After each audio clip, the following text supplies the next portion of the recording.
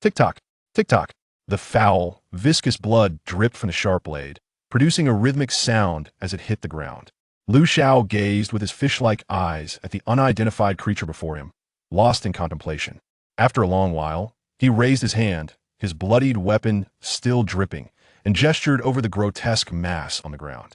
Sever the head and pin the tail. He grinned, an unsettling smile stretching across his face. The sanguine moonlight cast an eerie glow upon him, making his grin appear hauntingly sinister. Just as Lu Xiao prepared to indulge in his grotesque feast, a cacophony of approaching footsteps reached his ears. Target located. Repeat. Target located. All units, prepare for engagement. In that instant, a squad of well-equipped soldiers surrounded Lu Xiao, who squatted on the ground. Startled, Lu Xiao scanned the group with his vacant gaze. "Are you humans?" He rasped, his voice gravelly. The squad consisted of 7 masked soldiers, their faces obscured. In a moment, 7 dark barrels were trained on Lu Xiao. Tick-tock. A drop of dark crimson blood fell from the blade in Lu Xiao's hand. He forced a smile he believed to be charming. "Greetings. My name is Bang. Bang. Bang." Gunfire erupted. Blood blossoms bloomed across Lu Xiao's body. Damn it. These were his last words before he collapsed. Huff. How terrifying. One soldier spoke up, his voice muffled by the mask, trembling slightly. "Why the hell did you fire?" Another reprimanded sharply, causing the shooter to look somewhat aggrieved. "Captain, he was just too frightening." He pointed his gun at Lu Xiao, sprawled in a pool of blood. The cruel grin lingered on Lu Xiao's face, his lips stained with clotted blood, his visage marred with filth. Especially those dead fish eyes merely locking gazes sent shivers down one's spine. A female soldier crouched to inspect Lu Xiao, and her voice, heavy with concern, uttered, "Captain, he might be human." Hearing this, the captain was momentarily taken aback, then retrieved his radio, speaking solemnly. "This is Dart. The target appears to be human and has been fatally shot. Please advise." Silence ensued for half a minute on the other end before a furious roar erupted. "Human? You killed him? Bullshit. If he is human, he might be the only one from the abyss. Do you have any idea how valuable his research could be? Did you just shoot him outright? Damn it. Why aren't you the ones lying there?" Dart was the captain's code name. Hearing the voice over the radio, the scene fell silent. The team members exchanged anxious glances. After a prolonged silence, Dart spoke solemnly. The target exhibited intense aggression. Damn. The voice on the radio continued to bellow. "Bullshit. What kind of aggression can a life devoid of anomalous traits possess? If he's human, your entire squad's worth doesn't even compare to one of his fingers." Just then, one of the female soldiers gasped. Captain. The target is still breathing." Upon hearing this, Dart's expression shifted. Even the frantic voice on the radio abruptly ceased. "Quick, hurry and bring him back. If he dies, you'd better not return." Beep, beep, beep. The radio went dead. Dart quickly regained his composure and shouted, "Hurry. Xiao, administer emergency battlefield treatment to the target and ensure his vital signs. Everyone else, spread out to maintain vigilance." With that command, the team members immediately dispersed. The soldier known as Xiao removed her backpack, extracting emergency medical supplies. She cast a glance at Lu Xiao's face on the ground, her hands trembling in fear, causing her cotton to fall. The cotton quickly became drenched in the inky blood, clearly unusable. She rummaged through her backpack and produced a ball of pristine medical cotton. Gritting her teeth, she used the bag to shield Lu Xiao's face from view. Underneath the cover, Lu Xiao's lips twitched, and he murmured internally, "Am I really that frightening?" Xiao, grasping the hemostatic forceps, reached into the gaping gunshot wound from which blood gushed forth. In no time, she extracted a bullet with the forceps. Puffed.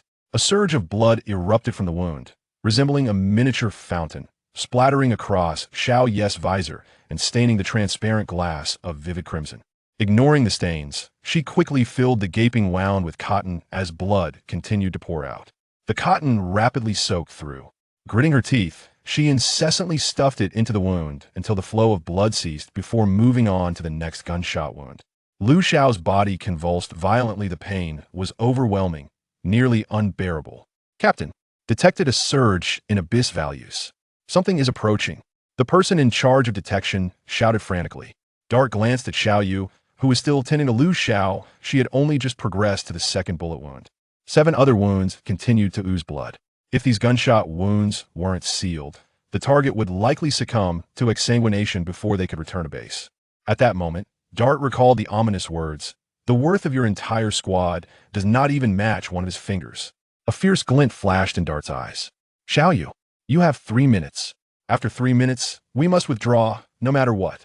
The squatting Xiao did not reply, but concentrated fully on staunching Lu Xiao's wounds. Beads of sweat collected on her face, obscured by the mask. She was profoundly tense, as evidenced by the tremors in her hands as she stuffed the cotton. This was their squad's first mission. Originally considered a minor task with a danger level of 5, it had spiraled out of control. "Captain, Abyss values are climbing again. The danger level has risen to 2. At that moment, Lu Xiao removed the backpack, shielding his face, and declared, "Hey, don't be so nervous. Let me show you how it's done." Saying this, Lu Xiao extended his hand in a claw-like fashion, thrusting it into the gunshot wound. Puffed. Another fountain of blood erupted. Xiao was startled, her hand trembling, causing the forceps to widen around. Blood gushed forth violently. What had once been a small fountain had now transformed into a grand cascade. The metallic scent of blood suffused the air around them. Lu Xiao wished to sit up and proclaim, "I'll handle this myself." Suddenly, chilling laughter echoed through the darkness. Dart glanced back and witnessed this scene, silently resigning himself to the inevitable. "It's over. Captain, Abyss values are still rising. A terrifying presence is closing in. If we don't leave, it will be too late." Dart acted decisively. "The target has lost excessive blood. He is beyond saving. Abandon the target. All personnel retreat." Based on what he had just seen, Dart judged that this person was likely dead already. To bring along a bleeding individual would attract the surrounding anomalous entities, leaving their squad with nearly no chance of survival. Yet the voice on the radio insisted that this target was of paramount importance, leaving Dart in a quandary. After a moment, his expression hardened. "Even if he's a corpse, we'll bring him back."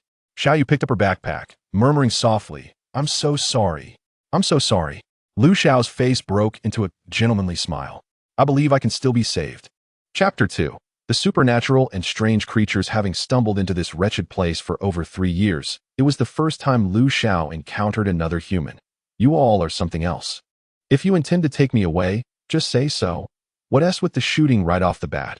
After eavesdropping for a while lying on the ground, Lu Xiao finally grasped that this group merely wished to escort him away. Although he was unaware of their destination, his curiosity was piqued. The 7-member team exchanged glances, and a low voice emerged from Fei Dart's. "Smooth talker. You carry him. You all retreat first. I'll cover your backs." The one dubbed Smooth Talker was the squad member responsible for detection. He set down his detection equipment and hoisted Lu Xiao onto his back. "Thanks, buddy," Lu Xiao's raspy voice echoed. Smooth Talker instinctively wanted to turn his head. But upon recalling Lu Xiao's countenance, fear suppressed his instincts that he squeezed out a response through gritted teeth. "And no problem." Another male member bent down to pick up the detection equipment, gasping in astonishment. "Damn. Is this thing really that heavy?" Smooth Talker grunted in silence, while the others promptly bolted in the direction from whence they came. Fei Darts positioned himself at the rear of the group, retreating cautiously while casting vigilant glances into the surrounding darkness. Before long, a sound of heavy breathing emanated from the shadows, creating an unnerving atmosphere on the desolate street. Fei Darts tensed, his gaze sharp as that of an eagle that eye in the darkness. A crimson glow flickered to life, resembling a pair of lanterns. Those were the eyes of some creature. Liu Zhao's nostrils flared, and instantly, the desire to retaliate dissipated. Filthy lizard. He had lost count of how many of these he had dispatched over the past 3 years. His assessment of the creature could be summed up in 2 words. Unpalatable. He curled his lip in disdain, suppressing a scoff. A hissing sound, akin to a snake flicking its tongue, echoed through the air. A creature, roughly the size of a calf, surged from the darkness. It was labeled a lizard solely because of its reptilian head, while its body resembled that of a humanoid, twisting grotesquely as it crawled through the shadows. A truly horrifying sight. However, Fei Darts let out a sigh of relief. "It's just a low-level lizard man." Without a moment's hesitation, he raised his weapon and unleashed a volley of bullets towards the creeping lizard man. A series of pained yelps erupted, reminiscent of a stray dog being struck. After emptying the magazine, Fei Darts swiftly retrieved a new one from his waist. With a click, he completed the reloading process in less than a second. The team members racing ahead dared not glance back. Smooth Talker, bearing Lu Xiao in the center of the group, shouted, "The captain is so cool." Beside him, Xiao gasped for breath, exasperated. What are you doing? Fooling around at a time like this? Smooth Talker seemed to possess remarkable stamina. Even while carrying a person, he showed no signs of fatigue. Otherwise, do you think I would be called Smooth Talker? Fei Dart's heavy voice resonated. How far is it to the door? Xiao lifted her hand, revealing a watch adorned on her wrist. A holographic display materialized above it, densely populated with intricate pathways resembling a labyrinth. Amidst it all, a crimson dot flickered intensely. The map indicated that there remained 1 kilometer. Upon hearing this distance, the crowd collectively exhaled in relief. Only Dart remained vigilant. He swiftly retrieved his walkie-talkie and shouted into it. This is Dart. We are 1 kilometer from the door, and there is a suspected level 1 anomaly in pursuit. Please prepare for extraction. He repeated, we are 1 kilometer from the door, suspected level 1 anomaly. Please prepare for extraction. Meanwhile, a busy signal emanated from the other end of the walkie-talkie, followed by a voice that surged with urgency. Extraction team, prepare for reception. Bring containment object S069. We must ensure the safety of the field team. No. The containment target. This was swiftly followed by a cacophony of sounds. And then the communication was abruptly severed. The deployment of S069 underscores the gravity with which they regard this containment target. Murmured Slidehead.in that moment. Dart was compelled to reassess the value of Lu Xiao. Perhaps that statement, the worth of our entire team pales in comparison to a mere finger of the containment target. Was not a jest after all, Slidehead grinned. Although the containment level of 069 is deemed safe, each deployment comes with its conditions. He turned to the team member who had fired the weapon earlier. Jesting? Are you out of your mind? At this remark, the gunman shivered. Why me? Slidehead scoffed. Why do you think? If it weren't for your shot, our mission would have been completed long ago. The man dared not retort. For it was indeed his gunfire that had delayed the team's operation. There should be a way. He stammered. Dart's heavy voice resonated from behind. Enough, Slidehead. Cease your teasing. Upon hearing this, the man sighed in relief, clearly reassured that the captain had a plan. However, Dart's next utterance sent chills down his spine. Liu Guang, sever your own palm. Taken aback by Dart's command, Liu Guang glanced around, noticing that the other team members had their heads down, focused on their path, oblivious to him. At this moment, Slidehead offered consolation. Fear not. Once you sever your palm, S069 will reattach it for you. Otherwise, when the time comes to pay the price, if your body bears no wounds or ailments, you shall suffer greatly. Upon hearing this, Liu Guang trembled once more. He then drew the dagger from his waist and, without hesitation, struck down upon his own palm. With a sharp, a supernatural and eerie entity approaches at this moment. The tone of the cunning one trembles slightly. Even the dart feels a chilling sensation coursing down its spine. The once calm mind now succumbs to terror. Xiao raises her wrist and, with a voice tinged with tears, exclaims, there are still 300 meters to the door. 300 meters is merely a trifling distance for this small team during their usual training. Yet now, it looms before them like an insurmountable chasm. Heavy breaths echo in the darkness, accompanied by the faint sound of a chainsaw's wail. Run, the dart cries out in desperation. As the words leave his lips, the unmistakable sound of the chainsaw whirring becomes clear. In the distance, a humanoid creature, ensconced in bandages and wielding a chainsaw, approaches the team with alarming speed, each stride covering several dozen meters. In an instant, the Bloodsaw Man is less than 10 meters away from the team. A putrid stench wafts through the air. Even through their masks, the team members can detect the nauseating odor. The dart raises his weapon and fires, unleashing a volley of bullets upon the bandaged head of the Bloodsaw Man. The bullets strike the bandages as if they were the hardest steel, sparking in a dazzling display. Not a single bullet inflicts harm upon it. The sound of the chainsaw resonates in the ears of the team members, akin to a death knell's waltz, plunging them into despair. At this juncture, they are less than 100 meters from the door. Meanwhile, Lu Xiao is lost in thought, pondering something inscrutable. Chapter 3, Serial Number 069. The Prison Doctor. The dart roars. Cunning one, you take the containment target and run. The rest of us will sacrifice our lives to buy you time. With those words, he is the first to charge at the Bloodsaw Man. Attempting to buy time for his comrades with his very flesh, the others, bereft of time for sorrow, dash forward without a backward glance. The cunning one, originally surrounded, has now been thrust to the forefront. Just then, Lu Xiao lets out a soft grunt.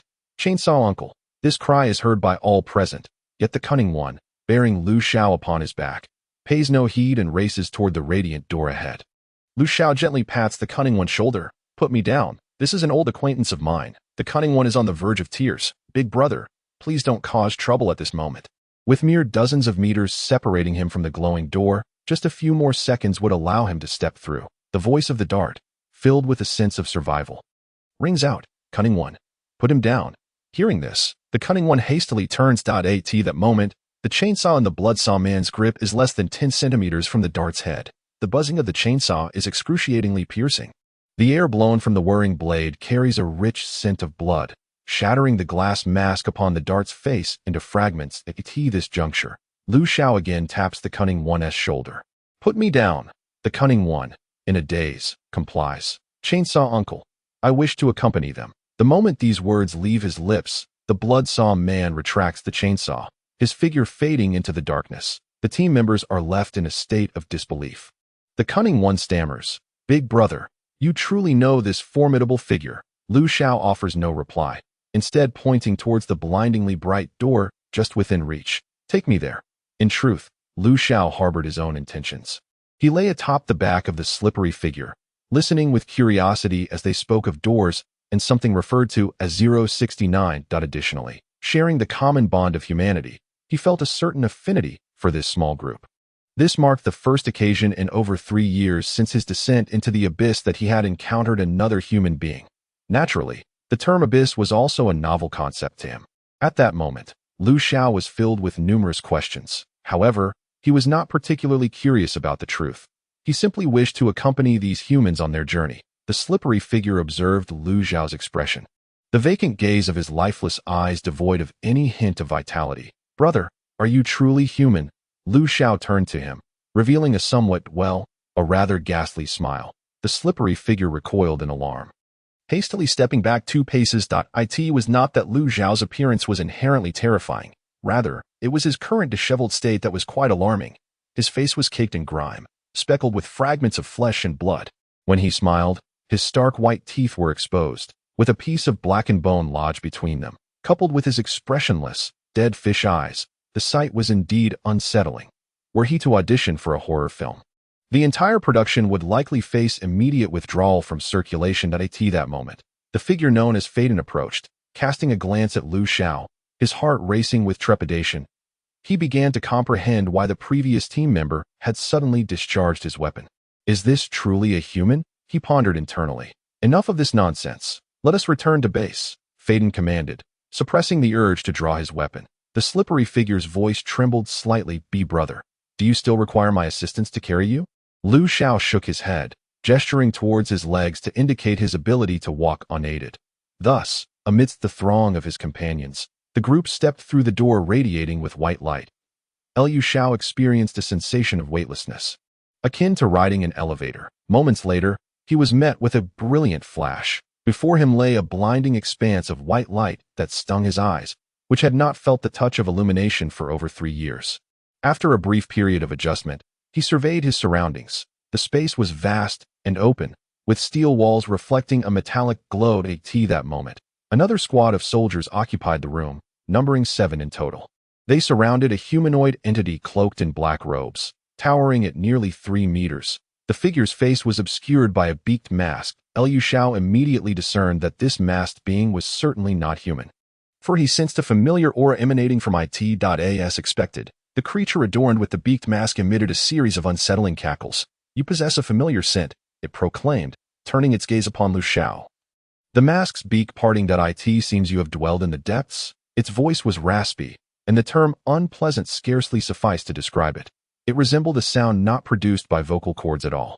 Before Lu Xiao could respond, the beaked entity leaned closer, inhaling deeply from his presence. I detect the scent of affliction upon you.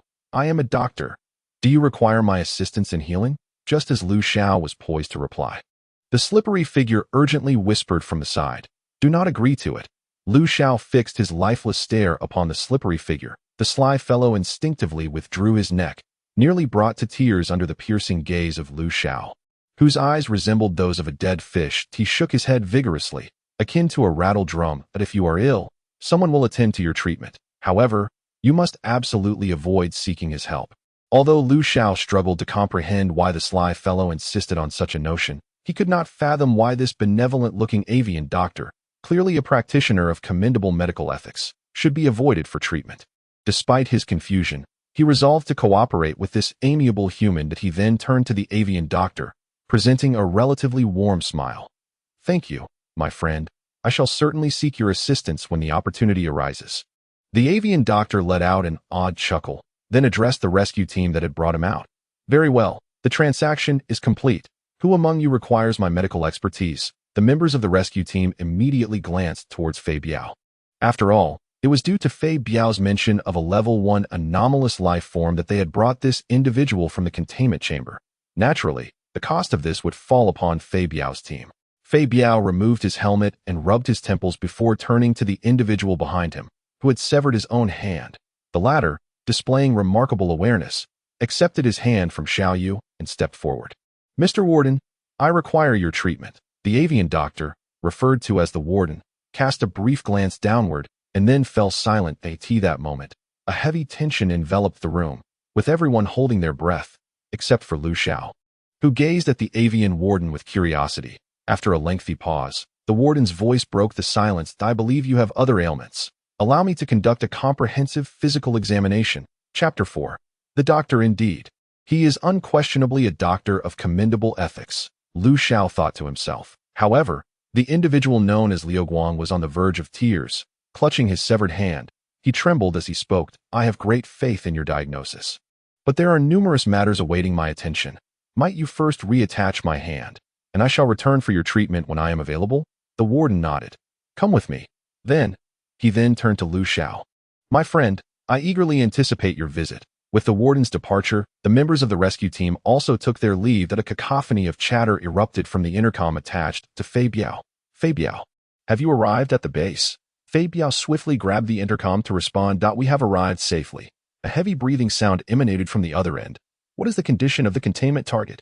Fei Biao cast a sidelong glance at Lu Xiao, who appeared akin to a curious child, and his lips twitched. "The target's condition, it seems quite satisfactory." In a room flooded with white light, Lu Xiao lay upon an operating table, his body adorned with numerous tubes. The surrounding instruments emitted a cacophony of beeping sounds. An elderly gentleman clad in a white lab coat was cursing vehemently. "Damn it! Who stitched this wound?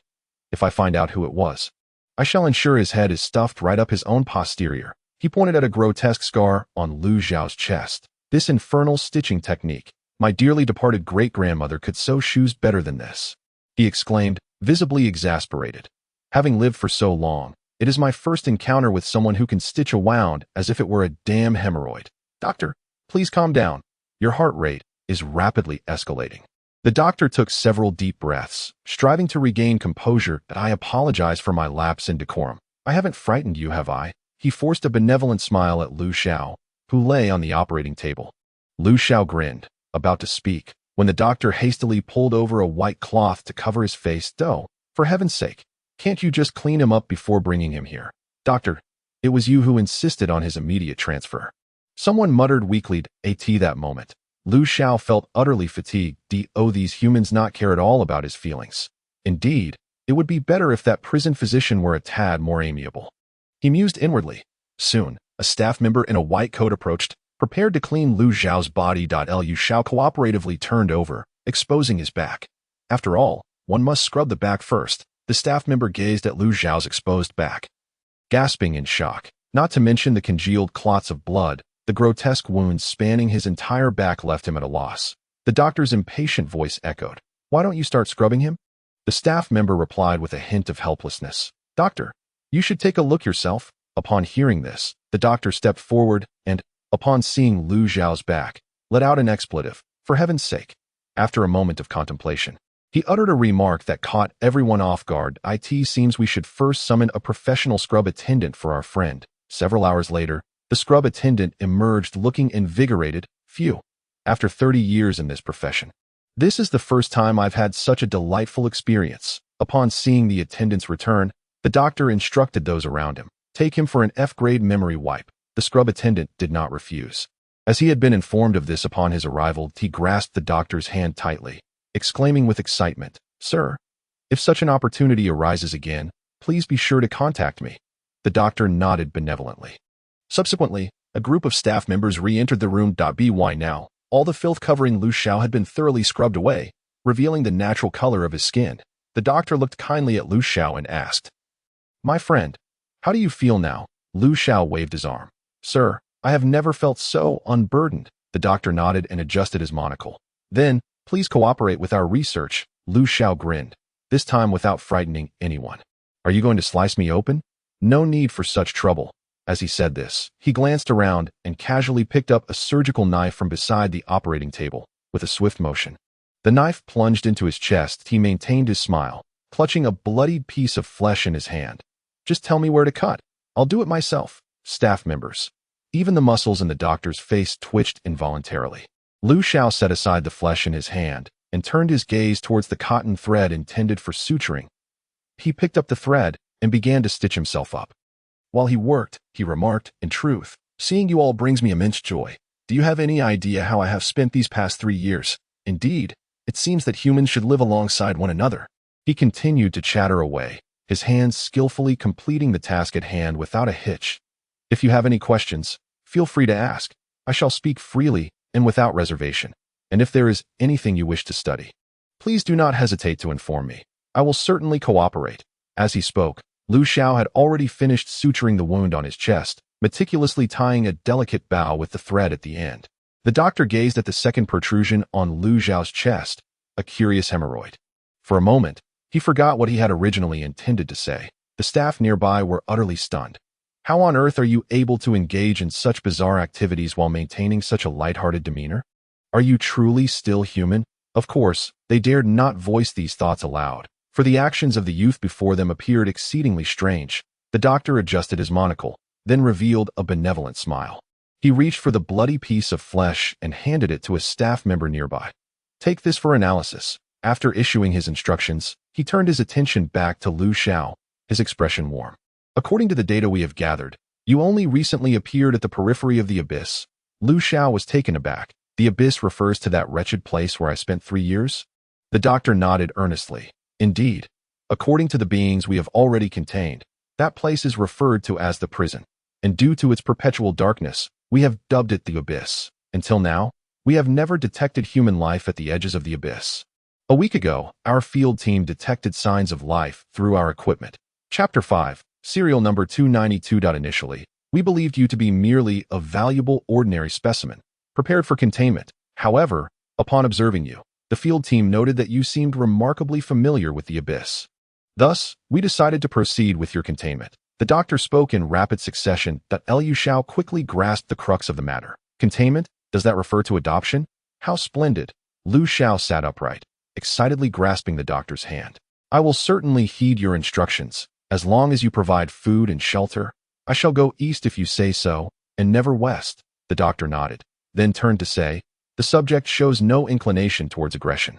The safety level is provisionally set as S. Serial number 292. A staff member swiftly recorded the doctor's words. Serial number S292. Designation: The Lost One. Containment level: Safe. Provisional. Subject abilities: Unknown. Pending research. Containment conditions: Unknown. Under investigation. Soon, the staff completed the data entry for the containment item and subsequently handed the tablet to the doctor. The doctor cast a brief glance at it before nodding in acknowledgement. He then turned to Lu Xiao, smiling gently as he inquired, "Do you possess any special abilities?" Upon hearing this, Lu Xiao pondered for a moment, then replied earnestly, "Does being able to eat count as a special ability?"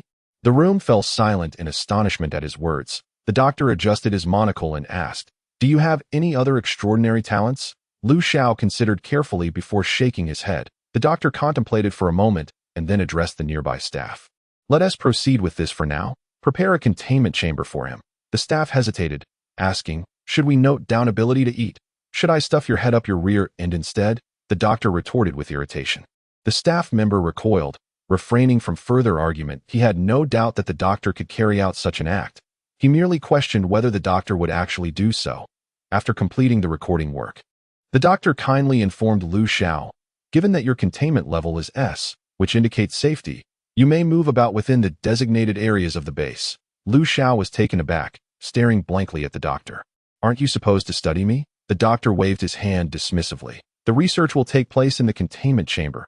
Isn't there going to be any dissection? Lu Xiao inquired, somewhat bewildered at his understanding. Research typically involved dissection. The doctor's forehead twitched with irritation.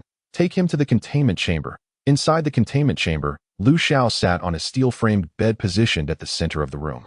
The walls surrounding him were forged from solid steel, glinting under the illumination of bright white lights on the wall near the door. 3 buttons were affixed, one depicting a door icon, another illustrating a light bulb, and the last resembling a chicken leg. Lu Xiao first pressed the button with the light bulb icon. With a click, the entire room was plunged into darkness. He pressed the button again, and the brilliant white light flickered back to life. Then he pressed the button adorned with the chicken leg symbol. With a click, a small door on the adjacent wall swung open, revealing a hollow space, from which a hamburger emerged. Lu Xiao blinked, astonished that it really does take care of my hunger. How delightful. He reached out to grab the hamburger, but suddenly, whoosh, a gust of wind blew from the hollow, sending the hamburger tumbling to the ground. The atmosphere fell into a hushed silence. Meanwhile, the doctor and the staff stationed in front of the monitors held their breath. On the screen, Lu Xiao stood motionless, staring down at the fallen hamburger. The scene was exceedingly peculiar. Will he get angry? One staff member whispered. The doctor's gaze was fixed intently on the monitor. Conversely, Lu Xiao paid no heed to the hamburger that had dropped. Instead, he was lost in thought. One hamburger 1 TB enough to fill me up. I wonder if I can press the button a few more times. With that thought in mind, Lu Xiao pressed the button once again. Click. Another hamburger appeared in the hollow. Subsequently, the hamburger was blown to the ground by a gust of wind emanating from the hollow space. At this moment, a frenzied expression appeared on Lu Xiao's face as he gazed at the surveillance footage, his countenance betraying a wild madness. All the staff members felt a sinking sensation in their hearts. It seemed that his containment level warranted a revision, one suggested. Meanwhile, in the footage, Lu Xiao laughed maniacally while frantically pressing the button. Before long, the hamburgers piled beside the wall reached a height akin to a small mountain.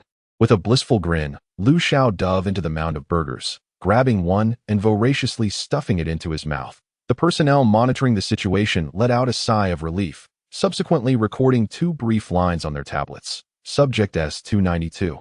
Emotional stability. Subject S292. Enormous appetite. At that moment, the leading doctor suddenly slapped his forehead. Oh no. Upon hearing this, the attending staff froze momentarily, turning in unison to look at the doctor. We forgot to extract the projectile from his body. The staff, momentarily taken aback, quickly resumed their original tasks. They were no strangers to such occurrences. Just then, an urgent voice rang out. Doctor, the test results for that tissue sample have arrived. Please come and see. Upon hearing this, the doctor hurried towards the testing apparatus. The moment he saw the results, his monocle fell from his face, shattering into countless pieces on the floor. All personnel who witnessed the results were momentarily stunned. The test indicated that the cells in the tissue were proliferating, then dividing, ultimately heading towards annihilation. The doctor bellowed at the staff member responsible for the analysis. Where is the original tissue sample? The staff member blinked in surprise before walking to the preservation cabinet and retrieving a container. Inside the container lay the very piece of flesh that Lu Xiao had excised from his own chest. The doctor opened the container and removed the tissue, which was still quivering slightly, appearing no different from when it had been extracted from Lu Xiao's body. The faint metallic scent filled the doctor's nostrils. One of the staff members inquired, Doctor, is there an issue with this tissue? The doctor's eyes sparkled with excitement, as if he had stumbled upon a new continent. What a remarkable discovery this is. He promptly sliced off a small piece of the tissue and placed it under the microscope for observation. PS. The S-class designation refers to safe, indicating containment that poses no threat. Generally, entities classified as S-level do not exhibit aggressive behavior towards humans and do not attempt to escape.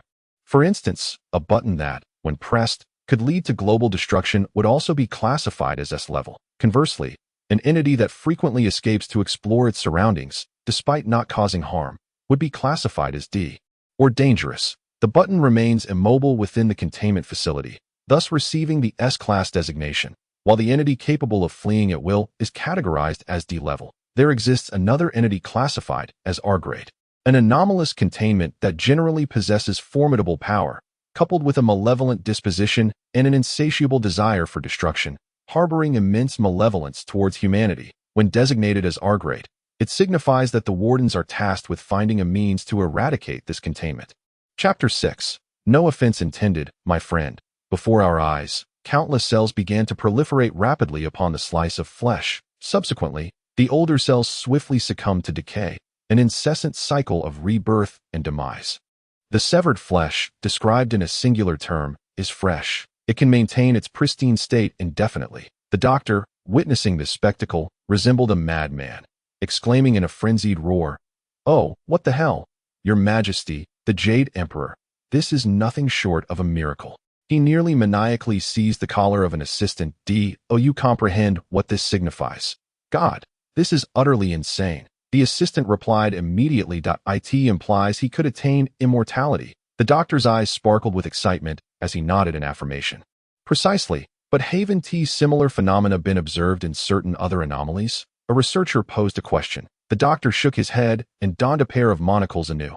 "Not the same, for this has been discovered within a human." Upon uttering this, those present were momentarily taken aback, followed by a wave of confusion. Someone murmured softly, "But is he truly still human in that state? Who among the virtuous would inflict such harm upon themselves without a flicker of hesitation?" The doctor, upon hearing this, fell into contemplation. From a biological perspective, one might still consider it so. Perhaps at that moment, he was enveloped in profound self-doubt. Meanwhile, Xiao, having devoured an entire array of hamburgers, let out a resounding belch. His gaze fell upon the final button on the wall, emblazoned with an icon of a door. Without a moment's hesitation, Xiao pressed it. A mechanical whirring ensued, and the large door of the room swung open abruptly. Xiao peered out, finding the surroundings utterly deserted. The corridor was awash with light, enveloped in silence. Glancing back, Xiao noticed a screen affixed to the exterior wall of the room he had exited, which displayed the following text: IDS 292, The Lost One. Containment level, S, tentative. Target abilities, unknown, under investigation. Containment conditions, unknown, under investigation. P.S. The human lost within the dark prison is still under observation. It is advised not to provoke. Xiao, staring with vacant eyes, descended into contemplation. The term lost is improperly employed. A more fitting word must be found. But which one? After much deliberation, Xiao, unable to conjure an appropriate term, ultimately abandoned his thoughts. That I recall that the Warden's ID is S069. He extended his crimson tongue to lick his lips. How might I locate him? He surveyed his surroundings and soon spotted a camera-like apparatus. With a sudden impulse, Xiao approached the camera and pressed his face against it. The staff member monitoring the surveillance was startled, tumbling from their chair. On the screen, his lifeless, vacant eyes occupied a significant portion of the display. Meanwhile, the voice of Xiao echoed, "Hello? Is anyone there?" Bang, bang, bang. In the surveillance footage, Xiao reached out and tapped the camera. The staff wiped the sweat from their brow before responding. "Why, yes. How may I assist you?" Upon hearing the reply, Xiao broke into a smile. "Could you kindly direct me to the room of S069, the prison doctor? Just continue down the corridor. You'll find the room with that number." The voice emanated from the ceiling. Xiao chuckled. "Thank you. And no problem at all." With that, Xiao proceeded down the corridor, walking for approximately 20 minutes. At last, he spotted the number on the wall. Number S069. Prison doctor. Containment level, S. Target abilities, diagnosis. Medical skills, creation and dissemination of viruses and plagues. Containment conditions, regularly send a patient for treatment. Otherwise, he will descend into a frenzy. Combat capability, you would not wish to engage him in battle. P.S. A physician from the Middle Ages, driven by an unwavering conviction to eradicate illness from the world, relentlessly seeks out patients to heal. P.S. Should you encounter him, it is advisable to genuinely hope you are unwell. Otherwise, he will dissect you in search of the ailment. P.S. He is open to trade, provided you offer him a patient to treat and extol his remarkable medical skills. After reading, Xiao smirked. Indeed, he was a doctor of profound ethics. Such a noble conviction is truly admirable. If only all physicians possessed such lofty morals, how splendid this world would be, Xiao mused sincerely. Meanwhile, his hand was already reaching for the doorbell button on the wall. Shortly thereafter, the imposing iron door swung open. Inside, the 3-meter-tall prison doctor was pinning down a young man clad in special forces attire. "Be calm. Trust me, My diagnosis is infallible. Your body is afflicted, and gravely so. The chilling voice emerged through the beak-like mask adorning his face. The young man being restrained was none other than Liu Guang, a member of the field team that had captured Lu Xiao.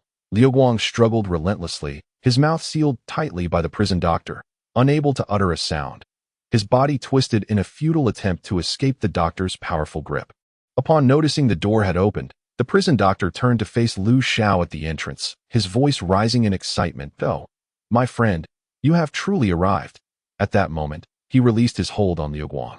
Seizing the opportunity, Liu Guang sprang to his feet and dashed for the exit. However, as he passed Lu Xiao, he was yanked back by him. Liu Guang, on the verge of tears, pleaded, "Brother, let me go." Lu Xiao shook his head. "Why do you not adhere to medical advice?" Liu Guang exerted all his strength to break free from Lu Xiao's grip, but Lu Xiao's hold on his hand was as unyielding as a vice. No matter how forcefully the flowing light struggled, that hand remained utterly unmoved. He. In this brief moment, the prison doctor had already approached the two individuals that he extended a hand, which resembled the claw of some avian creature. Possessing only 3 slender fingers, these fingers, akin to a bird's talons, were delicately elongated, exhibiting an extremely disproportionate appearance. Surgical blades were embedded at the tips of those fingers. He seized the fleeing flowing light, piercing his flesh with the pointed edge, while the beak of the mask opened and closed several times. "Thank you, my friend. Had it not been for your arrival, this mischievous patient would have escaped." Lu Xiao displayed a warm smile. No need for thanks, my friend. Chapter 7. Minor surgery. At this moment, despair was etched upon the face of the flowing light. He was slowly dragged back to his original position by the prison doctor, leaving faint trails of blood in his wake. Upon entering the room, Lu Xiao politely pressed the door button on the wall. The glaring, incandescent light illuminated the metallic confines of the chamber. In the very center of the room stood a surgical table, devoid of any other furnishings. The prison doctor lifted the flowing light as though he were a mere chick, despite his attempts to struggle. A single utterance from the prison doctor plunged him into utter hopelessness. "My friend, I require your assistance." Without hesitation, Lu Xiao nodded. "No need for formality, my friend. What is your command?" The prison doctor emitted a strange laugh. He. "Bind this mischievous patient for me. I simply cannot spare a hand." Lu Xiao approached the surgical table, glancing at the straps intended for restraining patients. Without a moment's pause, he skillfully secured the struggling flowing light to the table. Finally, the prison doctor was liberated from his constraints. He extended a finger, the surgical blade embedded within glinting with a faint metallic sheen, just as he prepared to slice open the chest of the flowing light. Lu Xiao interjected. "My friend, it appears you have forgotten to administer anesthesia." Upon hearing this, the prison doctor froze in place. In that moment, the air seemed to solidify. The flowing light, lying upon the surgical table, had lost all glimmer in his eyes. It was over. This madman dared to question the medical expertise of the prison doctor. If he had any chance of survival before, it had now all but evaporated. Thanks to his regular training, he managed to avoid losing control of his bodily functions at this critical moment. Just as Liu Guang closed his eyes, bracing himself to embrace death, the voice of the prison doctor resonated throughout the holding chamber once more. "Thank you for your reminder, my friend." The doctor retracted his finger and supported his chin with his hand. "However, I forgot to prepare the anesthetic in advance, and there are no materials here to create it. What should we do?" Upon hearing this, Liu Guang seemed to glimpse a flicker of hope. His voice trembled at that moment. "Doctor, please allow me a moment to prepare, since there is no anesthetic and I am not ready for the procedure. May I return another day?" The doctor sighed, and the exhalation produced a harsh, piercing sound reminiscent of a bird's call. "It seems we have no choice." With that, he reached out to untie the bindings that restrained Liu Guang. At that instant, Lu Xiao broke into a grin. "Don't be hasty, my friend. I have a solution." Hearing this, Liu Guang immediately turned his gaze toward Lu Xiao. The smile on Lu Xiao's face now appeared to Liu Guang as sinister as that of a demon. "I truly thank you." Liu Guang completely relinquished his struggle. Liu Xiao approached the operating table and gently lifted Liu Guang's head. Then, with a swift motion, he struck Liu Guang's occiput with a knife-hand blow. Liu Guang's eyes rolled back, and he promptly lost consciousness. Witnessing this scene, the prison doctor seemed profoundly inspired. "My friend, if you were to practice medicine, you would undoubtedly become an exceptional doctor." Upon hearing the doctor's praise, Lu Xiao's face flushed with bashfulness. He then pointed toward the unconscious Liu Guang and voiced his curiosity. What affliction does this mischievous patient suffer from? The doctor nonchalantly raised a finger and replied, "It's not a serious issue. A minor surgical procedure will suffice for a complete recovery." As he spoke, his finger had already incised Liu Guang's chest, producing a sound akin to a knife slicing through a burlap sack. Liu Xiao hastily leaned down to observe. Within the open chest cavity, a crimson heart pulsated vigorously, accompanied by a tumor the size of a pigeon's egg attached to it, synchronizing its movements with the heart's beats.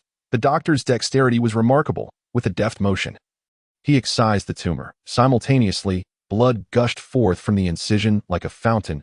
Liu Xiao swiftly evaded the splattering blood. The doctor remained unperturbed, skillfully maneuvering the surgical knife to remove any residual diseased tissue. He then produced a length of cotton thread from seemingly nowhere and swiftly sutured the wound on the heart. Although Liu Guang's heart had ceased to bleed profusely, the chest cavity was now filled with pooled blood. Liu Xiao, resembling an inquisitive child, stared intently with unblinking eyes at that moment. The doctor suddenly expressed frustration. "Damn it! I forgot to prepare the toolbox in advance. This surgery is far too rushed." Hearing this, Liu Xiao scanned the holding chamber. Aside from the operating table, there was nothing else in sight. However, Liu Xiao's gaze soon settled on his own attire, a pure white short-sleeved t-shirt. Upon arriving here, the staff changed his attire for him. He reached out and gently rubbed the fabric. It is made of cotton.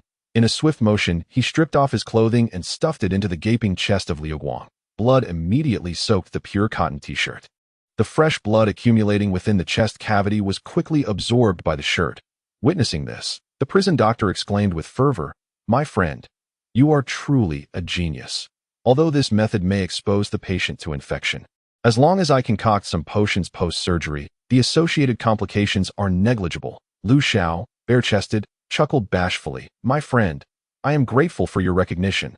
Thus, under the collaboration of two madmen, this chaotic minor surgery proceeded remarkably smoothly. Meanwhile, in front of the surveillance screen, an atmosphere of absolute silence enveloped the room.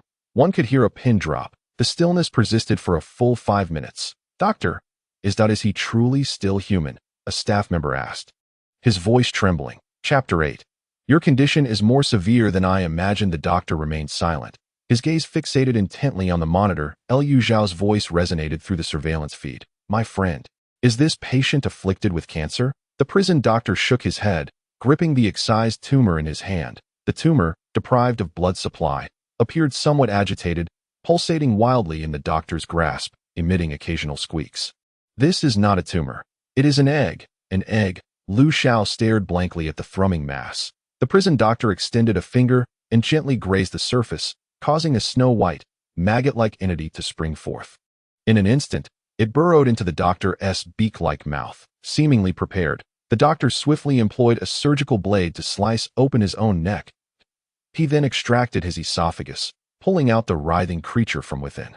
Ignoring his own wound, he held the squirming worm before Liu Xiao. Liu Xiao leaned in eagerly. The worm writhed frantically on the doctor's fingertips. Upon seeing Liu Xiao approach, it emitted a shrill squeak.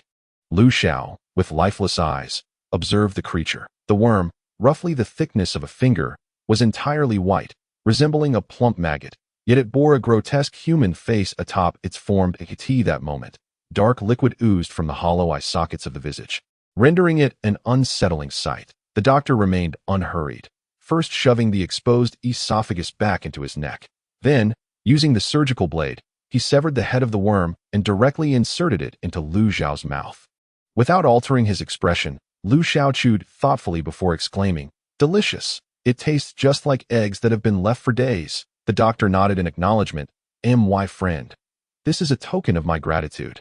On the other side of the surveillance feed, the doctor's voice took on a somber tone. "Ghost-faced moth larva. Investigate where that team member has recently been.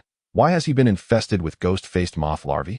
After giving his orders, he glanced back at the monitor. "My friend, what manner of creature is this? I had never encountered such a thing before." The avian beak of the prison physician opened and closed, producing a piercing sound. "The larva of the ghost moth. This is truly a remarkable find.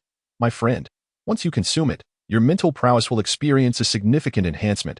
Upon hearing this, Liu Xiao displayed a slight, bashful smile. "So, it is indeed such a precious item." The prison physician waved his finger to my friend. You are deserving of it. I am immensely grateful for your assistance during this operation. He gestured towards the still unconscious Lu Guang. Had you not been present, an unfortunate medical mishap might have occurred today. In my medical career, such a thing is absolutely intolerable. Thank you for preserving my reputation, Lu Xiao exclaimed. Sir, you are far too kind. You are one of the most exemplary doctors I have ever encountered. I merely happened to be in the right place at the right time. It brings me great joy to be of assistance to you. Unbeknownst to him, Lu Xiao had begun to address him with the respectful title of Sir. Caw caw caw.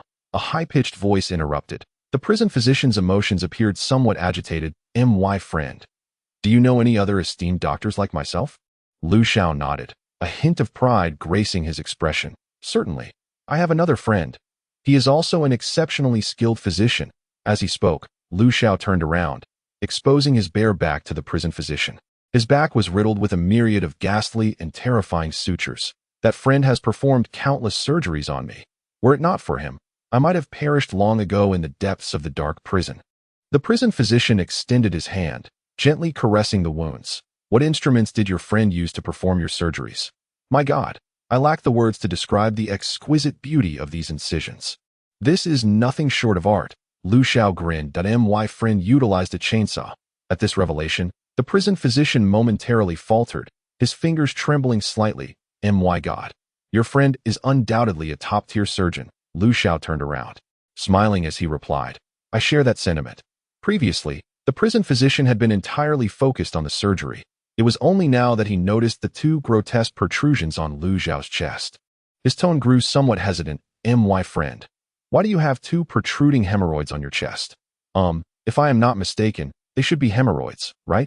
Upon hearing this, Lu Xiao's expression stiffened, and he awkwardly replied, This is a wound that I sutured myself. The prison physician's voice carried a hint of irritation at Lu Xiao's response. Forgive me, my friend, while I hold your surgical insights in high regard.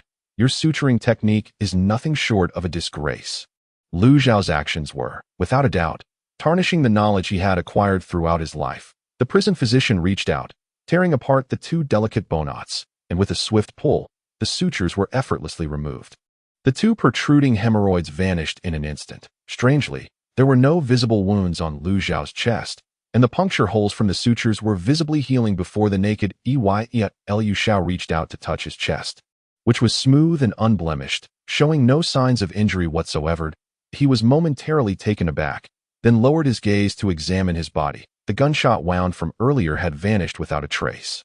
The areas that had been shot were now revealing tender new flesh. Lu Xiao himself was taken aback, feeling a sense of bewilderment. I clearly was injured. Fearing that the prison doctor might doubt his words, he hurriedly traced the position from his memory. With a tearing sound, reminiscent of a burlap sack being ripped apart, Lu Xiao tore open his own skin.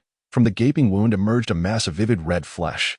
After extracting the flesh, he finally exhaled in relief, a look of gratitude spreading across his face. Indeed, I was injured. The prison doctor fell into a contemplative silence. Seizing the moment, Lu Xiao continued to tear open the bullet wounds one by one, extracting the remnants of bullets lodged within his body. In an instant, his chest became a ghastly sight, blood pouring forth. Lacking any suturing tools, Lu Xiao allowed the wounds to bleed freely, reassured by the presence of an adept physician nearby. Shortly after, delicate granulations began to emerge from the edges of the wounds, intertwining like countless maggots binding the edges together. Minutes later, the torn flesh completely healed itself. Witnessing this scene, Lu Xiao felt a jolt of astonishment. What on earth is happening? He quickly lifted his gaze to the prison doctor, who had observed the entire process. In a somber tone, the doctor's voice resonated, laced with gravity. My friend, your condition is more severe than I had anticipated. Chapter 9. This is truly a mad surgery. Upon hearing this, Lu Xiao grew anxious. How could this be? The prison doctor's voice remained devoid of any inflection. My friend, your cellular activity is exceptionally high. Wounds typically heal rapidly on their own. Lu Xiao posed another question. Then why does the wound on my back persist? The doctor's voice responded once more. It is likely that the wound is tainted with a curse's power. Or perhaps it is a consequence of the chainsaw wielded by your surgical friend. The doctor offered a reassuring tone. Fear not, my friend. I am a competent physician, and healing patients is my lifelong pursuit.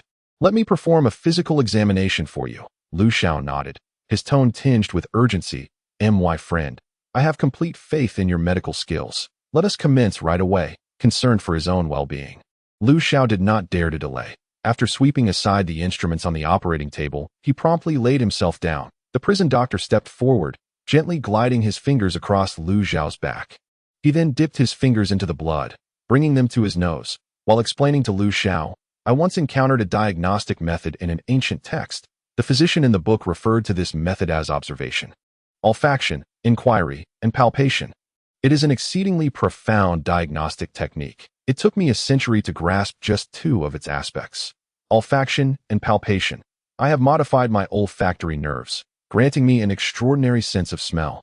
Often, I find that merely inhaling the scent of a patient's blood enables me to diagnose their affliction. Suddenly, he paused mid-sentence. Lu Xiao sensed the unusual shift and hurriedly inquired, Can you discern what ailment I suffer from? The prison doctor remained silent for a moment, his tone subsequently transforming into one of grave seriousness and sharpness.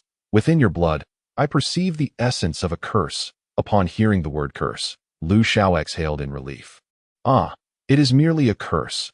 I thought I was gravely ill. You truly frightened me. However, the doctor's demeanor was far from reassuring. This curse is exceedingly rare and immensely potent. In my many years as a physician, this is only the second time I have encountered it. Hearing this, Lu Xiao's anxiety resurfaced. Is that truly the case? The doctor nodded. The last time I encountered this curse, it manifested in a pig. That poor creature ultimately devolved into a soulless mass, driven solely by instinct, akin to putrid flesh. At this revelation, an unpleasant smile crossed Lu Xiao's face. Is it truly that intense? Meanwhile, on the other end of the surveillance, the doctor was fervently jotting down the dialogue between Lu Xiao and the prison doctor in his notebook. His eyes gleamed with a terrifying intensity. What a valuable treasure this is. The nearby staff held their breath, fearful of disturbing the doctor. As for the gruesome scene, they were largely unfazed. They had witnessed far more sanguinary sights. However, their trepidation towards Lu Xiao had significantly deepened. The prison doctor's voice broke through the tension. My friend, your symptoms present quite a challenge. I require the assistance of another colleague. Sensing Lu Xiao's potential fear, he hastily added, Fear not. He is an exceptionally skilled orthopedic surgeon. Lu Xiao felt a surge of gratitude. How may I express my thanks to you, my friend? The doctor replied, shaking his head gravely. I am a physician of integrity. I seek no gratitude from my patients, as long as there exists even the faintest possibility of healing. I shall dedicate myself wholly to the endeavor. Hearing these words, Lu Xiao felt a profound admiration for this doctor adorned with a bird-beaked mask. You are truly a physician of noble character. Soon, the prison doctor returned with his esteemed colleague, who carried a large medical kit on his back, clearly well prepared for the task at hand.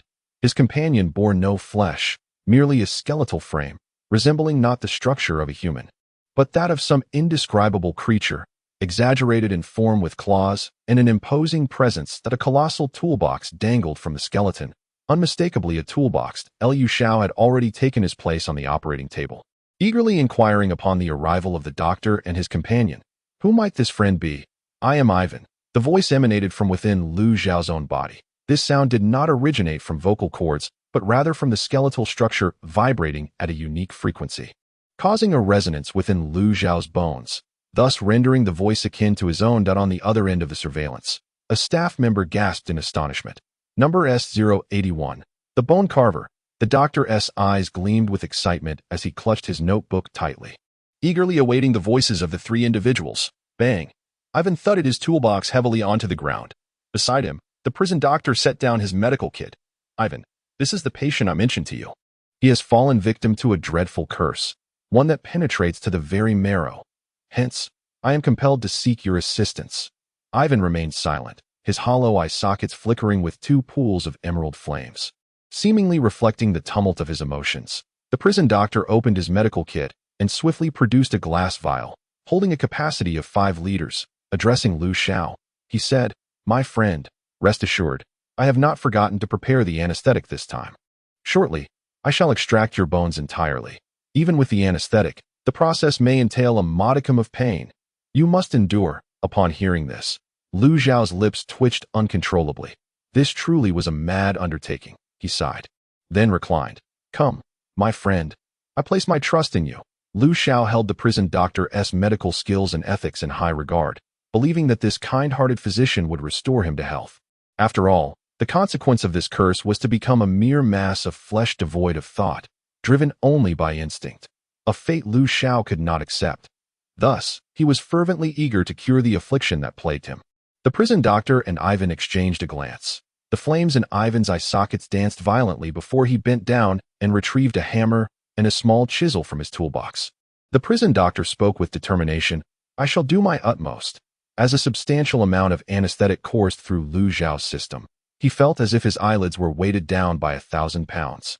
In less than 30 seconds, he succumbed to slumber. The prison doctor extended his finger, slowly incising Lu Xiao's chest. For a brief moment, the only sound in the room was that of flesh being sliced open. Once Lu Xiao was fully opened, the doctor extracted a vial of dark green liquid, methodically applying the substance to the incision. In an instant, the wound ceased to bleed. Subsequently, the doctor retrieved dozens of bottles of various sizes from his medical kit. He poured the contents of each vial over Lu Xiao, spreading them evenly across his body with the precision akin to marinating pork. Several hours later, the prison doctor held up a skeleton, remarkably intact, save for the absence of a skull. Meanwhile, Ivan had already constructed a framework.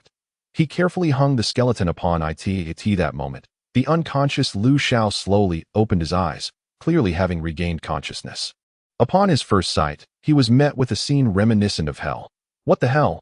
This is too much. He hastily closed his eyes, but upon reopening them, the horrific tableau remained. Trembling, he pinched his thigh. An intense pain surged through his mind. Confirming that this was no dream, he promptly fainted once more. Chapter 10. The operation completed, even the personnel monitoring the scene were thoroughly startled by this spectacle. Extracting bones from a living person was a sight they had never witnessed before. The doctor adjusted his monocle. His gaze fell upon Ivan, who was gripping a hammer. Ivan stood before the skeletal frame of Lu Xiao, one hand wielding the hammer and the other holding a chisel. Clang, clang, he began to carve into Lu Xiao's bones. Doctor, is it truly unnecessary to stop them? The doctor adjusted his monocle. Of course. We must intervene immediately. So, who among you is willing to go? At the doctor's words, a group of staff exchanged glances. Suddenly, the doctor's exclamation jolted everyone's attention back. Good heavens! He is employing the art of bas-relief on the bones. Upon hearing this, the crowd turned their eyes toward the surveillance screen on the skeletal frame. Intricate and exquisite patterns had been carved, indeed manifesting the artistry of bas-relief. The hammer struck the chisel in rapid succession, sending sparks flying. The patterns on the skeleton multiplied, intertwining like an activated magic array, emanating a faint glow. As the carving progressed, the light grew more intense. After a considerable time, Ivan laid down his tools. Perhaps out of some instinct from his former human life, he wiped away non-existent sweat from his brow. Looking again at the suspended skeleton, the carved patterns were obscure, yet possessed an uncanny beauty. The once fearsome skeletal structure now resembled a work of art. His curse is deeply rooted.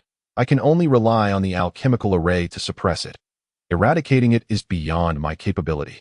Ivan's voice resonated from the prison doctor. The doctor nodded, supporting his chin with 3 fingers. This aligns with my expectations. Now, I must return his bones.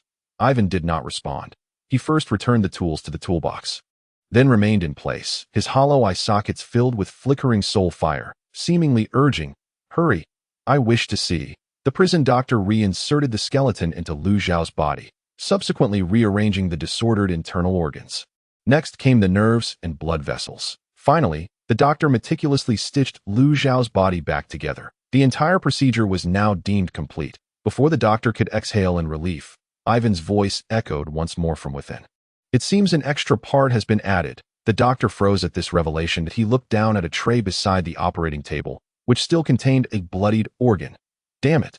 I forgot to insert his vocal cords. The door to the containment chamber swung open. A squad of fully armed soldiers surged in, and the doctor's voice crackled through the intercom. Bring S-292 back. If S-069 and S-081 resist, abandon the operation.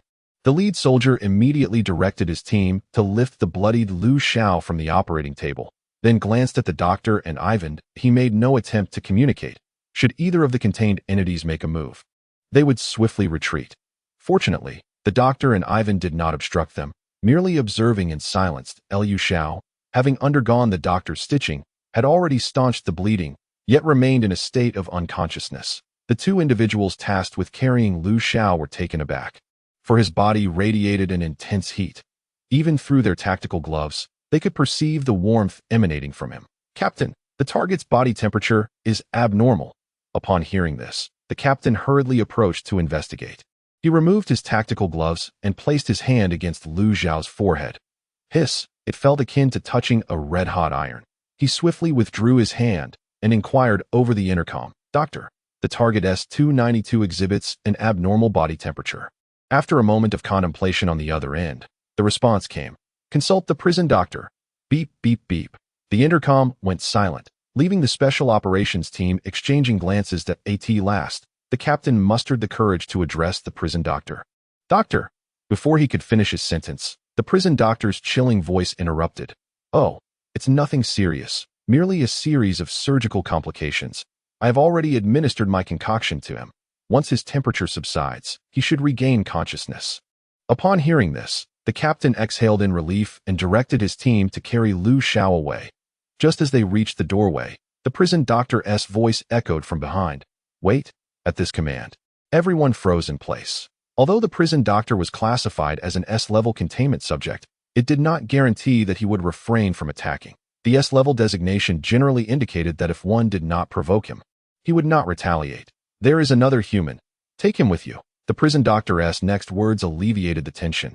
They had indeed noticed the individual collapsed on the ground, but the doctor's orders had not included retrieving him. The captain turned back. "At your service, sir." In an instant, the containment chamber was left with only the prison doctor and Ivan. Ivan's voice emanated from within the prison doctor. "I shall return now. I am quite satisfied with this carving." The prison doctor nodded in silence, seemingly unfazed by the prospect of surgical failure. Meanwhile, Liu Xiao was submerged in a nutrient solution, his skin rapidly absorbing the liquid. The doctor adjusted his monocle and remarked, "After the surgery, the cellular activity has diminished, yet the cells at the incision site remain vigorous. The healing process is remarkably swift. It appears the surgeries on S069 and S081 were quite successful." The prison doctor and Liu Xiao's dialogue was crystal clear to him via the surveillance. Many phenomena elude scientific explanation. For instance, the cellular activity within Liu Xiao was extraordinarily heightened, with proliferation and division rates previously unheard of. However, upon hearing the prison doctor's assessment, the doctor grasped the implications. Had the cellular growth proceeded at its original pace, Liu Xiao's fate could have very well been that of a mere heap of rotting flesh. But now his cellular activity lay within a normal range. Truly, it was a miraculous operation. "Oh, Satan, I yearn to slice him into pieces." The doctor's gaze towards Liu Xiao shimmered with an unusual light. At that moment, in his eyes, Liu Xiao resembled a young girl lying on the bed, devoid of clothing. Every inch of his body was imbued with a deadly allure. The surrounding staff hastily distanced themselves from the doctor, fearing that should he fail to extract Liu Xiao for dissection, they might themselves become the subjects of his experiments. According to the regulations governing the custodians, researchers were prohibited from inflicting any subjective harm upon the contained entities. However, there was no prohibition against researchers harming one another. Chapter 11. The custodian investigation team. When Liu Xiao awoke, 2 days had already passed. By this time, the nutrient solution within the tank had been thoroughly absorbed. Meanwhile, the tank door creaked open. The doctor stood nearby, a smile gracing his features as he observed him. "You're awake. Do you feel any unusual sensations in your body?" Liu Xiao clenched his fist and shook his head. "I feel nothing. By the way, where's the prison doctor?" Liu Xiao's memories were still anchored to the moment he was injected with anesthetics. The doctor adjusted his monocle and smiled. "The prison doctor is currently resting." Liu Xiao nodded, then recalled another individual. He gestured with his hand. "What about that mischievous patient? How is he faring now?" The doctor nodded, a smile lingering on his face. "Thank you for your concern. He is doing exceptionally well." Elsewhere, Lu Guang, having reviewed the footage of his treatment, remained in a daze for a considerable time. The scenes had left an immense psychological scar on him. Dart spoke in a low tone. "Lu Guang, think carefully. Where did you encounter the ghost-faced moth?" Lu Guang numbly shook his head. "Captain, I swear I have never seen that ghastly creature. I also do not understand why there is a larva of that wretched thing within me." His voice trembled. Dart paced back and forth, deep in thought. The growth cycle of the ghost-faced moth larva lasts only a mere month. Judging from the size of the larva within you, it must have been parasitizing you for no more than 20 days. And you have been training at the base with us for the past 3 months, without venturing outside. The only time you left the base was 2 days ago during a mission. It doesn't add up. At that moment, a man clad in a black suit and wearing sunglasses entered the training room. He presented his credentials to the assembled group. I am with the custodian investigation team. You may call me Colonel Enzo. Upon seeing the credentials, everyone present placed their right fist over their hearts. Colonel Enzo. Enzo retracted his credentials, nodded, and then turned his gaze to Lu Guang. Private Lu Guang. According to the custodian regulations, you are required to accompany me for an investigation. Lu Guang stared blankly at Dart. Dart gritted his teeth and then spoke up loudly. Report, Colonel. I believe there are still many ambiguities surrounding Lu Guang's case. Upon hearing this, Enzo removed his sunglasses, his azure eyes fixed intently on Dart. Lieutenant Dart, do you comprehend the gravity of your words? Dart stood tall and resolute, maintaining his composure. Report, Colonel Enzo. I am fully aware of what I am saying. With a snap, a handgun was pressed against Dart's temple as Enzo wore a bemused expression. Impediments to the investigation team's inquiries. What should be the appropriate course of action according to the custodian regulations? The Dart, unfazed, maintained a steadfast gaze ahead. According to the internal security regulations of the prison guards, any individual impeding an investigation or engaging in actions that jeopardize the safety of the facility is to be eradicated on the spot.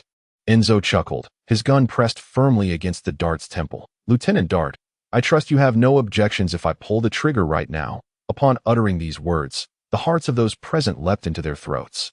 At that moment, Dart remained utterly silent. It was then that Liu Guang stepped forward. Colonel Enzo, I am willing to submit to the investigation. The sly one tugged at Liu Guang's sleeve. Have you lost your mind? Do you have any idea what you might face at the investigation team? Liu Guang nodded, a bitter smile gracing his face. But, Captain, he'd truly an astute choice. Enzo retracted his gun and turned his attention to Liu Guang. He then produced a pair of handcuffs, tossing them directly to Liu Guang. Liu Guang prepared to secure the cuffs on himself.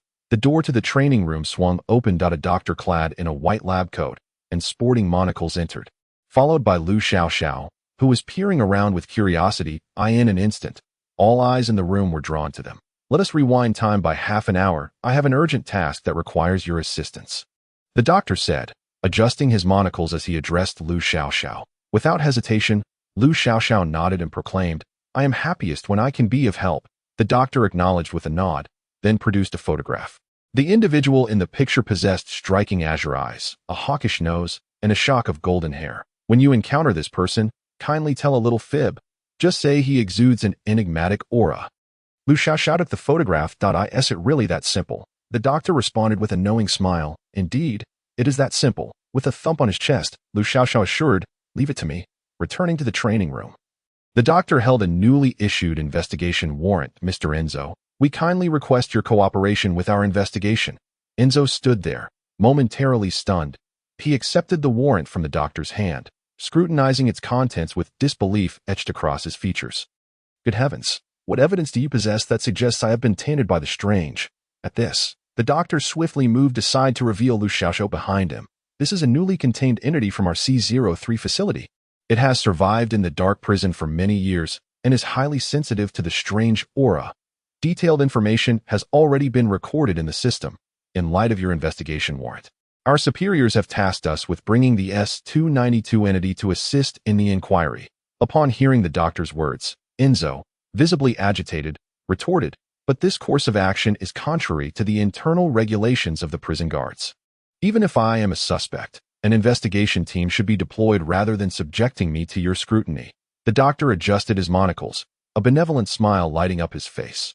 Colonel, it appears you are quite well versed in the internal regulations of the prison guards.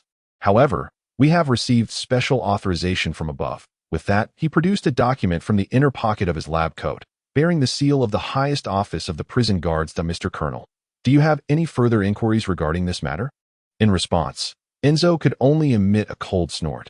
Based on the materials in the doctor's possession, the investigation conducted by the C03 containment facility was both reasonable and lawful. These documents alone were sufficient to warrant an urgent inquiry into any of the prison guards. Observing that their negotiations had concluded, Xiao revealed a smile that he began to circle around Enzo a few times, making a clicking sound with his tongue. Enzo felt a shiver run down his spine under Xiao's deadpan gaze. Growing somewhat impatient, he inquired, "Have you discerned anything?" Xiao tilted his head back slightly, sniffing with his nose, then looked at the doctor with a troubled expression. "Doctor, it appears that I need not fabricate any lies on your behalf." Upon hearing this, the doctor was instantaneously seized by a desire to slice Xiao into pieces. He restrained the impulse to curse, forcing a smile onto his face. "So, what is your conclusion?" Xiao displayed a self-proclaimed optimistic grin. Yet this smile appeared somewhat sinister to those present that he pointed at Enzo. "This gentleman is not contaminated by the anomalous, for he is the anomaly himself." Chapter 12. The High Authority. Upon hearing this, Enzo was momentarily taken aback, then burst into hearty laughter. "Doctor, it seems this specimen is rather unreliable. Do you intend to stall for time with your investigation?" "I must admit, Doctor, your plan is quite ingenious." The doctor's expression darkened considerably. Enzo then patted Xiao on the shoulder. "Designation S-292. I reviewed your files during my flight here. Have you considered transferring to our U-01 containment facility? The conditions there far surpass those of this place." After hearing Enzo's words, Xiao turned to the doctor, his face reflecting confusion. "Is relocation even an option?" The doctor scoffed but still replied, "In principle, yes, as long as the subject does not exhibit a strong desire to escape or tendencies toward aggression." Xiao nodded, then turned back to Enzo, revealing a set of pearly white teeth, with remnants of lettuce from a hamburger 2 days prior caught between them. "Thank you for your kind offer, but I have no intention of changing locations." Enzo remained unfazed. "No worries. If you reconsider, feel free to contact me." A peculiar smile crept across Xiao's face. "There should be no opportunity to reach out to you." As soon as these words left his lips, the atmosphere in the room grew tense. Everyone sensed the intense murderous aura emanating from Xiao. Enzo was momentarily taken aback, his expression reflecting the gravity of the situation. For Xiao's malevolence was directed squarely at him. The doctor, perceiving the underlying tension, hastily intervened. S-292. Should you resort to violence, your classification will be deemed K, and the prison guard organization will eliminate you. In response to the doctor's warning, Xiao shrugged nonchalantly. His lifeless eyes remained fixed on Enzo, a grin stretching across his face. "He is not human." Enzo wore a bemused expression. "You claim I am not human? What proof do you possess? One cannot simply negate my humanity based on mere conjecture." Growing increasingly impatient, Xiao turned his gaze back to the doctor. "Doctor, is it truly such a hassle to eliminate a lowly life form?" The doctor quickly grasped the situation, his expression turning grave. He held no doubts regarding Xiao's words, for Xiao had dwelled in the realm of the dark prison for 3 years, constantly entangled with the bizarre. Nevertheless, he nodded in agreement. Indeed, if it could be established that he is a peculiar entity, then naturally, one could slay him at will. Upon hearing this, Xiao became somewhat agitated. "What if I cannot provide proof and simply choose to kill him? What would be the consequences?" The doctor replied somberly. "Erased from existence. How vexatious. It seems far more comfortable to remain within the dark prison." After uttering this, Xiao departed without a backward glance, leaving behind a final remark. "If proof is absolutely necessary, you may seek my friend, the prison physician. He will undoubtedly provide validation." Upon hearing this, the doctor's eyes sparkled with intrigue. At that moment, Enzo once again raised his firearm, aiming it at the doctor. Bang! The gunfire resonated. The doctor adjusted his monocle, unfazed by any harm. Meanwhile, a dart was pinning Enzo firmly to the ground, blood gushing from his abdomen. "Take him to the prison physician. Dart, you should accompany him. It will serve as the cost of the transaction." The dart nodded in agreement. At this juncture, the members of the dart team finally regained their composure. They advanced together, overpowering the still struggling Enzo. Liu Guang held the handcuffs that Enzo had previously given him. Click. Ultimately, the cuffs were secured onto Enzo himself. By this point, Enzo's face had contorted into a mask of agony, emitting a low growl akin to that of a beast. Puffed. The dart atop Enzo was instantly pierced through. Behind him, a stark white bone spur protruded. Yet, the dart seemed oblivious, his arm firmly constricting Enzo's throat. Without hesitation, the doctor turned and strode toward the exit, stating, Initiate the emergency protocol for containment site C03. In an instant, alarm bells blared. Steel doors cascaded down the corridor. No member of the DART team voiced any dissent regarding the doctor's departure. The doctor's significance extended far beyond merely leading the C03 containment site. Sliding into a wry smile, he remarked, "It appears today, our team is destined for ruin.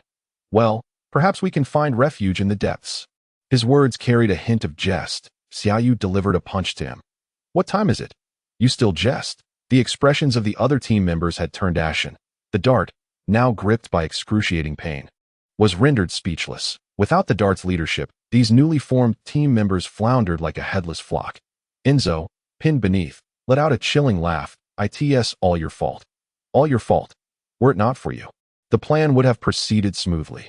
And that containment entity, I shall surely eliminate him."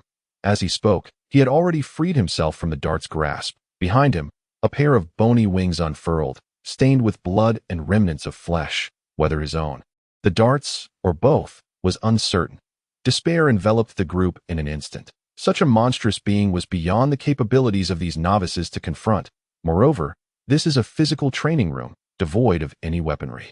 "If you intend to kill me, then do come forth." I can hardly contain my anticipation. Just then, a mocking voice echoed through the air. Enzo looked up towards the source of the sound, only to behold Xiao perched on the ceiling in a peculiar manner. Resembling a spider, his hands were deeply embedded into the reinforced concrete ceiling. He flicked out his crimson tongue and licked his lips. His head twisted a full 540 degrees to peer back at the individuals in the training room. The sight sent chills down the spines of everyone present. Even Enzo felt a shiver run through him. Do you not sense that this fellow is far more terrifying? Huadu felt on the verge of tears from fright, but could not resist making a jest. Compared to Enzo, who soared through the air with bone wings unfurled, Xiao appeared as though he had crawled out from a television screen like Sadako, while Enzo resembled a mere toy of Hututu. Simultaneously, a peculiar aura emanated from Xiao. The squad members remained largely unaffected, yet Enzo, suspended in midair, began to tremble uncontrollably. "No, this cannot be." The bone wings behind him ceased their flapping, and his hands flailed helplessly in the air. With a crash, his form plummeted to the ground. Making intimate contact with the surface, he struggled to rise, but it felt as if an unseen force held him firmly in place. After landing, Xiao crawled along the ground in an eerie posture. The sound of his head snapping back into position was utterly spine-chilling. Enzo, now lying on the ground, had once azure eyes that were now of vivid crimson. Trembling, he uttered 3 words: "The higher being." Chapter 13. Is it delicious? According to the information, you are not human. Why do you possess the suppression of a higher being? When Enzo spoke these words, it was not in inquiry, but rather in sheer terror. Hearing Enzo's words, Huatu appeared puzzled. What is a higher being? Beside them, Liu Guang intoned gravely that a higher being refers to those bizarre entities of a superior rank. To illustrate, at this moment, Enzo is akin to a mortal.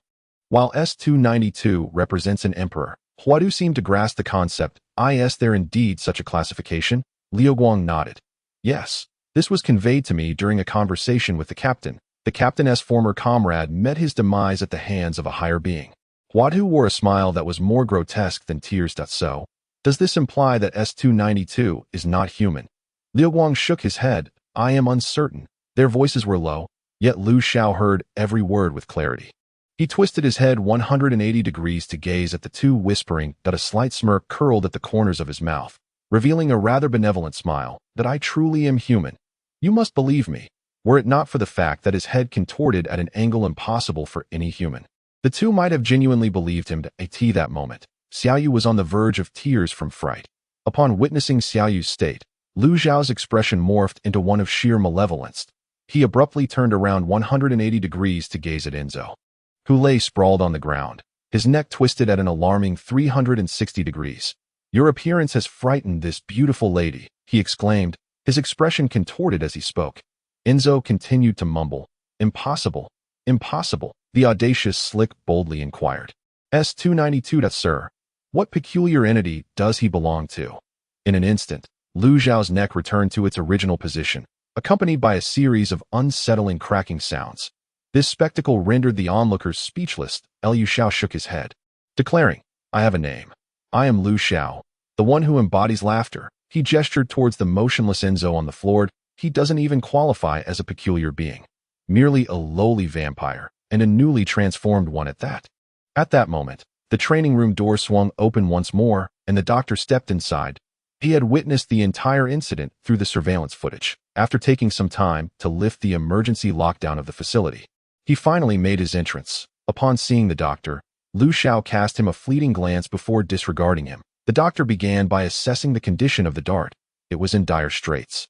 Suffering from excessive blood loss. Among other afflictions, Enzo's bony wings had pierced through his abdomen and chest, causing severe internal damage. Given the extensive blood loss and critical condition, it would normally warrant notifying the patient's family.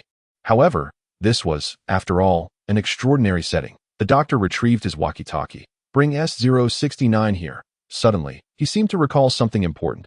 Make sure he brings a medical kit. Once he had addressed these matters, he approached Xiao.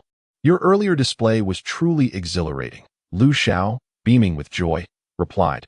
Thank you for your compliment, sir. The doctor adjusted his monocle and pointed at the incapacitated Enzo on the ground. You just claimed he is a recently transformed vampire? Xiao nodded and softly responded. Indeed, he pales in comparison to those vampires we encountered in that dark abyss. Those vampires were far more formidable. Upon hearing Xiao's words, the doctor nodded thoughtfully. If he has only recently transformed, then this situation has become quite intriguing. The doctor contemplated Enzo, lost in thought. Xiao grinned. So, doctor, may I eliminate him now? The doctor pondered for a moment before consenting with a nod. As long as you find joy in it. Hearing this, Xiao's lips curled into a smirk as he extended his hands towards the motionless Enzo. Crack, crack, crack. This section is not suitable for children. The details have been omitted. 10 minutes later, Xiao finally straightened up, contentedly wiping the blood from his fingers. The team members behind him wore expressions of sheer terror, desperately covering their mouths. Even the doctor raised an eyebrow in surprise. He voiced his concern. It is evident that you harbor a strong disdain for the peculiar. The vampire had been brutally torn apart by Xiao's own hands, the aftermath neatly organized, presenting a scene of extreme carnage. It took Xiao a moment to comprehend the doctor's words, and he offered a bashful smile. Sir, it's not as you might think. He pointed at the neatly arranged corpse of Enzo on the ground. This is for the sake of convenience and consumption. Moreover, he is not the bizarre entity you speak of. Upon hearing this, the doctor's monocle nearly slipped from his face, and he hastily adjusted it. Are you implying that you intend to consume it? Xiao nodded, a smile gracing his features. The doctor was taken aback, yet he maintained his composure and inquired, is it palatable? Liu Guang. Hui Tu. Xiao. Just as the group was engulfed in shock, the door to the training room swung open once more and a squad of elite soldiers entered, escorting a 3-meter-tall prison doctor. The doctor spotted Xiao immediately and hurried over. My friend, I am truly relieved to see you unharmed. Xiao turned to face the doctor, his joy evident. My friend, your medical skills are commendable. I feel better than ever. To earn your recognition makes my efforts worthwhile. The captain of the elite soldiers who brought the doctor gestured for them to stand by. The doctor murmured, please, remain on standby. Suddenly, the doctor recalled that he had come with a transaction in mind. He addressed Xiao, apologies, my friend. I have other matters to attend to. He then turned to the doctor, excuse me, is there anything I can assist you with? The doctor pointed to the dart lying on the ground, barely clinging to life. The prison doctor glanced over, his voice tinged with excitement. Oh, what a pitiable soul. He seems gravely injured. The doctor nodded in affirmation. The transaction involves preserving his life. The prison doctor gently placed his medical kit on the ground and began diagnosing the dart. What a wretched individual. His internal organs are in tatters. Members of the dart squad gathered around, pleading with the doctor to save their captain's life. The prison doctor, touched by their bond, stated, seeing the ties you share moves me. As a physician, I shall do everything in my power to save him. He then commenced the surgery. The doctor resumed his casual conversation with Xiao. What was I just asking? Xiao grinned broadly. You asked me, is it palatable? Chapter 14. Utilizing sequence 292, the doctor nodded at so. Is it palatable? Xiao cracked his fingers and shook his head. Not in the slightest. The taste is utterly revolting. It resembles the foul odor of an elderly woman's bound feet. Both sour and putrid, the corners of the doctor's mouth twitched. Your description paints quite the vivid picture. Do all bizarre entities taste the same? Xiao quickly corrected him, but Tio clarified. he is not the bizarre entity you speak of. True bizarre entities possess a delightful flavor. I have been fortunate enough to sample one, and the taste was simply unforgettable. However, for the sake of survival, I often resort to consuming these lower forms of life.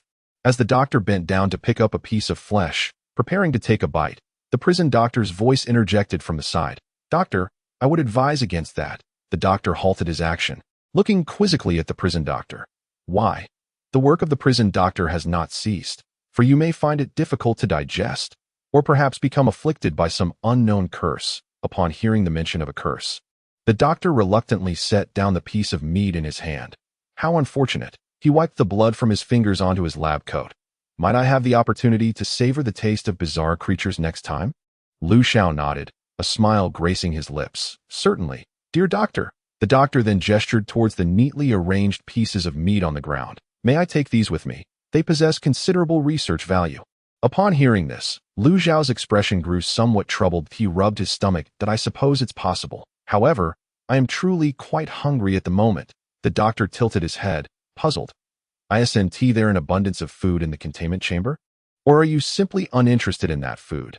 Suddenly, Xiao recalled the button that dispensed food. "Apologies, I was so hungry that I momentarily forgot about that." With that, he turned to leave and returned to his containment chamber.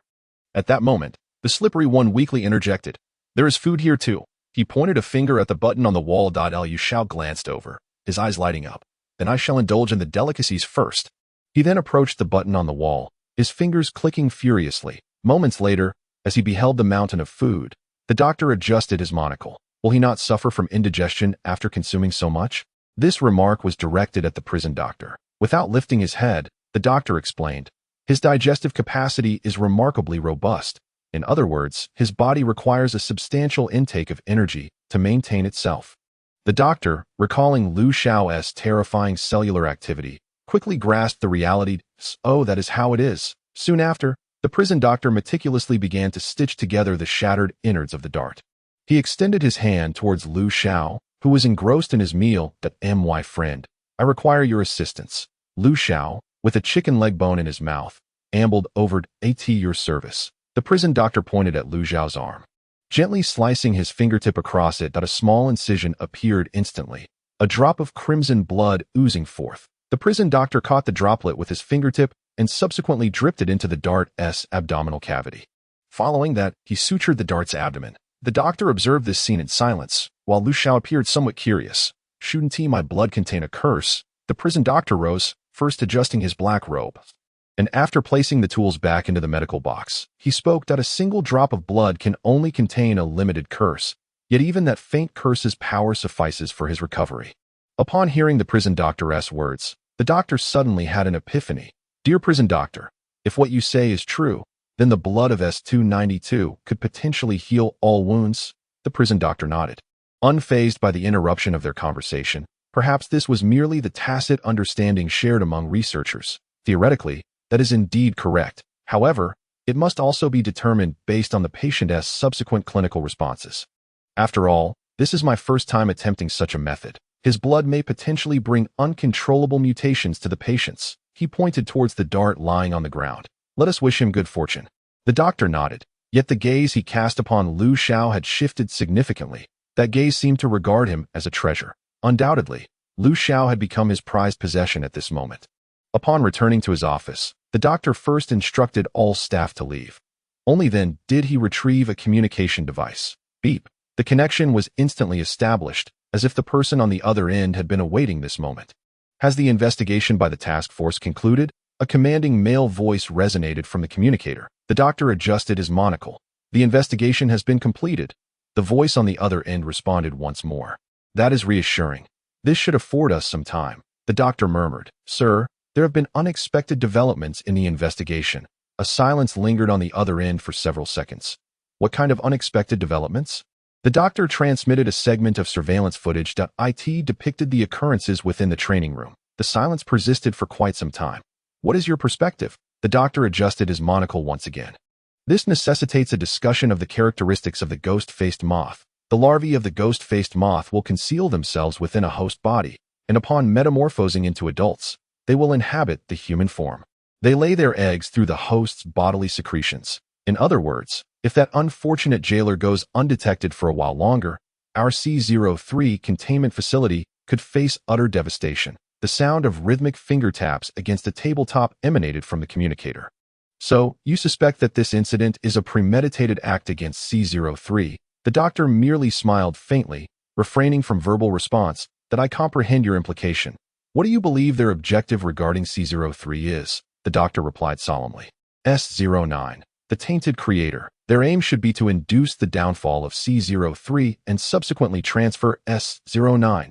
Bang, bang, bang.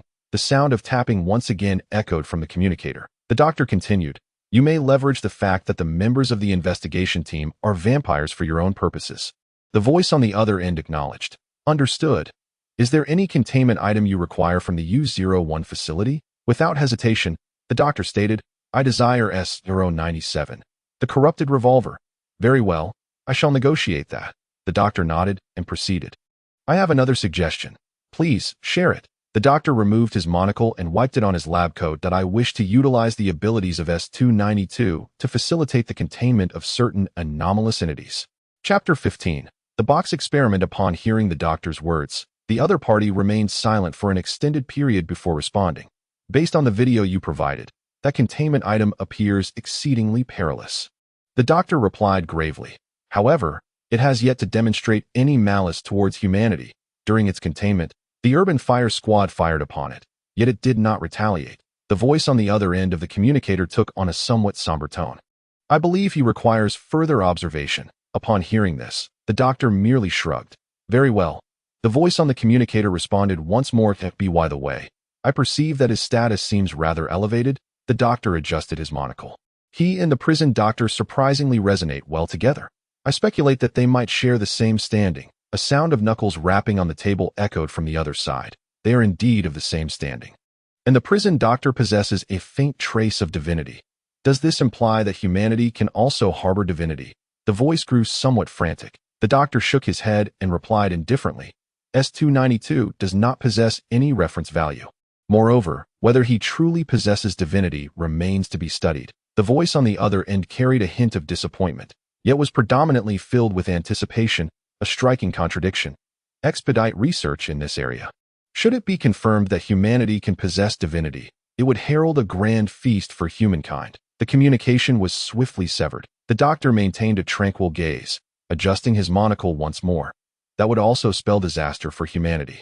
On his desk lay the flesh analysis report of Xiao. At the conclusion of the report, it was noted, the subject's flesh appears to contain traces of divinity. The doctor shook his head, picked up the report, and without a second thought, placed it into the shredder. He then rubbed his forehead. The individual who authored this report had already been personally subjected to memory erasure. Subsequently, he retrieved a blank report.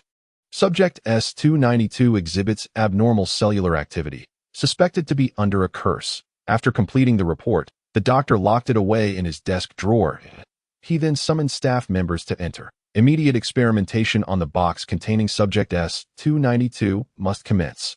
Soon, Xiao was brought to a specialized containment chamber. He curiously surveyed the chamber, which appeared to have multiple layers of containment, his eyes alight with intrigue. The chamber resembled 3 boxes of varying sizes. The largest box enveloped the 2 smaller ones, akin to nesting dolls. Each room's furnishings were distinct. Xiao was escorted into the smallest room. The staff informed him, Subject S292, you shall be contained here for the next 7 days. After relaying this information, the staff closed the door. Once the staff departed, Xiao began to scrutinize his surroundings. The room was not spacious, even seeming somewhat cramped. A large floor-to-ceiling window on the wall allowed a view into the next room. Xiao stared with lifeless eyes, subsequently taking a seat on the iron bed positioned at the center of the room. Meanwhile, before the surveillance monitor, the doctor instructed, 1 day hence, dispatch 2 expendables to provoke S292. In the footage, Xiao sat on the bed, drowsy, his head drooped, and soon a faint sound of snoring could be heard. Has he truly fallen asleep like this? One staff member remarked incredulously. The outcome is quite evident. Thus, Xiao spent his first day in confinement. Early on the second day, a cacophony of noise intruded upon Xiao's ears. Slowly, he opened his eyes and gazed at the window on the wall. In the line of sight, 2 individuals adorned in yellow vests were engaged in jovial laughter. their voices resonating loudly. "Lao Wang, this room is far more comfortable than our cell," exclaimed one of them. Reclining on a soft sofa, the man referred to as Lao Wang held a goblet in his hand, filled with a vivid red liquid that I never expected to find red wine here. "Huh?" he bellowed with mirth. "Us two death row inmates are enjoying such treatment. It's a dream we wouldn't dare to imagine," Lao Wang replied with a cold smirk. "That man in the suit and sunglasses told me that if I endure 30 days in this wretched place, my case will be dismissed. I've already spent 13 days here.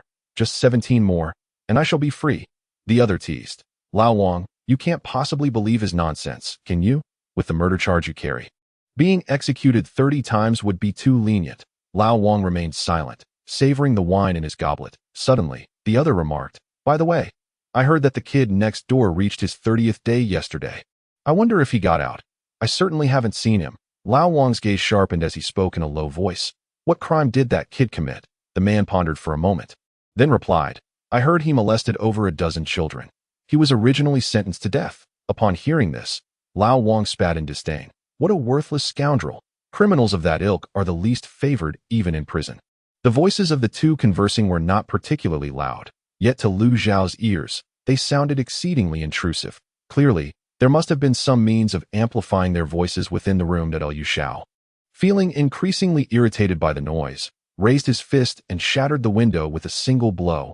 The two men, engrossed in their idle chatter, were startled by the sudden shattering of glass. From their vantage point, they could not see Lu Xiao within the small room.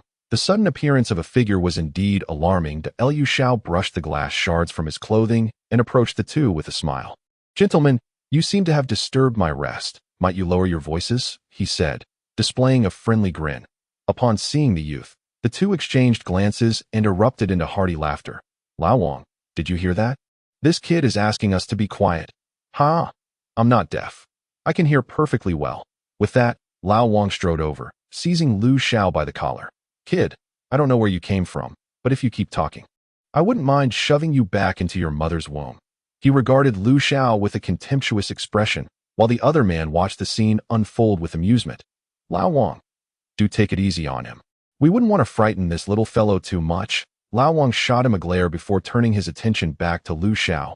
"Listen, kid, while I'm in a good mood, you should apologize. And I'll pretend nothing happened."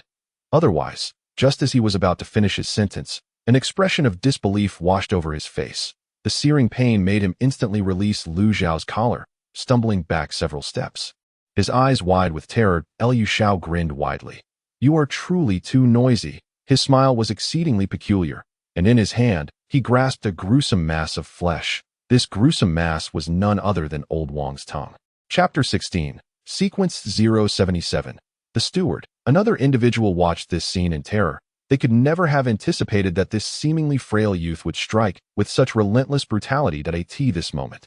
His trousers were thoroughly soaked, emitting a foul odor. Liu Xiao gestured for silence. "My friend, I trust you won't disturb my rest." Upon hearing Lu Xiao's words, the man could only nod desperately. He clamped his hand over his mouth, afraid to make the slightest sound.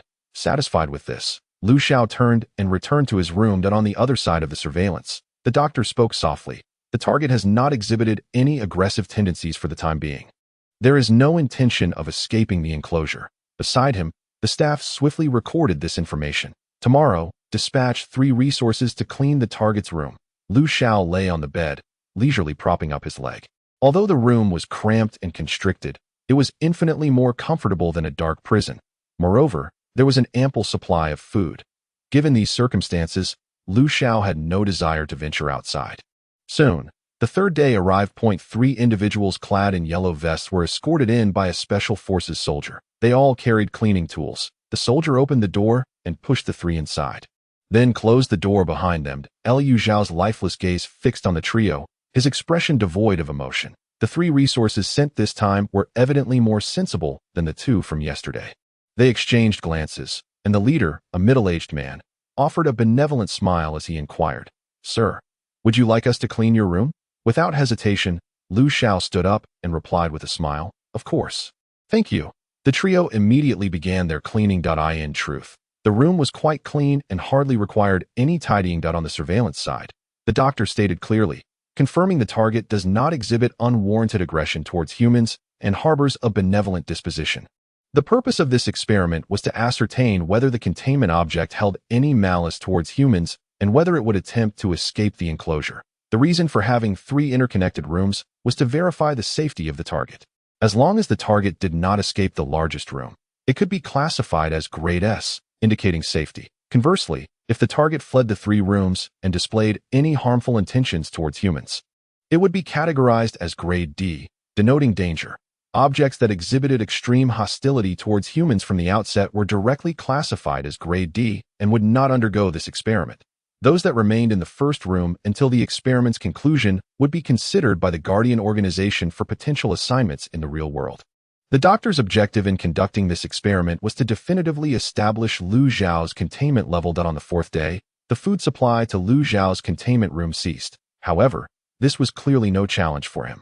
He climbed through the window into the 2nd room, indulged in a hearty meal there, and then returned to the smallest room. On the 5th day, the food supply to all rooms was abruptly halted. Lu Xiao felt a twinge of annoyance, yet he was not overly hungry. Thus he retreated to his chamber for a day of slumber. On the 6th day, the food remained unavailable. Lu Xiao's mood persisted unchanged, and he refrained from any unexpected actions until the 7th day arrived. A group of individuals clad in yellow vests entered the 2nd room, where they commenced a lavish banquet. The cacophony of sounds roused Lu Xiao from his slumber. Peering out the window, he beheld an abundant feast laid out on a table, a veritable cornucopia of various delicacies. Lu Xiao licked his lips and, without a moment's hesitation, ventured outside, amidst the astonished gazes of the crowd. He resembled a famished beast, swiftly devouring everything on the table. Afterward, he patted his backside and returned to his own chamber. This time, he did not mind the noise. After all, he had just satisfied his hunger and felt disinclined to move. In the surveillance footage, the doctor observed this scene unfold. The experiment concluded. The subject was classified as S-level, exhibiting no tendencies to escape and displaying neither aggression nor malice towards humanity. The containment conditions stipulated no provocation and the provision of ample sustenance. The subject's abilities included rapid healing. This information was promptly relayed to the Wardens system, updating Lu Xiao's containment details. Adjusting his monocle, the doctor reflected on the final experiment needed, testing the subject's combat capabilities. He pondered for several moments. The subject appeared to be a high-tier entity. Perhaps a D-class containment could evaluate his combat prowess. Which containment should be utilized for this experiment? Overhearing the doctor's musings, a staff member ventured a suggestion. Doctor, why not employ S077, the butler? Initially, the doctor intended to use a D-class containment to assess Lu Xiao's combat strength, but the staff member's proposal sparked a glimmer of inspiration. An excellent idea. S077 possesses formidable combat abilities, surpassing many D-class entities, and concerns regarding the subject's safety would be alleviated. Commence combat data collection for S292. Deploy S077. The butler. He swiftly issued the command. Meanwhile, Lu Xiao was escorted by staff to another chamber. The walls bore distinct signs of vitrification, clearly indicating special treatment had been administered. Lu Xiao maintained his curious demeanor. Everything he encountered since arriving at this facility struck him as novel. These objects were unlike anything he had seen prior to his descent into the abyss. At that moment, a staff member addressed him. Sir, there will be a combat session shortly. Do you require any weapons? Upon hearing this, Lu Xiao expressed his confusion. Combat? The staff member nodded affirmatively. Indeed, sir. This is to collect your combat data. Lu Xiao nodded, a smile gracing his face. Research, is it? Fear not. I shall comply without hesitation. He paused for a moment, contemplating. Having never handled a firearm in his life, he suggested, perhaps you could provide me with a handgun? The staff member acquiesced, retrieving a walkie-talkie and relaying a message. Shortly thereafter, another staff member entered, brandishing a handgun. Lu Xiao accepted the firearm, his vacant gaze fixated on it in a daze, recalling military documentaries he had watched. He swiftly chambered around and fired a shot at the ceiling. Bang! A bullet grazed the ceiling, igniting a spark. Before the projectile was propelled towards a staff member, in an instant, a bloom of crimson erupted upon the man's body. Lu Xiao hurried forward, his countenance etched with remorse. I am terribly sorry. I deeply apologize. The wounded staff member, on the brink of losing consciousness from the pain, dared not unleash his fury upon Lu Xiao. Instead, he merely clasped his wound and exited the room. Outside, the doctor held a bell-shaped chime, untouched by any hand as he gently shook the bell, yet a melodious sound resonated as if conjured from thin air. Chapter 17. The unadorned combat. Suddenly, a middle-aged gentleman clad in a tailcoat materialized. With a meticulously groomed mustache and gloved hands, he resembled an English butler to a T. He inclined himself slightly towards the doctor, performing a courteous bow. "Good morning, sir. How may I assist you?" ID S077. Butler. Containment level S. Target abilities: financial management, administration, assassination, containment conditions. Keep away from other entities to avoid contamination or exploitation. Combat capability: engaging him will induce a throbbing headache. PS. As a competent butler, he shall fulfill all commands issued by his master. PS. The butler, as an ethereal being, is embodied by the bell. As long as the bell exists, he shall not truly perish. The doctor commanded the butler, "I require you to eliminate the youth inside." The butler bowed slightly, replying, "At your service." As the door swung open, Xiao beheld the peculiar middle-aged man, his nose twitching at an odd scent. Such a bizarre aroma, he remarked, a tear streaming down his cheek. Following this, he swiftly emptied the magazine of his pistol. After a flurry of gunfire, the butler remained unscathed, adjusting his white gloves as he softly remarked, "Sir, conventional firearms cannot harm me."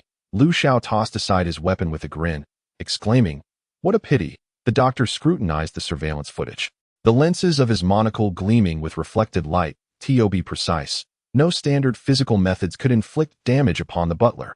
In the footage, Xiao shook his neck, an imperceptible aura emanating from him, enveloping the butler in a palpable pressure of dominance. The butler's body sank slightly under the weight, yet that was all.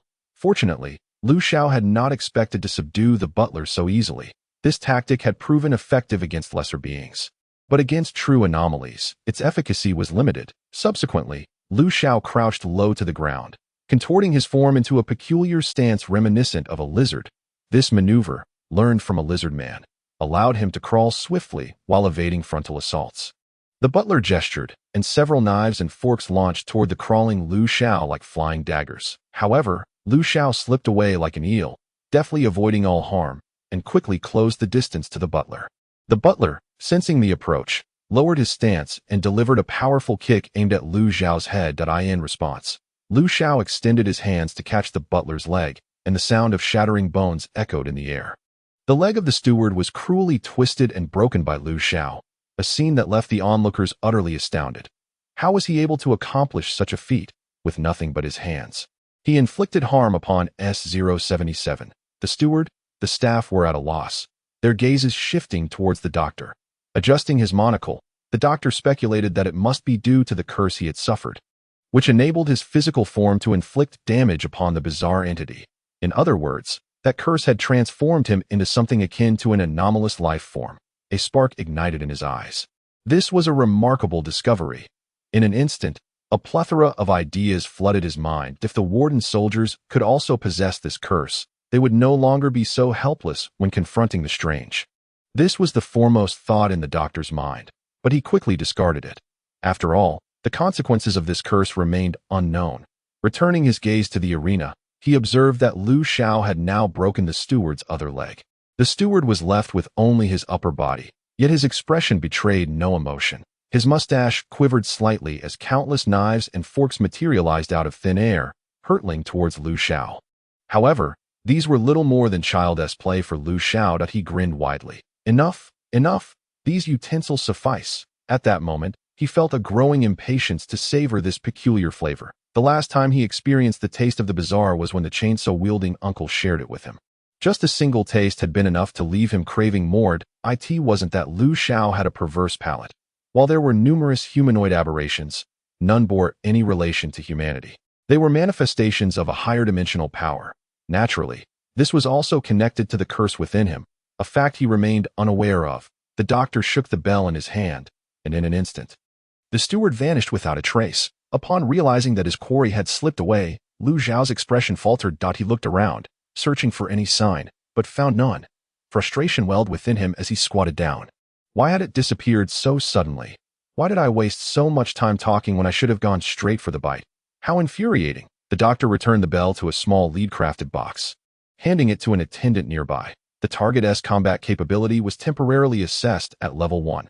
A level 1 rating was already considered quite high, given that Lu Xiao could still be harmed by firearms.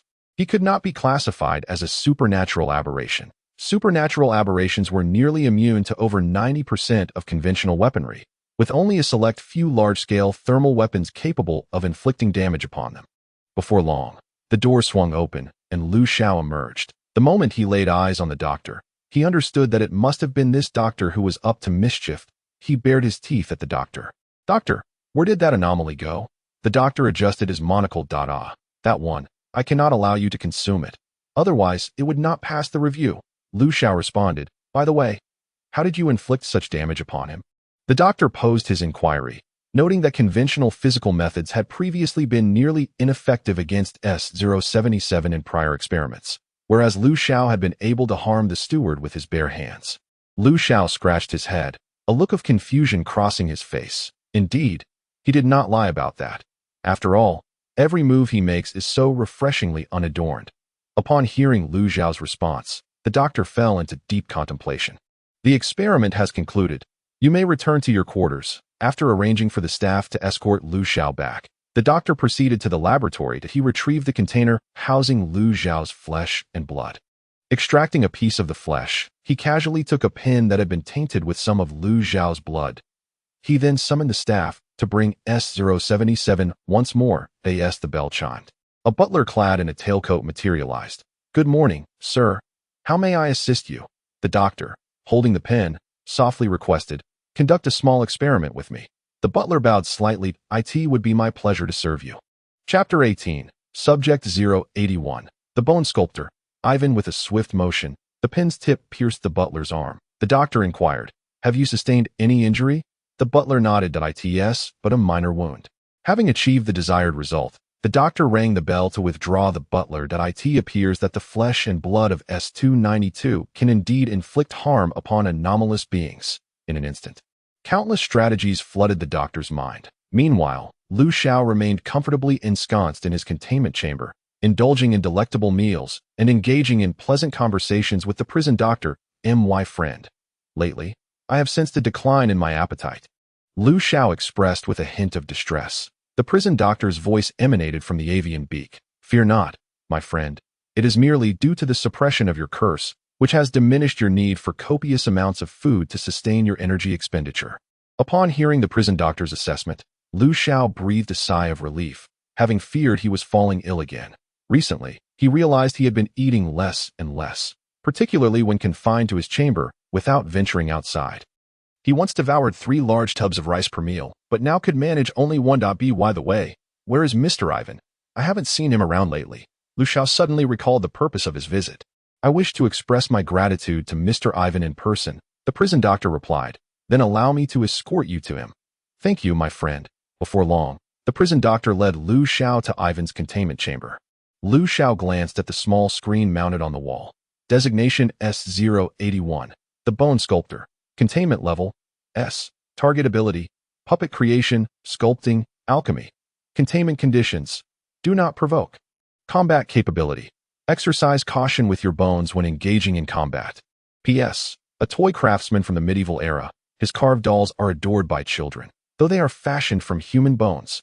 P.S. He possesses exquisite sculpting skills and extensive knowledge of alchemy. With these talents, he can create formidable puppets. P.S. This subject is incapable of engaging in any transactions. The prison doctor also glanced at the small screen and remarked to Lu Xiao, "Ivan is a masterful craftsman. The dolls he created in life were beloved by children. However, ever since the revelation that those dolls were carved from human bones, the ignorant populace has unleashed a frenzy of retribution upon Ivan. They bound him to the gallows and subjected him to the most extreme forms of torture. Ultimately, they separated his body from his bones." Upon hearing the words of the prison doctor, Lu Xiao sighed. "What a pity. Mr. Ivan is undeniably a craftsman worthy of respect." The prison doctor concurred with Lu Xiao's sentiments. He merely sought to bring joy to others. Yet alas, subsequently, the doctor rang the doorbell. Moments later, the door creaked open, revealing Ivan crouched before an enormous skeletal structure. Lu Xiao's gaze swept across the room. which was cluttered with an array of sculptures, some human-shaped, others beast-like, in stark contrast to the sterile confines shared with the doctor. Ivan's quarters exuded a lively atmosphere. The floor was adorned with a vibrant red carpet, seemingly crafted from the hide of some creature. That moment, Ivan turned to regard the two at the entrance. "What brings you here?" Ivan's voice emanated from within the prison doctor's form, evidently directed at him. The doctor gestured toward Xiao. "Ivan, my friend wishes to express his gratitude to you in person." Xiao promptly nodded. "Mr. Ivan, thank you for performing the surgery on me.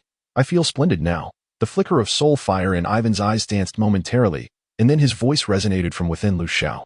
"No need for thanks. Through you, I have completed a magnificent work." The prison doctor interjected. "May we come in and have a seat?" "Please do." Xiao stepped onto the red carpet, feeling an unusual sensation beneath his feet, akin to treading upon flesh and blood, which was rather exhilarating.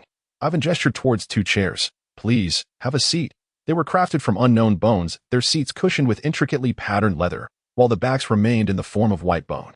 Xiao settled into one, finding it quite comfortable, as a subtle fragrance wafted towards his nostrils. He could not identify the source of the scent, yet it was delightful. Meanwhile, Ivan's voice echoed throughout the room.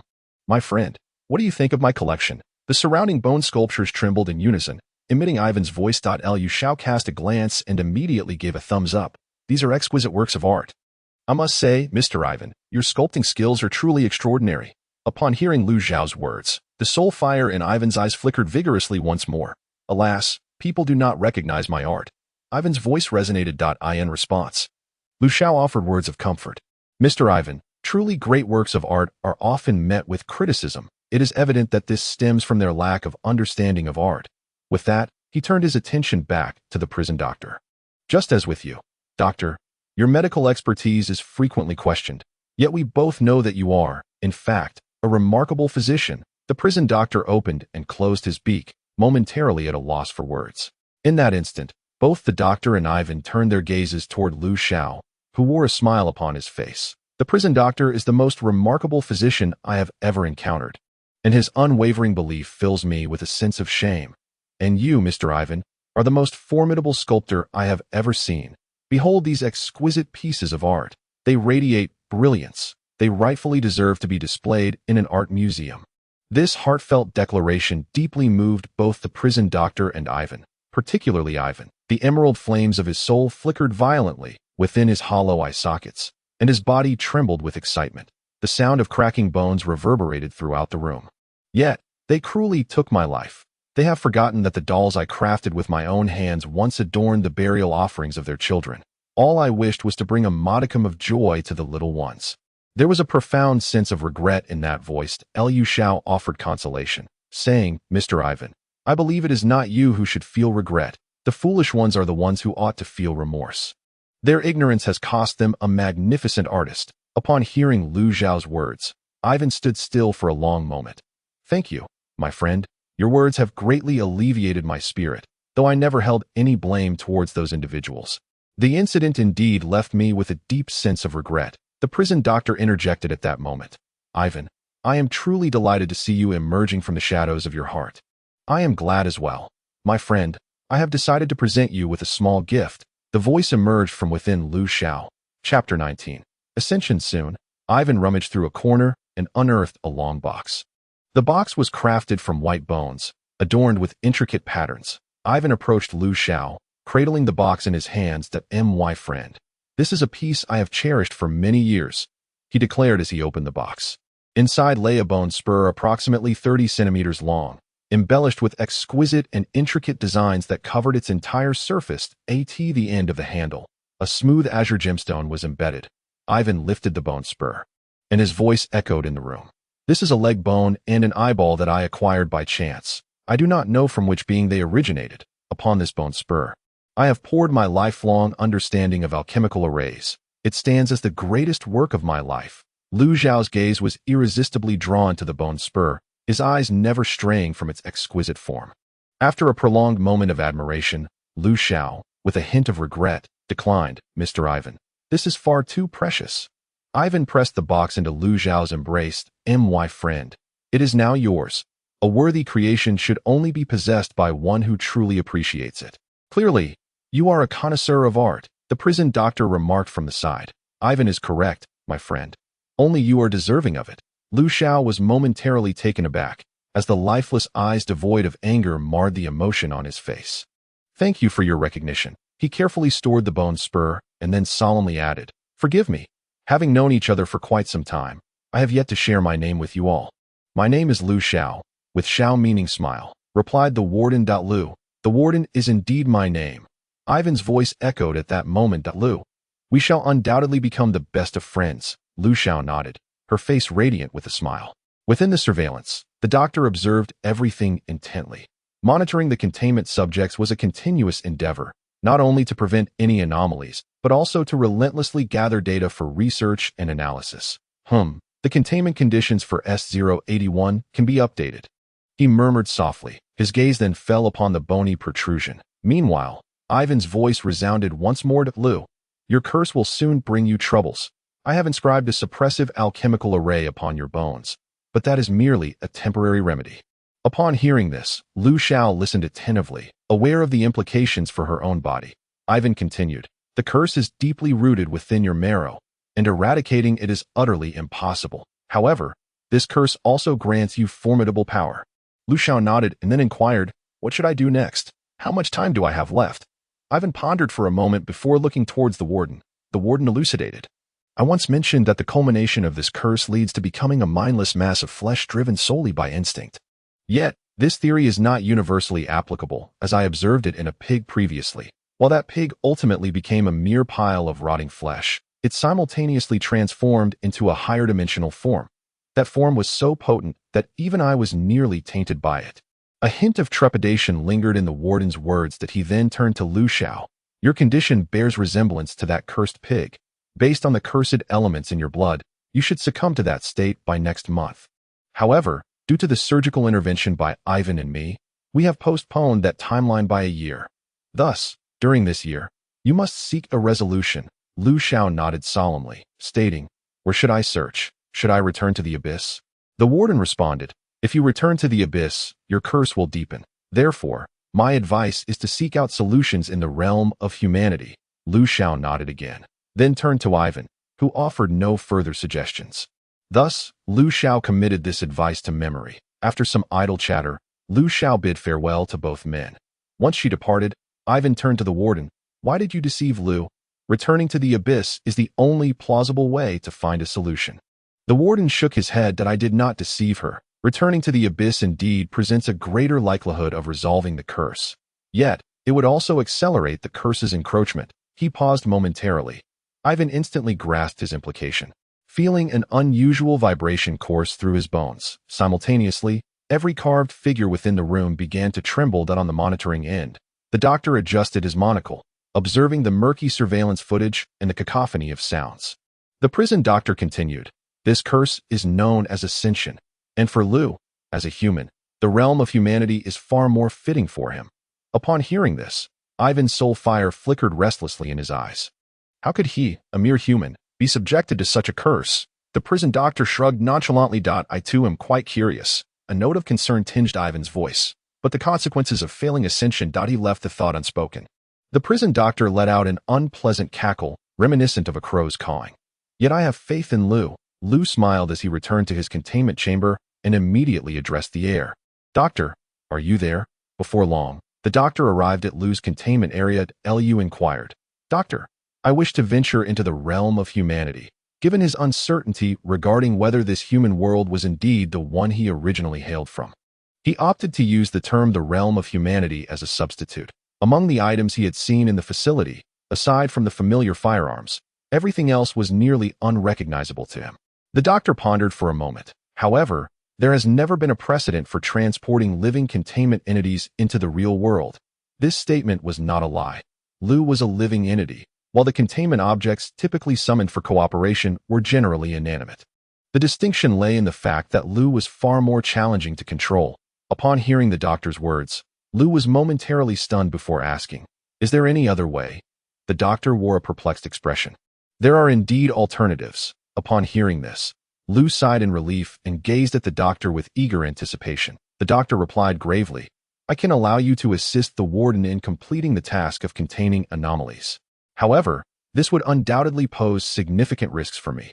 He looked at Lu, his monocle reflecting Lu's figure. Should you harm any humans during your outing, the organization will classify you as a Class D entity and will hold me accountable.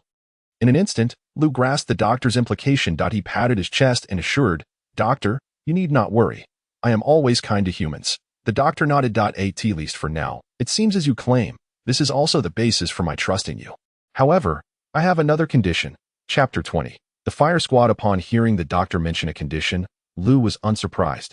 Even a being as formidable as the prison doctor remained obediently within this containment facility.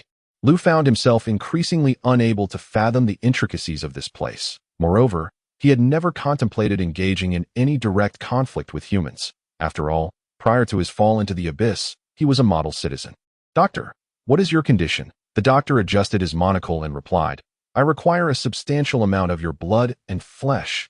Taken aback by the doctor's request, Lu paused momentarily. The doctor, fearing he may have asked too much, was preparing to retract his statement when Lu countered, "Doctor, how substantial are we talking about?" He gestured to himself to illustrate. The doctor's lips twitched. "Not that much, perhaps around this size." The doctor extended his hand, forming a bowl-like gesture. "It is primarily the blood. The doctor has confirmed that, compared to flesh, it is indeed Lu Xiao's blood that harbors the most peculiar destructive power, by smearing the blood onto a bullet. Even an ordinary individual like the doctor could instantly eliminate S-077, the steward, with a single shot. Of course, this was only possible because the doctor had pressed the gun against the steward's forehead. Typically, anomalous creatures would not remain stationary to allow one to fire at them. Some even possess speeds that surpass that of a bullet. "You want my blood?" Lu Xiao mused while stroking his chin. "Is 5 liters sufficient? Any more, and I shall be depleted." The doctor shook his head once more. "Even if you were to provide me with more blood, there will come a day when it runs out. I intend to extract some of your hematopoietic stem cells." The doctor's plan was to cultivate Lu Xiao's hematopoietic stem cells to artificially generate blood. Although the efficacy might be significantly reduced, it would suffice for use. The term hematopoietic stem cells was familiar to Lu Xiao, yet he was unsure how to extract them. He patted his chest. "Come on, sir. Take as much as you need." After Lu Xiao emerged from the operating room, his complexion appeared somewhat pale. The doctor, being a man of few words, had directly extracted a significant portion from him. Fortunately, Lu Xiao's recovery abilities were remarkably strong, resulting in no substantial impact upon him, merely a temporary weakness. The doctor gave Lu Xiao's shoulder a reassuring pat. "I will notify you when there is a task that requires your assistance." In the City of Magic, a luxurious villa stood proud. Countless burly men clad in black suits gathered in the garden, all wearing dark sunglasses. Extending from the temples of their glasses were microphones. "Brothers, we have received word that there will be an attempt to rob the villa tonight. Prepare for battle." The voice resonated from the sunglasses they wore. A bulge at their waist suggested they were equipped with firearms. In the innermost chamber of the villa, a middle-aged man adorned with a gold chain as thick as a thumb faced an intricately patterned mirror. His hands rested on his belly, and his high-end tailored white shirt was drenched in sweat. "Mirror, oh mirror, I wish to inquire how many will arrive tonight." A visage emerged upon the mirror's surface, glancing at the middle-aged man with a hint of disdain. "What will you offer in exchange for an answer? Do not attempt to deceive me with your filthy blood and flesh. I require pure blood and flesh. Pure. Do you understand? Should anyone else witness a mirror conversing, they might be struck with a heart attack from shock." Yet, the middle-aged man seemed unfazed. He clapped his hands, and the door swung open, revealing 2 bodyguards in black suits escorting a young girl. She was clad in a blue and white striped school uniform, her complexion pale, clearly having endured a severe fright. The middle-aged man waved his hand, prompting the bodyguards to exit promptly. The girl was bound hand and foot, her mouth gagged. The middle-aged man tugged at the girl's hair, drawing her closer to the mirror. "Mirror, oh mirror, are you satisfied with this offering?" He smiled broadly at the mirror. The face within the mirror twitched its nose. Not bad. It is pure flesh and blood." As it spoke, its mouth stretched from ear to ear, revealing a gaping maw. The young girl beheld this terrifying scene, her eyes filled with sheer terror. She struggled with all her might, yet the bindings were excessively tight. The middle-aged man turned around, wiping the sweat from his forehead. It was not out of fear, but rather due to the exertion from the prior activities that had left him drenched in perspiration. A chilling sound emanated from behind him, reminiscent of rodents gnawing. Approximately 5 minutes later, the sound echoed once more from behind him. Still 7 of them. Alert your bodyguards to the sewers, upon hearing the response from the enchanted mirror. The middle-aged man nodded, subsequently retrieving a communicator. Still 7 individuals, likely to emerge from the sewers. Remain vigilant. After tonight, I shall reward the brothers with a bonus tomorrow. You have all worked hard. His words resonated in the ears of every bodyguard throughout the estate. Instantly, many of them felt their breaths quicken. Truly, Lu is a good man, one bodyguard whispered. Indeed, a salary of 60,000 a day. Perhaps even the nation's premier bodyguards do not enjoy such benefits. If I work for just another week, I shall have enough saved to purchase a home in the magical metropolis. What business does Lu truly engage in? Why does it seem that every few days there are attempts at robbery? Focus on your assigned tasks, and do not ask questions that do not concern you. Some bodyguards murmured amongst themselves. They were not particularly troubled by the prospect of a robbery. Such occurrences happened with alarming regularity. Each time, they had successfully repelled the assailants. As for Lu, he was indeed the wealthiest individual in the magical metropolis. 90% of the businesses in the city bore his influence. After each assault, Lu would reward them with bonuses, no less than 50,000, and often as much as 100,000. It should be noted that there were at least 100 bodyguards like them throughout the estate. Meanwhile, within the depths of the estate's sewers, a 6-member team clad in special operations gear crawled through the narrow passageways. Captain, is this truly effective? The target containment object possesses omniscient qualities. If we traverse through the sewers, it will certainly be aware of our presence. The captain responded gravely. Where do you think it is unaware of your movements? By using the sewers, we present a smaller target and enhance our defensive capabilities. If they were to toss a grenade, TSK, we would all meet my great-grandmother. How foolish. Can you not gauge the situation? No worries. It has been investigated. They only possess handguns. They cannot acquire heavy weaponry. This squad is indeed the City of Fire team tasked with containing Lu Xiao in a concealed location outside the estate. Xiao cradled a tablet computer in her hands. The screen displayed the entirety of the estate. Her fingers darted rapidly across the tablet surface before she spoke into the communicator. Captain, all sewer exits are being guarded. Chapter 21. The first psychiatric hospital of the magical metropolis. The dart seemed entirely unsurprised. With great rewards come brave souls. Their high earnings naturally compel them to diligently serve their employer. The bullets have been replaced with tranquilizers, correct? Liu Guang inquired, somewhat perplexed. Captain, the use of tranquilizer darts has significantly heightened our peril. Why not employ conventional ammunition? The dart sighed. This group of bodyguards is merely a cadre of ordinary individuals kept in the dark. We possess specially designed bulletproof vests. Standard bullets are unlikely to inflict harm upon us. Tranquilizer darts are more than sufficient. At that moment, Slippery spoke up. They are not just any ordinary people. They belong to a distinguished and affluent class. Damn it, their salaries surpass mine? Captain, why don't we join in as well? No way. I'm feeling envious. No one responded to Slippery's remark. Everyone was well aware he was jesting. Clearly, they had grown accustomed to it. The dart also instinctively disregarded Slippery's words. All right, in due time. Check your equipment, and in 10 minutes, we will launch an assault from directly above. As soon as this proclamation was made, all 6 squad members checked the time on their tactical watches. 10 minutes later, bang. The manhole cover of the sewer was explosively propelled skyward. Following this, several smoke grenades were hurled from the opening. Instantly, the entire estate was engulfed in alarm bells. The smoke, illuminated by the moonlight, was strikingly conspicuous. A majority of the bodyguards charged towards the direction of the smoke. Members of the urban fire squad had already reached the ground, taking advantage of the smoke as cover. Suddenly, a volley of gunfire greeted them. The estate was the voice of Xiao resonated through the headphones. That moment, a frantic voice echoed from within the earpiece. Damn it, wasn't it said that they lacked heavy artillery? How could they even bring out an ancient relic like the Maxim gun buried in the ground? The Slippery character awkwardly interjected, ahem, according to the information, the owner of the villa is, in fact, an antique collector. It is quite reasonable for an antique collector to possess a Maxim machine gun from the ancient century. Upon hearing this, Lu Guang was momentarily struck speechless that a low voice from the dart came through. The intelligence is erroneous. Retreat immediately. Soon, one of the team members detonated the wall behind them. They orderly leaped through the breach in the wall. The muzzle of the Maxim machine gun spat forth a flame that extended half a meter. At the forefront, the slippery character held a blast shield, deflecting the incoming bullets. For a fleeting moment, his arm lost all sensation. The blast shield was on the verge of shattering from the relentless barrage. Once everyone had retreated, the slippery character was the last to leap through the opening, shield in hand. In that instant, the blast shield that could withstand explosives was utterly obliterated. Fortunately, the slippery character had managed to escape in time. Otherwise, he might have been turned into a sieve in an instant.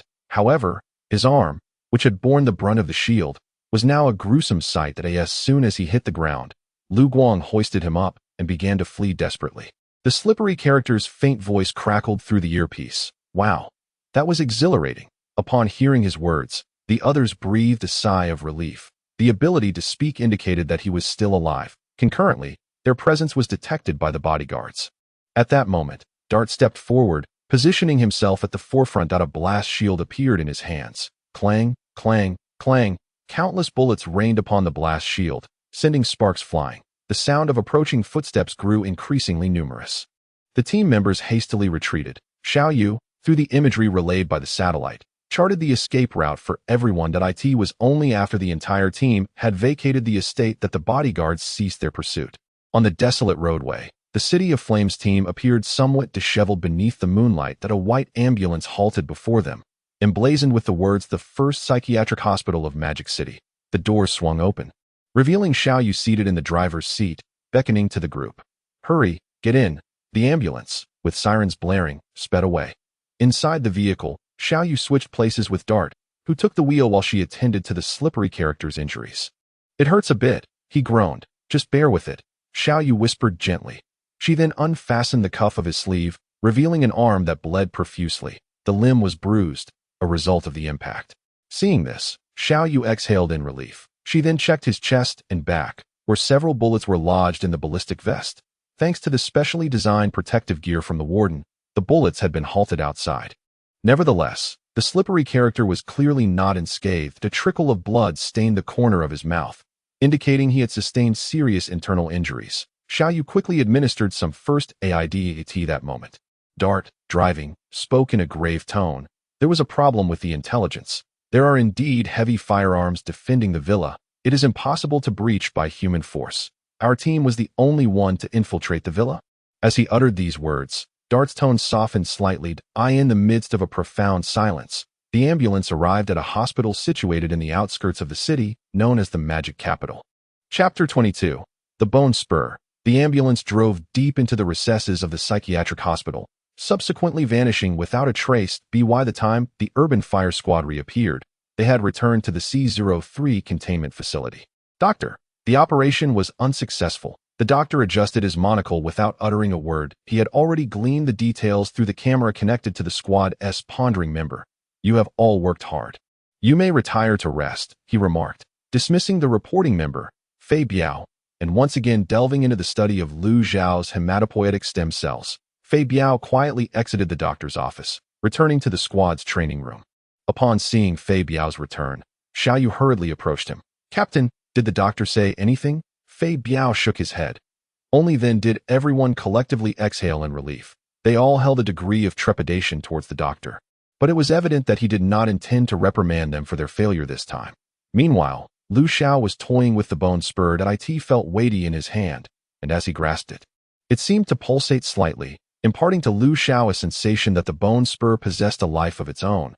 This intrigued him. Ivan had not mentioned how this object should be utilized.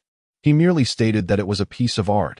However, it was clear that it was not so simple. Lu Xiao pondered for a moment, recalling something he had read in a cultivation novel about how a celestial artifact would recognize its master by blood.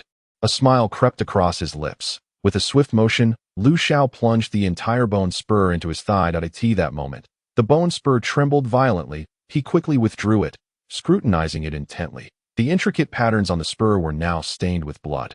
Emanating a faint emerald glow, the azure gemstone at its tip radiated a halo of light. Simultaneously, a wave of intense dizziness washed over Lu Xiao's mind. Shaking his head, he dispelled the disorientation, but it arrived swiftly, and just as quickly dissipated. Once Lu Xiao's vision refocused, the bone spur had reverted to its original state. showing no signs of change. He pursed his lips in disappointment. This doesn't seem particularly remarkable. At that moment, within the C-03 containment facility, countless staff members lay on the ground, frothing at the mouth. These individuals had been diligently attending to their tasks when suddenly, their eyes rolled back, and they collapsed into unconsciousness. Only a few managed to remain upright, the doctor being one of them. Upon noticing this anomaly, the doctor rushed to the surveillance monitors and activated the emergency protocol that in an instant, all passageways were sealed off by heavy steel doors weighing 1,000 pounds. Alarms blared throughout the entire facility. In the areas where the materials resided, some individuals sensed something amiss. However, due to their considerable distance from the containment rooms, they remained unaware of the disturbance. Yet, the alarm echoed throughout the entire base. One of the materials gazed pensively. In just a week, the alarm had sounded 3 times. Something must have happened, he murmured softly to himself. There were over 100 individuals like him residing in this facility, all clad in identical yellow vests, confined to prison-like quarters. Unlike a prison, they reside in individual cells. These individuals are referred to as expendables, implying that they are not regarded as human beings here. They share 2 common characteristics. Firstly, they are all heinous death row inmates. Secondly, a man clad in a black suit uttered the same phrase to each of them. Do you wish to live? I can take you to a place where, if you endure for 30 days, you may regain your freedom. Originally, these death row prisoners were on the brink of execution, seizing each day as it came. Upon hearing that they could live for an additional 30 days, they all readily agreed without hesitation. The possibility of regaining their freedom was of little concern to them. However, since their arrival, their thoughts have been subtly shifting. After all, who would not desire a little more time to live? Yet, it soon became apparent to some that this was an elaborate ruse. Their purpose for being brought here was solely to provide research data to the scientists. They would be forcibly isolated with terrifying containment entities to test the properties of these entities that a moment of inattention could lead to instant demise. For whether surviving the full 30 days would truly result in freedom. Who could say? As of now, no one has managed to survive beyond the 30th day. Several expendables exchanged glances through the bars. Their gaze then fell upon the elite soldiers guarding the entrance. Sir, what is happening? One of the expendables whistled and called out. The soldier's earpiece crackled with the voice of the doctor. Stand by. Upon receiving the doctor's command, they all breathed a sigh of relief. Subsequently, a soldier approached the one who had just whistled. He raised his weapon and struck the bars with the butt of his gun. Silence. He offered no further words, for these individuals were merely expendables. Observing the soldier's demeanor, the group of expendables exchanged knowing glances. Meanwhile, the doctor finally discerned the cause that he watched the playback of the surveillance footage featuring Xiao, his lips twitching slightly to in the footage.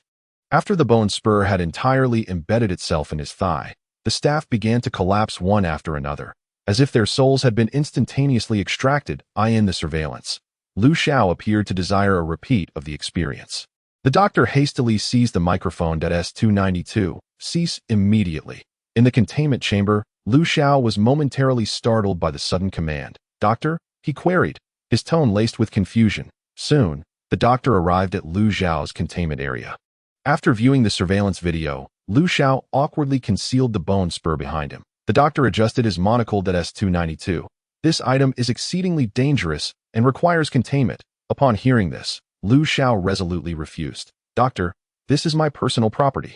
The doctor had no intention of forcing the issue. He adhered to his own principles regarding containment items.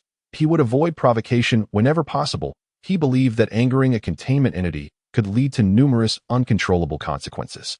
Then you must safeguard it well. Ensure it does not become tainted with blood. The doctor was certain that the bone spur had been activated by Xiao's blood. Whether exposure to another's blood would yield the same effect was of no concern to him. He simply wished to prevent Xiao from repeating such an experience. Lu smiled broadly, tucking the bone spur away to be by the way.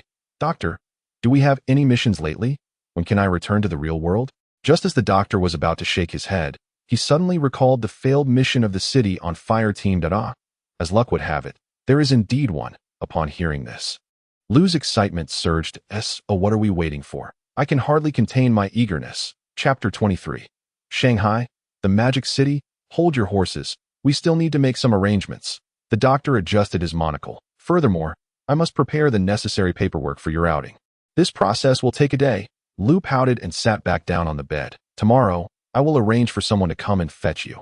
At that time, just cooperate with them to complete the mission. Remember, absolutely no killing.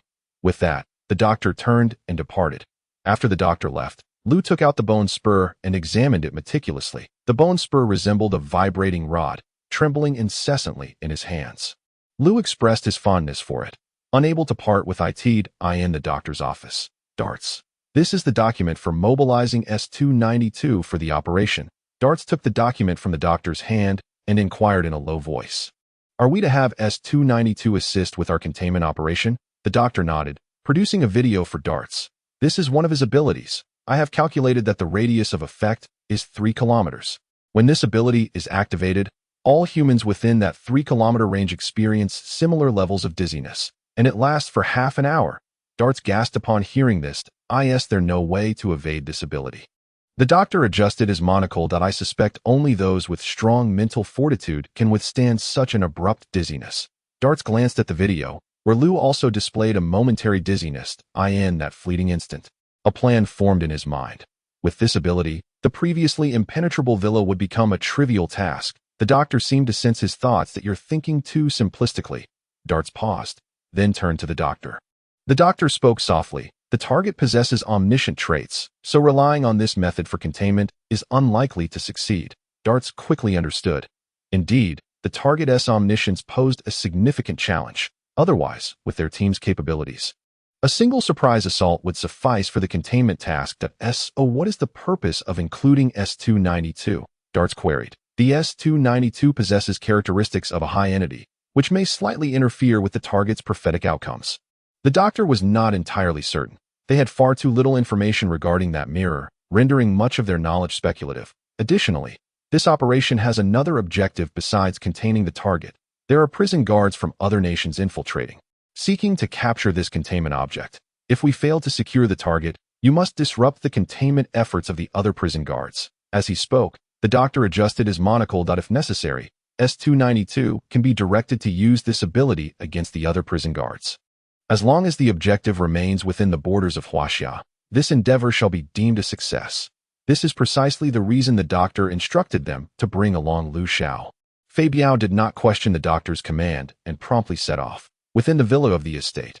Mirror, oh mirror, I wish to inquire how I might bring about the bankruptcy of Xiao real estate. President Lu wiped the sweat from his brow, wearing a forced smile. A visage materialized upon the mirror's surface. Casting a scornful glance at President Lu, the cost of such an inquiry is beyond your means. Stunned by this response, President Lu found himself momentarily speechless. Can you enlighten me as to why? Once he secures Xiao real estate, his business would extend throughout the entirety of Modu, positioning him as the puppet master behind the city.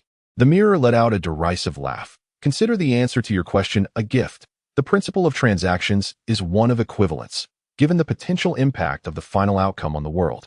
Each inquiry bears a unique price, its mouth split wide to the ears, a crimson tongue swirling twice along the gashed. In other words, the blood and flesh you offer are woefully insufficient to meet the cost of this question. President Lu wiped the sweat from his forehead. However, I can sacrifice more flesh, 100, 1,000. Upon hearing this, the mirror clicked its tongue, the disdain in its eyes becoming ever more pronounced. You still fail to grasp my meaning. Your abilities simply do not permit you to afford the price of this inquiry. At this proclamation, President Lu deflated like a punctured balloon, collapsing to the ground. The mirror continued. Rather than concerning yourself with how to bankrupt Xiao real estate, I believe you ought to ponder another matter. What matter? A sense of foreboding surged within President Lu as he felt a chill run down his spine. Just then, an image appeared upon the mirror's surface. It depicted a headless, corpulent corpse. The mirror's voice echoed once more. This answer is also a gift for you. With that, the mirror fell silent. And no matter how fervently President Lu called out, there was no response from the mirror. Panic began to set in as he recognized the headless corpse in the image. It was, in fact, his own. The following day, an ambulance departed from Modu's foremost psychiatric hospital. The members of the city fire team appeared somewhat anxious. Lu Xiao gazed out the window, surveying the surroundings. The others dared not utter a sound. After all, this individual was of considerable significance, and they feared provoking him. leading to a display of a 360-degree head rotation. The atmosphere was palpably tense. For his part, Lu Xiao remained blissfully unaware, seemingly captivated by the scenery beyond the window. After a considerable pause, he finally spoke. "Which city is this?" The members of the team exchanged glances, ultimately directing their gaze toward Huatu. Huatu pointed to his own nose, and upon receiving nods from the others, took a deep breath. Lu Xiao. This is the first-tier city of Huaxia, Modu. Lu Xiao's eyes lit up. Modu? Oh. I am aware. This bears an uncanny resemblance to the title of a certain city from before my fall into the abyss, and even the country's epithet is the same. The city I longed to visit most in my youth was Modu, and I never anticipated I would have this opportunity in this lifetime. Upon hearing these words, the team members were momentarily taken aback. Huatu, summoning his courage, inquired, "Mr. Lu Xiao, are you familiar with the city of Modu?" Lu Xiao nodded, a warm smile gracing his lips. Of course. I am. Shanghai, indeed. It is a grand metropolis. What Shanghai? Huatu responded with a look of utter bewilderment. The other team members also wore expressions of confusion, noticing their reactions. Lu Xiao sensed a hint of something amiss. Isn't Modu simply Shanghai? Huatu quickly shook his head. Modu is Modu. We have never heard of a place called Shanghai. At that moment, Liu Guang interjected, "I believe I have come across that name before." After pondering for a moment, he continued, "I recall my forebears mentioning it. It seems to be a super city from the near ancient era." Upon hearing Liu Guang's words, Lu Xiao's pupils suddenly constricted. The near ancient era? Lu Xiao gazed at Liu Guang, the lifelessness in his eyes causing Liu Guang to feel a chill. Liu Guang stiffly replied, "Yes, the near ancient era. So, what century are we in now?" A potential realization began to crystallize in Lu Xiao's mind. Liu Guang pondered briefly. "We are currently in the era of innovation." Lu Xiao silently repeated this term in his mind. "And how many years have passed in the era of innovation?" Without hesitation, Liu Guang answered, "This year marks the 211th year of the era of innovation." In other words, has 211 years elapsed since the era of innovation began? Liu Guang nodded. Lu Xiao detected an oddity, swiftly overturning his previous assumptions that I have only been in the abyss for 3 years. Has the outside world truly progressed over 2 centuries? This question swirled in his mind. He then contemplated another possibility that is there a difference in the passage of time between the abyss and reality? Hearing this, everyone shook their heads that a bizarre atmosphere enveloped the ambulance. Lu Xiao remained silent, not believing that the members of the City Fire team were deceiving him. Thus, many possibilities emerged. Could this be a parallel world? This was Lu Xiao's conjecture, and he found this possibility quite compelling. Yet, he overlooked one crucial issue. Even in a parallel world, the timelines should not align. Observing Lu Xiao's silence, everyone held their breath. After an indeterminate amount of time, the driver, Fade Yin, finally shattered the stillness that we've arrived.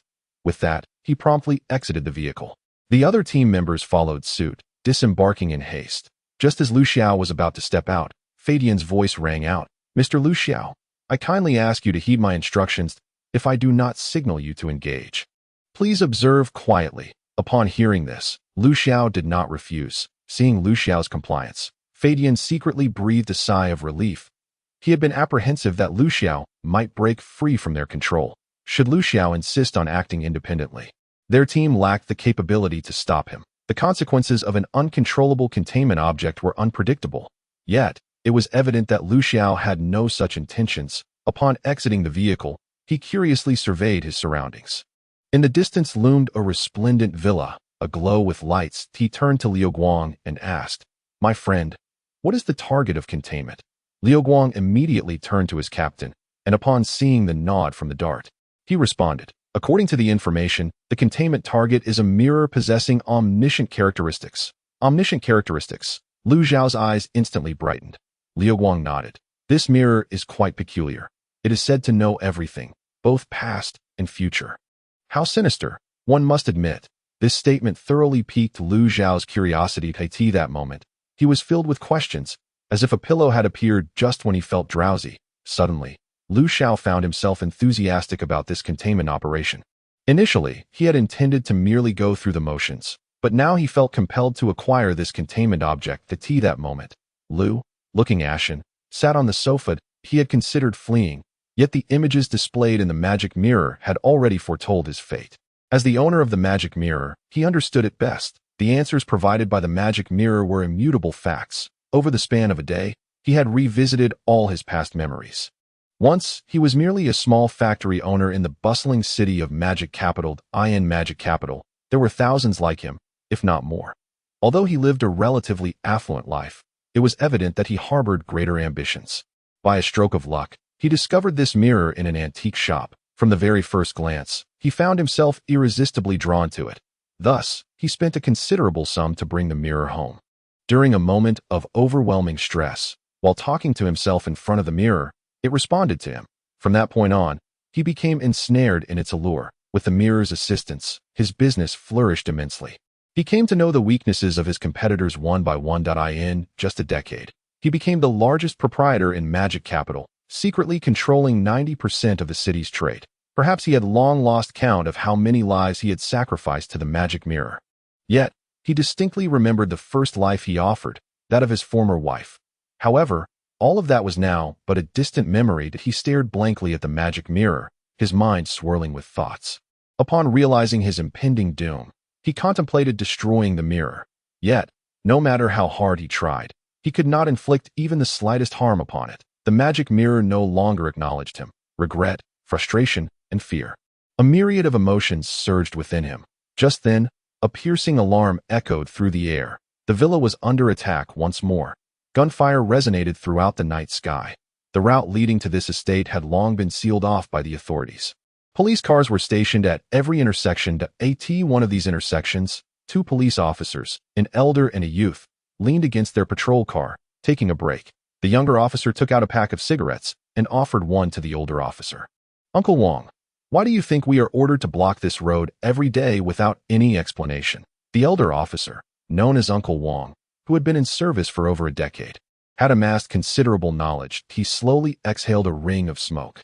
"Kid, just do what you're told, don't question the orders. Some things are beyond our comprehension." The younger officer nodded, partially understanding that two individuals engaged in casual conversation. A van approached from a distance. The vehicle's trajectory was peculiar, weaving erratically and tracing serpentine curves along the road. Its headlights swayed left and right, causing a discomforting strain on their eyes. Uncle Wong nudged the young officer beside him. "It must be a case of drunk driving. We should stop them." The young officer nodded and stepped into the road, gesturing towards the van. Soon, the vehicle came to a halt by the roadside.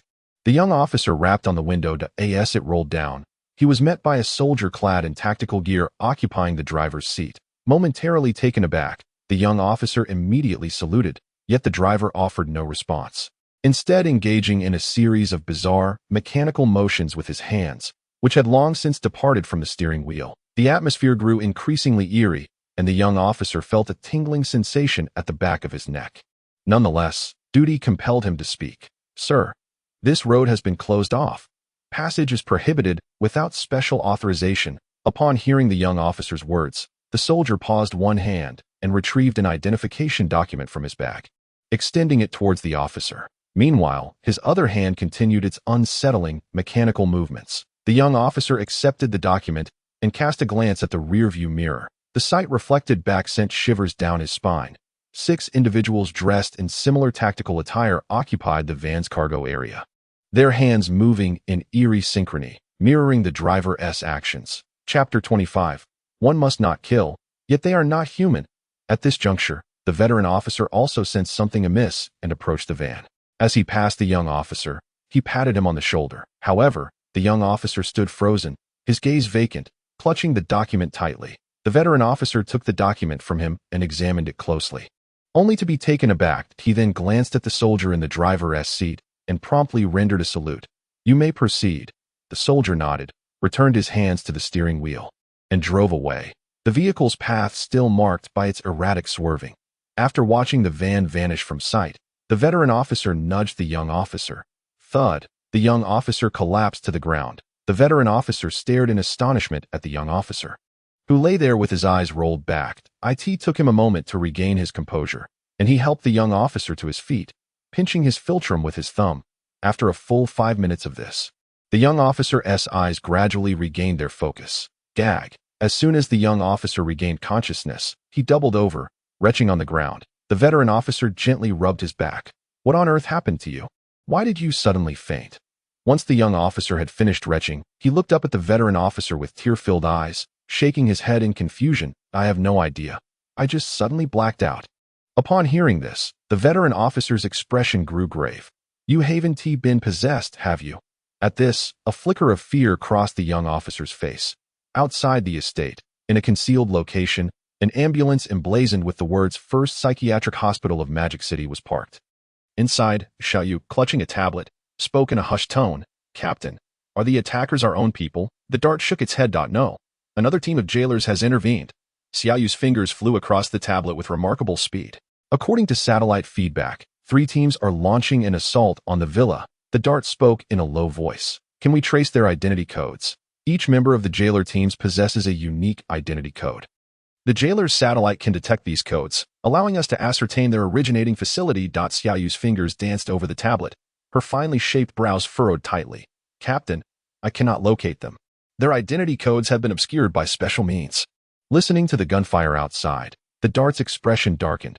Bastards, they are using live ammunition. The distinction between live rounds and tranquilizer darts is subtle, yet the dart could discern it with clarity. Hearing this, the sly one, slightly disgruntled, retorted, Captain, why are we restricted to tranquilizer darts while they can use live rounds? Which facility do they belong to? I will lodge a complaint upon our return. At this moment, the dart's brow was knitted in concern. It is likely not the jailers from Huaxia. Within the Huaxia jailer organization, there exists an unwritten rule. Live ammunition cannot be used against civilians. Coupled with the intelligence provided by the doctor, the dart could ascertain that the 3 teams were certainly not from any faction of Huaxia's jailers. Liu Guang's gaze turned somber. Captain, are you suggesting that jailers from other countries have infiltrated, aiming to seize the target? The dart nodded, speaking gravely. That is the only possibility. The sly one, unable to contain himself, exclaimed with anger. Then what are we waiting for? Let us go up and deal with them. The dart shook his head. The highest priority task given by the doctor is to disrupt their operation, and only then to contain the target. Then why the delay? Let us hurry and sabotage them. The sly one rose. Clutching his weapon, the dart shook his head once more. They are still attacking the outskirts of the villa. It is not yet the optimal moment to act. Upon hearing the dart's words, the sly one reluctantly sat back down. Liu Guang placed a hand on the sly one's shoulder, speaking solemnly. Follow orders. His expression appeared calm, yet the trembling hand resting on the sly one's shoulder betrayed his emotions entirely. The sly one fell silent. Picking up a cloth to clean his firearm, the other team members also stared silently at their weapons. Nearby, Lu Xiao curiously observed the tablet in Xiao's hands. Sister, what is that device called? Lu Xiao pointed at the tablet. Xiao paused for a moment before responding. It is called a smart brain. Lu Xiao grinned widely. Can I give it a try? Xiao shook her head. Lu Xiao was not disheartened.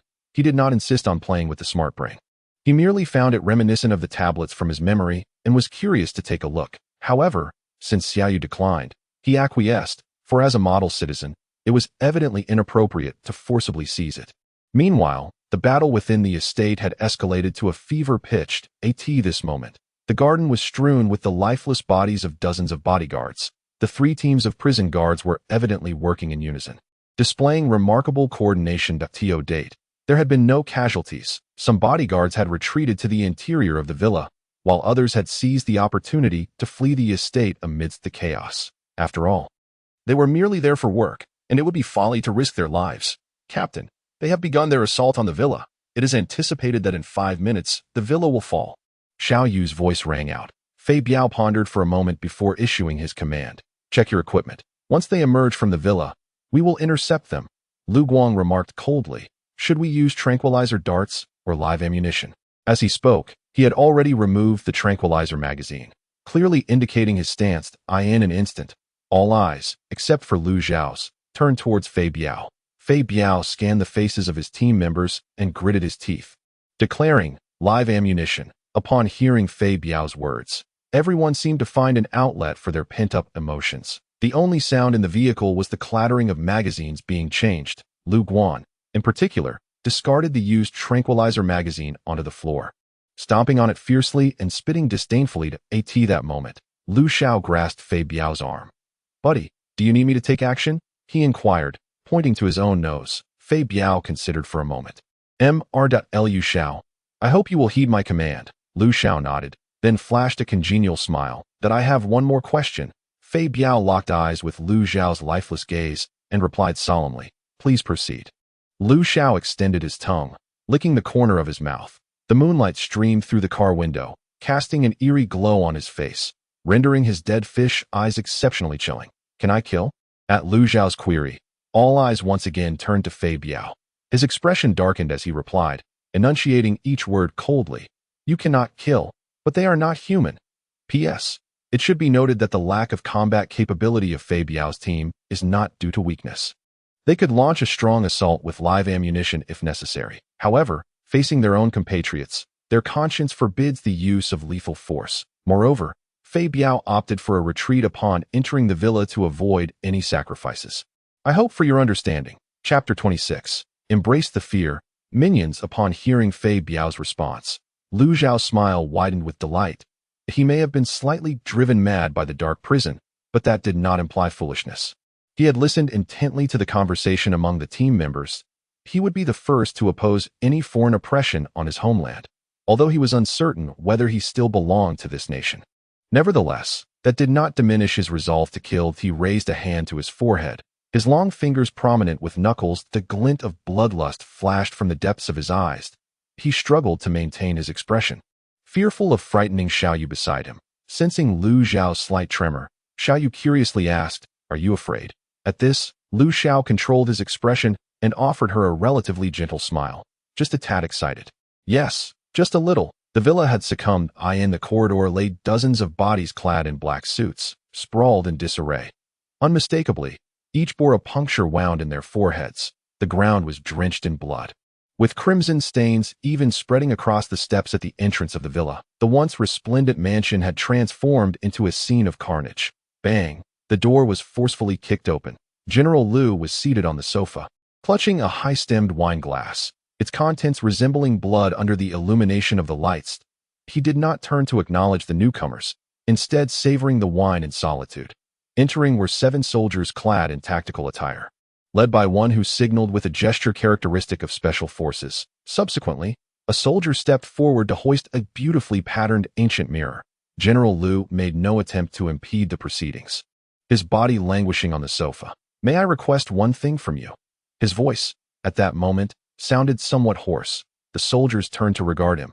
Could you kill me here? This was the outcome General Lu yearned for most fervently. The final image the enchanted mirror had bestowed upon him lingered in his mind. A room encased in metallic walls, housing a corpulent, headless corpse that in comparison to that fate, Lu would much prefer to be executed within the confines of his own villa. Yet, the soldiers did not acquiesce to his plea. The leader merely waved his hand dismissively. One by one, they exited his chamber in an orderly fashion. Lu lay on the sofa, murmuring to himself, is it truly impossible to alter the outcome? Outside the villa, 7 ominous gun muzzles were aimed at the entrance. These were the weapons of the urban fire squad. At the doorway, a special forces soldier cautiously peered out. The moment his head emerged, a hail of bullets rained down upon him.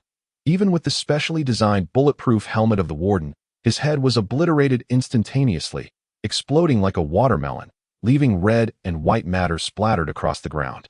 Simultaneously, several grenades were hurled into the villa. Boom, boom, boom. Flames erupted in a dazzling display. The commander, with an unruffled demeanor, issued orders. Alternate firing. Rat-tat-tat. Rat-tat-tat. The tongues of fire from the muzzles surged half a meter forth, akin to dragons exhaling their scorching breath.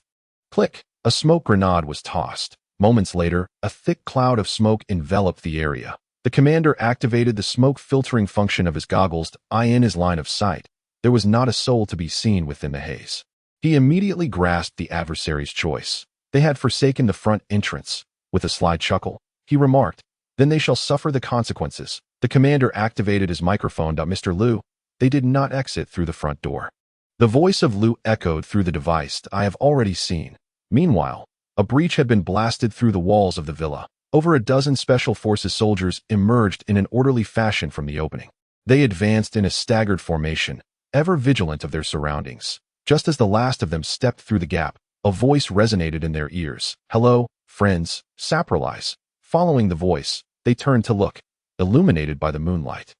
They beheld a peculiar figure suspended from a tree branch, its head twisted at a bizarre angle as it gazed at them, a scarlet tongue pressed against its forehead. Rat-tat-tat, rat-tat-tat. They were all soldiers trained to the highest standards. Although witnessing such a scene late at night was undeniably terrifying, they did not hesitate to fire in that direction. Xiao fell from the tree and began to crawl in a grotesque manner through the shadows. The bullets whizzing towards him were evaded one by one. His speed was astonishing. Within mere seconds, he had approached the troop of soldiers. As he crawled, he struck out with a palm. The soldier struck by his hand instantly lost his thigh. A piercing scream echoing forth. Simultaneously, a barrage of bullets rained down upon that location. However, Xiao had long since vacated the area. The soldier, now deprived of a leg, was mercilessly riddled with bullets by his own comrades. What in the world is this monster? Finally, a soldier exclaimed in terror. Damn it! How did another bizarre creature suddenly appear? Before he could finish his sentence, silence fell upon him. His vision spun as Xiao shattered his neck with a single blow. Oh dear, you truly are fragile, as delicate as mere paper. Puffed. Another palm strike was unleashed, and the soldier's head erupted in a gruesome display. Xiao extended his crimson tongue to lick his nose. Under the moonlight, his figure appeared utterly horrifying, drenched in blood and brain matter. Surprised? Are you, my distant friend? Embrace the terror, you cannon fodder. At that moment, a grenade landed at Xiao's feet. He swiftly bent down to pick it up and stuffed the nearly detonated grenade into a soldier's mouth. In the midst of that soldier's horrified gaze, boom, the grenade exploded, obliterating his upper body and leaving only a pair of bloodied legs behind. Xiao turned his head, a grin spreading across his face. His mouth agape, boom, a solitary word escaped his lips, his visage still smeared with remnants of flesh, yet his demeanor resembled that of a gentleman. This scene left a profound shadow in the hearts of the remaining surviving soldiers. The dart thrower glanced at the special operations watch point. 3 minutes had passed. No sooner had he spoken than Xiao Yu's astonished voice rang out. Look, beneath the moonlight, a young boy strolls leisurely, a mirror slung over his shoulder, as if meandering through his own backyard. His clothing bore tattered remnants of flesh, blood dripping from the hem onto the ground. The sly one observed this spectacle, unable to suppress a shiver. Does this fellow not care about his appearance at all? He voiced his confusion. Just then, thud, 2 members of the squad twitched and collapsed. Chapter 27, Sequence 137. The Puppet. The abruptness of this scene was startling. The 2 fallen squad members foamed at the mouth. Their eyes rolled back. Xiao Yu hurriedly crouched down to examine them. First checking their pulses, they were still breathing. They must have fainted. The dart thrower knelt beside her, equally puzzled at that moment. Another team member fell to the ground with a thud. Following suit, Lu Guang and the sly one also succumbed. The 5 exhibited identical symptoms. The dart thrower fell into contemplation. He felt his thoughts begin to slow, and his limbs stiffened in an instant. He grasped the reality of the situation. S-137. The puppeteer.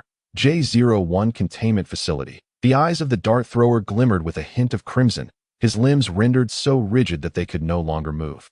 And soon, his entire form collapsed to the ground. Upon hearing the words of the dart thrower, the industrious Xiao Yu suddenly grasped the situation. Her hands continued their mechanical movements, deliberately distancing herself from the other incapacitated members of the team. Meanwhile, Xiao came to an abrupt halt, narrowing his gaze upon the 6 fallen individuals. Out of the corner of her eye, Xiao Yu noticed Xiao had ceased his actions and urgently called out. Keep moving. Do not stop. This is S-137. The puppeteer. Within its 50-meter radius, if your hands cease to move for even 5 seconds, you will fall under its control, but it was already too late. Xiao sensed a growing heaviness in his limbs, as though his thoughts had become ensnared. In an instant, his mind fell into a void. His soul seemed to detach from his body, observing it from a divine perspective. Crack, crack, crack. At that moment, the unconscious members of the team began to rise. Their eyes rolled back, their bodies contorting in grotesque manners, resembling marionettes. While Xiao Yu kept her hands in motion, she dashed towards Xiao's side. At present, Xiao had yet to succumb to the puppeteer's control. If she could assist him in forcibly moving his hands, the hold could be broken. In Xiao's vision, the scene appeared to slow down. The once fluid visuals now resembling a series of stuttering frames, akin to a malfunctioning graphics card. Simultaneously, a subtle tremor coursed through his bones. The alchemical sigil etched into his skeleton by Ivan had been activated. In that instant, Lu Xiao felt his thoughts return to his mind. His pinky finger twitched slightly. Though this was the extent of his current capabilities, that mere movement disrupted the puppeteer's control over him. Following this, a surge of greater strength emerged. As if attempting to manipulate his limbs, Lu Xiao understood that he had gained another 5 seconds. For him, that was more than sufficient. Observing Xiao drawing closer in his line of sight, a smile gradually crept across Lu Xiao's face. Thud! Xiao lunged into Lu Xiao's embrace, and the two tumbled to the ground. Not far from them, 7 figures emerged from the shadows. One hand of each held a firearm, while the other executed a repetitive motion. The hand wielding the gun oscillated up and down incessantly. The 7 formed a circle, within which lay a wooden coffin measuring half a meter in length. This coffin was suspended by ropes tied around the waist of the 7 individuals. With Xiao's assistance, Lu Xiao had managed to break free from the control. Sister, who are these people? Lu Xiao inquired, shifting his gaze towards Xiao as he moved his arms. Xiao clenched her teeth and replied coldly, S-137. The puppeteer is contained within the J-01 facility. Clearly, they are the guards of J-01. Lu Xiao continued to question, where is the J-01 facility? Xiao answered icily, J-01 is located in Neon Country. Oh, how fortuitous. Lu Xiao's expression morphed into one of delight, oscillating between smiles and madness. Sister, as long as we keep our hands moving. Right? Upon hearing Lu Xiao's voice, Xiao nodded affirmatively. The characteristic of S-137 is that within its 50-meter radius, all individuals must keep their hands in constant motion. Otherwise, they risk being controlled like marionettes. If someone falls under its influence, then everyone else within that person's 50-meter vicinity must also maintain active hand movements. This implies that if a controlled individual is present every 49 meters, theoretically, the marionette could exert control over the entire world. However, once the controlled person exceeds a distance of 50 meters from the marionette, the control is severed. As a member of the prison guard's special operations team, Xiao is well versed in the properties of these containment objects. Likewise, this is knowledge that every member of the special operations team must keep firmly in mind. Lu Xiao produced a bone spur from seemingly nowhere. The spur was adorned with intricate and exquisite patterns, culminating in a large, azure gemstone at its tip. With a grin, Lu Xiao swiftly plunged the bone spur into his thigh. The entire spur embedded itself into Lu Xiao's leg. Blood cascaded over it. The azure gemstone radiated an intense glow. Subsequently, a white halo emanated from the gemstone, expanding outward. Just as Xiao was astonished by Lu Xiao's act of self-mutilation, he suddenly rolled his eyes and fainted. Simultaneously, the 7 soldiers who were hoisting the marionette also collapsed. Yet, the darts already under the marionette's control remained steadfast in their positions. They slowly raised their weapons and began to fire wildly in Lu Xiao's direction. In an instant, the estate was once again enveloped in the cacophony of gunfire. Lu Xiao, fighting against the dizziness clouding his mind, used all his limbs to escape the scene, with the bone spur clenched in his mouth. He crawled swiftly along the ground. Before long, Lu Xiao had maneuvered past the darts and dashed toward the nearby J-01 prison guard team. Countless bullets rained down behind him. At that moment, the team gradually rose to their feet, their 7 dark barrels spewing forth flames toward Lu Xiao. Concurrently, the sound of grenade pins being pulled echoed in the air. It was the darts who had thrown them. Without even glancing back, Lu Xiao charged directly at the J-01 team. Puffed. Boom. The grenade exploded behind him. The bone spur instantly pierced the heart of the first soldier. The body armor worn by that soldier was rendered utterly ineffective against the bone spur, akin to tofu.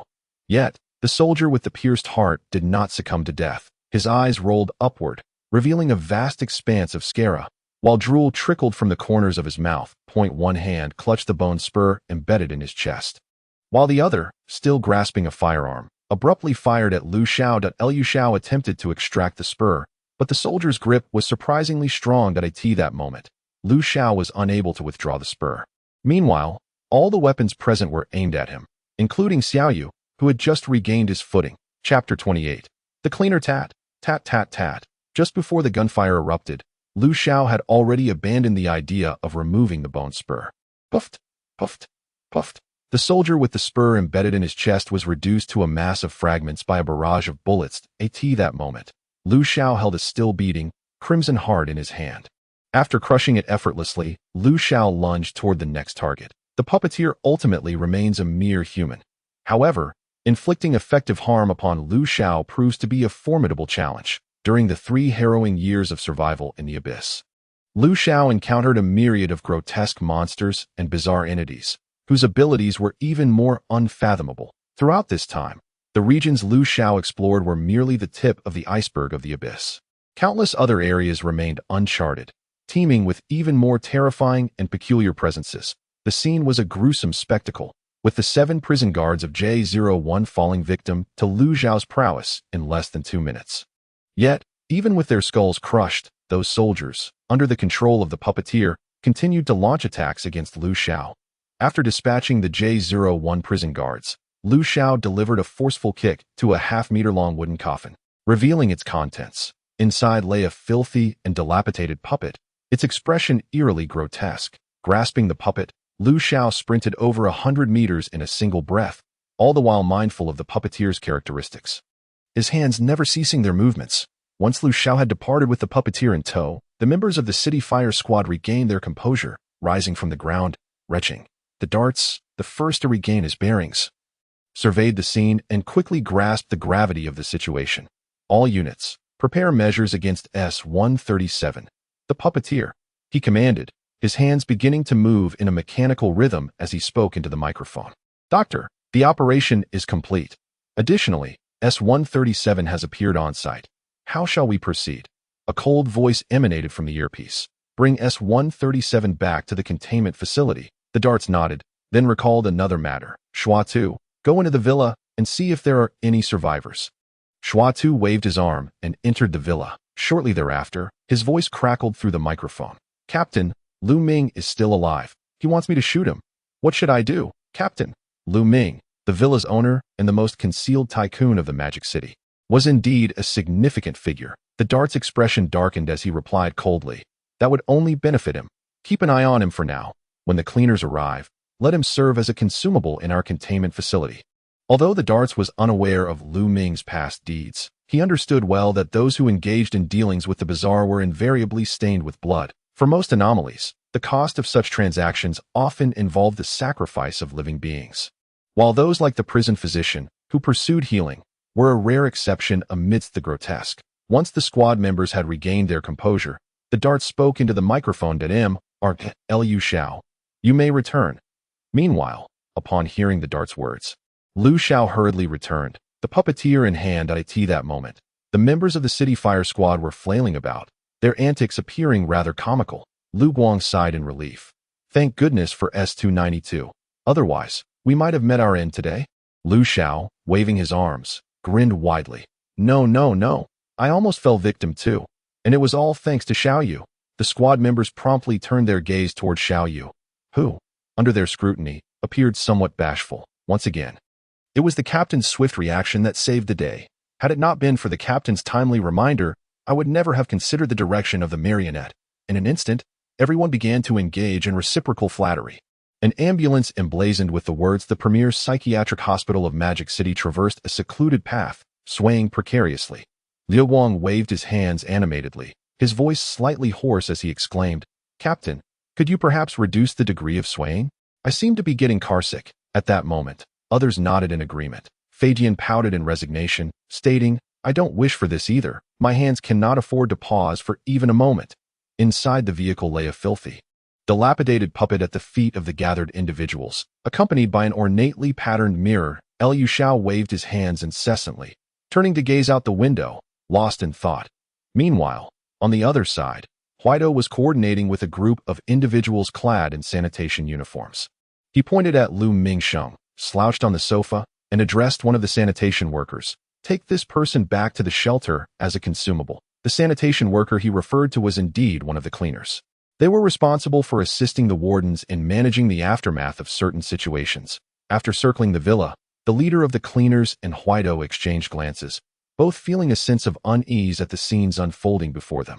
The most horrifying sight was the scattered remnants of dismembered corpses. Cough. Have you deployed a Class D containment object? The cleaners had yet to receive a detailed operational report, and the current circumstances were shrouded in uncertainty. However, The scattered remnants of corpses clearly indicated that this was not the doing of their small team. Xiao scratched his head. According to the Warden's regulations, Class D containment objects are not permitted to be removed from the shelter. The cleaner shot him a glance. Of course, I am aware. Xiao chuckled. The specifics will be detailed in a comprehensive operational report from our captain later. For now, you should focus on cleaning up the aftermath here. The cleaner waved his hand dismissively. Very well. Once your operational report is completed, we will know how to address any subsequent impacts. Additionally, Lu Mingxing will be delivered to the base within 2 days. Just prepare for his reception in advance. With that, he performed the customary warden salute, placing his right fist over his heart. Xiao reciprocated the gesture. After Xiao's departure, the cleaners commenced their work on the scene.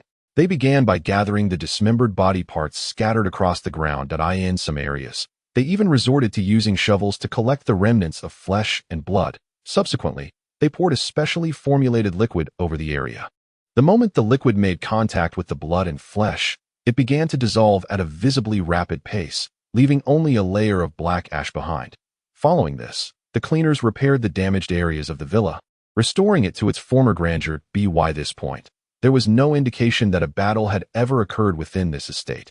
The interior remained resplendent, while the exterior exuded opulence. Finally, the cleaners produced a confession document, presenting it to Lu Mingxing and pressing his finger onto the paper to leave his imprint. Chapter 29. The omniscient mirror. Lu Mingxing stared vacantly at the confession document. Having confessed, what sentence shall I receive? The cleaner, without a moment's hesitation, declared, given the crime you have committed, the death penalty is inescapable. Upon hearing the mention of death, Lu Mingxing actually felt a sense of relief. Hold on. Do not rush. Allow me to pose a question. The cleaner donned a pair of sunglasses, and the inquiry that followed seemed to resonate from the very depths of the soul. Do you wish to live? In an instant, a spark returned to Lu Mingxing's eyes. He nodded fervently, his voice trembling as he exclaimed, Of course I want to live. What do you require? Money. The cleaner, still wearing the sunglasses, shook his finger. I will take you to a place. If you can endure there for 30 days, you shall gain your freedom. Without hesitation, Lu Mingxing agreed. As long as I can live, I would endure not just 30 days, but even 30 years if need be. The cleaner chuckled softly. No need for 30 years. If you consent, we shall draft a contract. With that, he produced another document. The title read in bold letters, Volunteer Recruitment. By signing this agreement, you will become a distinguished volunteer. The cleaner smiled at Lu Mingxing, who without a second thought affixed his handprint at the bottom. What a turn of fate! He exclaimed, feeling an uncontrollable surge of emotion. Prepared for death, he had momentarily forgotten the nature of the magical mirror. The outcome was irrevocable. The cleaner nodded and then clapped his hands. A fellow cleaner, clad in sanitation worker attire, approached bearing a yellow vest. Put this on. In the containment facility, the magical mirror had been secured. The doctor was leading a team in its study, while Xiao observed curiously, harboring inquiries of his own. Adjusting his monocle, the doctor addressed the mirror. How should I refer to you? A visage materialized upon the mirror's surface. You may call me the magic mirror or the omniscient mirror. The doctor noted these two names. What is the cost of posing a question? The face on the mirror stretched into a sinister grin. This inquiry counts as a question. However, I shall provide the answer as a complimentary gift. The doctor's expression remained inscrutable. The omniscient mirror responded, the cost of a question depends on the significance of its answer. If the answer bears great impact on the world, then correspondingly, the cost will be substantial enough to affect the world greatly. The doctor adjusted his monocle. So, it requires an equivalent exchange, correct? The omniscient mirror affirmed. Precisely. You are far more astute than that fool. That fool only asks trivial questions and attempts to deceive me with filthy scraps of flesh. The fool it referred to was none other than Lu Mingxing. The doctor nodded, a glimmer of insight shining through his monocle. I happen to have a question. How should humanity break through its current technological limitations? The face on the omniscient mirror grinned wider. The cost of exchanging answers is one that humanity cannot afford. The doctor, upon hearing this response, exhibited no surprise. He adjusted his monocle. Can you enlighten me on what this cost entails? The visage contemplated for a moment before responding. That falls under a second inquiry, necessitating an appropriate sacrifice. Certainly, the cost shall not be exorbitant. The doctor nodded, remaining silent. The visage continued, To procure the answer to this question, one must sacrifice a mind rich in knowledge. Just as Lu Xiao pondered what constituted a mind of such wealth, the doctor had already pushed his assistant towards the all-knowing mirror. Amid the terrified screams of the assistant, the visage emerged from the mirror's surface. Its mouth opened to an enormous extent, and it devoured the assistant's head in one swift motion. The other staff members could not help but shudder at the sight. A splendid brain indeed. The doctor adjusted his monocle. So, what is the answer to the question? The visage smacked its lips. To obtain the breakthrough in technology, one must sacrifice a deity. Upon hearing this, the doctor's eyes brightened. A deity? Can it be any deity? The visage wore a scornful smile. Certainly not. Upon hearing this answer, a rare expression of regret crossed the doctor's face. The regret stemmed from the fact that there happened to be a deity within the confines of the repository. S09. The tainted creator. At that moment, the visage began to entice. Would you like to know which deity to sacrifice? Naturally. That constitutes yet another question. However, I can offer you a substantial discount on the answer. You need only sacrifice 1,000,000 lives. What do you think? I've already given you a 10% discount. At this, even Lu Xiao involuntarily twitched. Yet, the words of the all-knowing mirror echoed like the whispers of a malevolent spirit, perpetually seducing the doctor. The doctor adjusted his monocle. When the opportunity arises, I shall pose this question to you. Clearly, the doctor had managed to resist the temptation with his unwavering resolve. The staff members now regarded the doctor with palpable fear. When he had pushed the assistant towards the all-knowing mirror, there had been no hint of hesitation in his demeanor. If sensing their thoughts, the doctor cast a glance back at them. The investigation results regarding Liu Guang's parasitism by the ghost-faced moth are now available. His voice bore no emotion. As though discussing a trivial matter, in the course of the past month, he had come into physical contact with Liu Guang.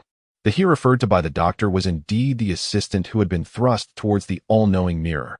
However, the expressions of the staff members indicated their disbelief. Doctor, even if there are doubts, shouldn't we initiate an investigation procedure? One staff member boldly inquired. The doctor adjusted his monocle but did not respond to the individual's question. At that moment, the all-knowing mirror spoke. So, do you require the answer to this question? The doctor replied calmly. No, I do not. The visage, tinged with a hint of regret, remarked, What a pity. So, sir, do you have any inquiries you wish to pose? The countenance displayed a playful smile. The doctor pondered briefly before directing his gaze towards Lu Xiao. S292. Do you have any questions? Lu Xiao, unable to contain his anticipation, immediately leaned forward upon hearing the doctor's words. Well, my friend, I have several questions. Can you answer them for me? The face on the mirror revealed a smile. Of course, at your service. Rubbing his hands together, Lu Xiao declared, My first question, is this world the same as my original one? What price must be paid to answer this query? The visage contemplated for a moment. A fragment of your fingernail? Taken aback by this proposition, Lu Xiao fell into silence. You find this price too steep? The face inquired tentatively. Liu Xiao's expression remained inscrutable as his lifeless eyes fixated on the surface of the omniscient mirror. The doctor, adjusting his monocle, appeared lost in thought, rendering the atmosphere exceedingly peculiar. The visage hesitated before suggesting, perhaps. Yet, before he could finish, Lu Xiao had already plucked off the nail from his thumb and tossed it toward the mirror. The face deftly caught the bloody fragment. The answer to your question is, yes. Lu Xiao was momentarily taken aback. This was not what he had anticipated. He had presumed that the world he currently inhabited was merely a parallel universe to his original one. However, with the response from the omniscient mirror, all his previous conjectures were obliterated. He fell into silence once more. The face continued. Do you have any further questions? The doctor nudged Lu Xiao, prompting him to regain his composure. Oh, yes. What is the age of recent antiquity? What is the age of the Middle Ages? What is the age of ancient times? And what is the price for this inquiry? Lu Xiao hurriedly posed a series of questions. The visage was momentarily taken aback. That counts as 3 questions. Upon realizing this, he quickly corrected himself. However, considering they all pertain to historical matters, I shall treat them as a single question. The cost remains a fragment of your fingernail. Lu Xiao nodded and, without hesitation, removed another piece of nail and tossed it forward. After swallowing the fragment, the visage began to elaborate. Let us first discuss the age of recent antiquity. It refers to the century preceding the cataclysm. Upon hearing this, Lu Xiao hesitated to respond. The visage, noticing his reticence, promptly added, The age of recent antiquity has elapsed for 1,300 years, 1,300 years. Lu Xiao gasped in astonishment. Indeed, the Cataclysm era endured for 1,089 years, and the subsequent era of innovation adds up to precisely 1,300 years. After a brief pause, the visage added, "This answer is a gift to you." At this declaration, Lu Xiao muttered in disbelief. Impossible? Unthinkable at that moment. The doctor instructed another assistant, "Take them for an F-level memory wipe first." The assistant nodded, subsequently leading all the staff out of the containment chamber. Thereafter, the doctor produced a device resembling a remote control. He pressed a button on the apparatus and then continued to gaze at Lu Xiao and the all-knowing mirror. That moment, only Lu Xiao, the doctor, and the all-knowing mirror remained in the room, with even the surveillance system temporarily severed. This meant that, during this interval, all occurrences within the containment chamber would remain unknown to any third party. Of course, the all-knowing mirror did not count as a person. Lu Xiao's expression revealed a hint of exasperation. The doctor adjusted his monocle, seemingly lost in contemplation. After a while, Lu Xiao managed to compose himself. "Please, continue." The visage within the mirror nodded in acknowledgement. The Middle Ages refers to the period spanning over 3,300 years ago to around 1,800 years ago. The Ancient Era, on the other hand, denotes the time preceding the Middle Ages. Lu Xiao quickly calculated in his mind. Based on what it had stated, the Middle Ages indeed pertained to the medieval period. In truth, Lu Xiao was not very well versed in this historical timeline, only possessing a vague understanding of its temporal range. The face in the mirror cautiously inquired, "Do you have any further questions?" Lu Xiao nodded. "I wish to know how to resolve the curse within me." Upon hearing Lu Xiao's words, the visage momentarily faltered, then responded with a somewhat sharp tone, "You refer to that thing as a curse?" Its tone was laced with disbelief. Lu Xiao affirmed with a nod. "My friend, the prison doctor, informed me." The visage's tone grew more intense. "He has no comprehension of what that truly is." Lu Xiao's expression darkened at this remark. "Are you questioning my friend's medical expertise?" The visage was taken aback, then pursed its lips. In truth, it would not be incorrect to label that entity a curse." Hearing this, Lu Xiao narrowed his eyes. "So, what price must be paid for this answer?" In an instant, the visage displayed a look of distress. This answer, its speech became hesitant. Lu Xiao fixed his lifeless, fish-like eyes upon it. "You do not know?" Upon hearing this, the face in the mirror shook its head vigorously. "It is not that I am unaware. It is merely that the price for this answer is exceedingly grave. To ascertain how to resolve the curse within you, the cost would necessitate the sacrifice of the entire present world." At that moment, even the observing doctor appeared taken aback. With a resounding thud, his monocle fell to the ground, shattering into a myriad of pieces. Lu Xiao furrowed his brow. "Why must this be so? Why does resolving my curse require such a tremendous sacrifice?" The visage hastily elucidated. "The magnitude of the impact the answer has on the world correlates directly with the price required, which will likewise bear equal weight upon the world." The doctor adjusted his non-existent monocle. In other words, if S292 resolves the curse within, the entire present world would consequently face annihilation. The visage within the mirror nodded in affirmation. "Why?" Lu Xiao's voice rose in pitch. The visage shook its head frantically. "I cannot disclose that." The doctor gently patted Lu Xiao's shoulder, speaking in a calm manner. "Do not be hasty. S069 has already mentioned that there might be a solution to the curse within you in this world. Do you still doubt S069's medical prowess?" Upon hearing these words, Lu Xiao's emotions began to gradually calm down. Indeed, the physician of the underworld has stated that there is a remedy in the present realm. Yes, there must be a way, Lu Xiao incessantly reassured himself. This statement was akin to a ray of hope piercing through the darkness, or perhaps the only lifeline for sacrificing the entire world in exchange for answers. Lu Xiao dismissed the notion without a moment's hesitation. The doctor, observing Lu Xiao's self-encouragement, let out a long sigh of relief. Should Lu Xiao opt for an exchange for answers, the containment level for him would necessitate a reevaluation. And upon reevaluation, given the nature of this matter, it would likely lead to immediate annihilation. The reason behind the desire to preserve Lu Xiao was due to his significant research value. You have any further inquiries? Chapter 31. Live for over 1,000 years. Lu Xiao pondered for a moment. "There is one final question. I have been in the abyss for only 3 years. Yet over 1,000 years have elapsed since the day I fell into it. What has transpired during this span of time?" As soon as these words were spoken, even the doctor perked up his ears to listen. According to S292, he is a figure from the ancient epic? The doctor instantly grasped the crux of the matter. The visage in the mirror shook its head frantically. The price for this answer is the same as for the previous one. Hearing this, Xiao appeared somewhat bewildered. Will this answer also lead to the destruction of the present world? The visage nodded. The doctor, after a moment of contemplation, altered his line of questioning. Let me rephrase. Does he exist within this timeline of over 1,000 years? Upon hearing the doctor's inquiry, the visage finally nodded. The answer is affirmative. It continued, adding that this answer would not have any repercussions, thus no price needs to be paid. The doctor instinctively made a gesture as if to adjust his single-lensed glasses, only to realize he had none. Momentarily lost in thought at this juncture, Xiao too fell into contemplation. The magnitude of information brought forth by this question was substantial, and he had yet to fully digest it. After a considerable pause, the doctor analyzed. Thus, S292 has existed throughout this span of over 1,000 years. The curse afflicting him also manifested during this period. As for what transpired during these millennia, S292 himself bore no recollection. Recovering this memory is the key to resolving the curse. A faint glimmer sparkled in the doctor's eyes. Am I correct? The visage nodded in agreement. Indeed, this astute gentleman. Your analysis is remarkably accurate. Upon hearing the visage's response, the doctor appeared somewhat taken aback. Does answering this question require me to pay any price? The visage shook its head. Since this is your own deduction, it does not count as a query. The doctor nodded in acknowledgement. He had largely comprehended the characteristics of the all-knowing mirror. Xiao interjected. Thus, does this mean I have actually lived for over 1,000 years? The visage hesitated for a moment before responding. One may interpret it in this manner as well. Xiao felt a peculiar itch in his mind. Oh no, a throbbing pain.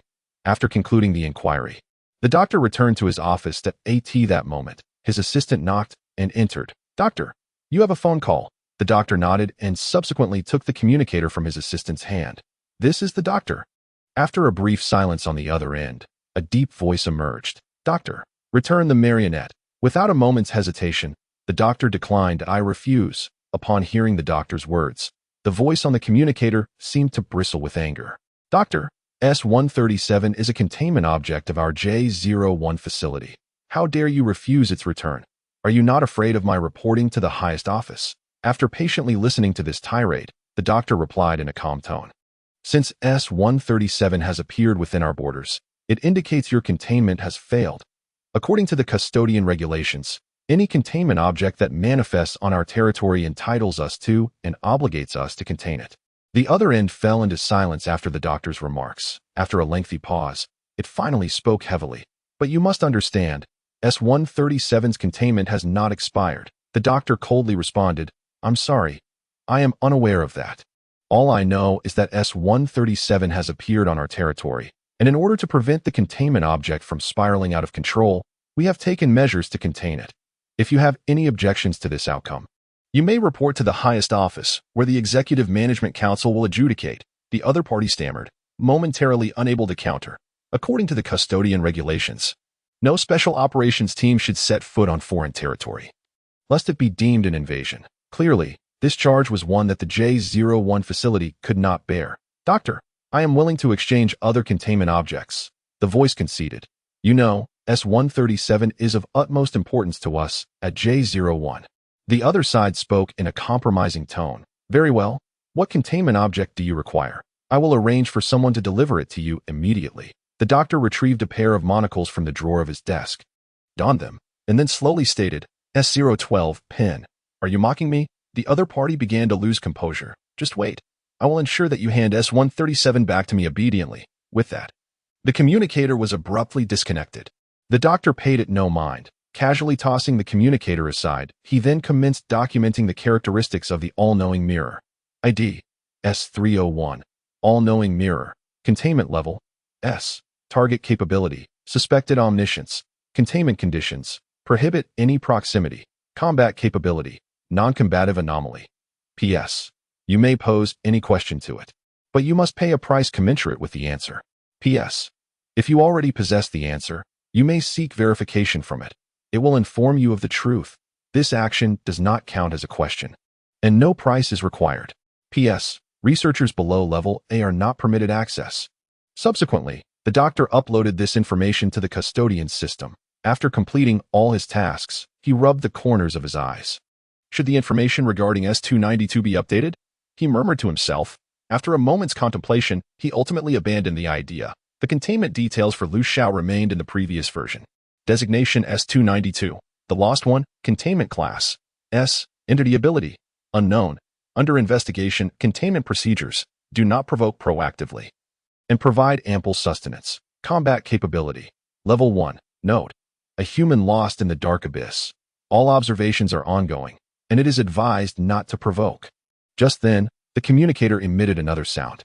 The doctor cast a glance at the device he had carelessly tossed aside, then answered.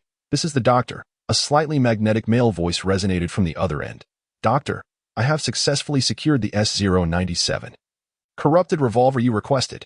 Upon hearing this news, the doctor merely responded with a nonchalant By the way, has the investigation result regarding that Special Forces operative been released? The detailed investigation results are in, and I have already dealt with that individual.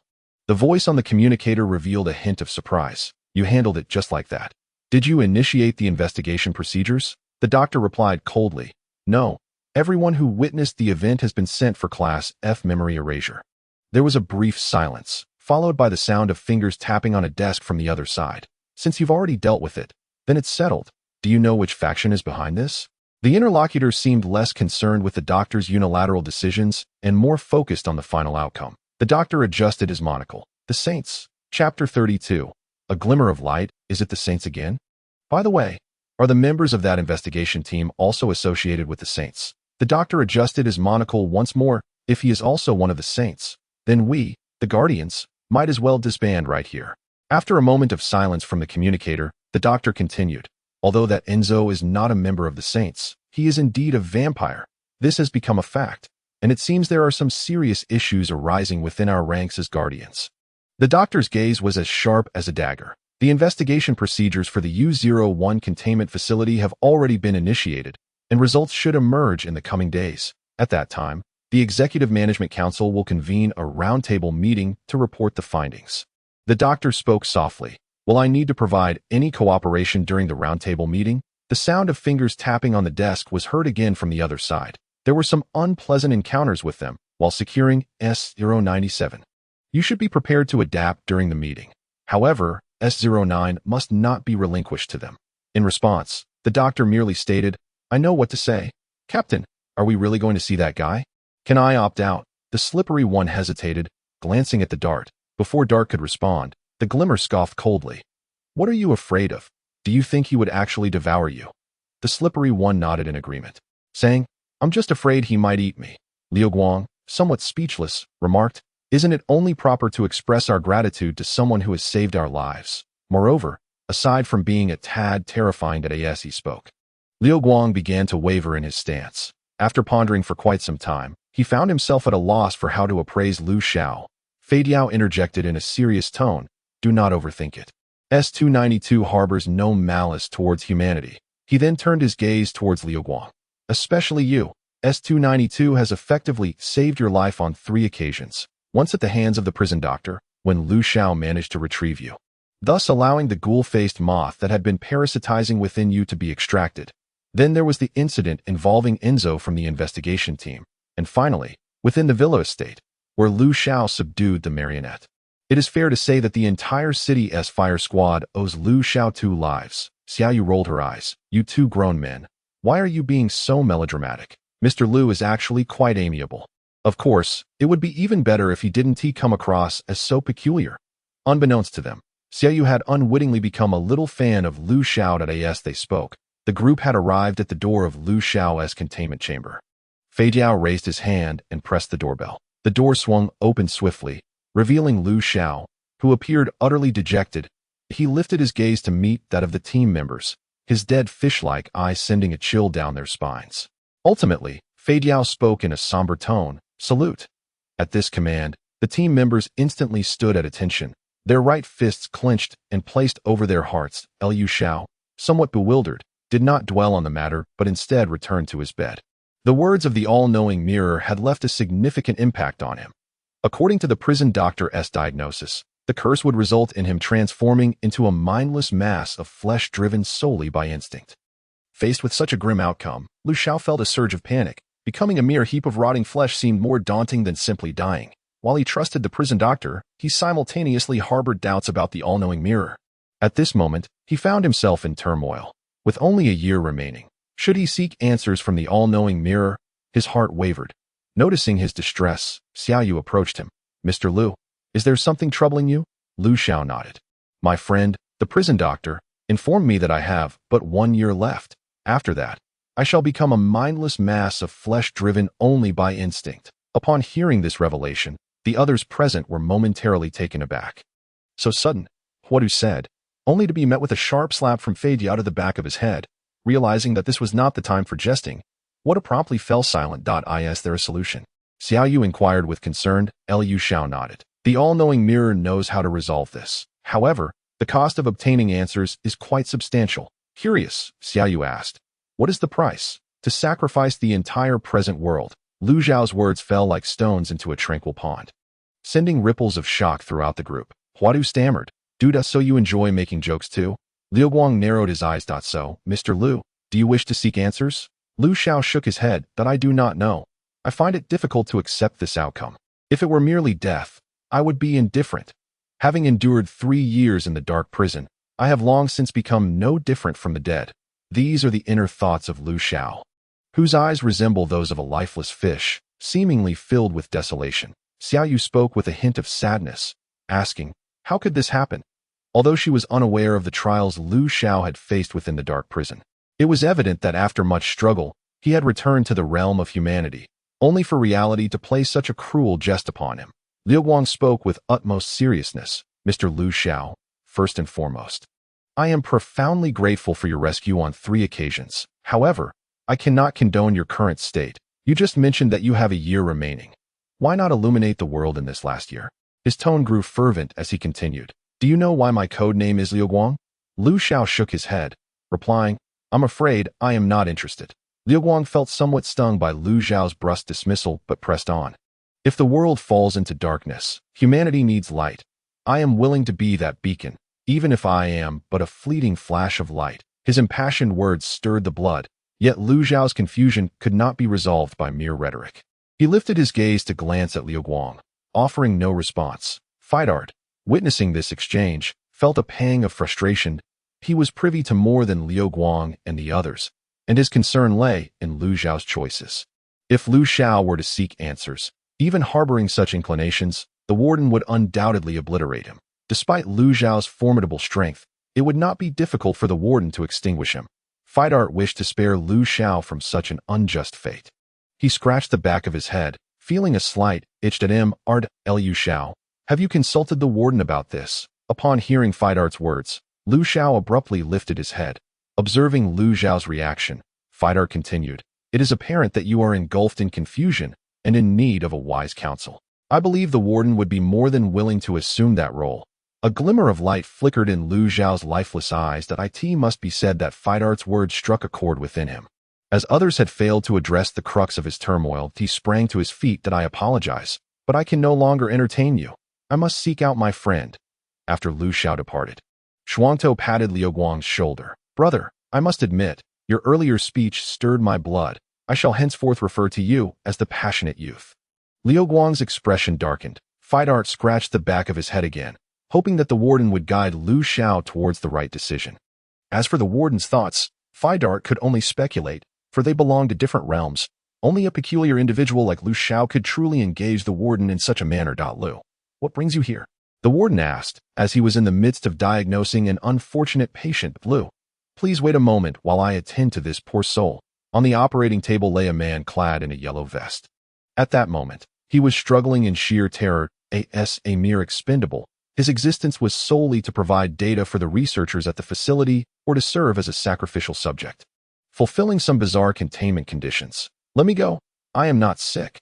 I am perfectly healthy." The prison doctor's beak-like mouth opened and closed, emitting an exceedingly unpleasant sound. "Patients always claim they are not ill. You must trust my diagnosis. Friend, believe me, you are indeed unwell." As he spoke, The doctor pointed a finger and lightly traced it across the chest of the expendable. Instantly, flesh and fabric were sliced open, blood slowly oozing from the wound. The doctor's finger was stained with a bit of the expendable's blood, which he then brought closer to his beak to sniff delicately. Friend, I have both good news and bad news for you. Which would you prefer to hear first? Upon hearing this, the expendable was momentarily taken aback. Good news? The doctor nodded and continued. The good news is, you are indeed unwell. Upon hearing this, the expendable felt a surge of frustration. What kind of good news is that? The doctor did not respond to his query but went on. The bad news is, your condition is not severe. A small procedure will suffice for your recovery. At this revelation, the expendable visibly relaxed. This was the best news he had received all day. However, Xiao detected a hint of regret in the doctor's tone. He leaned closer to the operating table. Doctor, what ailment afflicts this unfortunate patient? The doctor replied with a hint of exasperation. He merely suffers from a slight kidney deficiency. Oh dear, that truly isn't a grave issue. Xiao responded with a tinge of sympathy. Despite this regret, the doctor's medical ethics were unquestionable. He promptly commenced the procedure.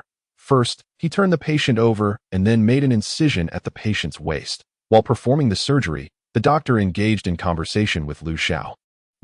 Conditions like kidney deficiency can be easily resolved with a simple minor operation. As he spoke, Xiao listened intently, forgetting his initial intentions. Suddenly, a cacophony of screams akin to a slaughtered pig emanated from the operating table. The doctor abruptly halted. I seem to have forgotten to administer the anesthetic. At this, Xiao felt a bit awkward. He raised his hand and rendered the expendable unconscious before saying, Doctor, where were we? The doctor nodded and resumed his previous discourse. Conditions like kidney deficiency can be eradicated with a minor procedure. Xiao played the role of the straight man. What kind of minor procedure? As they conversed, the doctor's hand grasped a reddish-brown mass. Upon closer inspection, Xiao realized it was unmistakably a kidney. The doctor's sharp laughter echoed. Kidney removal surgery. At this revelation, Xiao suddenly understood. Doctor, does the other kidney also suffer from deficiency issues? The doctor nodded with evident satisfaction. You have learned to draw inferences from one instance to another. Should you choose to pursue medicine, you will undoubtedly become a great physician. Thus, the two engaged in an academic exchange, while the unfortunate patient, suffering from kidney deficiency, was left with both kidneys excised and without anesthesia. After suturing the wounds of that unfortunate patient, Xiao wiped the sweat from his brow. A successful surgery. The patient would no longer be plagued by the affliction of kidney deficiency. I am certain he will express his gratitude to you. The prison physician. The physician's beak-like mouth moved incessantly, and his emotions appeared somewhat stirred. Have you truly given no thought to pursuing a career in medicine? I have an inkling that if you did, you would soon surpass me. Xiao shook his head in refusal. Not at all, my friend. In fact, I have come to seek you out because I find myself ensnared in confusion. Upon hearing this, the prison physician remained silent for a moment. Do share? Perhaps I may be of assistance. Xiao nodded. It is still the matter of my curse. A marvelous mirror has informed me that in order to break the curse, I must sacrifice the entirety of this world in exchange. The physician seemed unperturbed, deftly shifting the topic. So, my friend, do you truly wish to sacrifice the entire world? Xiao once again fell into a state of uncertainty. That I do not know. The physician extended his hand, resting it gently upon Xiao's head. You must confront your innermost self. Now, I ask you, are you willing to exchange the entire world for the answers you seek? Instinctively, Xiao shook his head. The physician's voice carried a note of reassurance. My friend, you have already made a choice, have you not?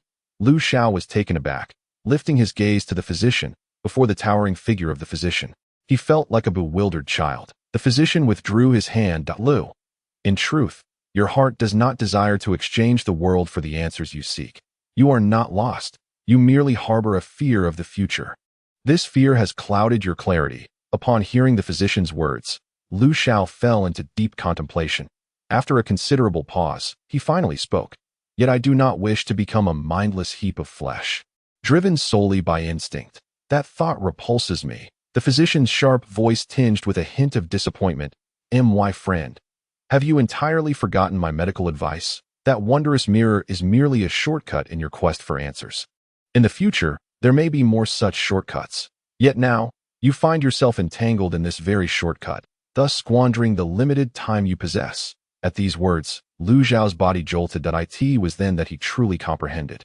The physician had urged him to seek a remedy for his curse in the world, while Lu Xiao had subconsciously believed that the all-knowing mirror was the solution he sought. Suddenly, clarity washed over him. I apologize, my friend. It is I who failed to heed your counsel. Chapter 34. The Sacrificer. Dante the physician gazed down at Lu Xiao. I forgive you, my friend. So, will you study medicine with me? Lu Xiao nodded. My friend, once I have resolved my own curse, I shall certainly pursue the study of medicine with you. The physician nodded in acknowledgement, no longer dwelling on the matter. By the way, are you familiar with the precise usage of the bone spur that Ivan provided you? Upon hearing this, Lu Xiao nodded. I inserted it into my thigh, and the results have been quite commendable. The physician nodded and smiled. When you sense danger, try to pierce your own heart. Perhaps there lies an unexpected surprise. Upon hearing these words, Lu Xiao's eyes sparkled with intrigue. He immediately took out a bone spur, eager to test the notion. The prison doctor, witnessing this, exclaimed in a sharp, terrified voice, Lu, promise me, do not recklessly experiment. Although Lu Xiao remained curious about what that surprise might be, he was a person who adhered to medical advice, and thus he decisively abandoned the idea. That I understand, doctor. I shall attempt it only in times of peril. At Lu Xiao's words, the doctor finally breathed a sigh of relief. Lu, you truly are a madman. Lu Xiao replied with utmost seriousness. Doctor, I never doubt your diagnosis, but I assure you, I am not insane. The doctor remained silent. Soon as Lu Xiao returned to his containment chamber, the voice of the doctor resonated from all directions. S292. In half an hour, someone will escort you to complete a containment task. A flicker of surprise crossed Lu Xiao's face upon hearing the doctor's announcement that a task so soon after returning. At that moment, Lu Xiao yearned to remain in the present world at all times. He tidied his belongings, awaiting the staff to collect him. In truth, the only item he needed to prepare was that bone spur. He affixed it to his chest, just above where his heart lay. To avoid being caught off guard again by something peculiar, akin to a marionette, Lu Xiao unconditionally trusted the doctor's words, save for the assertion that he was insane. As anticipated, a researcher clad in a white lab coat soon rang his doorbell. Lu Xiao followed the staff member to an elevator. The staff member produced a headset and handed it to Lu Xiao. S292. This is a hands-free communicator. You must wear it at all times. Lu Xiao accepted the headset and donned it. The researcher then produced a watch. This is a system carrier designated for Wardens, fully equipped with features. The doctor will instruct you on its specific usage. Lu Xiao took the watch and strapped it on before turning to the researcher. Why am I the only one? The researcher shook his head. It was arranged by the doctor. Upon hearing this, Lu Xiao felt no further inclination to press for more information. The staff member observed as Lu Xiao donned the watch, then glanced at the access control system beside the elevator. Iridial verification successful. Identity: C-level researcher Li Haichuan. Thank you for your contributions to humanity. A synthesized voice echoed from the access system. The elevator doors slowly opened. Li Haichuan looked at Lu Xiao. Proceed up the elevator. Someone will be waiting for you. Lu Xiao nodded and stepped into the elevator. It ascended steadily. When the doors opened again, they had arrived at an underground parking lot. Lu Xiao exited the elevator and glanced around. The entire parking lot was desolate, save for an ambulance parked not far away, emblazoned with the words First Psychiatric Hospital of Magic City. Just then, the ambulance's lights flickered on, and Lu Xiao heard the doctor's voice in his ear. S292, board that ambulance. Lu Xiao opened the front passenger door. A scruffy middle-aged man occupied the driver's seat. He squinted one eye, scrutinizing Lu Xiao, a cigarette dangling from his lips. S292, I have perused your dossier. Lu Xiao offered a warm smile. Greetings, I am Lu Xiao, the middle-aged man said while starting the vehicle. My codename is Dante. Lu Xiao nodded in acknowledgement. Oh, Mr. Dante. Dante turned to Lu Xiao with a hint of surprise. I didn't expect you to be so polite. You hardly resemble a human who has lived in the abyss. Lu Xiao chose not to engage in that topic and inquired instead, Mr. Dante, what is our mission this time? With one hand resting on the steering wheel and the other pinching the cigarette, Dante flicked the ash, which fell beside Lu Xiao's hand. Rather than responding to Lu Xiao's question, he introduced himself. Allow me to introduce myself. I am a sacrifice of the Warden organization, which you may interpret as a mere pawn for death. We sacrifices are different from those grunts. Our role primarily involves containment of bizarre entities harboring malevolent intentions toward humanity. For instance, monsters or other supernatural beings. He took a deep drag of his cigarette. Typically, our containment targets are ghosts. As he spoke, he opened the armrest compartment and retrieved a handgun, offering it to Lu Xiao. This gun contains mercury-infused bullets, capable of inflicting a slight degree of harm on those aberrant creatures. During their conversation, the ambulance had already exited the parking lot. Dante greeted the security personnel before turning his attention back to Lu Xiao. By the way, do you mind if I smoke? Lu Xiao shook his head to indicate he did not mind. Dante lit another cigarette. If it bothers you, then hold your breath for a while. Since Lu Xiao had entered the vehicle, Dante had consecutively smoked 2 cigarettes without any pause in between. Lu Xiao frowned. Mr. Dante, I believe smoking like this is detrimental to your health. Dante shrugged. I am merely a pawn. What concern is my health to me? Lu Xiao shook his head, speaking earnestly. That I have a friend, known as the prison physician. You might seek his assistance for a diagnosis. I suspect there may be an issue with your lungs. Dante took a deep drag and replied nonchalantly, that guy, the prison physician, he has diagnosed me before. He said I have lung cancer and that a minor surgery would suffice for my recovery. Lu Xiao nodded in agreement. The prison physician's medical expertise is undoubtedly reliable. So did you undergo that minor surgery? Dante grinned widely. I asked him what kind of surgery it was, and guess what that fellow said? He told me it was a lobectomy.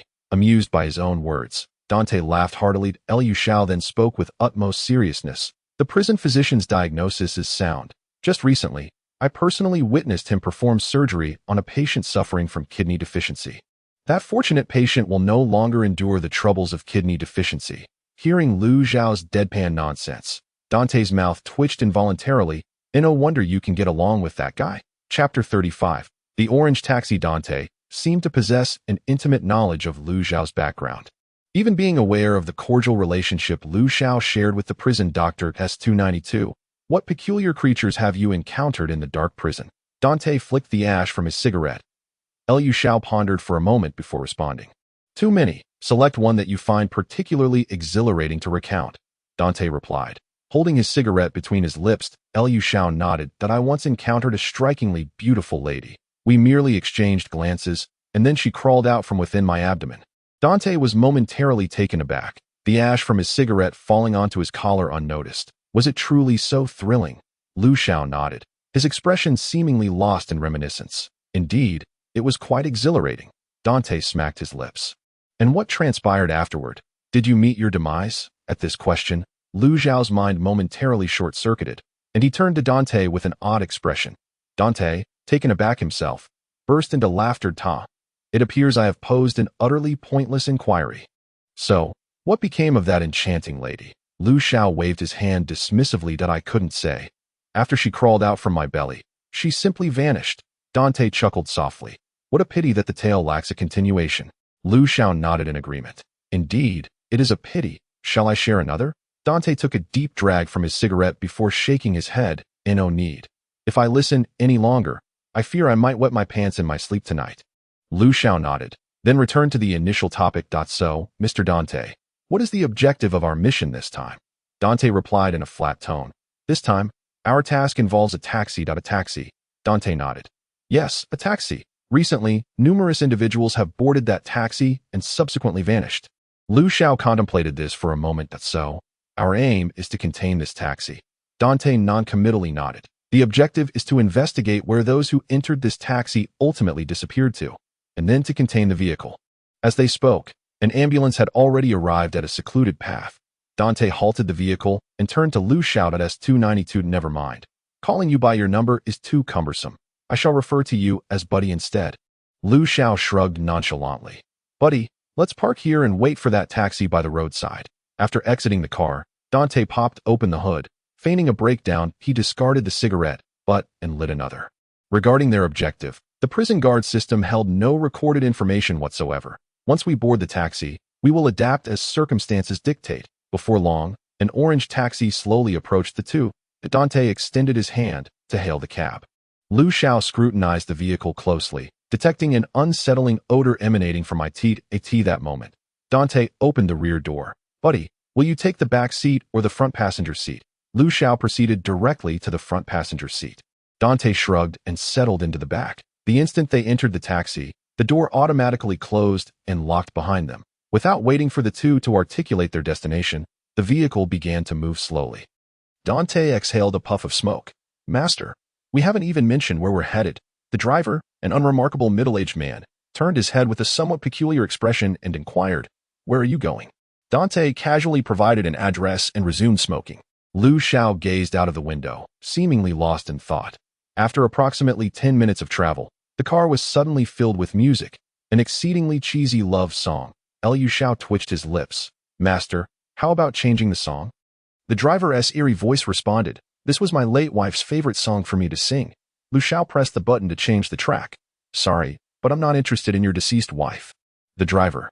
The atmosphere instantly became awkward. Dante coughed in the back seat, smoke stinging his eyes to the point of tears. Hey, don't ruin this bizarre ambience," he mentally raged. The driver switched the song back. And to the tune of that cheesy melody, he began to speak slowly. My wife was very beautiful. Click. Lu Xiao pressed the button to change the song again, his deadpan gaze fixed on the driver. "No matter how beautiful she was, she's dead. That I'm not interested in the deceased." Click. The driver switched the song back. Just as he was about to speak, Lu Xiao pressed the button again. The driver turned to Lu Xiao. An expression of indescribable peculiarity on his face. Lu Xiao offered him a friendly smile. "Why don't we talk about your beautiful wife instead? I've suddenly become quite interested, this time." The driver did not change the song but instead turned off the music player entirely. "My wife was very beautiful." At that moment, the cheesy love song inexplicably resumed. Observing this, Lu Xiao inquired curiously, "Master, how did you manage that? Why does this cursed song seem to resonate right in my ear?" The music abruptly ceased, and the driver could no longer contain himself. "Could you refrain from interrupting me while I speak? It's quite impolite, you know." Dante's hand, clutching the cigarette, trembled slightly as tears stained his face. Lu Xiao quickly nodded, displaying a somewhat apologetic smile. "You go ahead, speak. I promise I won't interrupt." The driver revealed a strange smile. My wife was very beautiful. Simultaneously, the music played again. After uttering this, the driver glanced at Lu Xiao. Noticing Lu Xiao had no intention of interrupting, he continued, "She was as noble as a swan." "So, are you a toad then?" Lu Xiao couldn't resist interjecting. Dante's forehead bulged with veins, his eyes filled with bloodshot fury. The tires screeched against the pavement, producing a jarring sound. The driver slammed the brakes, bringing the car to a halt. He looked at Lu Xiao, his temples throbbing. Lu Xiao hastily apologized. I'm sorry. I truly won't interrupt you again. I promise." Hearing this, the driver resumed driving the taxi. Meanwhile, the driver's voice and the music played simultaneously. "She was as noble as a swan. I am merely a humble taxi driver. Friends all say we are not a match. However, I firmly believe that as long as I devote myself wholeheartedly to her, she will undoubtedly be moved by my sincerity. After my relentless pursuit, she finally agreed to marry me.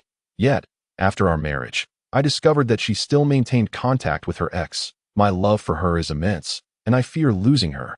Thus, I can only pretend not to notice." His words flowed rapidly, a torrent of speech. "Brother, you seem to be quite the sycophant." Lu Xiao sighed, adopting a serious demeanor. Suddenly, the taxi screeched to a halt. The driver clutched a sharp knife in his hand, emitting a piercing shriek. "Damn it! I've tolerated you for long enough." With that, the knife lunged towards Lu Xiao's heart. Chapter 36. The flesh and blood engine. Lu Xiao stared with lifeless eyes, watching the knife approach with an unsettling inevitability.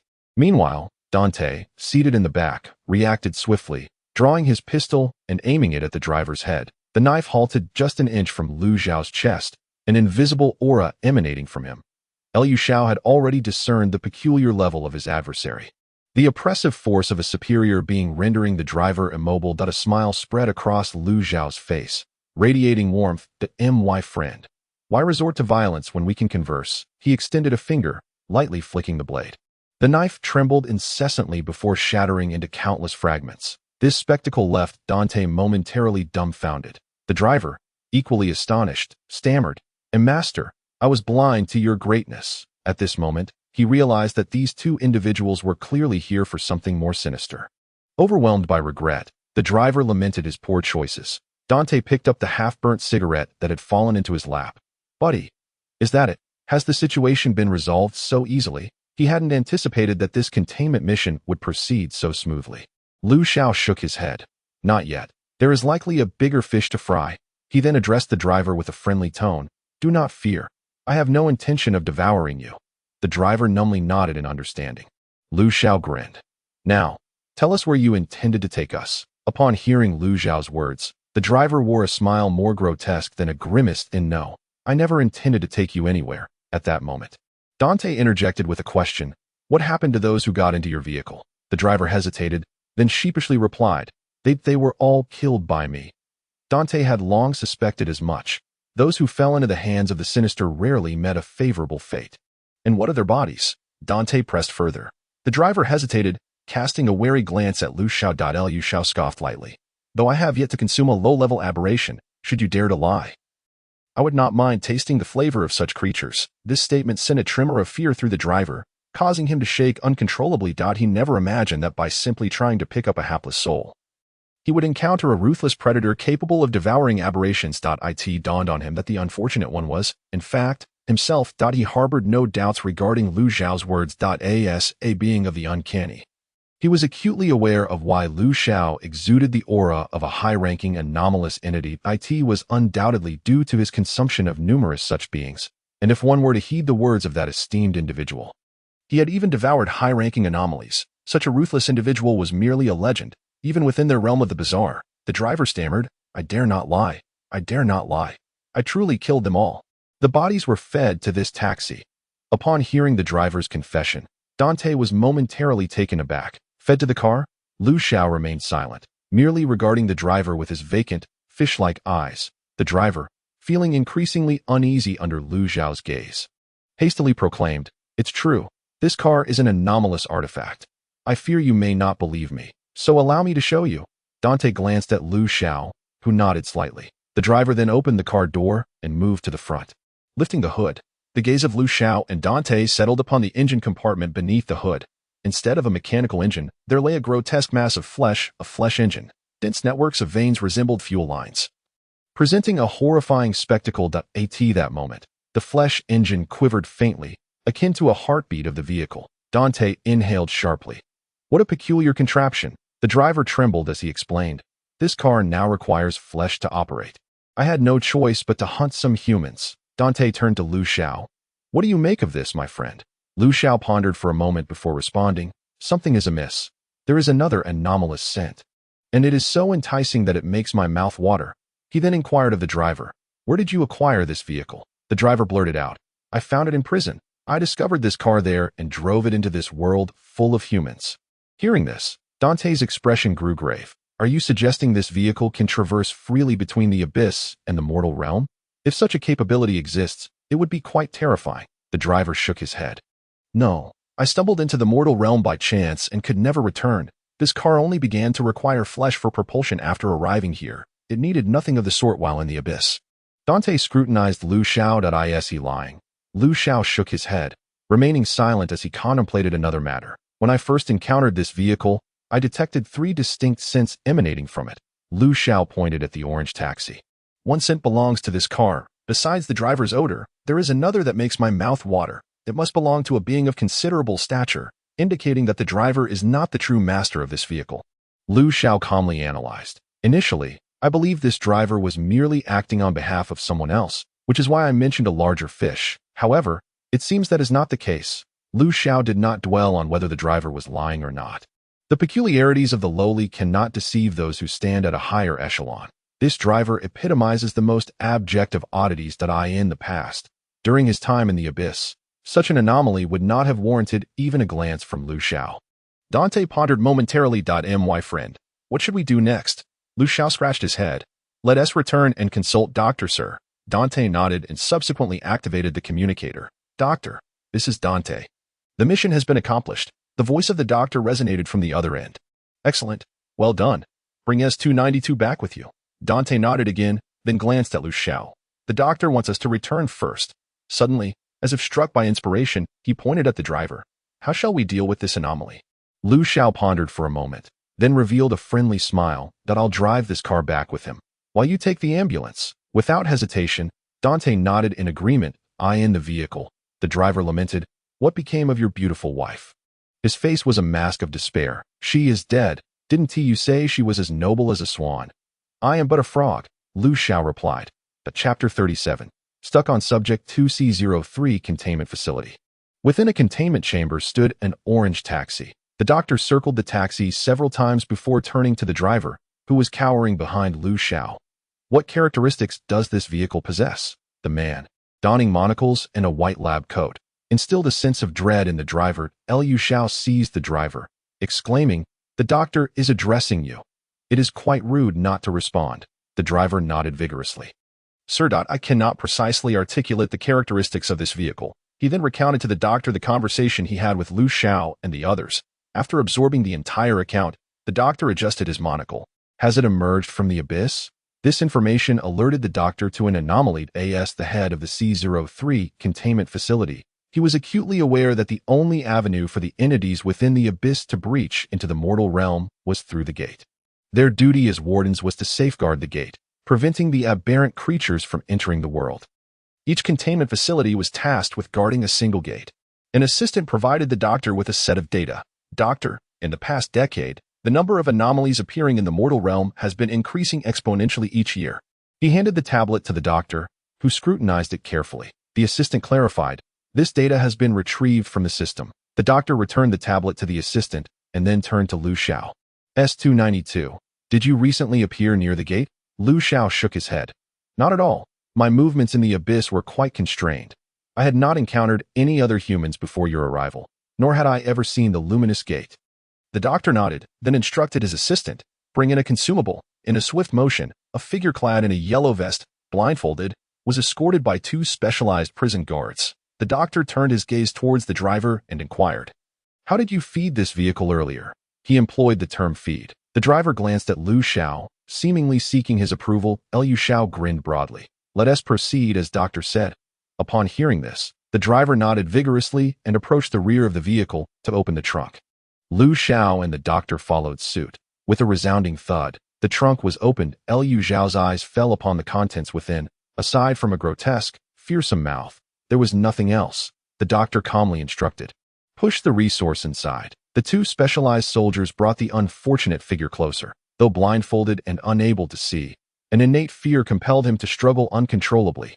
Soon, a chilling sound of chewing echoed through the air. Simultaneously, the roar of an engine erupted, reminiscent of an American V8. Xiao rubbed his chin thoughtfully. A taxi with such a roar evokes a rather fitting description. Lu Bu riding a dog. The driver cautiously interjected, "Actually, its appearance can change at will." Xiao's interest peaked. Do demonstrate. The vehicle began to writhe as its form transformed. Before long, the taxi morphed into a brand new Emma electric bike. On the back seat of the bike, the grotesque mouth incessantly gaped and snapped. Xiao's lips twitched uncontrollably. "Is this the best you can conjure?" The driver trembled as he replied, "In my lifetime, I have only driven these two types of vehicles." "What a disaster. No wonder your beautiful wife still keeps in touch with her ex." The doctor adjusted his monocle. "What is the operation procedure?" The driver promptly responded, "Sit in the driver's seat and envision the desired form." Paying attention to every detail. At that moment, Dante, who had remained silent for quite some time, suddenly rubbed his hands together. "Everyone, I have a dream. I have always wanted to experience the thrill of driving a luxury car." As he spoke, he turned to the doctor, his tone tinged with grievance. "Doctor, our prison guard salaries are too low. I can barely afford cigarettes now. Could you perhaps raise this matter to higher-ups?" The doctor's forehead twitched in irritation, and he shot Dante a curse. "Bullshit. For years, the salary of prison guards has remained unchanged. Have you ever considered your own shortcomings?" Dante straddled the Emma electric bike, and within moments, the vehicle began to rise slowly. It then contorted into a mass of flesh enveloping Dante. Before long, the mass expanded into a 7-meter diameter blob. Subsequently, the flesh began to morph, first forming 4 wheels, then the body of the vehicle. Finally, the mass of flesh transformed into the rudimentary shape of a car. Almost instantaneously, a metallic sheen began to shine forth. In less than 2 minutes, the Emma electric bike had metamorphosed into a formidable Raptor pickup truck. Grasping the steering wheel, Dante slammed the accelerator, and the engine roared with ferocity, sending waves of heat throughout the room. Dante bellowed with excitement. "Ha! An American V8. Environmental protection. Damn it." Xiao pointed at Dante, who was laughing maniacally. "Did you see that? If you had a car like this, your beautiful wife would undoubtedly erase her ex's contact information overnight." The driver wore a look of enlightened understanding. "Doctor, may I take it for a spin?" Dante exclaimed excitedly towards the doctor. The doctor adjusted his monocle and then opened the back door to take a seat. Seeing that the doctor had entered the vehicle, Xiao also opened the passenger door.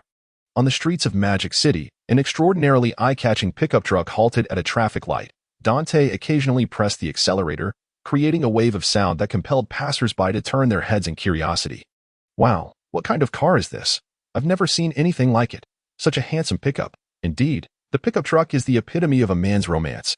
If my husband had a vehicle like this, I wouldn't even think of keeping in touch with that impoverished ex of mine. The driver, sitting beside the doctor, was moved to tears by the remarks of the onlookers. Dante, wearing an exceedingly flamboyant pair of sunglasses and holding a cigarette, exclaimed, "This is exhilarating. I have no regrets in this life." Meanwhile, Xiao felt a surge of excitement. "Ahem, doctor, may I drive for a bit?" The doctor's calm voice came from the back seat. "Go ahead." Dante reluctantly exchanged seats with Xiao.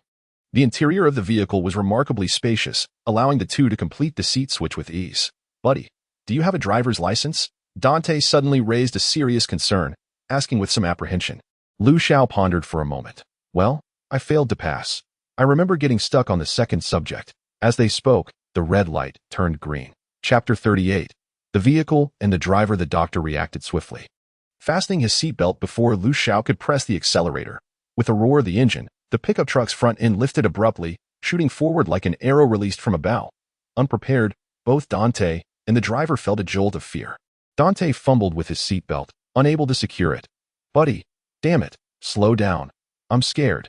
The driver, possessing more experience, clung tightly to the front seat, pressing his body against it. The doctor's expression remained impassive, yet the veins on the back of his hand, gripping the handle, were clearly bulging, indicating he was exerting immense effort.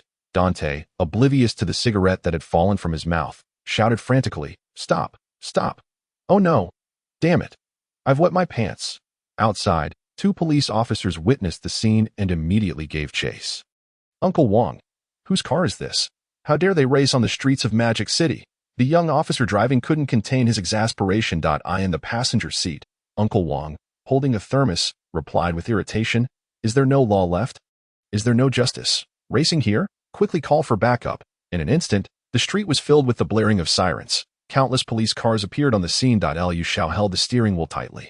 "Oh no, it seems like I've caused an accident." The doctor's voice came from the back. "S292, pull over." Xiao pondered for a moment, then gravely replied, "Doctor, I suddenly recalled a painful experience. My second subject has become ensnared in the intricacies of parallel parking." Doctor. Dante. Driver. On a desolate, uninhabited road outside the bustling metropolis, the relentless roar of engines reverberates through the air. A sleek pickup truck leads the procession, closely followed by a multitude of police vehicles.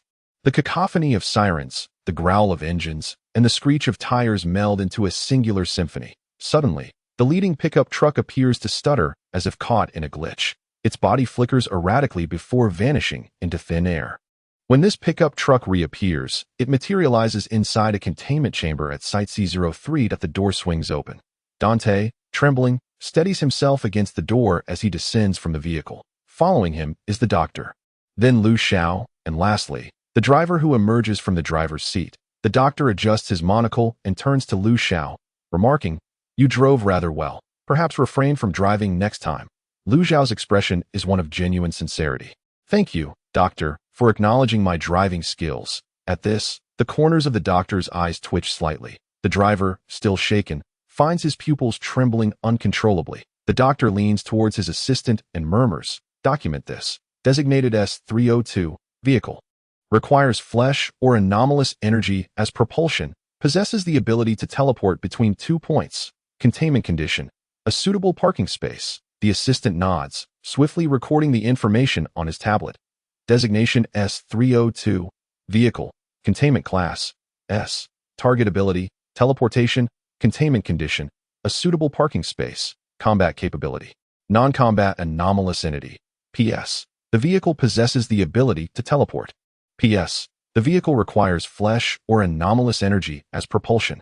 Once the assistant uploads the information, the doctor turns his gaze to the driver. "As for you. You lack the qualifications for containment. Eliminate him on the spot." The doctor's tone is unflinching, yet it plunges the driver into a state of sheer terror. He looks at the doctor, pleading, "Sir, I doubt I haven't committed any heinous acts. Lu Xiao, puzzled, interjects. Did you not kill many people? The driver shakes his head vigorously, as if trying to dispel a haunting specter. No.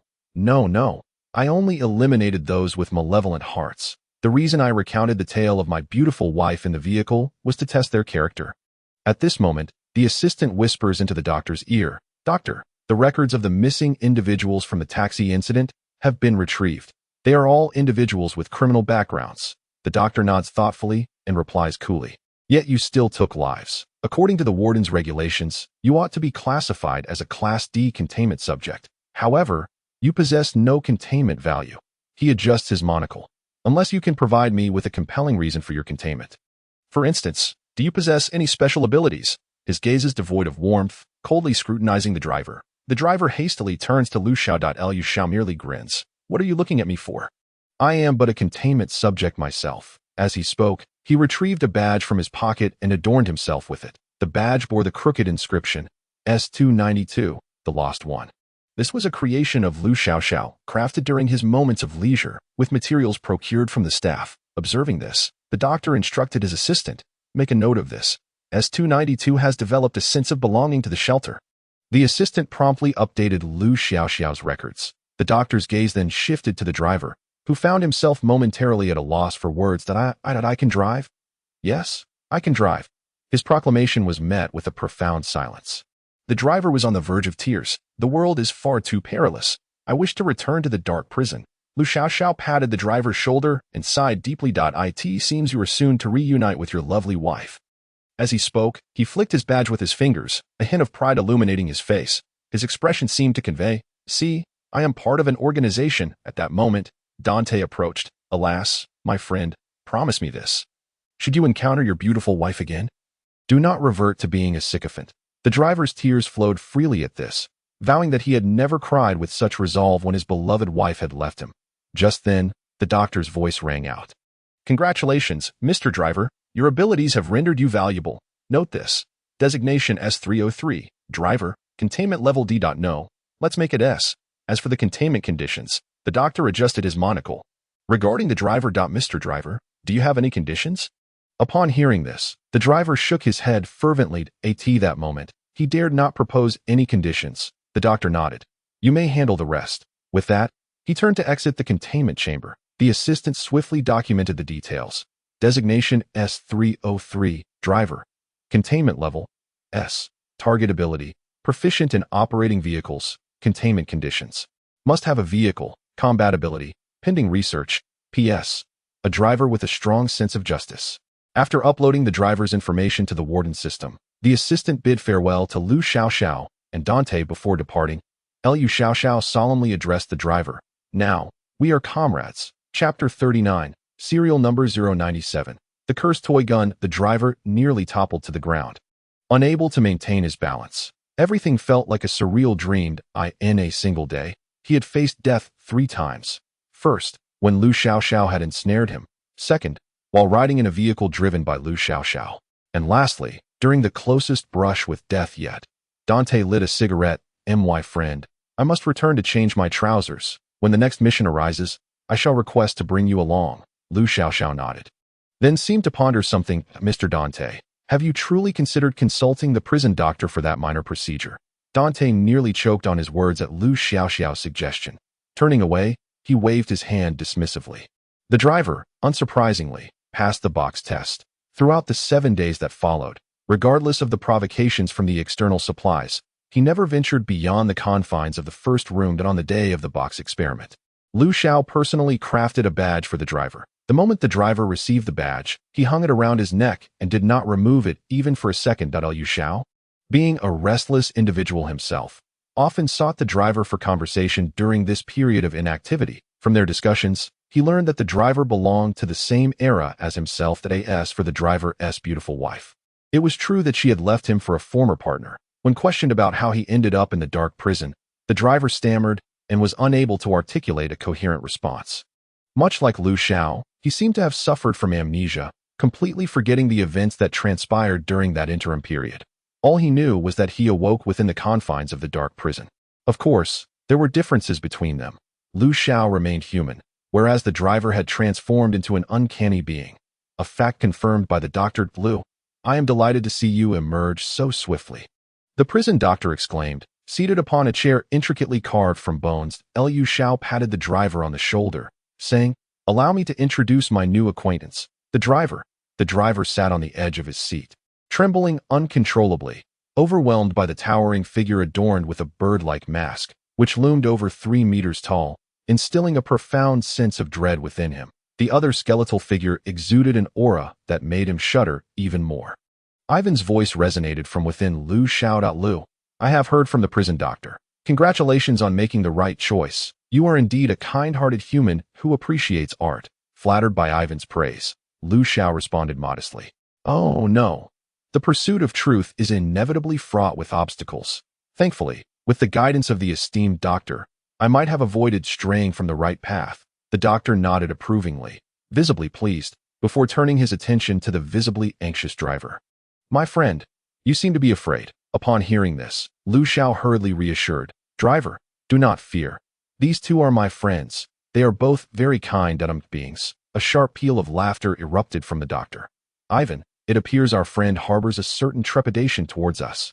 The soul fire in Ivan's eyes flickered momentarily. Friend, are you afraid of us? The driver dared not respond, merely shaking his head vigorously in his seat, inwardly screaming, the present world is far too perilous.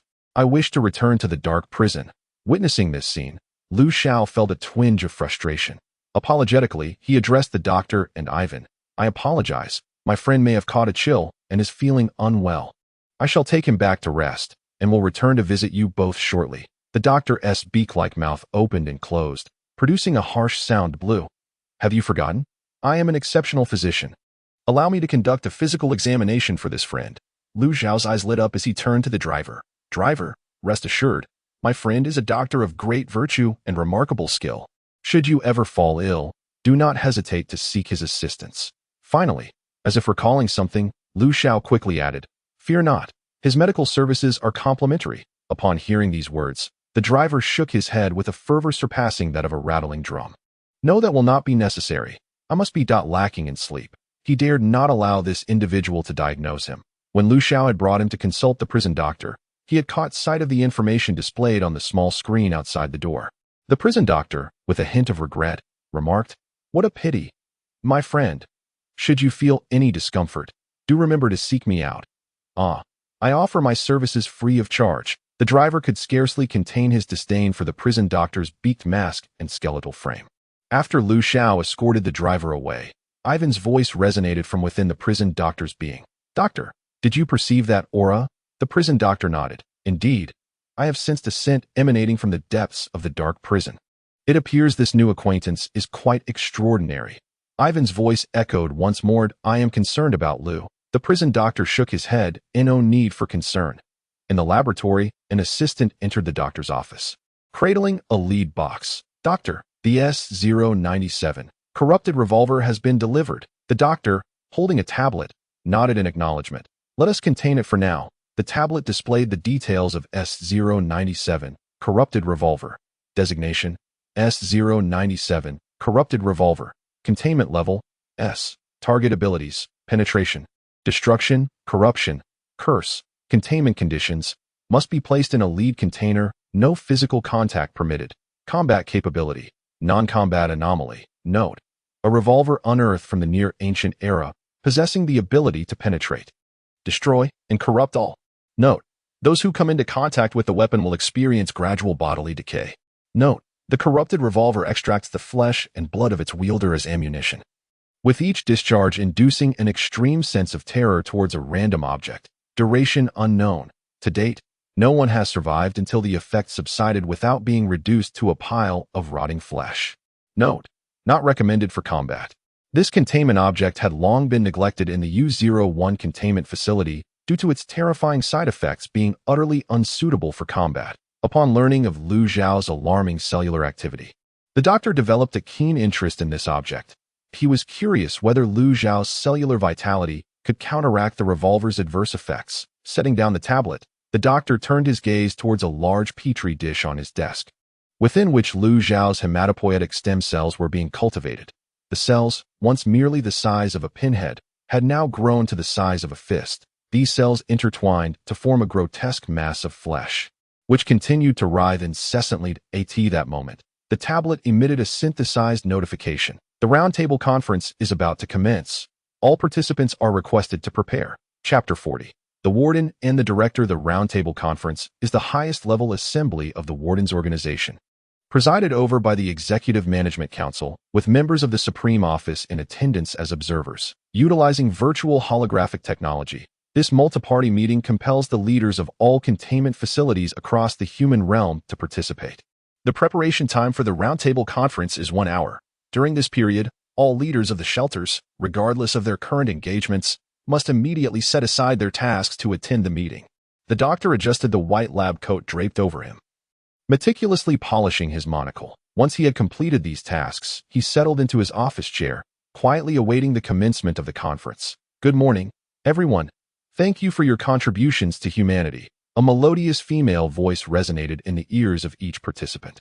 The doctor slowly opened his eyes and cast a sweeping glance around him. At that moment, he found himself within an edifice reminiscent of a temple. Before him stood a colossal circular conference table, while above loomed a chaotic expanse, encircled by towering pillars of white jade. The doctor absent-mindedly adjusted his non-existent monocle. It was evident that this was a fabricated space, akin to a VR game scenario. Within the temple, beams of light occasionally descended, each representing an individual taking their seat. At the head of the round table sat 5 distinguished individuals, the members of the Executive Management Council. These 5 representatives were detached from all shelters and solely represented the council itself. Beneath them were the upper echelons of the Supreme Office, followed by leaders of shelters like the doctor. Beside the doctor sat an elderly gentleman with a mane of white hair, who offered the doctor a slight smile. "Doctor, good to see you again." The doctor responded with a hint of reverence. "Mentor, long time no see." The elderly gentleman was none other than the doctor's mentor, also the leader of the C01 shelter in Xiao, codenamed Warden. The warden glanced at the doctor and chuckled softly. "I heard that your C03 has seized J01's S137. In response, the doctor replied earnestly, "S137 appeared within the jurisdiction of my C03 due to containment failure. According to the Guardian regulations, I am both entitled and obligated to secure it." The warden chuckled and shook his head. "Why pretend in front of me? It was I who taught you the Guardian regulations." As he spoke, the warden ran his fingers through his white hair. "Just exchange S137 for some benefits. There's no need to hold on so tightly. J01 treasures S137, but for us, its value is rather limited." The doctor nodded, as this had indeed been his intention. The reason he had initially declined J01's exchange request was twofold. Firstly, he wished to address the matter in such a formal setting, requiring J01 to broach the subject themselves, thus allowing the doctor to secure more advantages for C03. More importantly, the second reason was that he sought to vex the leader of J01. The warden continued, his tone growing somber. "This meeting will likely pertain to the containment of S301. Have you devised a strategy to safeguard S301? The doctor shrugged. "That depends on how I need to adapt." The warden paused momentarily before bursting into hearty laughter. "After all these years, you remain unchanged." He continued, "Well, as long as that individual is present, even if we ultimately fail to protect S301, we shall not suffer losses." The doctor shrugged nonchalantly. Seated on the doctor's other side was a young man. His codename is Director, leading the C02 containment facility in Xiao. Upon overhearing the conversation between the doctor and the warden, he interjected, "Doctor, compared to S301, I am far more intrigued by S292, which you recently contained." He smiled shyly, his lips pressed together. "Why not propose a price?" The doctor cast a sidelong glance at him. "But I'm afraid I have no intention of trading S292. The director seemed unfazed, reclining in his chair with a light chuckle. "The data on S292 has scarcely fluctuated. Doctor, you wouldn't wish to keep the research results to yourself, would you?" The doctor nodded earnestly. "Indeed, that is precisely what I had in mind." The director paused for a moment, then chuckled softly. "Doctor, has anyone ever mentioned to you that you lack conversational skills?" The warden pondered for a moment. "That I have indeed addressed this matter with him." The doctor again nodded seriously. "Yes, my mentor has mentioned it to me." The director immediately rubbed his temples, feeling that conversing with the doctor was far more exhausting than delving into the enigmas of research. The 3 of them, leaders of Huaxia's containment facilities, communicated through a private channel. Equipped with counter-surveillance measures, thus alleviating any concerns about eavesdropping on their discussions. At that moment, the 5 council members seated at the head exchanged glances, and one of them stood and proclaimed loudly. His voice resonated through the public channel. The meeting is now in session. First, on behalf of the council members, I wish to express my gratitude for the efforts of everyone present. With that, he bowed deeply and commenced an elaborate opening speech. The warden listened with rapt attention, while the doctor and the director felt a wave of drowsiness wash over them. Once the opening remarks concluded, the council member spoke gravely. First, I must inform you all that the investigation into UO1 has concluded, and the results are now available. As he spoke, a holographic display appeared before everyone, showcasing Enzo's personal information along with the findings of the U01 investigation. Mr. Smith, do you have anything to add? All eyes turned to a silver-haired middle-aged man, the leader of the U01 containment facility, Mr. Smith. Rising, Mr. Smith's expression bore deep remorse. As you have seen in the investigation results, I am profoundly saddened, as our negligence has led to these grave consequences. Fortunately, the timely discovery has spared our organization from even greater losses. Here, I wish to extend my sincere gratitude to you, Doctor. With that, he bowed deeply towards the doctor. Hearing this, the director scoffed disdainfully. TSK. Once again, the blame is shifted onto the Saints. This remark stemmed entirely from the investigation results pointing unequivocally towards the Saints. The warden chuckled. Redirecting blame is their usual tactic. Just consider it as mere bluster. The doctor touched the corner of his eye, but remained silent. Straightening, Mr. Smith continued. Rest assured, all involved members have undergone investigation. I assure you, such an incident will not occur again. According to the regulations governing the guardians of the prison, due to dereliction of duty causing harm to the organization, the individual in question should be suspended and face repercussions. Mr. Congressman, I am willing to accept the punishment. The congressman nodded. Excellent. Mr. Smith, your awareness is truly commendable. Chapter 41. Sharing serial number 301. The warden turned to the doctor beside him and remarked with a smile. It appears that the penalties for this incident will not be too severe. Have you reached some sort of agreement between you? The doctor replied in a calm tone. Indeed. I require S-97. The warden nodded in understanding. That makes sense. Smith will likely receive only a nominal suspension. The director scoffed at this rate. The guardians of the prison are destined for failure. The organization might as well rename itself as the Yin-Yang people. The warden non-committally nodded and then sighed deeply. The current upper echelons of the guardians have long forgotten their original intentions. The internal structure is a mere disarray, yet they excel in the ways of bureaucratic manipulation. If this continues, I fear the day will come when the gate will be compromised. The director shrugged. We should simply tend to our own small patch of land. If they wish to play their games, let them do so. Suddenly, he turned to the doctor and exclaimed softly, Doctor, you must have had this idea in mind for quite some time, which is why you concealed the data for S-292. The warden also turned his gaze toward the doctor. He found himself increasingly perplexed by his own student. Given the doctor's capabilities, it was evident that the stagnation of containment data should not have occurred. The doctor nodded and spoke solemnly. I suspect that the gate's properties are gradually becoming ineffective. Upon hearing this, both the warden and the director frowned in unison. Please elaborate. The doctor habitually adjusted his non-existent monocle.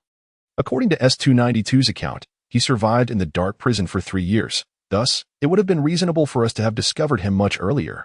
Based on this, I began to harbor doubts regarding the gate. He continued. I then requested my assistant to compile nearly a decade's worth of task records from the Guardians. From a broader perspective, the number of anomalous occurrences has been increasing year by year over the past decade. This is quite abnormal. The warden, upon hearing the doctor's words, regained his focus. This is indeed something I overlooked. Upon reflection, it does seem to be the case. The director pondered for a moment. Is it possible that the gate has been contaminated? The doctor nodded. That is precisely my suspicion.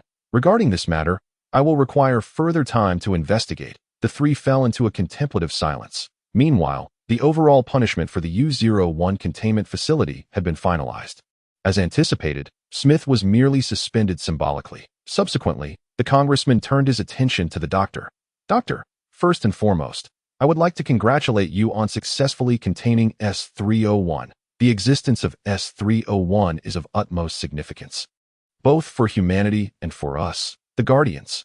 Therefore, I request that you consider sharing S301 so that we may all collaborate in its study. At that moment, S301 was to be contained by our Executive Management Council. The doctor shook his head without hesitation. I am sorry, Mr. Congressman, but I must decline. Upon hearing these words, a wave of astonishment swept through the assembly. At this juncture, a short, middle-aged man rose to his feet. Indignant and fervent. Doctor, do you wish to conceal personal interests in such a significant matter? Why are you unwilling to share this crucial containment object? Are you aware of its significance for humanity? Do you still remember the purpose and duty of the Wardens? The speaker was none other than the leader of the J01 containment facility, codenamed Craftsman. His tone was less of inquiry and more akin to reproach. The leaders of other containment facilities began to murmur their opinions regarding the doctor. Since they were all using private channels, the atmosphere was exceedingly quiet, devoid of any cacophony. All eyes were fixed upon the doctor. He stood slowly, his voice remarkably composed. Mr. Craftsman, according to the Warden's regulations, any transfer of a contained object, once its containment is complete, is strictly prohibited unless absolute safety can be guaranteed. Therefore, my refusal of the Congressman's request is entirely reasonable. The doctor's statement was nearly devoid of flaws. Although everyone was aware of this regulation, few ever adhered to it. Private transactions involving containment objects occurred with alarming frequency. Even the Executive Management Council often turned a blind eye to such matters. As long as no accidents transpired, the Council typically refrained from interference. In this context, the doctor invoked the Warden's regulations, and none dared to dispute his words. This was tantamount to openly slapping the Executive Management Council and the Supreme Office in the face. What transpired in private remained unspoken in public. Craftsman appeared to be well prepared, addressing the Congressman. Mr. Congressman, special circumstances warrant special measures. Though regulations exist, the significance of S301 justifies our breaking of them. For the sake of humanity, we must expedite experiments and research on S301. The Congressman nodded in agreement, turning to the doctor. Indeed, Dr. Sir, our council shares this sentiment. In accordance with the Warden's regulations, this matter requires a vote from all present. Do you have any objections? The doctor shrugged, having anticipated this outcome. As you wish, Mr. Congressman. With this utterance, he fell silent. The Congressman proclaimed, Then, ladies and gentlemen, let us commence the vote. Those in favor of transferring S301, please raise your hands. In an instant, an overwhelming majority of attendees raised their hands. The Warden chuckled. The calculations sound promising, but I wonder if they will ever get a chance to see S301. The director wore an expression of amusement, eager to witness the unfolding drama. Soon after, the Congressman began to announce the voting results. The vote has passed, Dr. Sir. Do you have any objections? The doctor rose once more, speaking with utmost seriousness. Mr. Congressman, I harbor no objections to sharing S301. Yet we have incurred significant costs to achieve its containment. Therefore, we request to initiate a compensation procedure. As the last words fell, two individuals present wore expressions of extreme displeasure.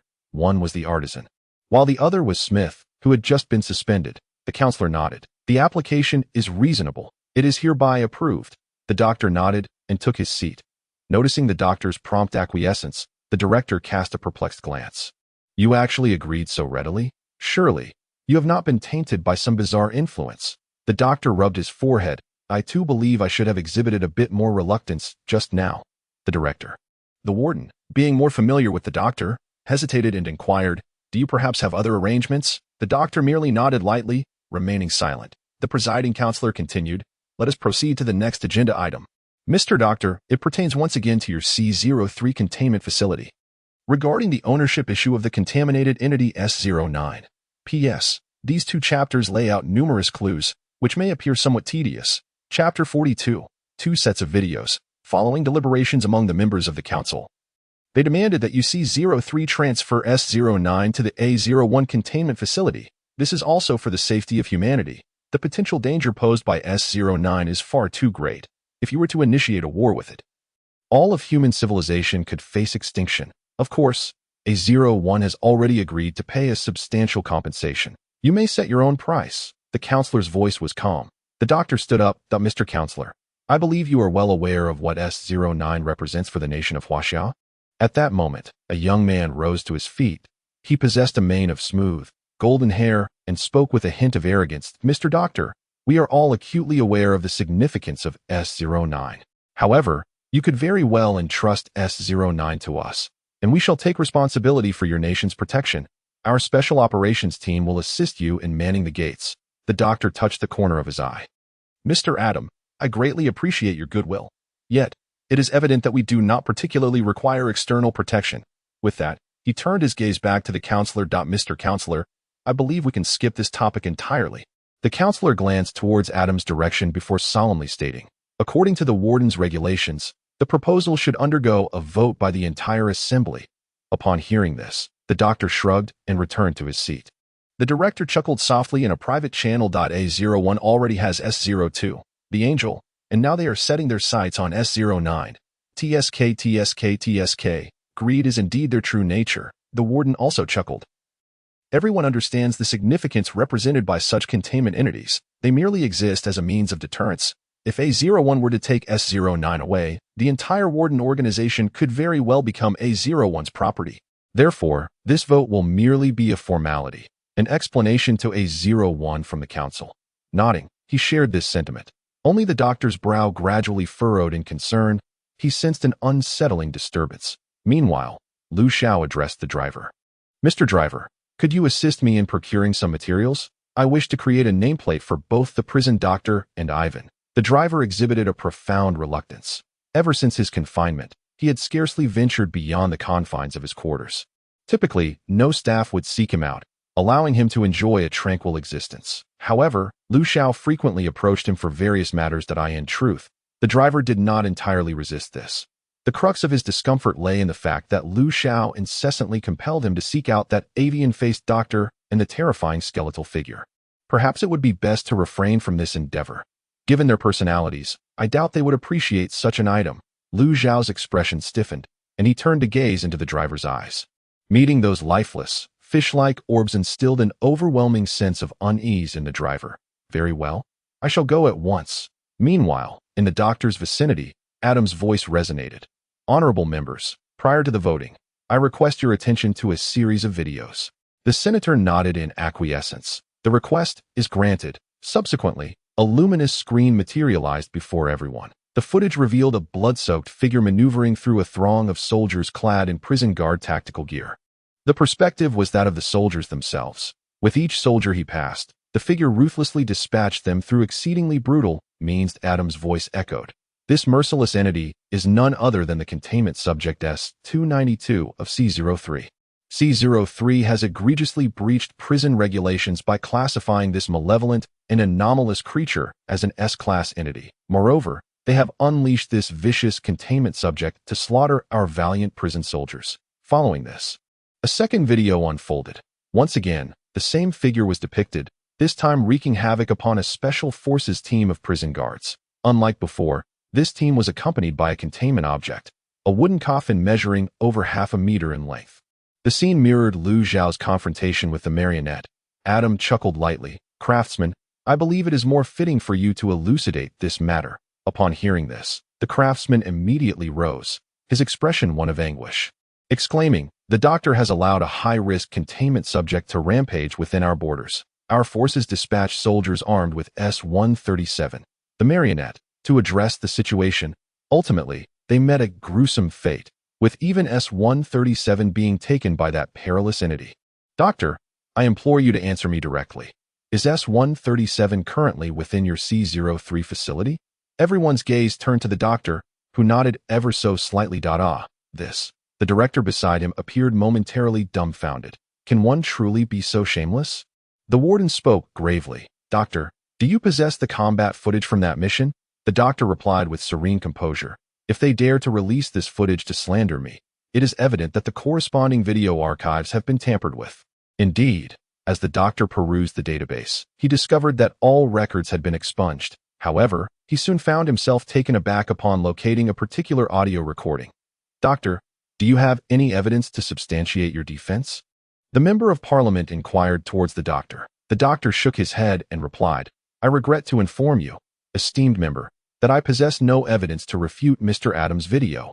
A flicker of disdain crossed the artisan's face, and he proclaimed loudly, Mr. Member, I hereby request the return of our lost S-137 from C-03. The member nodded in acknowledgement. Dr. Sir, if you lack evidence to substantiate your claims, then Mr. Artisan's request stands valid. The doctor, supporting himself with his hand at his brow, stood up and stated calmly, while I do not possess corresponding evidence regarding the first video, I do have a recording that should elucidate Mr.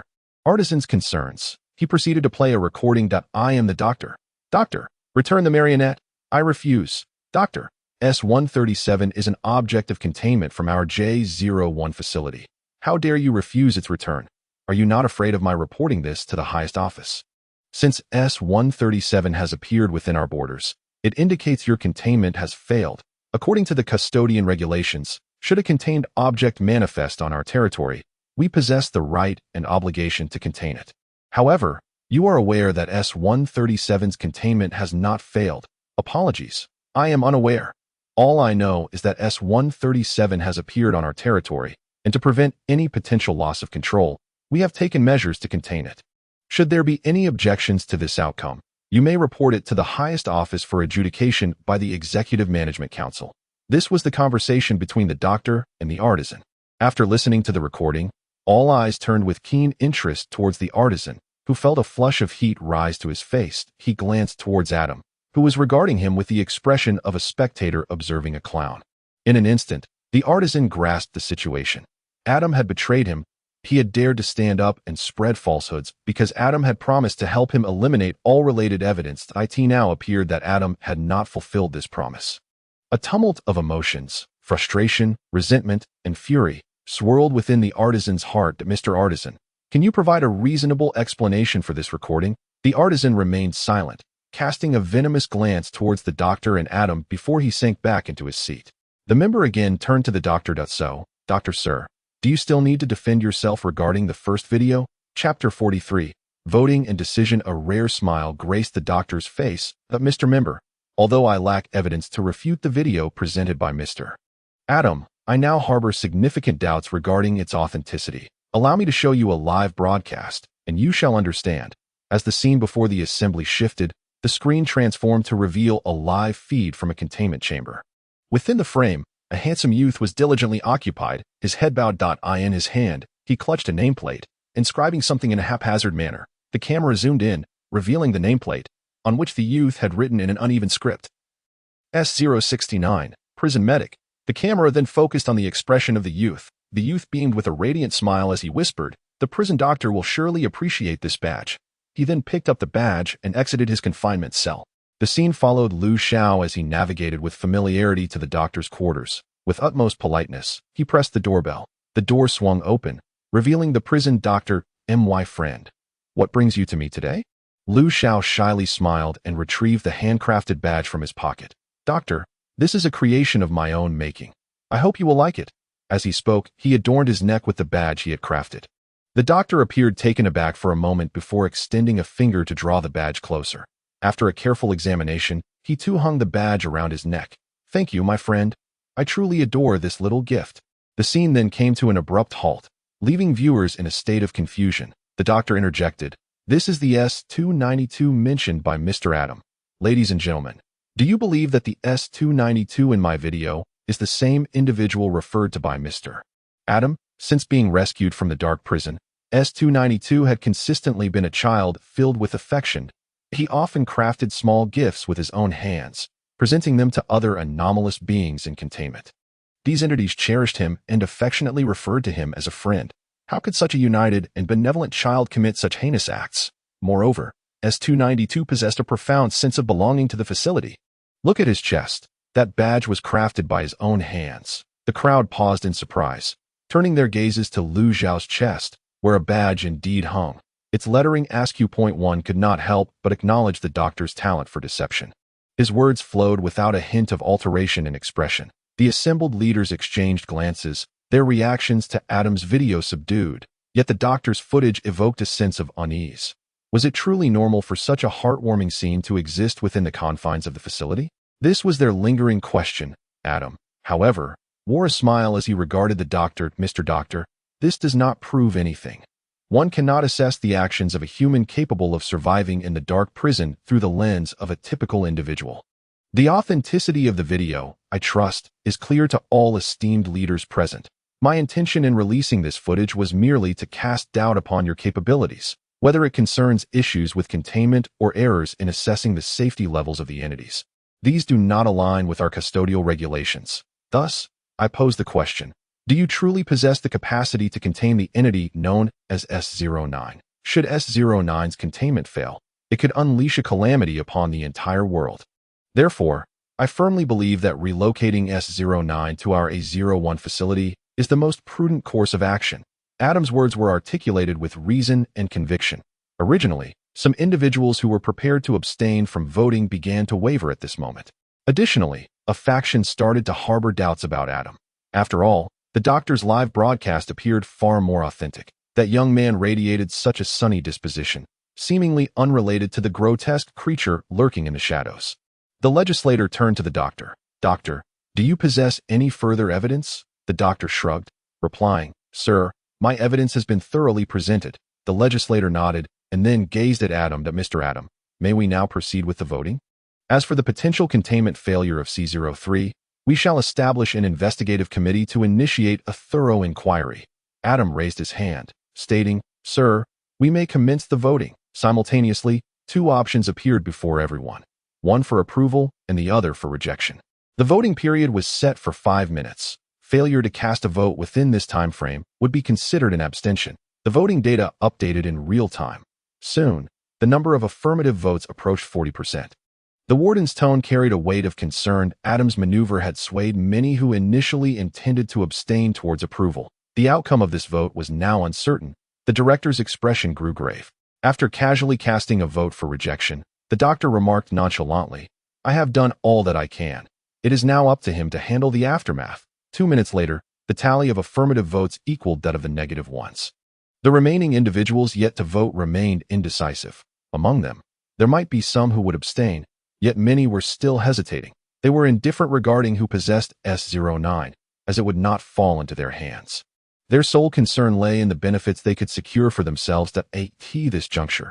It was a matter of which side could promise more advantages in these final moments. Some would privately negotiate terms with them. In the roundtable meeting, any issues voted on would not be raised again for the next decade. Thus, the outcome of this vote bore significant implications for the ownership of S09 for the coming 10 years. Soon, those who had yet to vote received personal communications from Adam in an instant. The number of affirmative votes surged swiftly eclipsed the tally of rejections. Clearly, Adam had promised them astonishing benefits this juncture. The legislator announced the results. The motion has passed. Please arrange for the handover at the C03 containment facility promptly. Upon hearing this outcome, both the warden and the director were somewhat incredulous. Even the doctor furrowed his brow tightly, lamenting, regrettably, the eyes of the leaders are keenly perceptive. Wouldn't you agree, doctor? Adam's audacious voice echoed, bullshit. Can't those fools utilize their pig brains to think clearly? After A01 acquires the two deities, S02 and S09, will their lives truly improve? I damn well wish I could dissect those fools' brains to ascertain whether they have developed properly.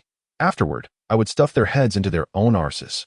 The doctor's voice lost its usual composure. The last time he had cursed was during the containment of Xiao. The warden's voice was laden with gravity. Has that individual not taken action? Upon hearing this, the doctor's gaze swiftly fell upon the seat designated for the highest office, where a middle-aged man clad in a black suit resided. That moment, the man rested one hand on the table, his index finger gently tapping the surface. Adam rose to his feet and offered a slight bow towards the counselor. Thank you, Mr. Counselor. Adam was acutely aware of the regulations governing roundtable discussions. Once S09 reached their A01, it would be contained for no less than a decade. As for the possibility of the containment facility in Xiao reclaiming S09 after 10 years, that was virtually impossible. Adam had long devised a plan to exploit this decade of Xiao's loss of S09 to severely undermine them. By the time the 10 years elapsed, Xiao would have lost its competitive edge against them. The counselor smiled at Adam. You're welcome, Mr. Adam. He then cleared his throat and announced, Now, let us proceed to the next agenda item. Regarding the ownership of S02, the Angel, Chapter 44. All are clowns. Upon hearing the counselor's words, Adam was momentarily taken aback.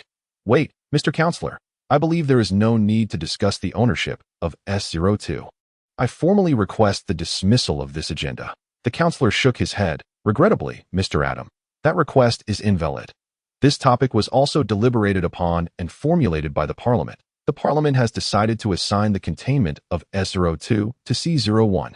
The counselor continued, Mr. Adam, unless you have any further objections, I shall commence the voting. After listening to their exchange, the warden couldn't help but chuckle. This maneuver, leveraging strength against strength, was executed with such finesse, with minimal cost. They had preserved the position of a Huaxia containment facility. Truly admirable. The previously agitated doctor suddenly calmed down, but he rubbed his eyes and murmured, in that case, those individuals will surely not allow a 01 to expand. As anticipated, 5 minutes later, the voting results were revealed. Over 40% cast their votes in favor, while the remainder abstained, with not a single dissenting vote. The rationale was simple. None present were foolish. Not even those promised benefits by Adam. All were averse to a monopolistic situation. Since A01 sought the tainted creator of S09, well then, they must relinquish S02, the angel. Naturally, this outcome was not without the influence of that individual. At this moment, the man in the suit rose to his feet, that he first adjusted his collar before smiling at Adam. Mr. Adam, do you accept this outcome? In response, Adam turned to the man, his expression revealing a tangle of emotions. Xiao, was this your doing? Xiao was indeed the man's name. Not merely a code name that he waved his hand dismissively that I had no hand in this. The result was attained through voting. Adam chose not to look at Xiao any longer, but instead turned his attention back to the counselor. With all due respect, Mr. Counselor, do you not find this agenda item unreasonable? The counselor's expression grew somewhat complicated. Mr. Adam, please mind your language. I have already stated that this proposal is the result of collective deliberation among the members of the council. Should there be any inquiries regarding this proposal, applications can be submitted subsequently. Adam vehemently retorted, no, I refuse to accept this. My shelter has never encountered any issues. Why must S02 be surrendered? This is utterly preposterous. Just as the councilman was about to speak, Xiao interrupted him. Mr. Adam, perhaps we should resolve this matter privately. Although both S02 and S09 are in absolute safety, the logistics involved are quite cumbersome. Who can guarantee that no accidents will occur during the transfer? He smiled benignly at Adam. Do you not find my reasoning sound, Mr. Adam? Adam shot a frosty glare at Xiao. Do not overstep your bounds. Xiao waved his hand dismissively, maintaining a cheerful demeanor. I am merely offering a suggestion. If you disagree, then we shall proceed according to protocol. At that moment, the artisan's expression was quite captivating. Initially believing himself to be a mere jester, he now realized that he was not the only one in this role. That he turned to a leader of the shelter beside him and remarked, isn't this tactic referred to as removing the firewood from under the pot in your huaxia? It seems Adam is still a tad too inexperienced. The leader beside him dared not engage in such discourse, opting for silence. The artisan, unfazed, turned to another individual and asked, do you think these two factions will fall out over this matter? If they do, what shall become of our small nation's shelters? His tone was laced with concern, yet predominantly laced with a sense of intrigue. The leader furrowed his brow tightly and replied gravely, Mr. Artisan, I believe it would be wise for you to first attend to your own affairs. With that, he too fell silent. The artisan's expression fluctuated between amusement and sorrow, as if ensnared in a trance, muttering to himself. Xiao, with a smile, regarded Adam. So, Mr. Adam, will you truly not consider my suggestion? Adam's countenance darkened significantly as he fixed an intense gaze upon Xiao, gritting his teeth as he declared, I agree. In this contest, he had been thoroughly defeated, not only losing the game but also suffering a significant loss of face. Not only had he failed to secure S09, but he had also incurred considerable costs as a result. The promised benefits would not be his to claim either. As for the price Xiao had paid, he remained oblivious. Perhaps Xiao had not sacrificed anything at all. Adam gazed at Xiao with a complex expression. Xiao, there is a saying in your huaxia, mountains and rivers will meet again. We shall see each other once more. After uttering these words, his figure vanished into thin air, clearly disconnecting from the original line. The gazes of the several council members towards Xiao were likewise complex. Xiao, this roundtable conference has devolved into a farce because of your two factions. One council member expressed with displeasure. Xiao shrugged. Who truly cares? Humph. The few council members also disconnected, Forgetting even to announce the conclusion of the meeting. At this juncture, they too felt a sense of shame lingering in the air. The artisan broke into a grin, exclaiming, "Another few jesters have joined us. Huh? Merely jesters. Huh?" Thus, the roundtable meeting concluded rather hastily. As the doctor logged off, he received a communication from Doctor, regarding the investigation procedure for the containment breach of S-292. You will have to devise a solution on your own. At last, the doctor had managed to grasp his monocle firmly. Adjusting it, he calmly stated, "I have long since prepared for the S-292 issue. Excellent. The forthcoming period will not be tranquil. Please advise the warden to remain vigilant." The doctor remarked coldly, "Why do we not sever ties with the jailers?" He fell silent for a moment, then sighed softly. "It is not yet time." As if struck by a thought, he continued, "By the way, does S-292 possess any divine attributes?" The doctor's voice remained serene. "Should you not have already reviewed the research report? It merely exhibits a peculiar rate of cellular activity." Both fell into silence. Eventually, it was he who softly spoke. "Since there are no divine attributes, let us consider this matter settled." With that, he ended the communication. The doctor set the communicator aside, exhaling gently. After a brief interval, he once again picked up the device, this time dialing his assistant. "Inform S-292 to cooperate with the experiments concerning S-097. Chapter 45. The Cursed Toy Gun Before long.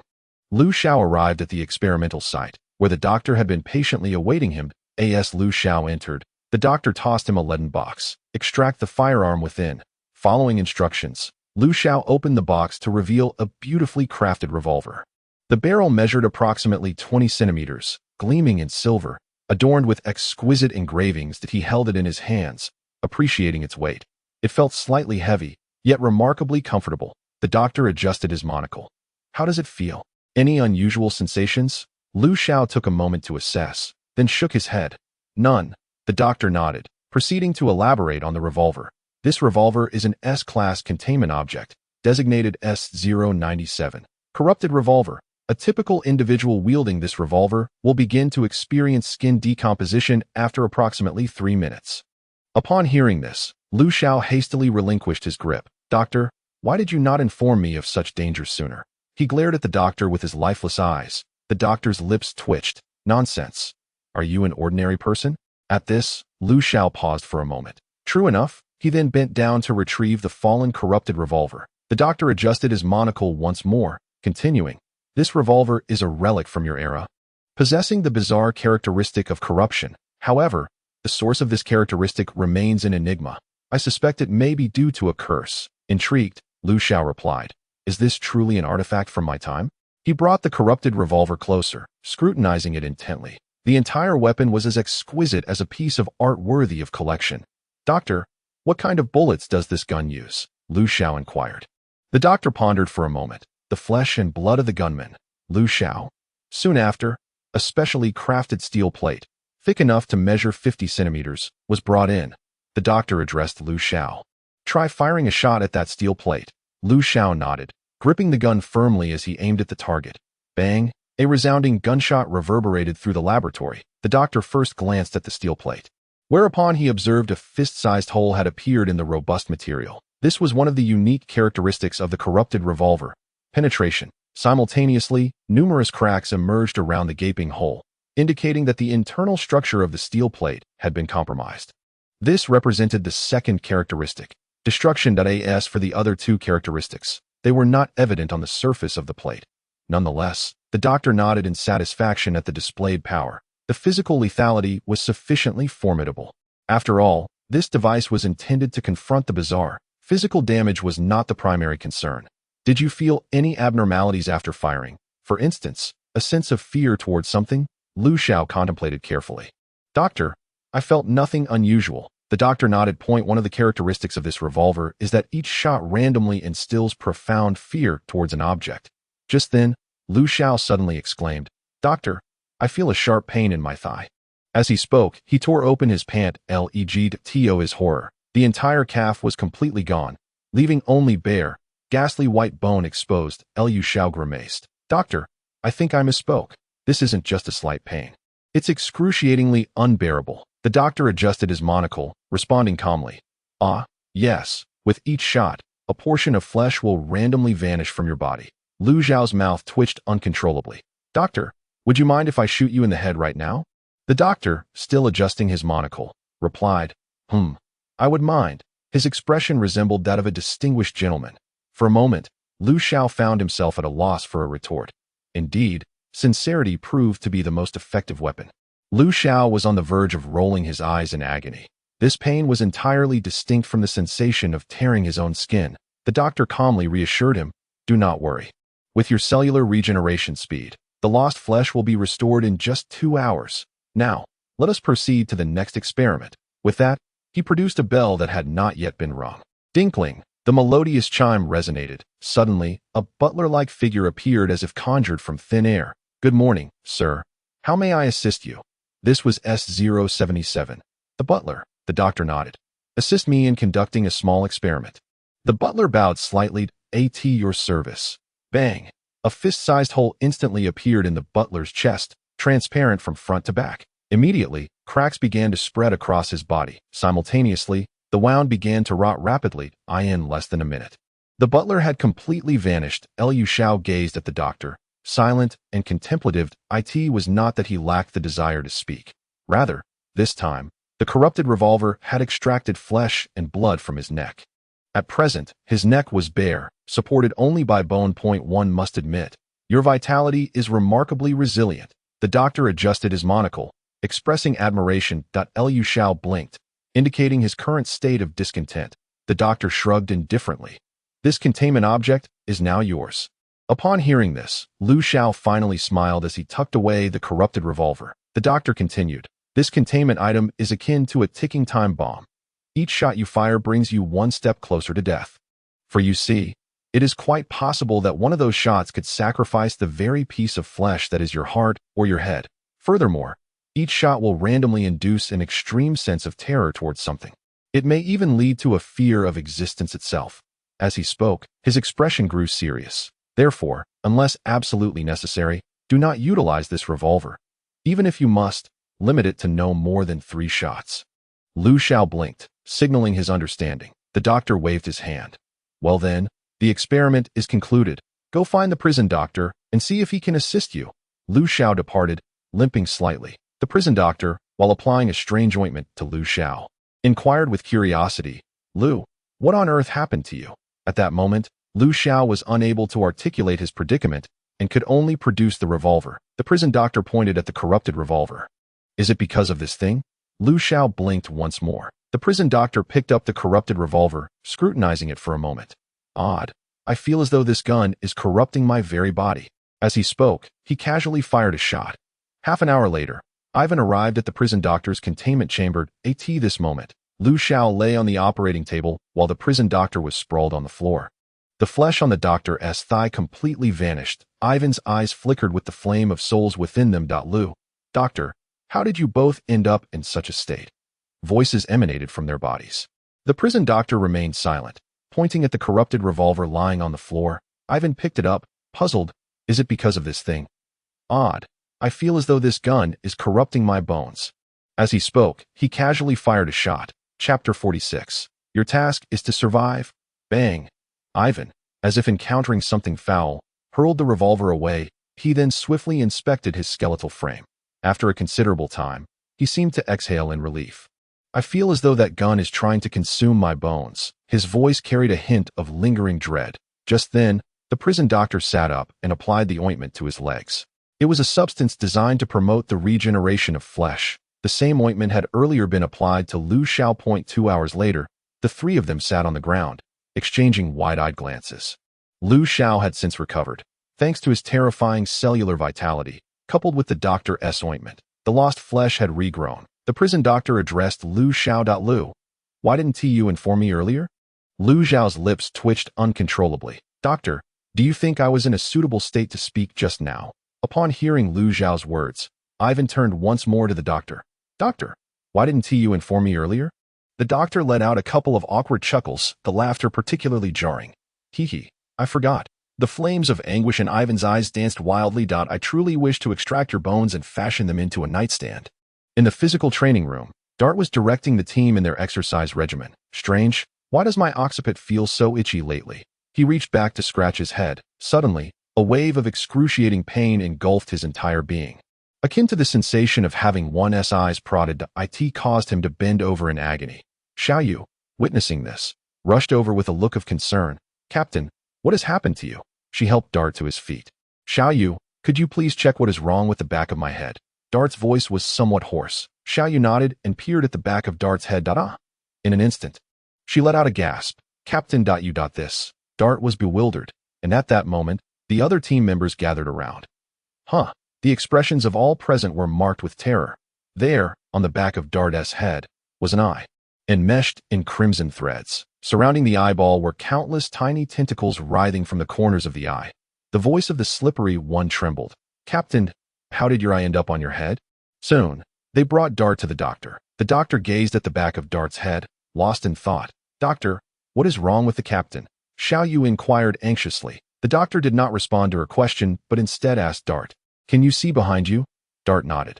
Ever since I scratched my head, images of what is behind me have appeared in my mind. The doctor quickly deduced the cause that it should be related to that drop of blood from S292.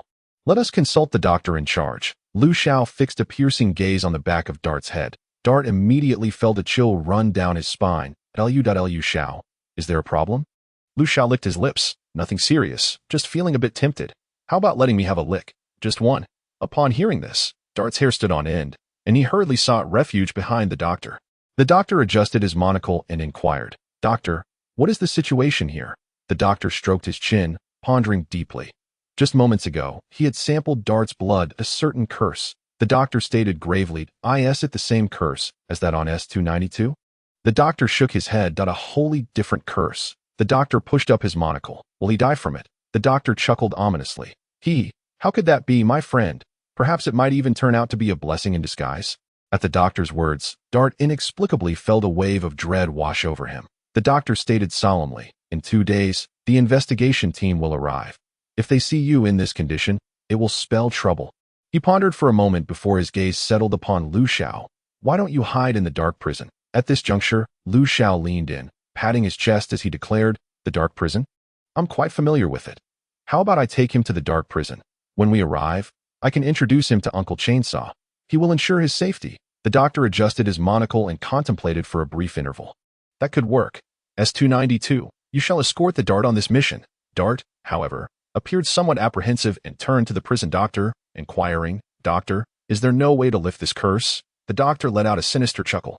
Of course, there is. The simplest solution is to eliminate the one who cast the curse. As soon as he spoke, the eyes of everyone converged on Xiao. Xiao grinned and retrieved a badge from his pocket. Hanging it around his neck, the doctor readjusted his monocle. Dart, your journey to the dark prison is a mission. Upon hearing this, Dart, despite his reluctance, had no choice but to acquiesce. After all, for these elite soldiers, obedience to orders was the foremost principle. Xiao draped an arm around Dart's shoulder, beaming as he said, rest assured, Uncle Chainsaw is a good man. Dart nodded, albeit with a hint of skepticism. The doctor then commanded into the communicator. Have S303 bring S302 to the doctor. In no time, a massive Raptor pickup truck materialized in the containment area. The driver exited the driver's seat, donning a pair of sunglasses seemingly procured from nowhere, and dressed in a suit and polished shoes, exuding the air of a successful individual. The doctor's piercing voice rang out. My friend, you must knock before entering. Your behavior is quite impolite. Upon hearing this, the driver hastily retreated into the S302 vehicle. The vehicle roared to life. It vanished from sight. Moments later, a doorbell rang. The door opened, and the driver poked his head out. Doctor, may I enter? At the threshold, the doctor instructed, S292, you have only 2 days. You must return to the containment facility within that time. Xiao flicked his badge with a confident gesture. Rest assured, Doctor. The doctor then turned to the driver. S303, passing through this door will lead you to the dark prison. Similarly, your return must also be through the door. He pointed to the watch on the driver's wrist, which displayed a map indicating which door to use. The driver nodded earnestly. Don't worry, Doctor. Finally, the doctor focused his attention on Dart, gently patting him on the shoulder. Dart, your mission in the dark prison is to survive. Dart's body tensed, and he straightened up, placing his right fist over his heart. The other members of the City Fire Squad saluted him, fully aware that this journey might be their last encounter with Dart. As the Raptor pickup truck revved up, Dart sat silently in the back seat.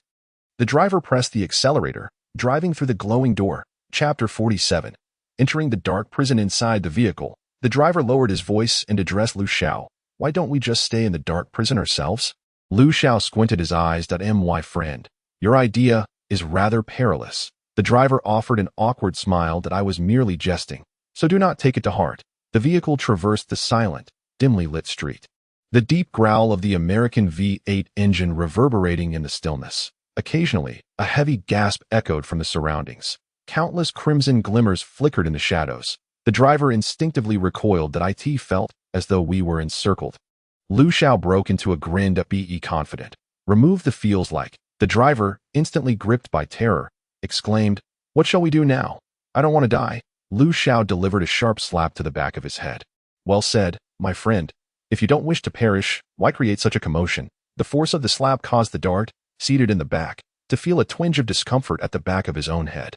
The driver, regaining his composure, hastily silenced the vehicle. A voice from the back seat inquired, Mr. Lu Xiao, where are we headed? Upon hearing this, Lu Xiao glanced through the window, momentarily taken aback. Where are we? This place bore no resemblance to the scenes etched in his memory. The driver, nearly unable to contain himself, almost slammed on the brakes. How should we locate your friend? Lu Xiao pondered deeply for a moment before responding. We can only rely on Uncle Chainsaw to find us. I sincerely hope he isn't too far away. After a brief contemplation, he borrowed a dagger from the Dart and made a delicate incision on his wrist. As the blade glided across his skin, a thin line of crimson began to trickle forth. He then rolled down the window, extending his hand outside, and explained, The peculiar beings you speak of are exceedingly sensitive to scent. The higher their rank, the more acute their sensitivity. As long as Uncle Chainsaw catches a whiff of my scent, he will track me down. The Dart remained silent for a moment before solemnly remarking, But the scent of blood will also attract other formidable bizarre creatures. No sooner had his words left his lips than the driver, trembling, stammered, Are you referring to that? His quivering finger pointed ahead at the C-03 containment facility. The doctor adjusted his monocle. I intend to classify your team among the sacrifices. Of course, this is entirely voluntary. Those unwilling to join the sacrifices will be assigned to guard the expendables. With that declaration, Lu Guang, Shuatu, and Xiao Yu raised their hands without hesitation. The remaining three stepped back silently, one of them expressing regret. I'm sorry. The tasks of the sacrifices are far too perilous. Yet, none looked down upon those three who had faltered. Even Shuatu, typically one for jest, now spoke in a notably somber tone. May fortune favor you in battle. The three exchanged glances before collectively saluting the prison guards. Before long, a middle-aged man with a cigarette dangling from his lips approached. Welcome to hell, rookies. Dante took a deep drag from his cigarette. From now on, I shall be responsible for training you to become qualified sacrifices. You may call me the devil, for my code name is Dante. The doctor patted Dante on the shoulder before turning to depart. Lu Guang and the others exchanged glances, then stood at attention. Dante extracted a pack of cigarettes from his pocket and handed one to a companion. Your first task from the devil, he proclaimed, is to learn how to smoke. Lu Guang, Xiao Yu, Shuatu, you truly are a devil. In the dark abyss, a colossal monster obstructed the path of Lu Xiao and his companions. Its immense form entirely blocked the road, and countless eyes on its body fixated on the vehicle occupied by Lu Xiao and the others. This sight sent shivers down the spines of the two passengers inside the car. Lu Xiao glared with lifeless eyes at the driver and shouted, What are you dawdling for? Hurry up and run. The driver sharply turned the steering wheel, causing the car to pivot in place. Lu Xiao, filled with frustration, exclaimed, Buddy, teleport us. If I had a license, you would never be behind the wheel. Amidst a flurry of frantic maneuvers, the car began to flicker, as if the frame rate of the scene had dropped. When the image stabilized, they found themselves on a different street. The monster, bewildered by the sudden disappearance of the mighty vehicle, was soon engulfed by a familiar scent once more. Boom, boom, the massive body began to writhe, causing the ground to tremble slightly. Inside the car, Fei Biao, visibly shaken, inquired, Mr. Lu Xiao, what level was that monster? While tending to a wound, Lu Xiao pondered, by your definitions, it should belong to the category of supernatural and eerie life forms. Fei Biao asked solemnly, So, were you its match? Lu Xiao grinned. Of course, to it, I am merely a delectable morsel. He then proceeded to enlighten Fei Biao'd eye in the dark abyss. Encountering a creature of such gargantuan size means you should definitely make your escape. And those with an abundance of eyes. After a moment's thought, Lu Xiao added, "Oh, and those with tentacles. When faced with any of these three, your best bet is to run as fast as you can." Fei Biao diligently committed Lu Xiao's words to memory. Is there anything else to be cautious of? Lu Xiao pondered briefly before continuing. Yes. In the dark abyss, refrain from indiscriminately consuming food. You may eat anything that moves without worry. But avoid all other food items. If your stomach isn't robust, you might find yourself with a bout of diarrhea. The corner of Fei Biao's mouth twitched violently, yet he firmly etched Lu Xiao's advice in his mind. At that moment, Lu Xiao pointed at the driver. A humanoid eerie life form like this is an exceedingly rare delicacy. Once you've tasted it, the flavor will linger in your memory. Upon hearing this, both the driver and Fei Biao shuddered. Fei Biao felt a tightening in his stomach and couldn't help but gag. Just then, the ground began to quiver. The driver quickly glanced in the rearview mirror. The monster had caught up. Without needing Lu Xiao's prompting, he hastily activated the teleportation function. Being in the dark abyss, he was unconcerned about his vehicle suddenly losing power. He had previously evaded countless monsters using this very vehicle, escaping the fate of becoming their meal time and time again. However, this time the transmission took less than half a minute, and the ground trembled once more. Liu Xiao's wrist wound had already healed, and blood no longer flowed from it. Chapter 48. The bone spur piercing the heart. Liu Xiao contemplated for a moment before deciding to cut open his wrist again. Blood splattered into the air, the metallic scent wafting away with the wind. The driver's voice, tinged with fear, exclaimed, "Are you trying to throw away your life? You dare to bleed again?" Lu Xiao shrugged, stating, "The only method left for us to survive is to shake things up.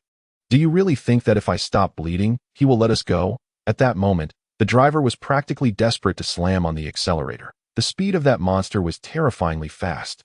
At this rate, it was only a matter of time before it caught up with them.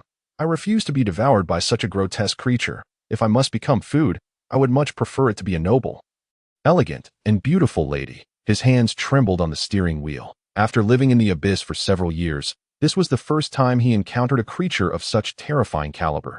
Damn it, the abyss is far too perilous. I want to return to the real world. Lu Xiao observed the scene, feeling a headache coming on to no matter how many times the driver attempted to teleport, the monster could swiftly locate their position. Moreover, each time it found them, it did so with increasing speed. Just moments ago, the driver activated the teleportation. In less than 10 seconds, that monster appeared within their line of sight.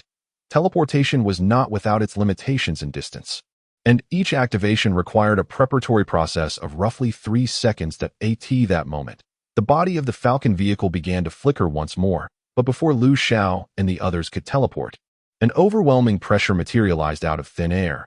Inside the vehicle, all three of them coughed up blood. The situation was most dire for Fei Jiao, whose chest had caved and a cacophony of screeching sounds erupted from outside the vehicle. The body of the Falcon pickup was contorted by the sudden pressure, warping the once luxurious interior into a grotesque display of writhing flesh. In an instant, the vehicle disintegrated, transforming into a horrifying mass of meat. Witnessing the monstrous mass of flesh approaching, the driver fainted from sheer terror. Liu Xiao watched as the enormous creature slithered closer. The voice of the prison docked suddenly. His gaze turned vacant, and he collapsed to the ground. At that moment, a colossal eye emerged on the surface of the full moon. The eye slowly opened, its pupil filled with a cacophony of malevolence, desire, greed, depravity, and wrath, an amalgamation of negative emotions that tainted the very soul upon merely catching a glimpse. Even the dart, having only glanced at the yet unopened eye, succumbed to unconsciousness. It was simply unbearable to behold. Even the creature paused in its tracks, its myriad eyes writhing before bursting one by one, releasing a foul, putrid liquid that oozed from its form that if given a choice, it surely would not have opted for such an abundance of eyes. Thud, the mound of flesh toppled slowly, stirring up a colossal cloud of dust. Simultaneously, Lu Xiao also fell back to the ground, having long since lost consciousness. The bone spike embedded in his chest gradually withdrew. The eye upon the full moon gently closed, as if it had never made its presence felt. Silence enveloped the surroundings once more, save for the heap of putrid flesh, towering like a mountain. which continued to ooze forth its foul, unclean liquid. Elsewhere, Dante, with a cigarette dangling from his lips and a whip the thickness of a thumb in hand, stood before Lu Guang, Shui Tu, and Xiao Yu, each of whom had a cigarette clenched between their mouths. The ground was strewn with cigarette butts and packs. Lu Guang voiced a query. Report. I have a question. Dante's tone was stern as he replied. Call me Devil. Indeed. Devil. I have a question. Dante nodded. Speak. Lu Guang's lips twitched. Does our current training hold any special significance? Hearing this, Dante fell into silence. That I do not know. But my predecessor trained me in the same manner. It must possess its meaning. Sacrifice, Lu Guang. You are required to obey unconditionally. Beside them, Shui Tu retched. Too much. Too much. I can't bear it. Xiao Yu was also reduced to tears from the stench. Dante's whip cracked against the ground as he coldly asserted, Today's training is solely to ensure that you do not meet a gruesome end during your missions. Report, Devil. Lu Guang spoke once more. Speak. May I inquire about the codename of your mentor? Dante pondered momentarily, uncertain. I believe it was Cigarette Gone. Time passed, though its measure was unclear, before Lu Xiao slowly sat up. A familiar, rancid odor wafted into his nostrils. Beside him stood a bizarre creature, its body wrapped in bandages and wielding a chainsaw. Poised over the body of the dart, the chainsaw buzzed ominously, trimmed the head and tail. It declared in a deep voice. Lu Xiao's heart leaped with joy. Chainsaw Uncle. You're awake? The creature responded. Just in time. I've discovered a rather delectable morsel. It ready to carve into the dart's body. Lu Xiao hastily interjected. Wait. This is my friend. The chainsaw wielder paused, then lowered the chainsaw. Its voice tinged with regret. A friend. Friends cannot be consumed. Re-encountering the chainsaw wielder, Lu Xiao was filled with elation. Chainsaw Uncle, when did you arrive? The chainsaw man emitted a low, rumbling response. As soon as I caught a whiff of your scent, I hastened over. When I arrived moments ago, I found you lying on the ground. I assumed you were resting and did not wish to disturb you. Lu Xiao nodded and subsequently gestured, indicating, there is such a massive heap of meat pursuing me. The chainsaw man pointed towards a nearby pile of putrid, decaying flesh. I beheld it. Yet alas, it had spoiled and was no longer edible. Upon hearing this, Lu Xiao's shoulders sagged in dismay. What a pity. The chainsaw man shook his head. Never mind. Shall we feast upon your friend instead? He appears quite delectable. P.S. The bizarre entities do not possess a definitive classification. Although categorization would yield standards for assessing combat prowess and facilitate writing, I have pondered that this would merely transform the narrative into a monotonous cycle of leveling up and slaying monsters, thereby stripping away the essence of these peculiar beings. Such an approach might lead to aesthetic fatigue. For now, the strange entities in the abyss are divided into two tiers, one being food, and the other, otherworldly anomalies. This division also aids in advancing the plot. Of course, if you believe that a classification system would be preferable, I will duly consider integrating it expeditiously. In truth, I had already formulated these concepts, but had hesitated to incorporate them. Furthermore, I humbly beseech esteemed individuals for their support in promoting my work and urging updates. This is profoundly significant to me. Chapter 49, A Marvel for Beauty and Vitality. Upon hearing this, Lu Xiao hastily shook his head. No. Chainsaw Uncle, did I not teach you? No matter how delectable a friend may seem, one cannot consume them. At most, a mere lick. The chainsaw man's voice was somber as he responded. Indeed, friends must not be eaten. Lu Xiao's face radiated with satisfaction. By the way, Chainsaw Uncle, I have brought you a small gift. With that, he retrieved a badge from his pocket, upon which the words Chainsaw Uncle were scrawled in a haphazard manner. Lu Xiao struggled to rise, feeling exceedingly weak, yet he persevered to drape the badge around the chainsaw man's neck. The badge swayed gently against his chest. Lu Xiao observed this scene, a smile of contentment gracing his features. Now, we are comrades. This badge had been prepared long in advance, kept close at hand, awaiting the opportunity to present it to Chainsaw Uncle upon returning to the abyss. Chainsaw Uncle was momentarily taken aback before revving the chainsaw, brandishing it with exuberance. We are comrades now. Just then, the driver began to awaken slowly. Upon opening his eyes, he was met with this terrifying sight. Nearly fainting once more, the aura emanating from Chainsaw Uncle instilled a profound dread within him. Reaching into the depths of his soul, trembling, he stammered, Lude up, Mr. Lu. Is this your friend? Lu Xiao appeared somewhat pallid but nodded affirmatively. Do not be afraid. My friend is quite amiable. the driver finally exhaled in relief. Yet the fear within him lingered unabated. At that moment, Lu Xiao's legs buckled, and he collapsed onto the ground. Chainsaw Uncle hurried over to inspect him. His head was wrapped in bandages, obscuring his expression. "You are injured." Lu Xiao shook his head, signaling that he was unharmed. That it must be due to blood loss. "It's not a significant issue. A bit of sustenance will suffice to restore my strength." The deep timbre of Chainsaw Uncle's voice resonated. "Wait a moment. I shall fetch you something delectable." With that, he brandished a chainsaw and strode away with astonishing speed, covering vast distances with each step. The driver surveyed his surroundings. The terrifying mound of flesh had transformed into a puddle of putrid remains. Realizing the danger had dissipated, he finally felt a sense of relief. He then approached the peculiar, writhing mass of flesh, which was none other than the S-302. His mode of transport, as he extended a hand to touch the mass, the dense network of blood vessels began to writhe. Before long, an orange-yellow taxi materialized. Given the recent events, the driver deemed it prudent to maintain a low profile within this dark abyss. "Do not fear. Returning here is akin to coming home," Lu Xiao reassured him. Upon hearing Lu Xiao's words, the driver fell into silence. Shortly thereafter, the chainsaw-wielding man returned, clutching an exceedingly grotesque humanoid creature. The creature possessed a pair of enormous, fleshly wings, riddled with gaping holes, from which crimson blood dripped onto the ground. The somber voice of the chainsaw man echoed, "Strange. Why is all the food around here dead?" Just moments prior, he had scoured the area, encountering not a single living morsel. The creature in his grasp was one he had extracted from a coffin buried in the ground. Drawn by its scent, seeing the grotesque humanoid in the chainsaw man's grip, Lu Xiao's lips curled into a grin. "Chainsaw man, this filthy vampire is hardly appetizing." The chainsaw man, with a hint of resignation in his tone, replied, "It's dead. All of it. You said we must eat only living food." Taken aback, Lu Xiao inquired, "What do you mean, dead? All the food is dead. I couldn't find any living food nearby." Lu Xiao pondered for a moment before responding. "Well then, we shall make do with what we have. Just remember to cut off the head and tail." The chainsaw man revved up his chainsaw and proceeded to slice the vampire as one would cut steak. Reducing it to small pieces, the vampire scarcely had time to make a sound before being mercilessly dismembered. Lu Xiao picked up a small piece and placed it in his mouth, only to furrow his brow in distaste. "It's both sour and foul.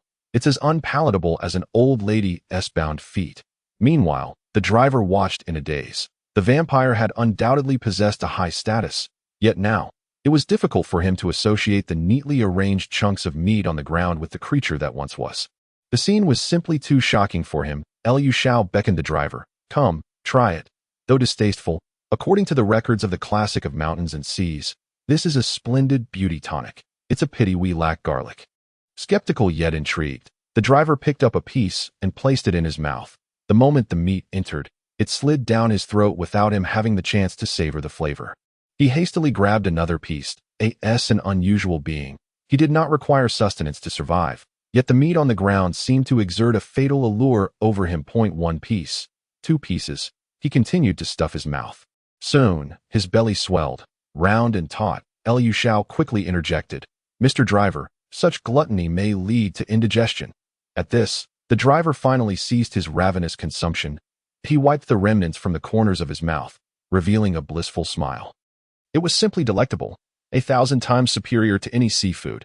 Lu Xiao felt a twitch at the corner of his eye, but soon recalled the driver's experiences, letting out a soft sigh. "My friend, you have endured much hardship over the years." Before long, Fei Biao stirred from his slumber. His tentacles extended once more from the back of his head. "What are you eating?"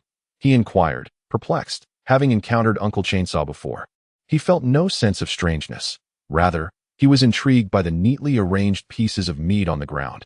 Instinctively drawn, he was tempted to pick up a piece and taste it. The driver's voice, filled with satisfaction, called out, "Brother, come and try this. It is truly delicious." Fei Biao paused, then looked at Lu Xiao. Lu Xiao nodded in affirmation. The pieces of meat were clearly raw, still dripping with blood, gritting his teeth against the nausea. Fei Biao picked up a piece and placed it in his mouth. His eyes instantly brightened, and then, as if possessed, he began to stuff the meat into his mouth with fervor, mirroring the earlier enthusiasm of the driver. That poor vampire was consumed almost entirely by Fei Biao and the driver. Fei Biao used a slender bone to pick at the remnants stuck between his teeth. What on earth is this? It is truly exquisite. Lu Xiao, gnawing on a meaty bone, looked up at Fei Biao's words, his tone nonchalant. Though it's merely a vampire. Upon hearing this, Fei Biao's stomach instinctively contracted, and he felt an imminent urge to vomit. The driver, quick on the uptake, swiftly covered Fei Biao's mouth. Brother, don't waste such a fine delicacy. This is something that can enhance your beauty. Fear was etched across Fei Biao's face that he flailed his arms wildly. Memories of Enzo transforming into a vampire flooding his mind. Liu Xiao seemed to understand his thoughts and calmly clarified. Don't worry. What you're eating is different from that wretched creature. This vampire is not a transformed human. So you needn't feel any psychological burden. Moreover, if you are to survive in the dark prison, you must eat. After all, you are still somewhat human. Furthermore, the food within the dark prison will also benefit you. As he spoke, the tentacles at the back of Fei Biao's neck emerged, flailing aimlessly in the air. It was evident that these tentacles had grown significantly thicker than before. What had once been barely thicker than a hair was now nearly as thick as an earthworm. After a long while, Fei Biao finally seemed to resign himself, slumping onto the ground. Am I still considered human? He murmured softly to himself. Chapter 50. Gratitude for nature's gifts. Lu Xiao pondered for a moment before responding. Well, whether or not you are human, I cannot say, but I certainly am. Upon hearing this, Fei Biao's expression fell. The driver, standing nearby, lamented, You truly have a way with comforting others. Lu Xiao shrugged. Why bother with such trivialities? Is it really so important whether you are human or not? After having died once, isn't it rather splendid to still be alive? The driver contemplated this for a moment and realized that it indeed seemed to hold some truth. Lu Xiao stood up, brushing off the dust from his pants. Enough of this whimpering. Since we are here, we might as well make ourselves comfortable. As he spoke, he approached the vibrant orange taxi, opened the door to the front passenger seat, and settled inside. The driver walked over to Fei Dian and gently patted his shoulder. Don't overthink it. The esteemed doctor has entrusted you with a mission. With that, the driver made his way to the taxi as well. Upon hearing the driver's words, Fei Dian's expression grew exceedingly complex. That Tio survive, perhaps. Inside the taxi, Chainsaw Man and Fei Dian occupied the back seat. Chainsaw Man's deep voice resonated. Friend, you smell delightful. May I take a lick? Fei Dian dared not move an inch. The massive chainsaw rested heavily upon his leg, and from the corner of his eye, he could even discern the patchy rust upon the blade. Liu Xiao quickly interjected. Chainsaw uncle, this is an impolite way to treat a friend. Oh, Chainsaw Man nodded vigorously. The driver inquired from the front. Where are we headed next? We have already completed the mission assigned by the doctor. He lifted his wrist to glance at the time on his watch. We have been here for a day. The doctor stated we must return within 2 days. Lu Xiao grinned widely. Now that we're here, shouldn't we bring back some local specialties? He reassured. Don't worry, a day's time is ample. He then turned to Chainsaw Man. Uncle Chainsaw, I would appreciate your assistance in procuring some food to bring back for the others. Thus, the taxi aimlessly journeyed for approximately 2 hours, according to the driver's watch. They were now far from the gate. The moment the vehicle came to a stop, Chainsaw Man brandished his chainsaw and dashed out. That Liu Xiao toyed with the bone spike in his hand, his memory frozen at the moment the spike pierced his heart. What transpired thereafter remained a complete mystery to him. He lifted the bone spike, gesturing towards the location of his heart. The sight sent shivers down Fei Dian's spine, causing his scalp to prickle. Though he was uncertain of what had transpired earlier, Lu Xiao's actions instinctively filled him with dread. That fear seemed ingrained in his very being, as the tendrils on the back of his head writhed chaotically, producing a series of sharp sounds against the seat. But don't act rashly, he bellowed, attempting to intervene. Liu Xiao, taken aback by the outburst, withdrew the bone spike and turned to inquire. What's the matter? Fei Dian's voice trembled. Are you planning to insert that thing into your heart again? Lu Xiao blinked, somewhat exasperated. Do I strike you as someone who self-harms for no reason? Fei Dian refrained from answering the question, instead exhaling a long sigh of relief. In that moment, he felt an unexpected sense of euphoria, as if he had narrowly escaped disaster. Suddenly, he realized that being alive wasn't so bad after all. Liu Xiao squinted. Did you witness what happened after I thrust this into my heart? Fei Dian shook his head. I only felt an overwhelming wave of negative emotions as if they were contaminating me, and then I lost consciousness. Upon hearing Fei Dian's words, Lu Xiao briefly pondered. Although he feigned indifference towards the incident, it did not mean he was unconcerned. Chainsaw Man had informed him that the monstrous flesh mound was already dead by the time he arrived. Clearly, that creature had not fallen at the hands of Chainsaw Man. It must be due to him thrusting the bone spur into the heart that caused the creature to disintegrate. Liu Xiao picked up the bone spur and began to toy with it once more. In contrast to the thoroughly studied S097, Ivan found this particular bone spur to be far more enigmatic.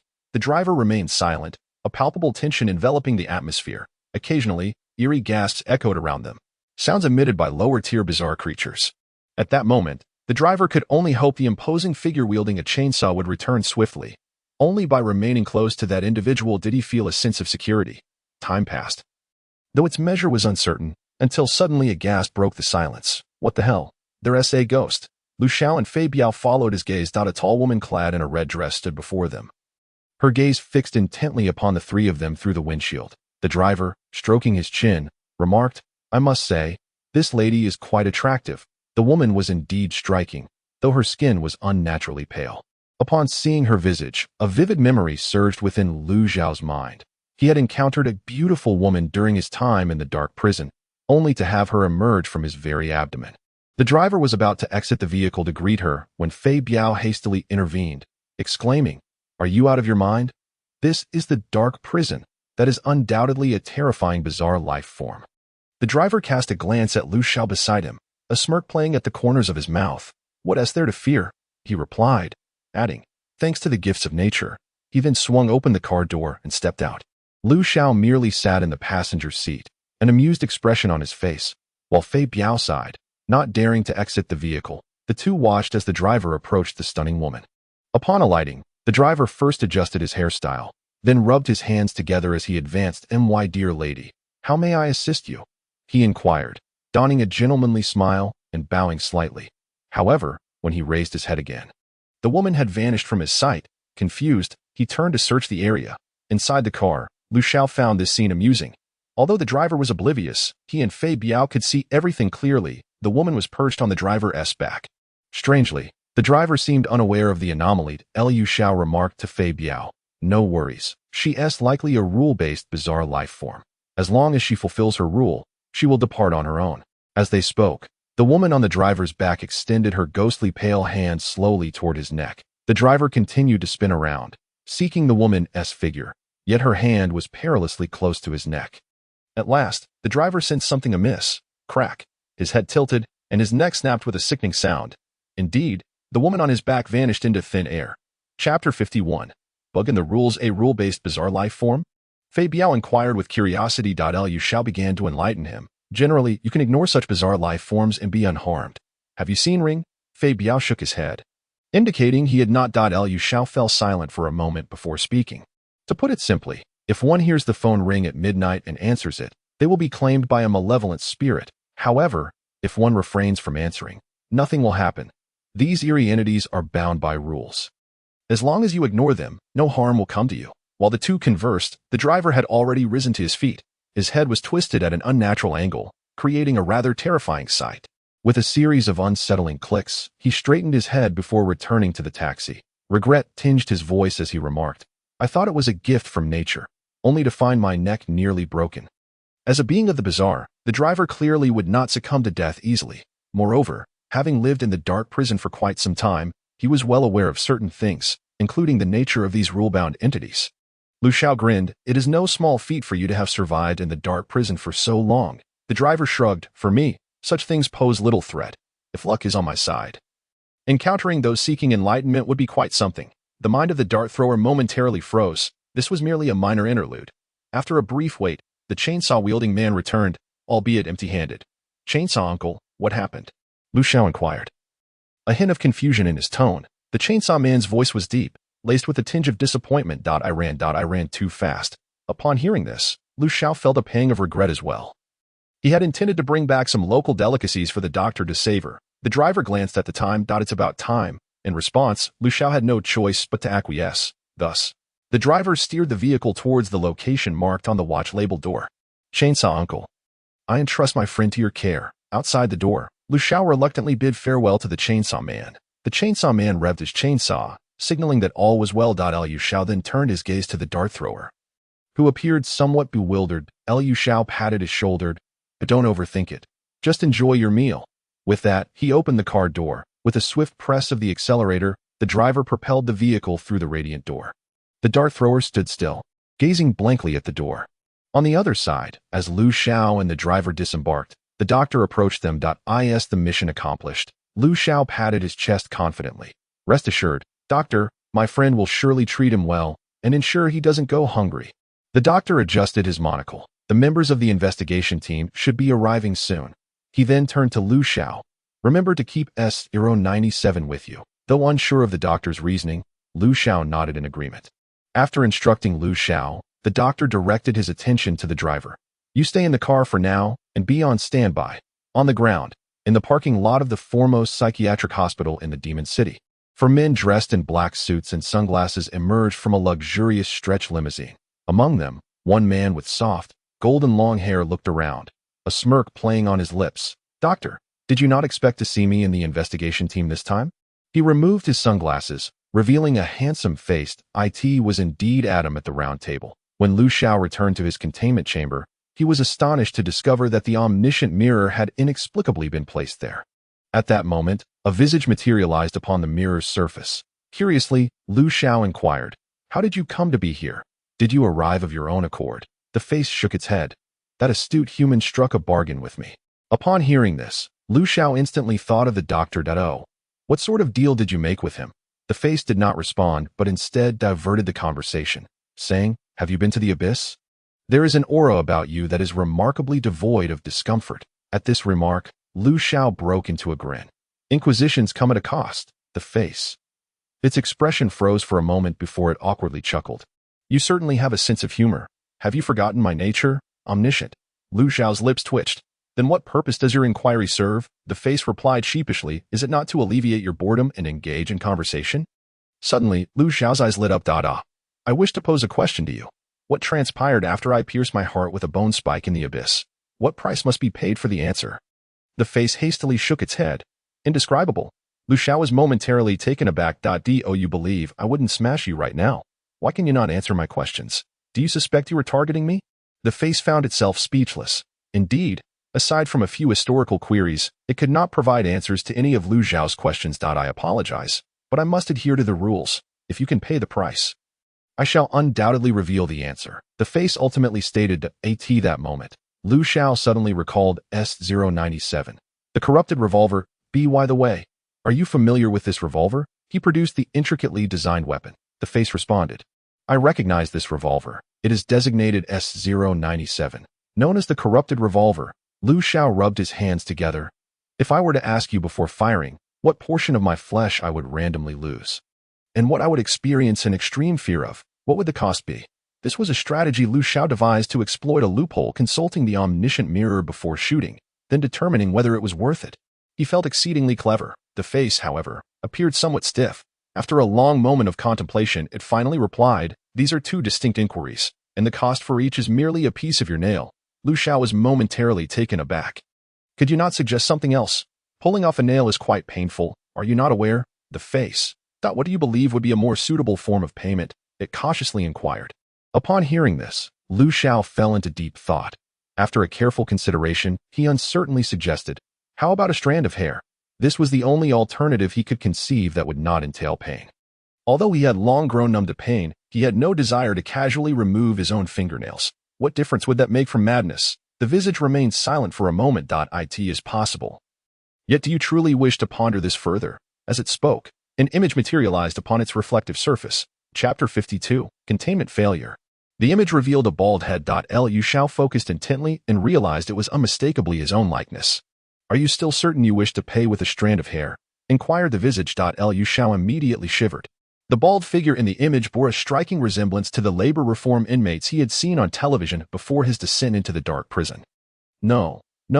Fingernails are perfectly fine. After all, my nails grow quite rapidly. Lu Xiao reassured himself. At that moment, the all-knowing mirror began to shrink. In a brief while, it had diminished to the size of a pendant. Simultaneously, its voice resonated in Lu Xiao's ears. Sir, the time for idle chatter has concluded. Please don me around your neck. It kindly manifested a chain for Lu Xiao's convenience, just as Lu Xiao hung the all-knowing mirror around his neck.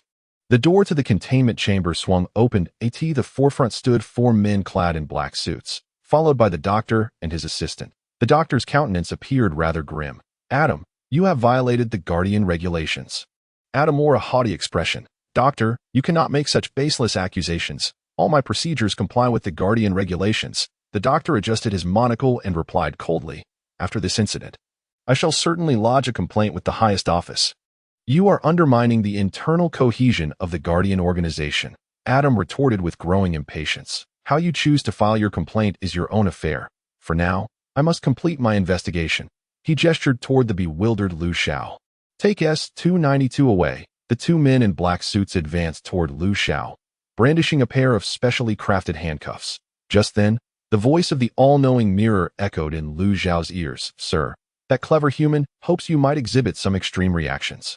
Upon hearing this, Xiao turned to the doctor. The doctor, adjusting his monocle, gave a slight nod. A smile spread across Xiao's face. Moments ago, the all-knowing mirror had mentioned making a deal with the doctor.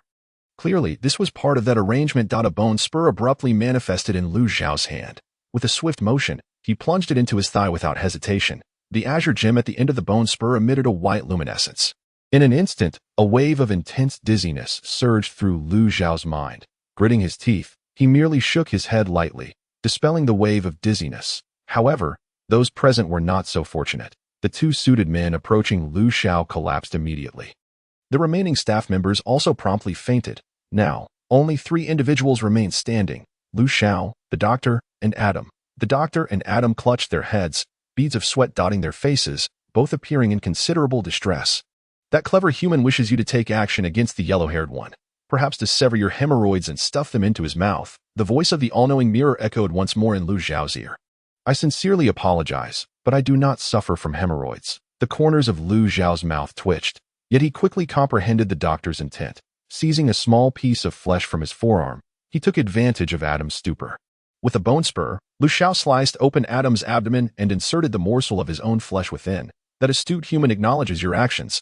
Adam, enduring the throbbing pain in his head, hastily reached inside himself to retrieve the piece of flesh that had been forced into him. Grasping the bloody morsel in his hand, he was met with the doctor's icy voice. "Mr. Adam, your actions have caused S-292 to spiral out of control and inflict harm. You must provide an appropriate explanation." Before Adam could respond, Xiao had already dashed out of the containment chamber. The doctor watched Xiao's retreating figure, a flicker of faint light glimmering in his eyes. "Activate the emergency protocol for C-03 containment," he uttered with great difficulty. Beep, beep, beep. The shrill alarm blared. Countless gates descended, sealing all passageways tightly. The prison doors holding the expendables suddenly sprang open. The expendables stared in bewilderment, a few exchanging glances before turning their gaze towards the soldiers stationed at the entrance. The soldiers were engulfed in astonishment when suddenly, an order resonated in their ears: "Containment failure in C-03. All special operations personnel immediately initiate rescue measures." Upon receiving the command, they disregarded the eager expendables and promptly turned to leave. Seeing this, the expendables' eyes sparkled with hope. A golden opportunity. In an instant, chaos erupted among the expendables as they surged towards the grand door. On the other side, the prison doctor stood within the blood-scented control room, pondering over the colorful buttons. I recall the doctor mentioning to press a red button. With that, he randomly selected a red button and pressed it. Ivan's voice echoed within the prison doctor. "However, what you've pressed is clearly a green button." Following that, Ivan pressed a blue button. The prison doctor let out a piercing scream. "Ivan, do you even know what you are doing? You blind skeleton. I must cure that damned color blindness." Just then, the doors of 2 containment chambers swung open, marked with the numbers D-107 and R-019. Upon the opening of the door labeled R-019, only a mask was found within, encased in a tempered glass container with a thickness of 20 centimeters. A special operations soldier passing by immediately halted, as if drawn by an unseen force, moving towards the mask. Meanwhile, in the containment chamber numbered D-111, a clay sculpture stood in the corner. A plump expendable, clad in a yellow vest, dove in to evade the soldiers. He exhaled in relief upon seeing the clay sculpture in the corner. The sculpture resembled a crude figure crafted by a child. Limbs contorted and visage grotesque, adorned with vibrant and chaotic graffiti. The expendable promptly turned and pressed the door-closing button on the wall. The grand door slammed shut in an instant, allowing the resource to finally breathe a sigh of relief. His gaze once again fell upon the corner of the room. Yet that grotesque clay sculpture had vanished from his sight that a look of sheer terror instantaneously crossed his face. Crack. A sound reminiscent of bones fracturing echoed through the air. In a fleeting moment, the resource felt as though his vision was collapsing. All that remained in his sight were the surrounding steel walls and a headless, corpulent corpse. As for Xiao, having sprinted just a few hundred meters, an orange-yellow taxi came to a halt beside him. The driver, wearing dark sunglasses, poked his head out and spoke. "The doctor has informed me there is a new mission." Chapter 53. I wish to traverse the path they walked upon at that moment. A middle-aged man clad in sunglasses, with a cigarette dangling from his lips, leaned out. "Buddy, according to the regulations of the Wardens, to remove a containment object from the facility, one requires mission authorization." The visitor was none other than Dante. "But the doctor didn't provide me with mission authorization. What should I do?" Dante exhaled a long plume of smoke. Just then, he produced a communicator. The voice of the doctor emanated from the device. "Sacrifice, Dante." Dante took a deep drag from his cigarette and responded, "Doctor, I'm here." A calm voice came from the other end. "Subject S-292 has escaped the facility with S-301. Your task is to assist S-303 in locating S-292 and successfully recontain it. Border entry permissions will be granted within a day." Dante glanced at Xiao, then grinned broadly. "Got it." After putting down the communicator, he turned to Xiao. "What are you dawdling for? Get in the car." In Xiao's ear, the voice of the omniscient mirror echoed. "Surely, the astute you has already grasped the situation." A peculiar smile crept onto Xiao's lips. "Dear Mr. Dante, where precisely should I allow you to capture me?" Dante grinned widely. "I think the Neon Country would be quite splendid." Without hesitation, Xiao opened the rear door of the car. Inside sat two men and a woman, all clad in black suits, sunglasses adorning their faces, and cigarettes clenched in their mouths. The interior was shrouded in smoke, reminiscent of a paradise on Earth. The slick one removed his sunglasses. "Hey, buddy, it's good to see you again. But it seems a bit cramped in here. Perhaps you might consider the trunk?"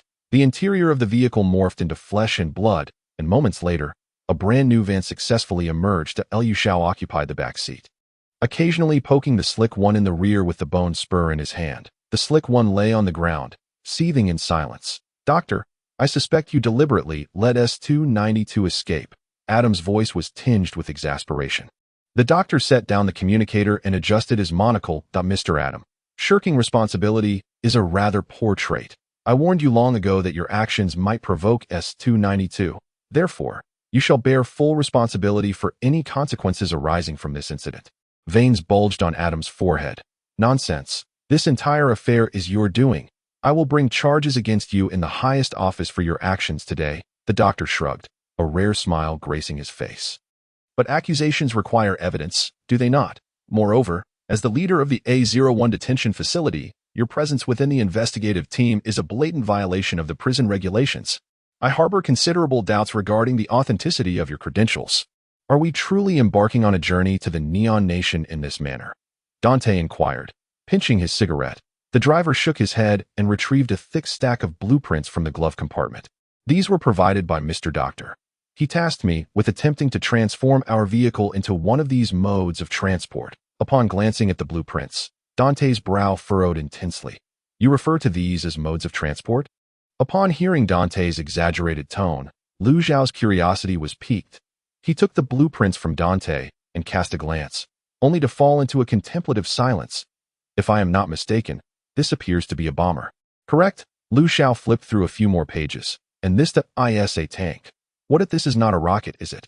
In that moment, Xiao felt as though his mind had momentarily malfunctioned. The others also lapsed into silence. The driver scoffed. "I can't even comprehend these blueprints. I have no idea how to implement any changes. Why doesn't Mr. Doctor attempt it himself?" Dante sighed. "It seems that, under these circumstances, we cannot take a plane. Although the journey to the Neon Nation is not exceedingly far, we must traverse a body of water." The driver pondered for a moment. "I once had the fortune of piloting a speedboat. What if we converted our vehicle into a speedboat?" Aside from Xiao, the others regarded the driver with peculiar expressions. "That makes sense. You have been in the shadow prison, so it's understandable that you are unaware." Dante inhaled deeply from his cigarette. In this world, while there are bizarre entities on land, their numbers are relatively few. It is the sea that is truly plagued by the uncanny." Upon hearing this, The driver was momentarily taken aback. Liu Xiao rested his chin on his hand, lost in thought. Thus, to cross the ocean, the only viable mode of transportation is an airplane. Upon hearing Dante's words, the driver slammed on the brakes. Then what on earth are we going to the Neon Nation for? We should simply return and report back to the doctor. At that moment, Xiao timidly removed her sunglasses and spoke softly. I can actually decipher some of these blueprints. At this revelation, even Lu Zhao's gaze turned toward Xiao. Feeling somewhat embarrassed under their scrutiny, Xiao continued, before joining the Guardians, I was a graduate student specializing in mechanical materials. Hearing this, Lu Xiao swiftly extended the blueprints towards her. Please, I implore you. Xiao, her cheeks tinged with pink, accepted the blueprints. This is the latest stealth bomber developed by our nation. I previously assisted my advisor in research pertaining to the materials. This is the newest ground tank, which is still under confidentiality. Xiao meticulously introduced each blueprint to the group. Sliding Head exclaimed, Xiao, you are incredibly talented. Do your parents know? Given your remarkable skills, why would you join the Guardians alongside us? Upon hearing Sliding Head's comment, Xiao's expression dimmed abruptly. My parents were also Guardians, but they have already made the ultimate sacrifice. In an instant, Huitu felt an overwhelming shock to his moral compass. His gaze turning vacant, Xiao shook her head and managed a smile. That I want to traverse the path they took. Lu Xiao was at a loss for words. While he could engage in a fierce battle with the bazaar without a hint of concern, comforting someone left him somewhat bewildered. After all, Xiao was not a rough and tumble character like Faden, and thus could not be consoled with Lu's usual comforting phrases. Xiao flipped through pages for quite some time. Finally, she exclaimed, Found it. Perhaps we can use this. On the blueprint lay the image of a small aircraft that was a Gulfstream 500 model, a relatively common type of private jet in civil aviation. The range should suffice for us to fly to the Neon Nation. However, a dilemma arose. Does anyone here know how to fly a plane? For a moment, everyone exchanged glances. Liu Xiao, however, broke into a grin, revealing a knowing smile. Actually, I can fly a plane. Upon hearing this, the driver's expression stiffened instantaneously. Come on, don't joke around. You might as well say you can turn a car into an airplane. Chapter 54. Dante's past the driver's words did not anger Lu Xiao. He replied in a calm tone, I have logged over 2,000 hours in flight simulation games. I possess ample takeoff and landing experience in various extreme conditions. Strictly speaking, I am a captain with substantial flying experience. Dante took a deep drag from his cigarette. What is flight simulation? The driver's brows furrowed. It's a game that simulates flying a plane. Lu Xiao looked at the driver, a kind smile gracing his face. So, would you say that's akin to flying a plane? The driver found himself momentarily speechless. Yet another thought crossed his mind. Dr. Sir once told me that to transform a vehicle, the operator must possess formidable mental strength. He pointed at Dante. You have a heightened mental capacity from years of dealing with the bazaar, and I, being a bazaar entity myself, also possess a significantly greater mental strength than humans. Finally, he turned to Xiao. I wonder if your mental fortitude can support the transformation of the vehicle. Mental strength is a rather enigmatic concept. Some individuals are born with exceptional abilities, while others, like Dante, who frequently interact with the bazaar and have encountered myriad strange occurrences, possess a remarkably stable mental world. In simpler terms, they have been scared enough to grow bolder. Suddenly, Lu Xiao recalled something. The prison medic once gave me something that purportedly enhances mental strength. It was something like a caterpillar. Upon mentioning this, Liu Guang's expression shifted dramatically. The ghost-faced moth's larva, he said in a low voice. That incident has become a psychological shadow for him. Yes, the ghost-faced moth's larva, Lu Xiao exclaimed. But where should we search for it? Just as Lu Xiao fell into contemplation, Dante slapped his forehead. What a coincidence. I actually know where we might find such a thing. At once, all eyes turned toward him.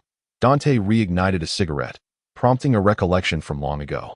It was a time when I had just joined the Guardians. Liu Xiao interjected hastily, his lips twitching. Mr. Dante, please get to the point. With a sigh, Dante remarked, it appears that you are not particularly interested in my past. Very well, I shall be direct. As he spoke, he took a deep drag from his cigarette. That I distinctly remember my first mission under the guidance of my instructor, which involved the Spectre Moth. It took place in a small village on the outskirts of the Magic City. Within a town of merely 1,000 inhabitants, a nest of spectre moths had emerged. Our objective was to eradicate that nest. At this juncture, he shivered, exhibiting a semblance of fear, or perhaps some other emotion. And it was on that mission that my instructor sacrificed his life. Dante's eyes glistened with unshed tears, and he inhaled deeply several times to steady his emotions before continuing. In the end, we paid a tremendous price to destroy that nest. However, the higher-ups, concerned that it had not been thoroughly eliminated, concocted an excuse to seal off the area. We should investigate. Perhaps we might uncover something, Liu Guang suggested, laced with apprehension. If it hasn't been eradicated, wouldn't it be too risky for us to go now? What if they have formed a substantial nest again? It was no wonder Liu Guang was frightened. The shadow of the specter moth loomed large in his mind. Dante exhaled smoke directly into Liu Guang's face. What is there to fear? The specter moth is merely a grotesque creature with formidable reproductive capabilities and swift movements. As he spoke, Dante's own confidence began to wane. It was worth noting that their previous attempt to destroy that nest had involved a concentrated effort from 3 shelters across Huaxia. Even then, many lives had been lost during that mission. A moment of silence enveloped the vehicle as the occupants exchanged glances, while Lu Xiao patted his chest reassuringly. Fear not. I am here, sliding his gaze toward him. Huatu retorted, what good does your presence do? If a nest were to form again, we would merely become fodder for the specter moths, and my friend, you would be no exception. They would lay their eggs within your body, turning you into a veritable incubator for their larvae. Lu Xiao jabbed the bone spike in his hand sharply towards Huatu's behind. Huatu clutched his rear, seething in silence. Liu Guang regarded the bone spike in Lu Xiao's grasp and suddenly spoke in a somber tone. Perhaps it is not entirely implausible. On the outskirts of the Magic City, in an unknown small town, a steel gate halted the delivery van driven by the chauffeur. The driver prepared to activate the teleportation ability. Dante stayed his hand at that moment. A young soldier clad in camouflage approached, rifle in hand that he wrapped on the car window. Dante lowered the window to meet his gaze. The soldier saluted and stated, ahead lies a military restricted area. Unauthorized personnel are not permitted entry. Dante nodded and, producing an identification card from seemingly nowhere, handed it to the soldier. The soldier glanced at it, then immediately snapped to attention. Sir, Dante exhaled a plume of smoke slowly. Thank you for your hard work. Please take me to meet your superior. The soldier saluted once more, and then hurriedly jogged over to open the gate. In the vehicle, the sly one expressed his astonishment. I can't believe you are still the commander of the official troops. What rank do you hold? Dante cast him a sidelong glance and retorted. How many times must I say it? Address me as the devil. His face was alight with pride. Once you formally join the sacrificers, the corresponding official ranks will be conferred upon you. Certain missions will require you to coordinate troop operations. Upon hearing this, the trio felt a sudden sense of longing. As the vehicle entered the checkpoint, the scene within resembled that of a military camp. Liu Xiao inquired curiously. So, places that exhibit anomalies are typically sealed off under the pretext of being military bases? Dante pondered for a moment before responding. Not entirely. However, the majority are indeed sealed for this reason. After all, most of the public remains unaware of the existence of such anomalies. If these matters were to be disclosed, it would incite widespread panic among the populace. At this juncture, he took a deep drag from his cigarette. Sometimes, ignorance is a source of peace. Lu Xiao glared at Dante with a look of exasperation. Can't you cut back on the smoking? Dante shrugged nonchalantly. I am already a confirmed lung cancer patient. Do you think I care about such trivialities? Lu Xiao mused for a moment. Have you truly considered allowing the prison doctor to perform a minor surgery? Trust me, his medical skills are unequivocally reliable. Dante coughed from a puff of smoke. No thanks. I wish to live a few more years.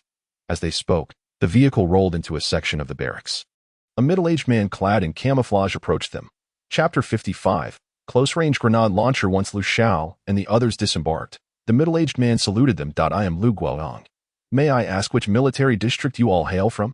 At this moment, Dante stepped forward. We are an independent operational unit under the 9th Group Army, codenamed Prison Guard. We have come here on a mission. Due to the urgency of the matter, the mission documents had yet to be issued. Lu Guoyang scrutinized Dante with a hint of skepticism. Why did you arrive in a bread van? Clearly, the choice of vehicle seemed out of place. Dante replied earnestly, due to the special nature of our mission. It was deemed inappropriate to attract public attention, so we were instructed to use a more low-key mode of transportation. This rationale was fairly reasonable, as Lu Guoyang understood the significance of what they were guarding. Please present your credentials. However, he still needed to perform a final verification. Dante nodded and retrieved his credentials from his pocket. Lu Guoyang took the documents and stepped aside to make a phone call. Shortly thereafter, he jogged back. Apologies, Commander. I have confirmed that your credentials are in order. He hesitated for a moment before adding, the higher-ups have instructed me to provide full support for your operations. After pondering for a moment, Dante nodded and said, please assist us in preparing some special operations equipment. We arrived in such haste that we brought no gear with us. Lu Guoyang saluted and then hurried off. I must say, it appears your rank is quite substantial, Lu Xiao softly remarked. Dante sighed. There's no way around it. The tasks assigned to us, the sacrificers, are perilous. Often, we require the assistance of the troops. Their ranks may be low, but they can hardly intimidate these brash soldiers. This is the outcome after communication with the higher-ups and the authorities. Hua Tu appeared somewhat agitated. Report, Devil. What rank will we receive upon officially joining the sacrificers? Dante produced a cigarette and lit it. All sacrificers hold the rank of Brigadier General. Upon hearing this, Hua Tu was nearly overwhelmed with excitement. In that moment, he was immensely grateful for his decision to join the sacrificers. Goodness, your son has made it big. Hua Tu seemed to envision a bright future ahead. Dante, however, unceremoniously doused his enthusiasm with cold water. Of course, your salary will remain the same as it is now. At this statement, Hua Tu's head instantly drooped. Lu Guang patted Hua Tu on the shoulder. Come on, you didn't join the Guardians just for that measly salary. Hua Tu replied solemnly, but I did join the Guardians precisely for the salary. Lu Guang. Meanwhile, Xiao had finally memorized the aircraft design blueprint in its entirety. Taking a deep breath, she thought, now I just need to find the larvae of the ghost moth, and I can transform my vehicle into that aircraft. Hearing this, Lu Xiao gave her a thumbs up. What a reliable girl. Upon hearing this, Xiaoyu's cheeks flushed with a rosy hue. Before long, Lu Guoyang returned. Chief, the armory has been opened for you all. Please follow me. Soon, they arrived at a warehouse. Chief, you may freely access the munitions inside. Lu Xiao scanned the surroundings. The armory's reserves appeared to be quite ample. With a full array of infantry weapons, he casually picked up a portable rocket launcher.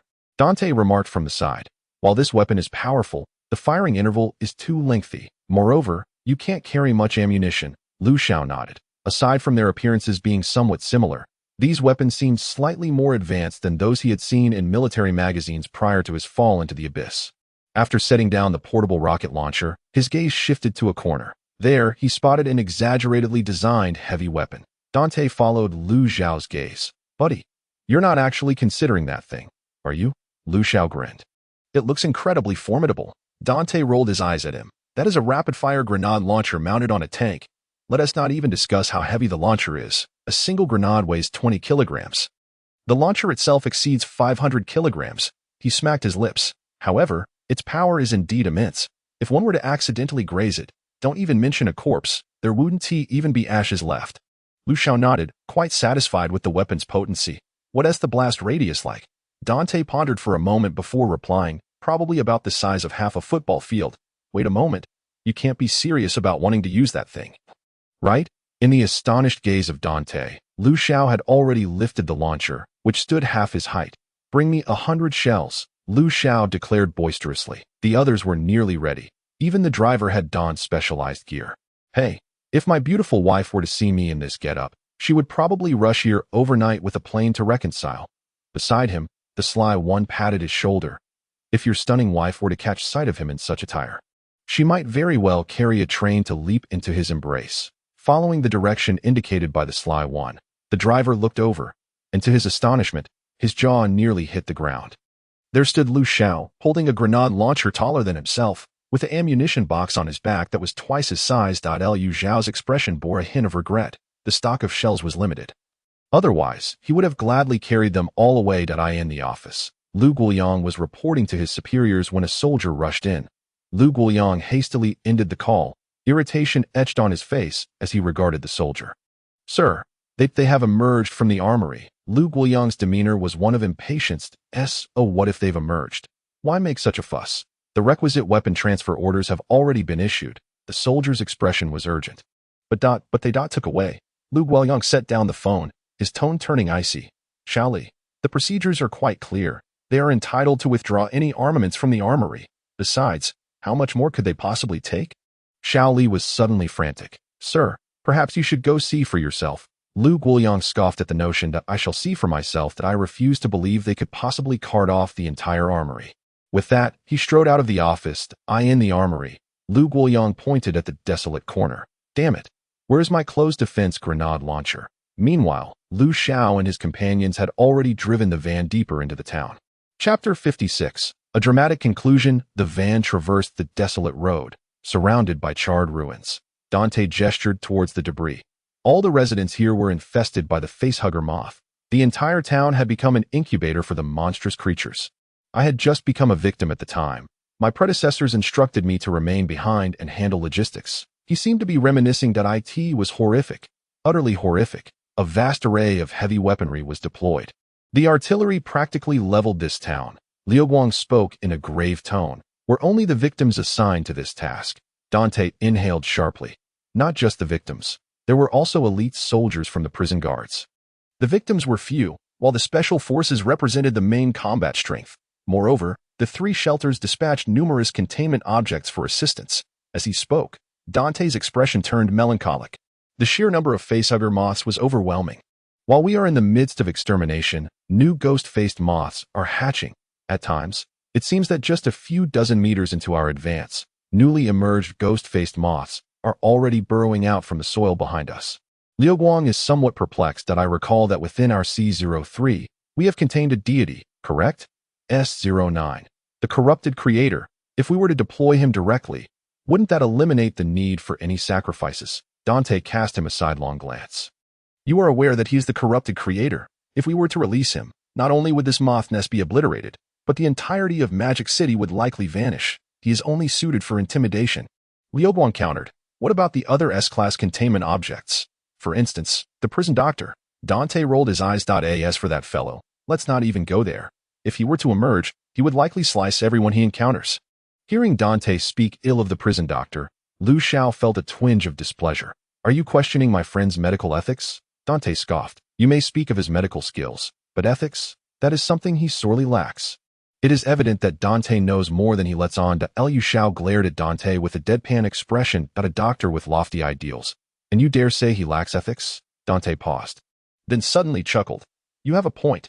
His ethics are indeed abundant. He hesitated for a moment. However, you must understand that humans, by nature, possess various ailments. Some of these ailments do not affect individuals significantly. Yet, the prison doctor does not permit even a single ailment to exist within a person.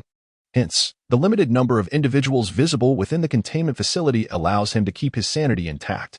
Should he step into the mortal realm and witness the throngs of humanity, I fear he would immediately go berserk. Dante shrugged. Therefore, all containment objects deployed to eradicate the nest were non-living entities. Only such non-living containment objects can be more effectively controlled. Lu Xiao gestured toward the grenade launcher mounted atop the vehicle. Why not simply bombard it? Dante nodded. Indeed, heavy firepower can effectively incapacitate ordinary ghost-faced moths, but that is the nest, harboring the ghost-faced moth queen. It is an extraordinarily supernatural and bizarre life form. Conventional weaponry would have no effect whatsoever. We have even employed small missiles, Lu Xiao pondered, stroking his chin. Yes, oh, how did you ultimately deal with that queen? Dante chuckled. It is rather amusing. In the end, an inconspicuous containment object played a crucial role. That containment object was something akin to a bowel obstruction medication. It was a one-time use containment item. Then, through S077, the steward, he ingested the pill and was commanded to present himself to the mouth of the ghost-faced moth queen. That frail, suit-clad, mustachioed old man. Lu Xiao mused, stroking his chin. Dante smacked his lips. Frail? Perhaps in your eyes. This dramatic conclusion was something none of us anticipated at the time. The formidable, impenetrable visage of the queen moth lay defeated by an inconspicuous little pill. Suddenly, he seemed to recall something and quickly added, the one who proposed this plan was the doctor. In the midst of his speech, the driver had already parked the vehicle in front of a cavern. The entrance was as large as a football field, surrounded by scorched earth. Dante leaped from the car. Here we are. This is the mother nest. The others followed suit, disembarking the vehicle. The driver, sitting in the driver's seat, hesitated and said, Perhaps I should wait for you here. If you encounter danger, just call for me, and I will teleport in to retrieve you. Dante pondered for a moment and deemed the suggestion reasonable. Then you shall wait here. However, you must be cautious, for a ghost moth may suddenly appear. It spares no delicacy and devours everything. Upon hearing this, the driver paused, then quickly changed his mind, saying, I suddenly feel that I could be of greater assistance inside. The sly one remarked to the driver. It seems your beautiful wife had good reason to leave you. Lu Xiao patted the sly one's shoulder, nodding in agreement. Buddy, you stole the words right out of my mouth. The driver. That stings. Lu Xiao and his party of 6 traversed the intricate labyrinth of the Queen Moth's lair. The surrounding earth still bore the acrid scent of gunpowder, and every so often, they could see charged shrapnel embedded in the soil's surface. The entire Queen's nest resembled an ant colony in structure, with passages extending in all directions. The group was uncertain how long they had been walking within. The sound of rushing wind never ceased. Liu Xiao, armed with a close-range grenade launcher, led the way, his nose twitching incessantly. Dante lit a cigarette and inquired, "What about it, fellows? Do you detect any unusual scents?" Lu Xiao sniffed and nodded. Indeed, there's a strong and eerie presence, but it shouldn't be. The scent should be nearby. Why can't we see anything? Dante glanced around, his seasoned instincts honed from years of dealing with the uncanny, sensing something amiss. He tightened his grip on his automatic rifle, entering a state of alert. Just then, the sly one trembled and tapped Dante on the shoulder. Report. A devil. I think I see my late great-grandmother beckoning to me. Dante furrowed his brow and immediately turned to look at the sly one, who was gazing upward, his body quaking uncontrollably. The others, witnessing this scene, hurriedly looked up as well, under the beam of a tactical flashlight. Countless human faces materialized on the cave's ceiling. They were densely packed, an innumerable multitude of faces, all staring down at Lu Xiao and the others with hollow eye sockets. Chapter 57. Bombarding the Ghost Moth by Heavens. This scene startled even Lu Xiao. He quickly raised his close-range grenade launcher and fired a shot into the by heavens, was Dante's exclamation, and after uttering this, he shouted, "Get down," except for Lu Xiao. Everyone else dropped to the ground at that moment. It wasn't that Lu Xiao didn't want to take cover. Rather, he was burdened by too much equipment, making it inconvenient. Boom!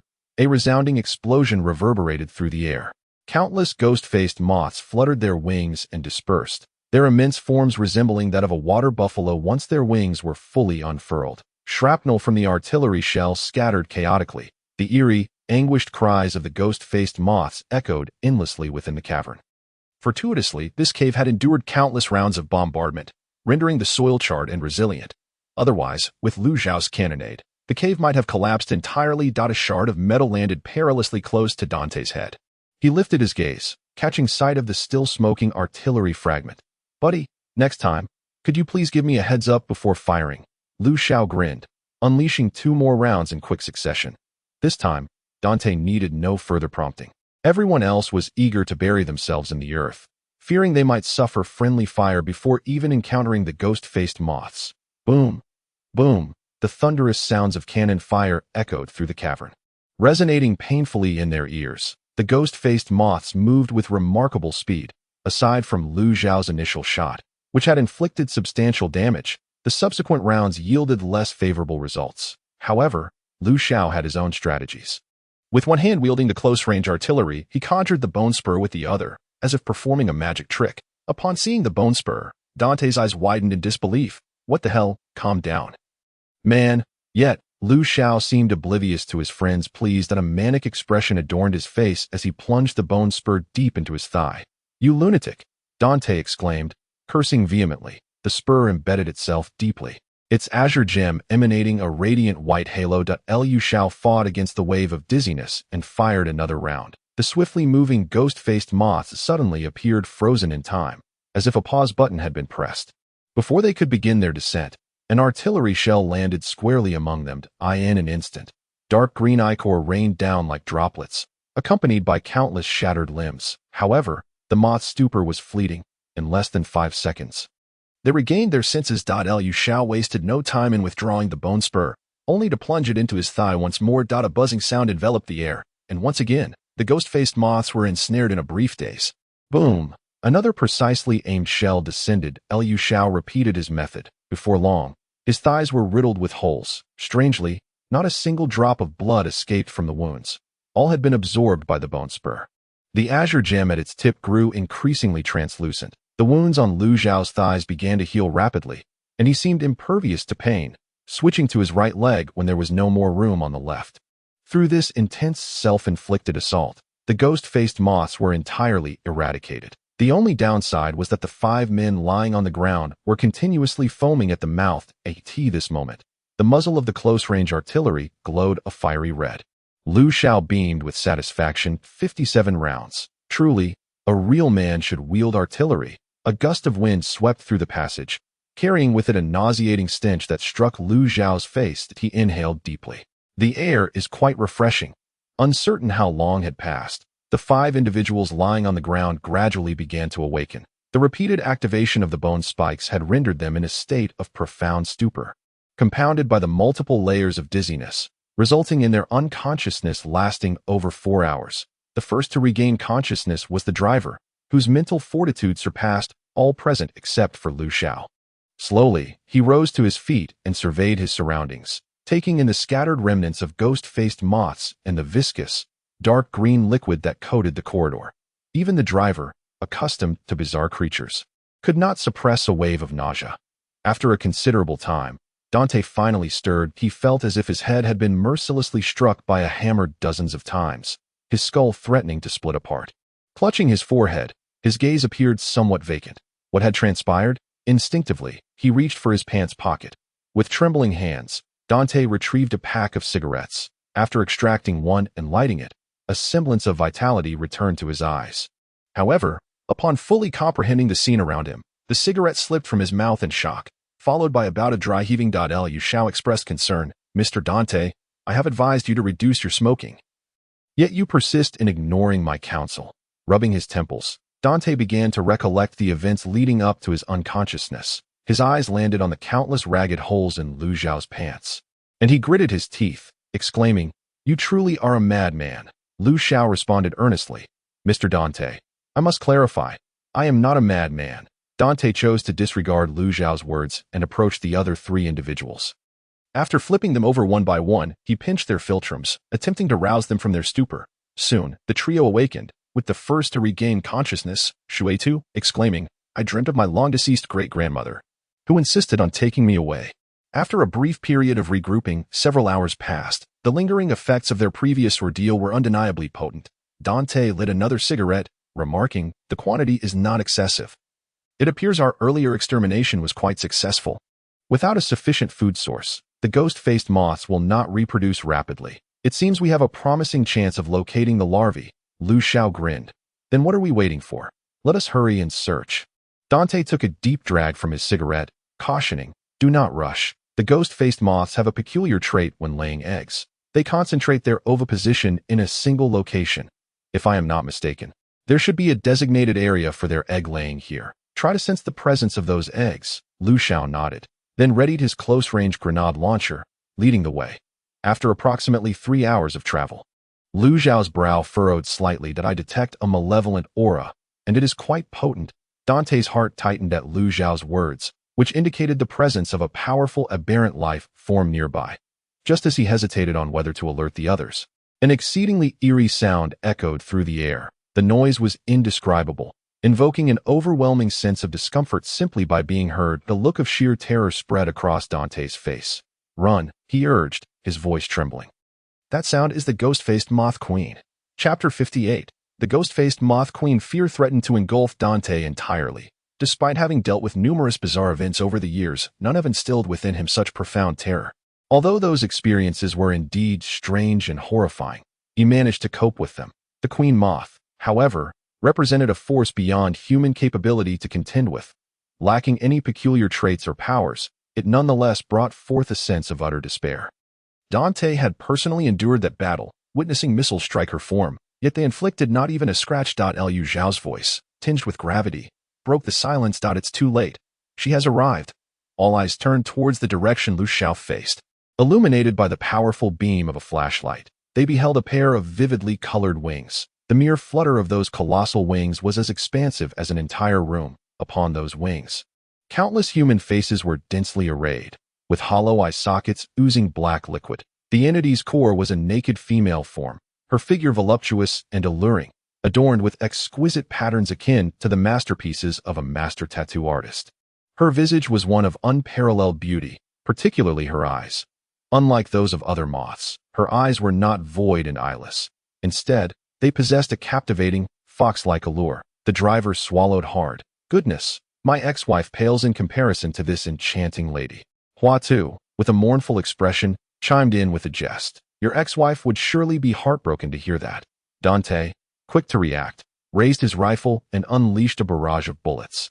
Yet, those bullets merely sparked feebly against her incessantly flapping wings. Despair washed over Dante's face. Xiao raised his hand and fired a grenade. Boom! The queen moth remained utterly unscathed, her lips parted slightly, seemingly uttering a melodic note. Xiao felt his mind swirl, as if his very brain were trembling. The others, however, were not so fortunate. Blood flowed from every orifice, leaving them in a pitiful state. Unassailable, enduring the excruciating pain, Xiao cast aside his close-range grenade launcher. In its stead, he grasped a silver revolver, its barrel approximately 20 centimeters long, intricately engraved with exquisite designs. This 097 corruption revolver. His left hand clutched a bone-spiked AT that moment.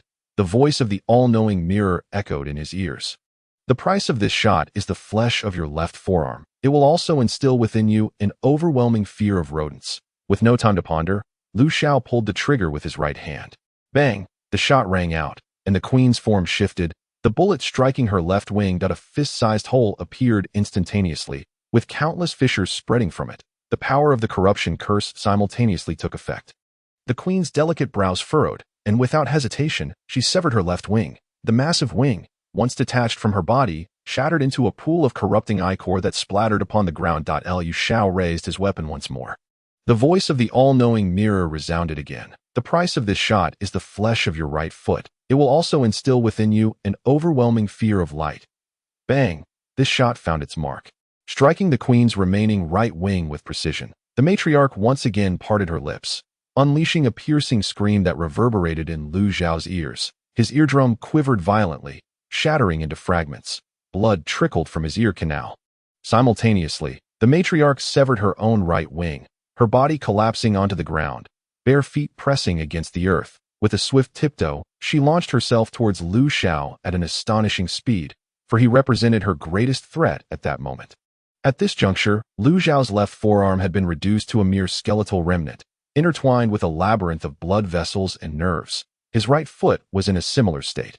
Yet, he defiantly raised his gun, aiming it at the oncoming visage of the ghostly-faced moth matriarch. The cost of this shot would be the flesh of his left thigh. It would also induce an overwhelming terror regarding the contemplation of this act. Furthermore, this shot would miss. However, Xiao, with his eardrum ruptured, could not hear the voice of omniscience. Bang! The muzzle of the corrupted revolver flared briefly. In an instant, the flesh of Xiao's left thigh vanished. His body shuddered, losing balance as he fell to the ground. As expected, the gun's aim wavered, and the bullet sailed wide. At this moment, the matriarch had already closed in on Xiao. Her pristine, intricately patterned arm reached for his head. A sudden wave of intense fear engulfed Xiao, akin to a mouse confronting a cat, a primal terror emanating from within. This fleeting moment of dread arose as he contemplated his actions. Fortunately, the fear was ephemeral, for his thoughts were brief. With a swift motion, Xiao plunged the bone spur he grasped in his left hand into his abdomen. The azure gemstone at its tip erupted in a dazzling white light, momentarily halting the matriarch's advance. Seizing the opportunity, Xiao's right hand had already lifted the gun, pressing it against the matriarch's chest. Bang! The gunshot echoed, followed closely by the voice of omniscience. The cost of this shot was the flesh of his abdomen.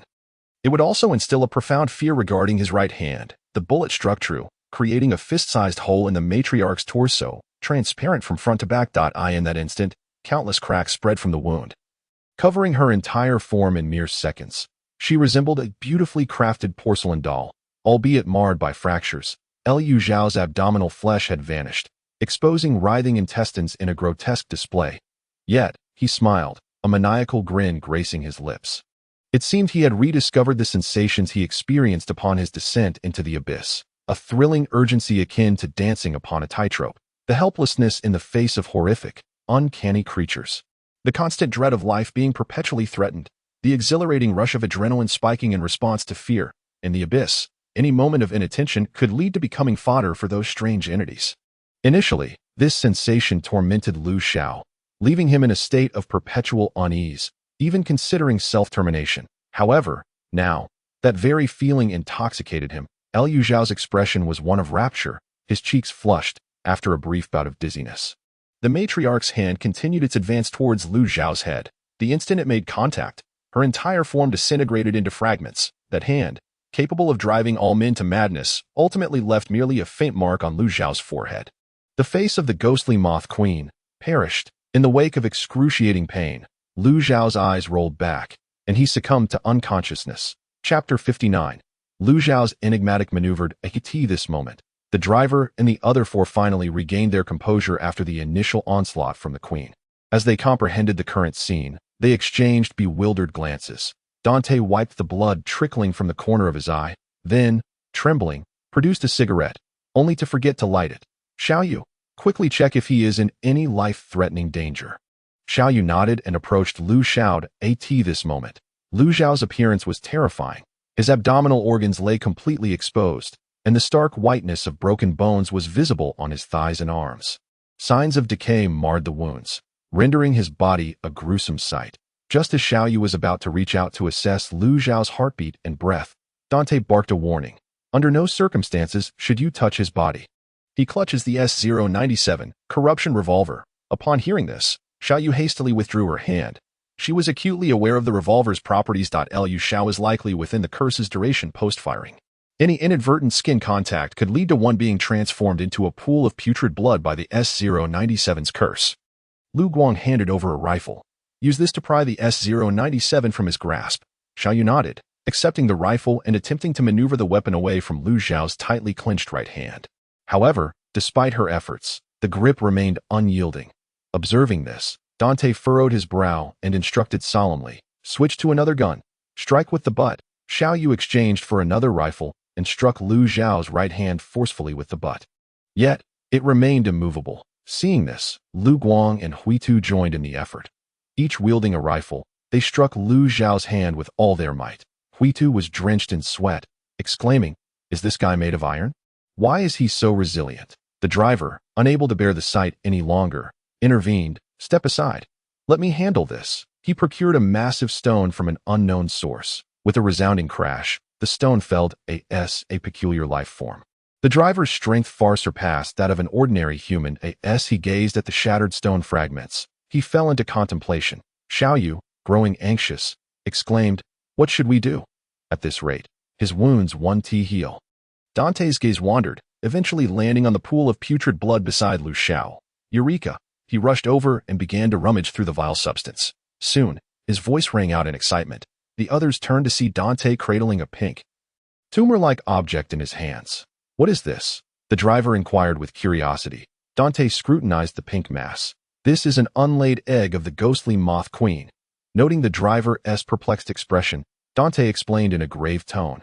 "The queen that Liu Xiao just dispatched must have been birthed by the previous queen. We exerted immense effort back then, and still couldn't locate that egg. We initially believed that it had yet to lay its eggs.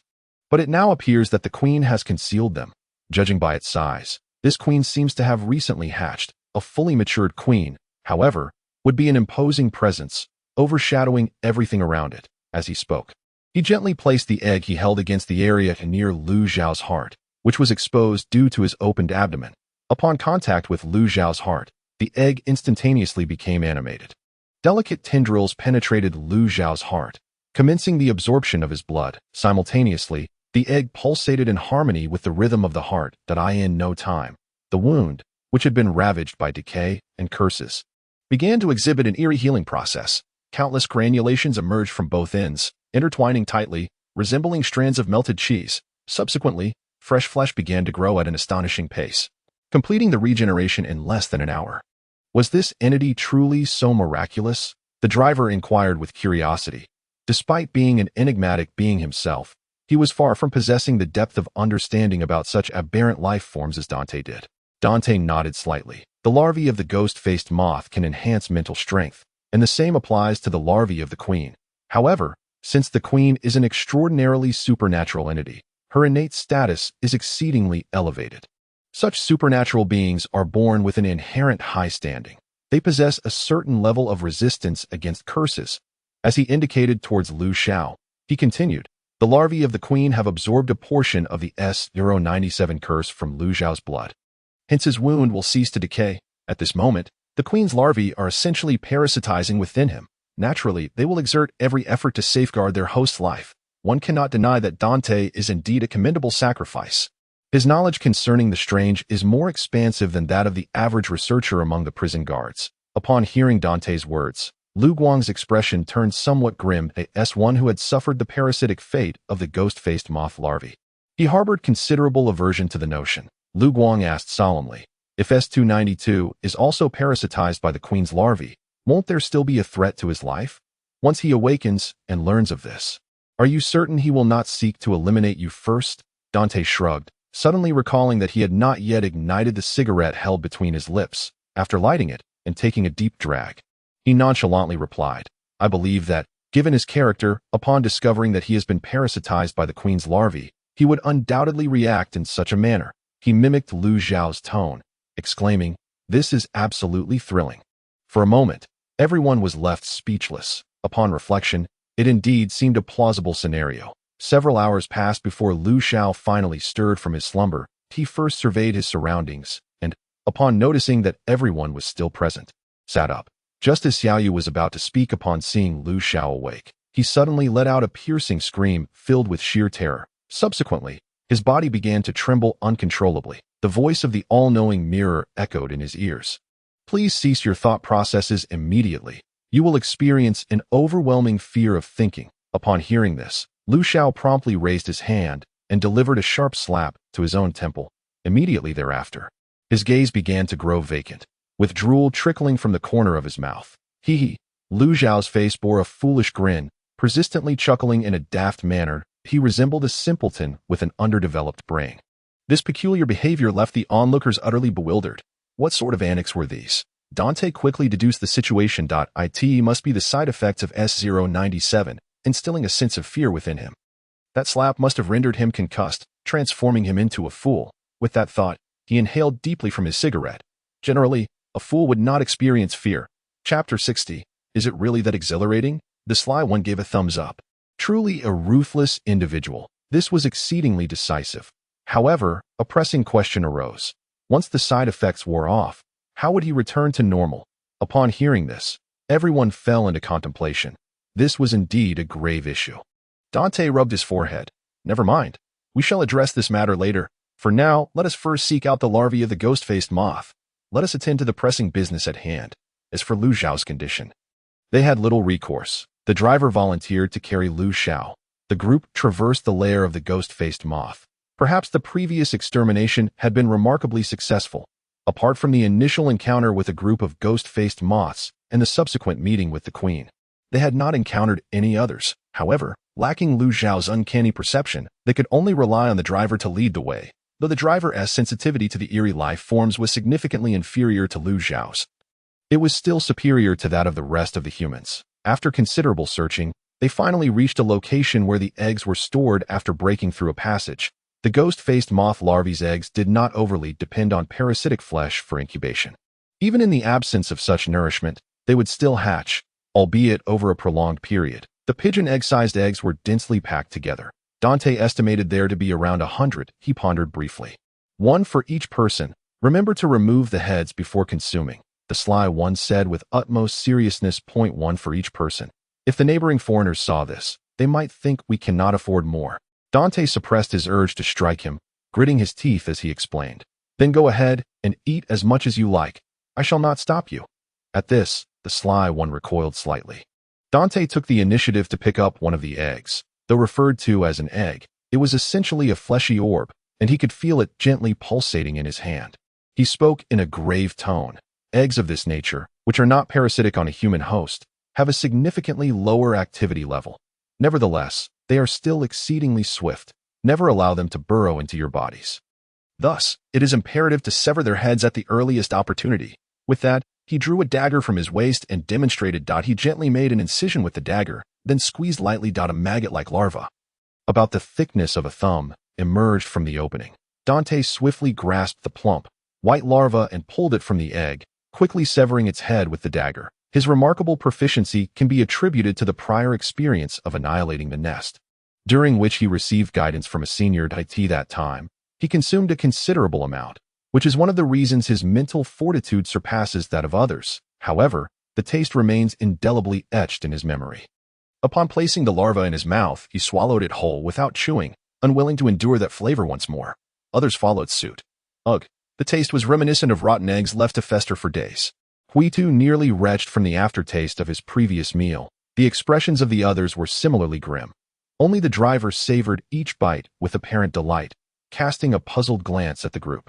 "Is this not delicious?" he exclaimed, and amidst the horrified gazes of his companions, he picked up another larva, swiftly severed its head, and stuffed it into his mouth. His expression suggested it was merely a mundane snack, akin to a spicy strip. Huitu, suppressing his nausea, inquired, "How many of these can one consume?"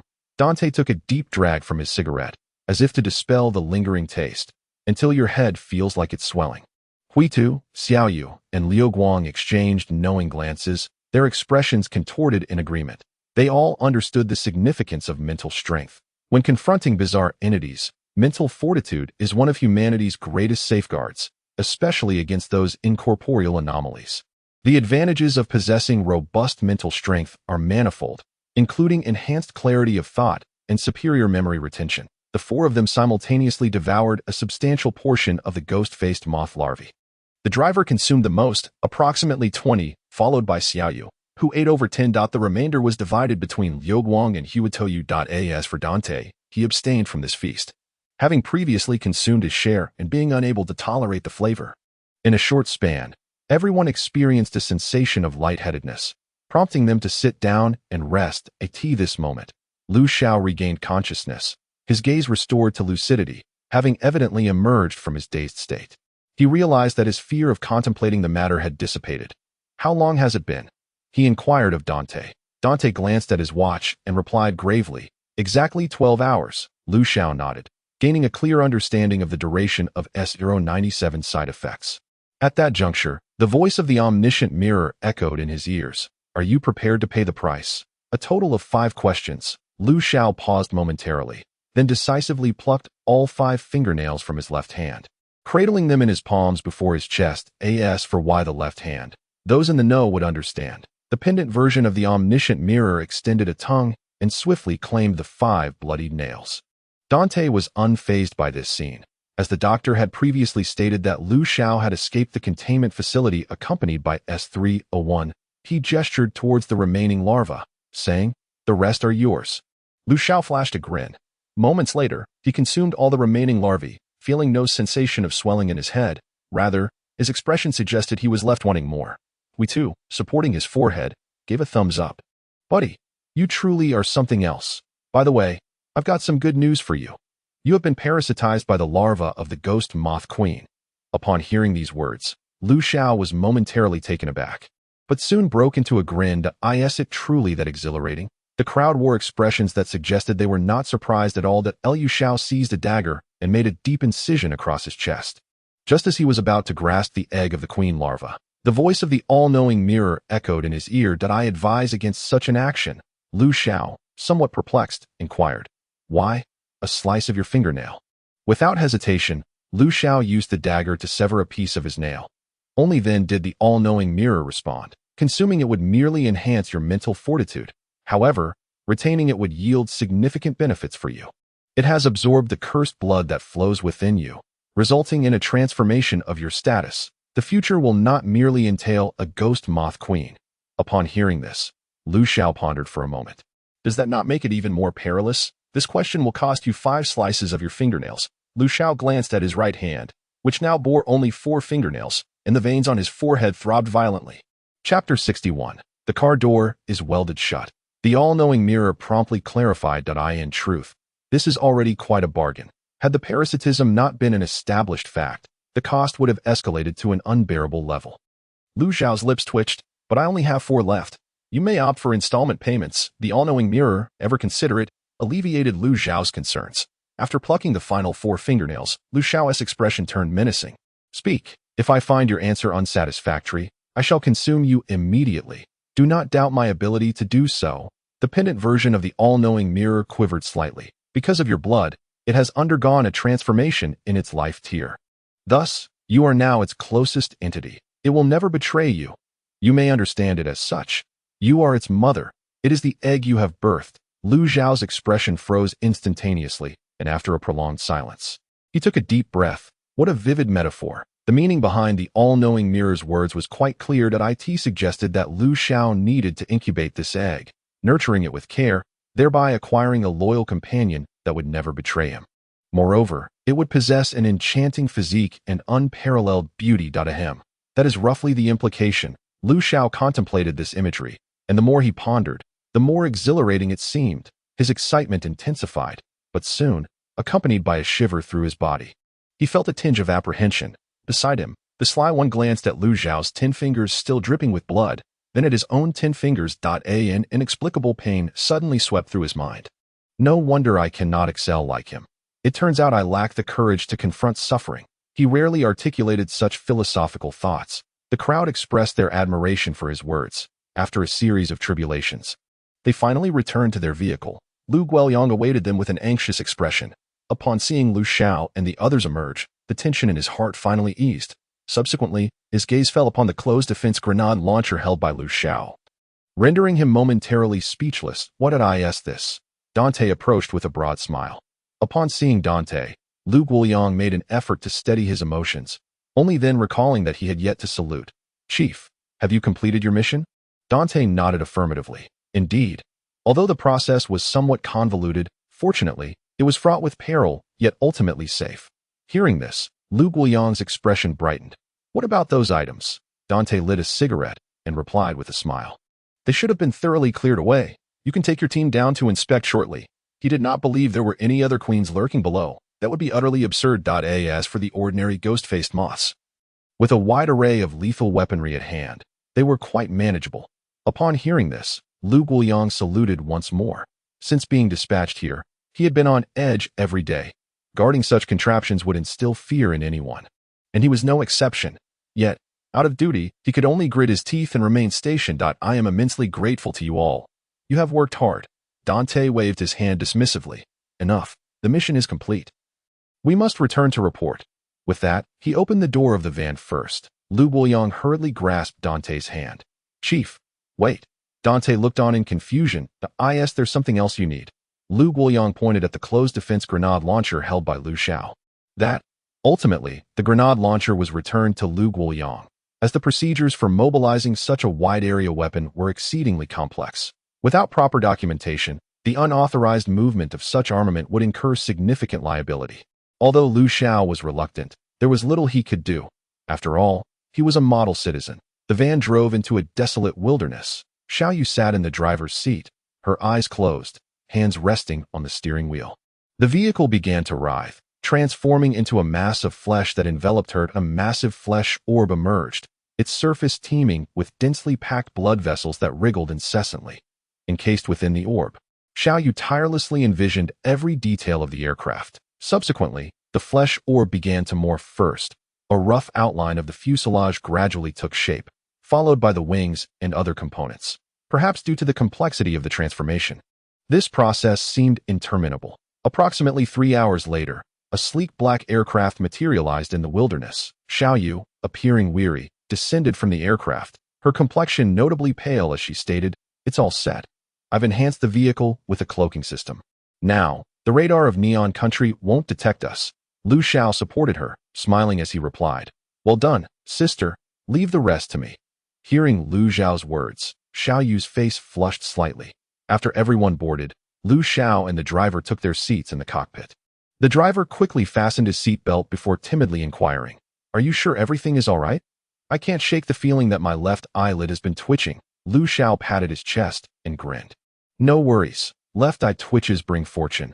Right eye twitches foretell misfortune." The driver paused. Then his face turned pale with fear. "My right eyelid is twitching now." Lu Xiao pondered for a moment.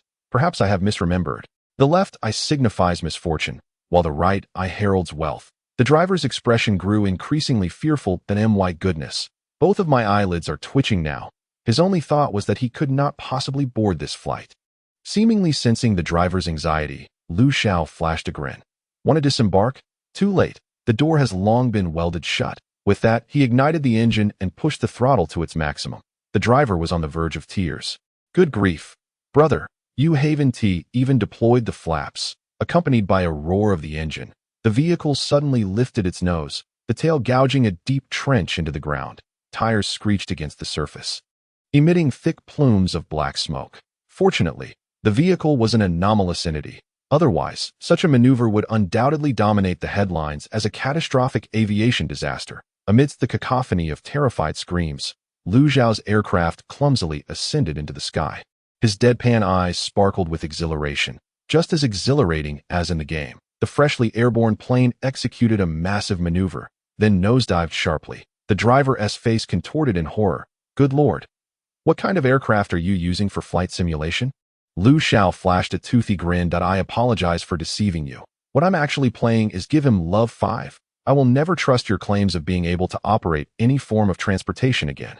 With that, the driver rolled his eyes back and fainted instantly. As for the 4 fortunate passengers in the back seat, they had already succumbed to unconsciousness moments earlier. Chapter 62, Serial Number 019, Source of Contamination. My sincerest apologies. Doctor, it is all the fault of that colorblind skeleton. It was precisely because he could not distinguish colors that he failed to fulfill your instructions. The prison doctor's shrill voice carried a hint of guilt. The doctor felt a headache coming on. He removed his monocle and rubbed his forehead. I merely instructed you to monitor the situation. How could you 2 letters 019, the source of contamination, escape? The prison doctor chuckled awkwardly. I truly apologize. How about I accompany the skeleton to retrieve it for you? Upon hearing this, the doctor promptly declined. That won't be necessary. Your danger level is no less than that of R019. Besides, R019 has already fled into the dark prison. The doctor had not come to lay blame. He was there to compensate after expressing his gratitude. The tendrils sprouting from the back of the dart's head surged towards this direction. When Lu Xiao departed, the tendrils, which were no thicker than a chopstick, had now swelled to a girth surpassing that of a steel pipe. The slick appendages coiled around the chunks of flesh on the ground, feeding them into the dart's mouth. Initially, he found these morsels quite delectable, but now his expression resembled that of someone chewing on wax. Utterly fatigued by the repast, that moment, Chainsaw Man abruptly rose and activated his chainsaw. An aura of malevolence and distortion emanating from him. The tendrils at the back of the dart's head instinctively recoiled. He hastily stood up and turned to face the direction Chainsaw Man was looking. There, in the shadow of a nearby building, a soldier clad in prison guard tactical gear emerged slowly, cradling a glass container that housed a mask submerged in a pitch-black liquid. The mask bore an expression that seemed to oscillate between laughter and tears. Upon witnessing this, the dart immediately heightened his vigilance. This is wrong. A prison guard should never appear alone in the abyss. The dim lighting obscured the contents of the glass container from his view. Otherwise, he would have recognized it instantly. Realizing this, the dart quickly retreated behind Chainsaw Man. Yet the typically fierce and invincible Chainsaw Man stood frozen in place, making no move. Though the whirring of the chainsaw indicated a state of acute alertness, the soldier continued to advance toward the duo, moving with the gait of a marionette. Beneath the mask, the soldier's eyes were hollow, and his features contorted. Friend, this is my territory. Chainsaw Man's deep voice resonated. As the last word left his lips, the soldier slowly raised his head. The dart looked up to find a void beneath the soldier's mask. Suddenly, the soldier bizarrely transformed into a puddle of black liquid, as if he had never existed. Had it not been for the glass container clattering to the ground, the dart might have thought he was hallucinating. Before he could process this, the puddle of black liquid seemed to come alive, enveloping the glass container. Immediately, a sound of corrosion filled the air. The dart felt an unsettling realization wash over him. The black liquid and the glass container suddenly struck a chord in his memory. Oh no, how has R019, the source of contamination, breached containment? With no time to spare, he grasped Chainsaw Man and prepared to flee. The strangeness of this entity was beyond description. Its classification as R-level made that abundantly clear. R-level indicates that the prison guards are mandated to destroy it. The containment of R-level entities occurs only when the guards lack the capability to annihilate them, a last resort. Nonetheless, the dart scolded himself for his sluggish reaction. The black liquid surged towards him at an alarming speed that he failed to evade it, and a single droplet of the black liquid splashed onto him. Merely that one droplet was enough. Puffed, puffed. The droplet began to roil, and in an instant, He was engulfed by the seemingly materializing black liquid. The liquid flowed over him, coalescing on his face into a mask that appeared to both weep and smile, that I am capable of fulfilling all your desires. Whenever you wish, the voice echoed like a whisper from a demon, resonating in the ears of Dart. In an instant, Dart roared, "Get out of my body! Do not be hasty. I am already aware of your wishes. Would you like to reclaim your humanity? I can assist you. However, I require your help with some trivial tasks." The voice seemed to brim with irresistible temptation. Although Dart recognized this as merely the deceit of our 019, the source of pollution, he hesitated at that moment.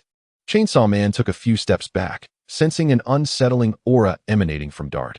Ultimately, Dart withstood the allure, declaring resolutely, "I do not require your assistance." He then turned to Chainsaw Man and said, "Mr. Chainsaw, please kill me at once." Since deciding to become a Warden soldier, Dart had long since cast aside his fear of death. He was unafraid of dying. Thus, the temptation of returning to humanity was not insurmountable for him. "I apologize, Doctor. I have failed to complete the mission." With that, he slowly closed his eyes. Yet, Chainsaw Man remained immobile at that moment. The pool of black liquid began to envelop his body. Clearly, Chainsaw Man possessed no resistance to this source of pollution. Such a pity. If you are unwilling, I shall have to enlist the aid of this seemingly dazed powerhouse. Upon hearing this, Dart's eyes flew open. "No, absolutely not," he shouted inwardly. If Mr. Chainsaw were to be contaminated, given his stature, it would spell disaster for humanity. He could not allow it to taint Chainsaw Man. This was Dart's prevailing thought. Regardless of the circumstances, it appeared he had no choice left. "That I agree to your terms." In that instant, Dart surprisingly found his composure. That he calmly stated, "Let those matters be as trivial as you claim." Chapter 63, Serial Number 058. The Jellyfish in the Sky. "Oh ho, you have finally awakened?" Lu Xiao observed the now conscious pilot with a beaming smile. The pilot, somewhat bewildered, glanced around until he confirmed he was still seated in the co-pilot's seat, after which his pupils gradually focused. "I'm not dead?" he exclaimed in astonishment. Lu Xiao's expression shifted to one of displeasure. "Sir, are you questioning my flying skills?" The pilot shivered at Lu Xiao's words, hastily denying. "How could that be?" He quickly redirected the conversation. "Where exactly are we now?" Lu Xiao grinned widely. "I have activated the autopilot. We should arrive in Neon Country in 2 to 3 hours. The pilot was momentarily taken aback, doubting whether Lu Xiao could actually locate the autopilot button. It was not that Lu Xiao had suddenly mastered the art of flying. Rather, he had successfully engaged the autopilot through the hands-on instruction of the omniscient mirror. Of course, this time the omniscient mirror did not demand any price from Lu Xiao. Its reasoning was simply that it was a gesture of goodwill towards a valued client. Meanwhile, the aircraft carrying Lu Xiao and his companions had already reached the skies above the ocean. Peering out from the cockpit, a thick fog enveloped the surroundings, rendering visibility appallingly low. At that moment, Dante also awoke. He opened the cockpit door and stepped inside.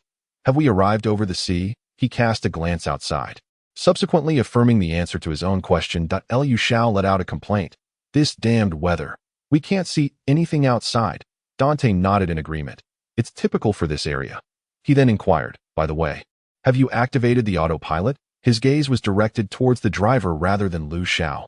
After a moment's hesitation, the driver nodded. Seeing the driver's affirmation, Dante let out a slight sigh of relief. "Mr. Dante, you mentioned that this area is like this for a reason. What might that be?" Dante retrieved a pack of cigarettes from his pocket, took one out, and lit it. However, before he could respond, Lu Xiao interrupted. "Mr. Dante, smoking is not permitted on this aircraft. It is against the law, you know." Lu Xiao's expression was quite serious. Dante paused for a moment, and under the scrutiny of those lifeless eyes, he ultimately extinguished the cigarette. "The reason this area behaves this way is due to the existence of a supernatural and bizarre life form." He inhaled deeply before continuing. Designation S058. The Jellyfish in the Sky. Upon hearing this, the driver was taken aback. "Does that mean the airspace above this area is quite perilous?" Lu Xiao shot the driver a disapproving glance. "Did you not hear him? Designation S." Dante gently nodded. "Since it was first observed, this supernatural entity has never harmed any aircraft passing through. After numerous experiments conducted by the Wardens, it was determined that it harbors no ill will towards humanity. Subsequently, our organization, the Wardens, expended considerable resources to erase the memories of all who witnessed it. However, due to its immense size, we are unable to contain it. Thus, we can only allow it to drift in this region. Lu Xiao quickly grasped the crux of Dante's words. Immense? How large? The notion of a supernatural entity signified delicacies, while its enormity suggested an endless feast. It was no wonder Lu Xiao posed this question. Dante pondered for a moment. How large? You shall see shortly. In the depths of the fog, a translucent, umbrella-shaped jellyfish floated gracefully in the air. Countless tentacle-like appendages extended from its bell, thrashing wildly. That moment, a small black private plane passed by. The tentacles appeared to yield to the aircraft, all coming to a standstill. Even the tentacles that had been positioned before the plane graciously elevated their height. In comparison, the aircraft resembled an ant. Aboard were Lu Xiao and his companions. Goodness, it's enormous, the driver exclaimed, dumbfounded. From their vantage point, the tentacles alone were significantly larger than their aircraft, and the translucent canopy seemed to stretch infinitely. The entire jellyfish resembled a floating island. Liu Xiao's lifeless eyes emitted a captivating glimmer. Unable to finish, absolutely unable to finish, he muttered to himself, drool trickling from the corner of his mouth. Dante pressed his forehead. Your focus is perpetually so refreshingly unconventional. The driver nodded in agreement beside him. Indeed, it is truly too much to consume. The individuals in the back, including Liu Guang and others, did not display much surprise at this. As members of the prison guard, they were naturally aware of the information regarding this jellyfish. However, only they possessed this knowledge, while ordinary civil aviation passengers would forever remain oblivious. This was simply because there was no civil aviation route to this destination. This airspace was a no-fly zone. Any aircraft attempting to enter this airspace would be mercilessly shot down by missiles. The plane that Lu Xiao and his companions were aboard had been equipped with a stealth system by Xiao, rendering it undetectable by radar. Liu Xiao pressed his face against the window, gazing intently at the jellyfish. Only after the plane had passed did he reluctantly withdraw his gaze. I must definitely stew it if given the chance. But what kind of pot should I use? For a moment, he fell into deep contemplation. Mirror, do you know what pot would be appropriate? The voice of the all-knowing mirror echoed in his ears. I apologize, this question has no answer. I suggest consuming it raw. The flavor will undoubtedly not disappoint. Nearly 2 hours later, Lu Xiao's line of sight was met with a landmass composed of interconnected islands. Is this the Neon Nation? He inquired of Dante. Dante nodded. Yes, this is indeed the Neon Nation. Lu Xiao pouted. It feels so small. It seems considerably smaller than the Neon Nation in my memories, Dante explained. The Neon Nation consists of only 2 cities. One is Tokyo, and the other is Osaka. Furthermore, the Neon Nation has only one shelter, known as J01. The entire population of the Neon Nation is just over 1 million. Upon hearing Dante's explanation, Lu Xiao was taken aback. This seemed rather incongruous with his recollections of the Neon Nation. However, Lu Xiao quickly realized why the Neon Nation was currently in such dire straits. Dante had once remarked that the ocean is the most perilous place. Given that the Neon Nation is entirely surrounded by the sea, coupled with its inherent scarcity of resources, a dwindling population became inevitable. Moreover, this island indeed appeared somewhat diminutive. He extended his tongue to lick his lips. So, Mr. Dante, where do you wish to carry out the task of containing me? At this remark, a glimmer flashed in Dante's eyes. Tokyo, Chapter 64. Only they, from Huaxia, are absolutely not permitted. Soon, the plane reached the skies above the islands of the Neon Nation. Liu Xiao grinned. Ladies and gentlemen, the plane is about to land. Please fasten your seatbelts. Upon hearing Lu Xiao's words, the driver's eyes trembled. He hastily checked the seatbelt, confirming everything was in order before fixating his gaze ahead. Dante returned to his seat and secured his seatbelt to ensure absolute safety. Dante even tightened his seatbelt to the maximum. Before long, Lu Xiao spotted a patch of land suitable for landing. The area was relatively flat, and the trees were not particularly tall. Brace yourselves. With that, he abruptly piloted the plane into a dive. The driver's eyes were wide with terror, as an overwhelming sensation of weightlessness engulfed his mind. Brother, are you certain that this descent is safe? His voice trembled, clearly betraying his extreme fear. At that moment, he cursed himself for lacking the ability to pilot an aircraft. Otherwise, he would never have allowed the madman Lu Xiao to step into the cockpit. The engines roared violently, accompanied by a jarring sonic boom. Under Lu Xiao's command, the plane plummeted rapidly, descending almost at a vertical angle. In the back seat, the slippery character clung desperately to his seatbelt. His gaze unfocused as he muttered to himself. Great grandma, You've come to see me again. What? You want to take me away? That's impossible. I haven't earned enough money to buy a burial plot yet. What? You insist on taking someone today? Why not look at my colleagues? Beside him, Lu Guang could no longer bear to listen. With a swift chop to the back of the slippery character's head, he rendered him unconscious. The moment Xiao Yu witnessed this scene, her eyes filled with plea. Lu Guang, please help me. I'm so scared. Upon hearing this, Lu Guang sighed and delivered another swift chop, causing Xiao Yu to lose consciousness as well. His gaze then fell upon Dante, who was frothing at the mouth, seemingly already out cold. Lu Guang was left dumbfounded. Who will help me? I'm terrified too. The plane soon completed its descent, albeit in a rather ungraceful manner. The entire fuselage tilted upon landing. With the nose burying itself into the ground, Liu Xiao unbuckled his seatbelt and applauded himself, exclaiming, "What a perfect flying experience." He was not exaggerating. He truly had the ability to take off and land under the most extreme conditions. Though the process was rather harrowing, the driver was the first to regain consciousness, resolutely deciding that he must master the operation of all modes of transportation. He vowed never to allow that damned lunatic to touch any vehicle again. No, not in the future, but right now. Once Dante and the others stood on solid ground again, tears streamed down their faces. The slippery character exaggeratedly bent down and kissed the ground beneath him. What a wonderful feeling to be grounded. Aside from Lu Xiao, the remaining 5 nodded fervently in agreement. Dante, trembling, could barely hold onto the cigarette, but after taking a deep drag, he finally spoke. "Driver, I'll leave the next part to you." Without a word, the driver immediately began transforming the vehicle. Soon, a silver-gray van emerged. The driver gripped the steering wheel tightly. "Mr. Dante, where are we headed next?" Dante, without hesitation, took his seat in the passenger side. Tokyo. On the bustling streets, countless vehicles traversed the thoroughfare. In a luxurious black sedan, the craftsman sat in the back seat, exasperatedly holding a communicator. The experiment yielded no results? Indeed, craftsman, and we have lost the last of our resources. The craftsman fumed. "If we have no resources left, then go find some in prison." The voice on the communicator fell silent for a moment. "There are no prisoners left in the prison. The prison in Osaka has also been depleted." Upon hearing this, the craftsman pondered for several seconds. "Then substitute with ordinary criminals." The voice on the other end fell silent once more. "Mr. Craftsman, what I mean to say is that there are no prisoners left." A glint of malice flickered in the craftsman's gaze. "What are all of you doing? Do you really need me to offer suggestions for such trifles? If there are no prisoners, then let the Metropolitan Police apprehend them for me. We must obtain the experimental data of S-297 post-haste." Having uttered this, he hung up the phone. The wheel was a researcher clad in a white lab coat. "Mr. Craftsman, isn't this course of action rather unwise?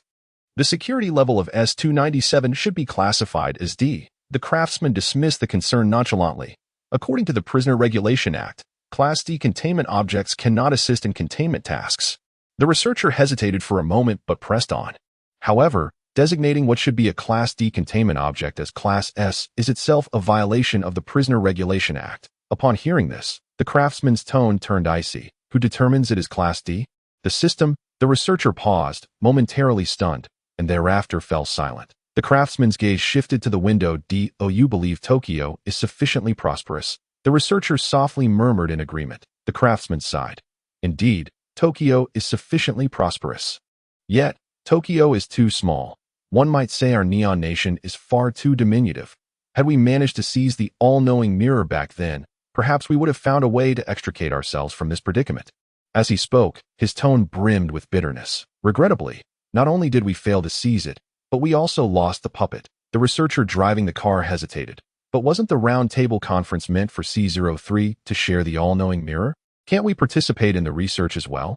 At this remark, the craftsman scoffed. "Do you truly believe that fellow, the doctor, would willingly hand over S301? Even if he were to do so, do you think we have the right to question the all-knowing mirror?"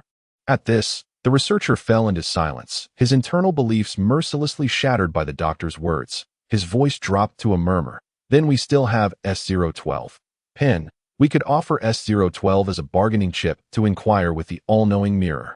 The craftsman snorted derisively. "If we were to present S012, then the C01 containment facility, possessing S013 parchment, would undoubtedly go into a frenzy. At that point, They, from the Xiao Nation, would spare no effort to seize S012. Should they acquire both of these items, the world would be at their command. A flicker of jealousy crossed his eyes. Anyone could obtain these two containment objects, yet the Xiao Nation must not. The researcher was engulfed in confusion. What has become of the prisoner organization? How did it descend to this state? As they conversed, the car entered the garage of a lavish villa. To Mr. Craftsman, you have arrived home. The craftsman nodded. Yes, thank you for your hard work, Mr. Xiao. As he spoke, a handgun appeared in his hand, equipped with a long silencer. Seated in the driver's cabin, the researcher felt a gaping wound in the back of his head. Blood oozing forth, the craftsman casually tossed aside his handgun and murmured, Xiao Jun, only in that world will faith never betray you. After uttering these words, he pushed open the car door and stepped outside. A little girl rushed towards him, exclaiming, Daddy, you're finally back. The craftsman, with a gentle smile illuminating his face, lifted the girl into his arms. Curiously, the little girl glanced into the car and asked, Daddy, what happened to Uncle Xiao? The craftsman replied softly, Uncle Xiao, he is just a tad weary from work and wishes to rest for a while. Outside Tokyo, a highway connected to Osaka Prefecture, where a silver gray van ambled along the road. Buddy, if you're driving, I think it would be fine to speed up a bit, Dante remarked seriously, pinching a cigarette between his fingers. The driver scoffed, I'd love to, but the vehicle lacks sufficient power. In simpler terms, it was out of fuel. Upon hearing this, Dante frowned slightly, suddenly recalling the S302, its unique capability driven by flesh and blood. What now? The driver shrugged, indicating his uncertainty. Dante turned to Lu Xiao. Hey, why not consult the all-knowing mirror? Lu Xiao pondered his freshly grown fingernails, bemused by the mirror's peculiar fascination with them at that moment. The voice of the all-knowing mirror echoed in his ears. The answer to this query is bestowed upon you. The S302 is fueled by flesh and blood.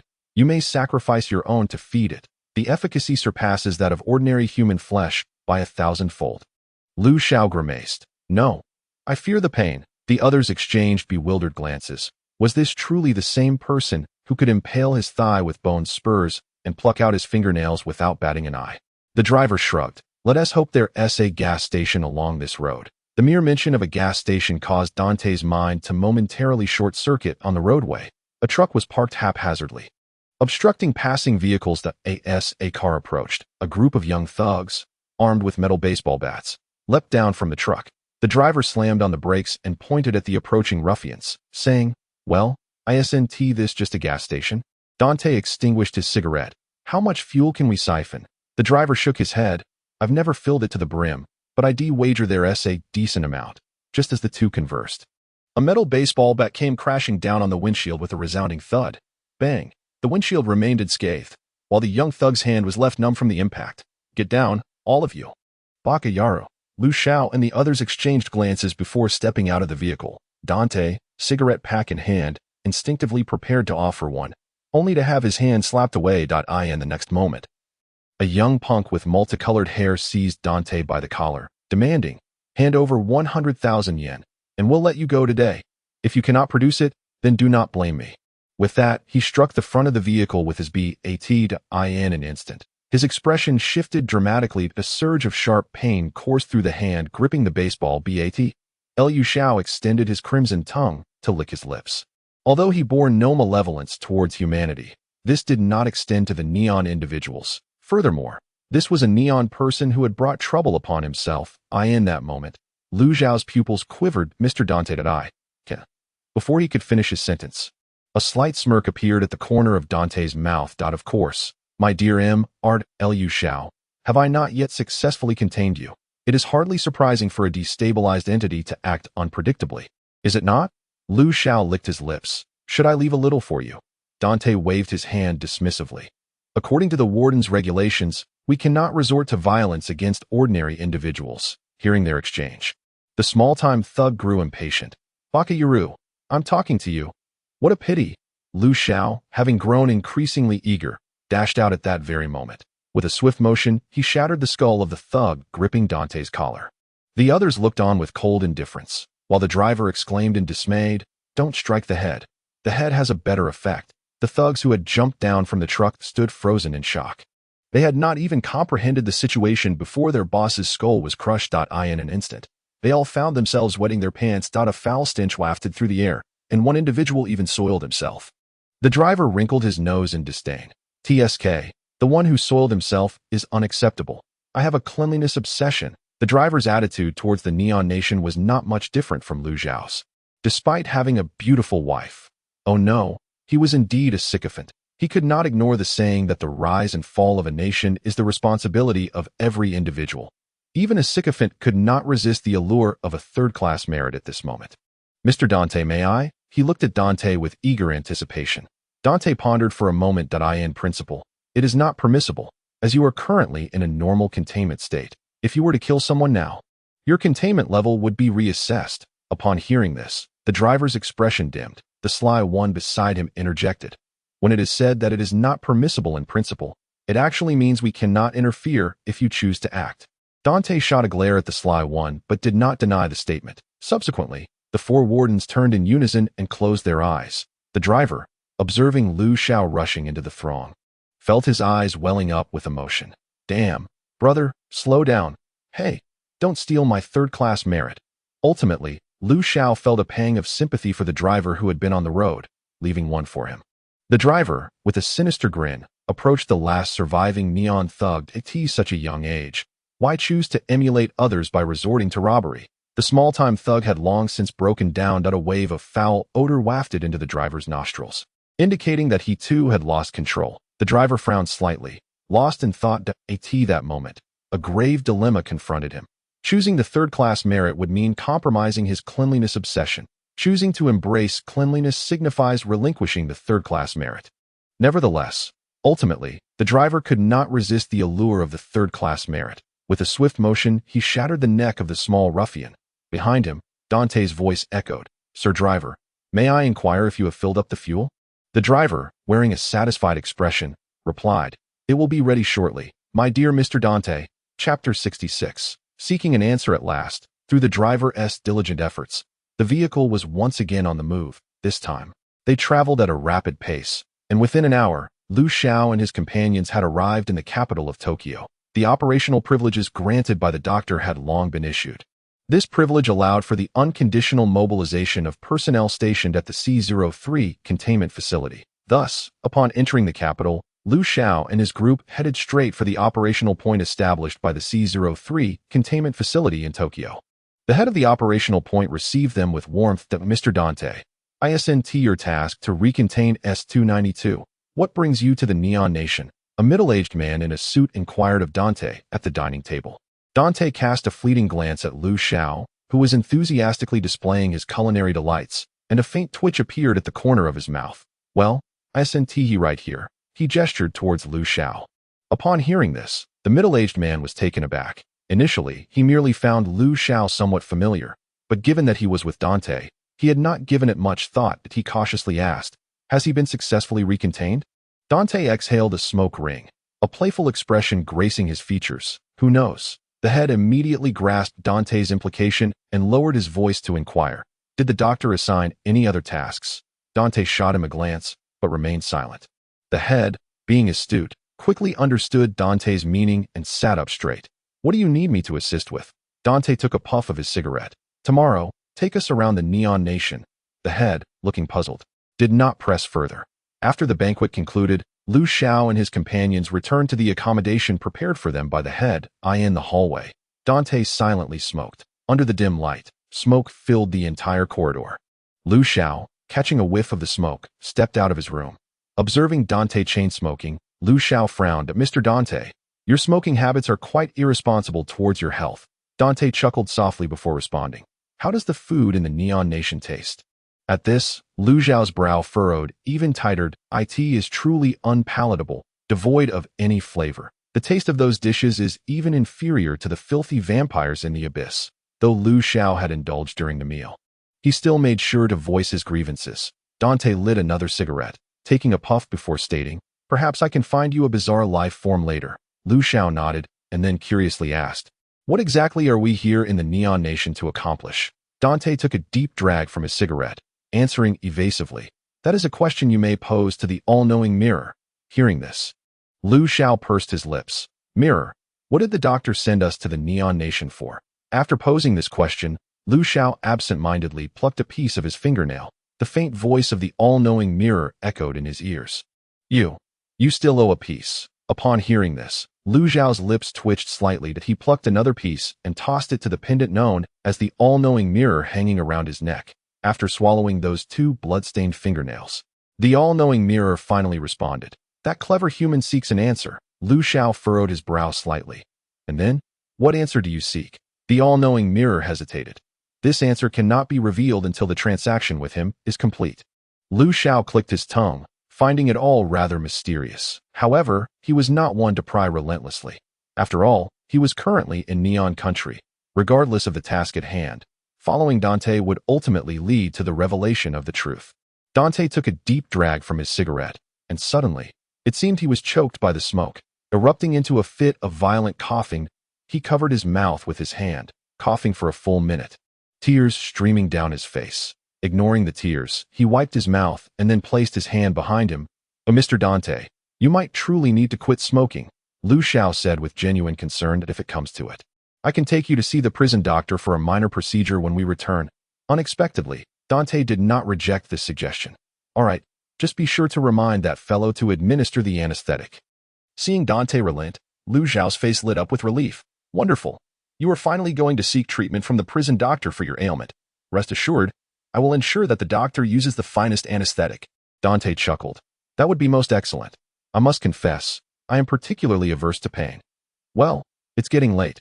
You should return to rest," Lu Xiao nodded, reiterating. "Once your ailment is cured, you must never smoke again." Dante nodded with a smile. "Don't worry, I will." After Lu Xiao returned to his room, Dante finally lifted the hand he had kept behind him, in the dim light of the corridor. His palm was stained a vivid red. The following day, the head of the office arrived early at the residence of Lu Xiao and the others to eye in the hall. "Mr. Dante, may I inquire where you wish to explore?" "Mr. Seep Mountain, do you have a helicopter here?" Seep Mountain was the code name of the person in charge. Upon hearing Dante's question, Seep Mountain nodded eagerly. "Indeed, we do, but airspace is restricted in Neon Country, and the application for flight permits can be quite troublesome." Dante smiled. "Then I would appreciate it if you could handle the paperwork." Seep Mountain nodded and stepped aside to make a phone call. At this moment, Dante turned his attention to the trio of Liuguang, who were engaged in physical training nearby. It tough. Sweat beaded on the foreheads of the Liuguang trio, clearly having undergone extensive training. Liuguang, with unwavering determination, replied, reporting, "Devil, it is not tough." Huatu, somewhat discontent, inquired, "Can't the salary for the sacrifices be increased a bit? This training load is far greater than when I was a regular soldier." He seemed to have a strong fixation on a salary raise. Xiao remained silent. Lu Xiao nudged the driver beside him. "Aren't you going to join them in training?" The driver twitched his lips. "I am an enigmatic being. Does training hold any value for me?"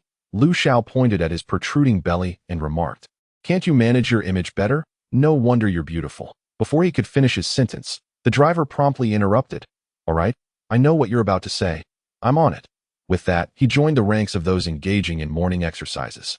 Upon seeing the driver's participation, the sly one curiously inquired, "Hey, buddy, is the income decent when you're a driver?" The driver's lips twitched slightly, yet he responded, "It's all right, around 7,000 to 8,000 a month." Hearing this, the sly one expressed surprise. "Huh, that's so little? No wonder your stunning wife." The driver wore a face that was a mixture of despair and frustration. "Shut up. If you mention that again, do you believe I'll demonstrate just how terrifying a bizarre life in a frenzy can be?" Chapter 67. System Engage. After about an hour, a woman dressed like a secretary arrived with a document in hand. Zhuo took the file from her and approached Dante. "The preliminary flight procedures have been approved. We can depart." Dante nodded. "Lead the way." Thus, under Zhuo guidance, the driver maneuvered the van to a private hangar. At that moment, a civilian high-performance helicopter was already stationed outside the hangar. Zhuo introduced. "This helicopter has been arranged for our personnel by the shelter. We will be using it to return to Huaxia for our debriefing." Dante nodded in acknowledgement. By the way, Mr. Zhuo, can you fly?" Zhuo replied affirmatively. "Of course. Every member of our office has undergone systematic training. This ensures that we, as foreign personnel, can pilot the helicopter back to Huaxia in any situation." At this point, Shandiao's expression bore a hint of pride. Although the salary at the C03 shelter was not high, the benefits were quite decent, particularly concerning the safety of the staff, a matter that the doctor had always valued highly. Arrangements like providing aircraft for the office were privileges afforded only by 3 shelters in Huaxia. Other countries' foreign offices weren't so fortunate, in case of an emergency. They would have to wait for their own shelter to dispatch a rescue aircraft. This moment, Lu Xiao approached, rubbing his hands together. "Gentlemen, may I take a turn flying this helicopter?" Zhuo Shandiao looked somewhat astonished though. "Sir, you can fly a helicopter?" Lu Xiao nodded, flashing a sunny smile. "Certainly. I possess 2,000 hours of flight experience and am adept at takeoffs and landings in various extreme conditions." Zhuo Shandiao was left utterly shocked. Never having anticipated that this anomaly possessed such a skill, he turned to Dante for confirmation. At that moment, Dante's pupils quivered. Before he could speak, the driver excitedly interjected. "Sir, please do not let him near any mode of transportation. His abominable driving skills are absolutely not worthy of the slightest trust." Zhuo Shandiao remained silent. Ultimately, the helicopter was piloted by Zhuo Shandiao himself. Lu Xiao sat in the back seat, visibly displeased and sulking. At that moment, his mind was preoccupied with envisioning various culinary preparations. Deep-fried driver, steamed driver, spicy marinated driver, dry pot driver. The driver, seated in the front passenger seat, felt a chill run down the back of his neck.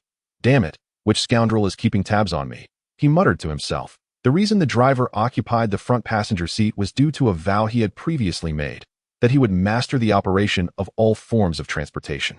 He resolutely vowed never to allow Lu Xiao to encounter any more of those wretched vehicles. Thus, he observed with utmost seriousness and diligence, fearful of missing any critical detail, as Zhuo Shandiao piloted the helicopter, declaring, "I'll take you on a tour over Osaka Prefecture first, and then we shall return to Tokyo." Dante nodded in agreement. "You may arrange it as you see fit." As the helicopter ascended, the landscape below gradually shrank until the entirety of Tokyo Prefecture came into view. Only then did Dante speak. "This height will suffice." Zhuo Shandiao nodded and began to cruise the helicopter. Simultaneously, he introduced to everyone, Tokyo Prefecture has a population of over 700,000, while Osaka Prefecture has over 400,000. The JO1 facility is located right in the heart of Tokyo. The facility is established beneath a shrine. At this mention, Lu Xiao became intrigued that I see our facility is situated beneath a psychiatric hospital. Is there any significance to that? Upon hearing Lu Xiao's phrasing, Zhuo Shandiao's expression stiffened momentarily before he explained, "Indeed, there is significance. Take JO1 as an example. They established their facility beneath the shrine. This has its advantages. For when individuals are troubled by bizarre entities, they typically seek out the shrine. This facilitates the facility's ability to eliminate or contain these strange beings. Externally, it is proclaimed as a means of exorcism. Other countries have their facilities under churches or temples. In essence, they all serve the same purpose. Our facility's location beneath a psychiatric hospital is also for this reason." As he spoke, he seemingly recalled something amusing. "After all, our country has no charlatans masquerading as public servants." Lu Xiao understood and quickly followed up with another question. "So, does every facility have a shimmering door?" Zhuo Shandiao did not answer this query. Instead, it was Xiao who responded from the side. "The door numbered S03 is the earliest discovered containment object by the keeper. Its function is to connect the living world with the dark prison. Moreover, each door has its own distinct coordinates." After stating this, Xiao paused and glanced at Dante, who nodded slightly. Xiao then continued, "The first discovered containment object is numbered S01, system. The keeper was established based on this containment object. The system is immensely powerful. It can generate subsystems. Each subsystem corresponds to a specific facility. Thus, S01 system can also be referred to as the brain of the keeper. Furthermore, the doors are located with the guidance of the system." Lu Xiao's brow slowly furrowed. "So, how did you come to discover this system?" Xiao shook her head. "The origins of the system are the utmost secret of the keepers. Only individuals of the caliber of a doctor might possess such knowledge. All I know is that much of the advanced technology employed by the keepers is derived from the system." Lu Xiao hastily inquired of the omniscient mirror. "Mirror, I wish to know the origins of S01. What price must I pay?" The voice of the omniscient mirror echoed in his ear. "The cost is substantial, comparable to resolving your curse issue." Lu Xiao lamented.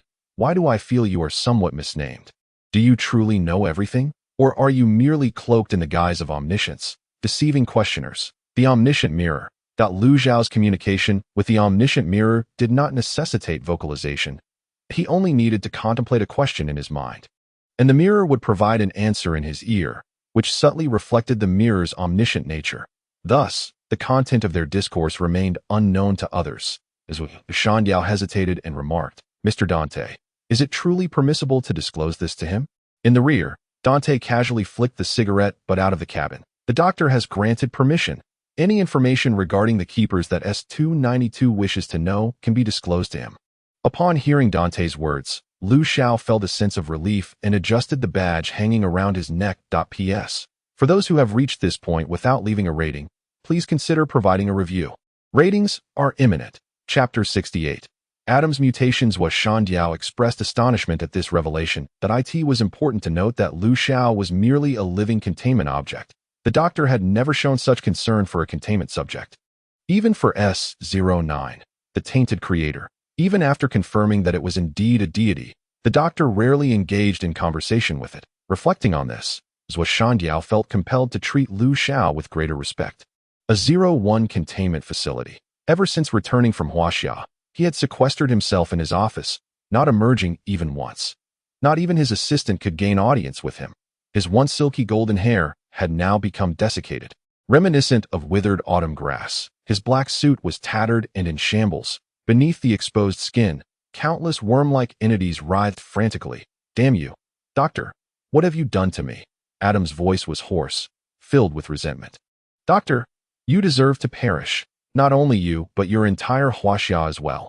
In that instant, his skin was punctured by slick, writhing tendrils. Adam seemed impervious to the pain, his gaze filled with terror as he watched the appendages extending from within him.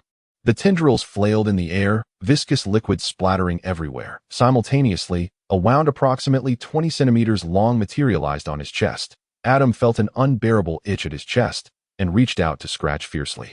In the next moment, the gash suddenly gaped open. A colossal eye, wild and frenetic, spun with reckless abandon, the scare marred by a network of crimson veins. Upon witnessing this chilling spectacle, a piercing shriek should have escaped my lips. What manner of abomination have I become? Simultaneously, the alarm bells of the A01 containment facility blared with urgency. The frigid voice of the system echoed throughout the A01 facility, repeating incessantly, "Dark abyss value has reached the threshold. Dark abyss value has reached the threshold." Just as the staff stood bewildered, the door to Adam's office burst open with a resounding crash. Countless tendrils surged forth like a tidal wave from the office, an aura of unparalleled malevolence warping the very light around them. The staff instinctively turned to glance, only to find their expressions hollowing, soon transforming into a morass of flesh and blood. The master of these tendrils was none other than Adam. The leader of the A01 facility. He had long since lost his humanity, lifted high by the tendrils as they surged toward the door. Crossing the threshold, Adam descended into the dark abyss in the neon-lit land. Lu Xiao and his companions had returned to Tokyo via helicopter. Mr. Xiao guided them through the skies above the neon nation. Dante, smoking contemplatively, addressed Xiao. "From this point onward, all personnel from your office are to return to the homeland." Xiao, momentarily taken aback, quickly nodded in agreement. "Very well. I shall arrange it forthwith." He refrained from inquiring further. Since the doctor had granted Dante the highest level of operational authority, they were bound to obey his every command unconditionally. A flicker of excitement danced in Lu Xiao's eyes. "Oh, are we about to embark on something significant?" Dante offered no reply, instead turning to the trio of Liu Guang, stating, "In truth, what the sacrificial ones require is merely an unwavering heart. All else is inconsequential." The trio of Liu Guang was left in a state of confusion at these words. Without further explanation, Dante addressed the driver. "Have you mastered the operation of the helicopter?" The driver nodded. "Yes, I believe I have a basic understanding." Dante exhaled a plume of smoke slowly. "Tonight, we shall utilize the teleportation function to enter the J01 containment facility and fulfill the doctor's directives." The driver shrugged. As he had been assigned to assist in completing the task, Liu Xiao felt an odd sensation in Dante's tone, though he could not pinpoint what was amiss. Nightfall enveloped the surroundings swiftly. Xiao, accompanied by a group of staff, stood before the helicopter bidding farewell to Lu Xiao and the others. "Mr. Dante, I wish you success in your mission. Dante, pinching the cigarette between his fingers, waved in acknowledgement. Once the helicopter carrying the staff had departed, Xiao transformed their vehicle into a helicopter. On board, Dante spoke lightly. In this mission, you shall relinquish your identities as Wardens, should you perish during this undertaking. No compensation from the Wardens will be forthcoming. That he surveyed the group. Now, does anyone wish to withdraw? The three exchanged glances. Liu Guang, with a serious countenance, declared, Mr. Devil, did you not just proclaim that what the sacrificial ones require is an unwavering heart? Hearing this, Dante smiled. Liu Guang, was it? I have high hopes for you. You shall undoubtedly become an exemplary sacrificial one. However, you must remember that you are not merely a victim of the Warden.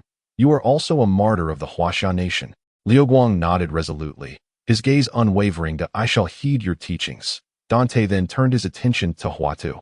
Huatu, as for you, there are no significant issues. You have always been the most diligent during training, and I have observed this consistently. However, you lack a certain faith. Upon hearing this, Huatu awkwardly scratched his head. Mr. Devil, am I not striving for a higher salary through my hard work? Perhaps you could suggest to the doctor that we deserve a pay raise? If that were the case, I believe I would train even harder. Dante chuckled in disbelief. He then looked at Xiao. Xiao, to be honest, you are the one I admire the most at a young woman in her early 20s. Yet you have chosen to join the Wardens. Just this alone makes me feel you surpass me. Xiao pressed her lips together, remaining silent. Dante took a deep breath, then smiled. Congratulations, you have successfully completed the special training. From this day forth, you are all qualified martyrs. With that, he retrieved 3 medals from his pocket, items he had prepared in advance. The formal award ceremony will have to wait until we return to C03. Of course, that is contingent upon all of us surviving the journey back. Now, I ask you once more, is there anyone who wishes to withdraw at this moment? This time, the 3 responded in unison. Report, Mr. Devil. No. Dante nodded in satisfaction. Huadu smiled lightly, his expression relaxed. Mr. Devil, we would prefer if you personally adorned us with these medals. Liu Xiao, seated in the passenger seat, interjected, by the way, I am rather curious about what special training Mr. Dante provided you. Upon hearing this, Liu Guang's lips twitched. The devil taught us how to smoke. At this, Liu Xiao's mouth twitched uncontrollably. Mr. Dante, you truly are a devil. Chapter 69. The Paranoid Madman. Dante laughed heartily. This is not merely to encourage you to buy cigarettes to honor your instructor. After all, you are aware that the wages of the Wardens are quite modest. Huado's lips twitched. I knew you, this devil, had something up your sleeve. As the group conversed, the helicopter had already arrived above the J01 containment facility. Looking down from the helicopter, the shrine remained brilliantly illuminated. Dante instructed the pilot, Dear driver, please initiate the transport.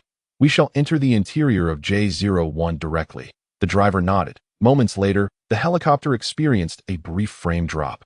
Before vanishing into the night sky. In the C03 containment facility, the doctor sat in his office. The lens of his monocle reflected beams of white light. He held a communicator in his hand.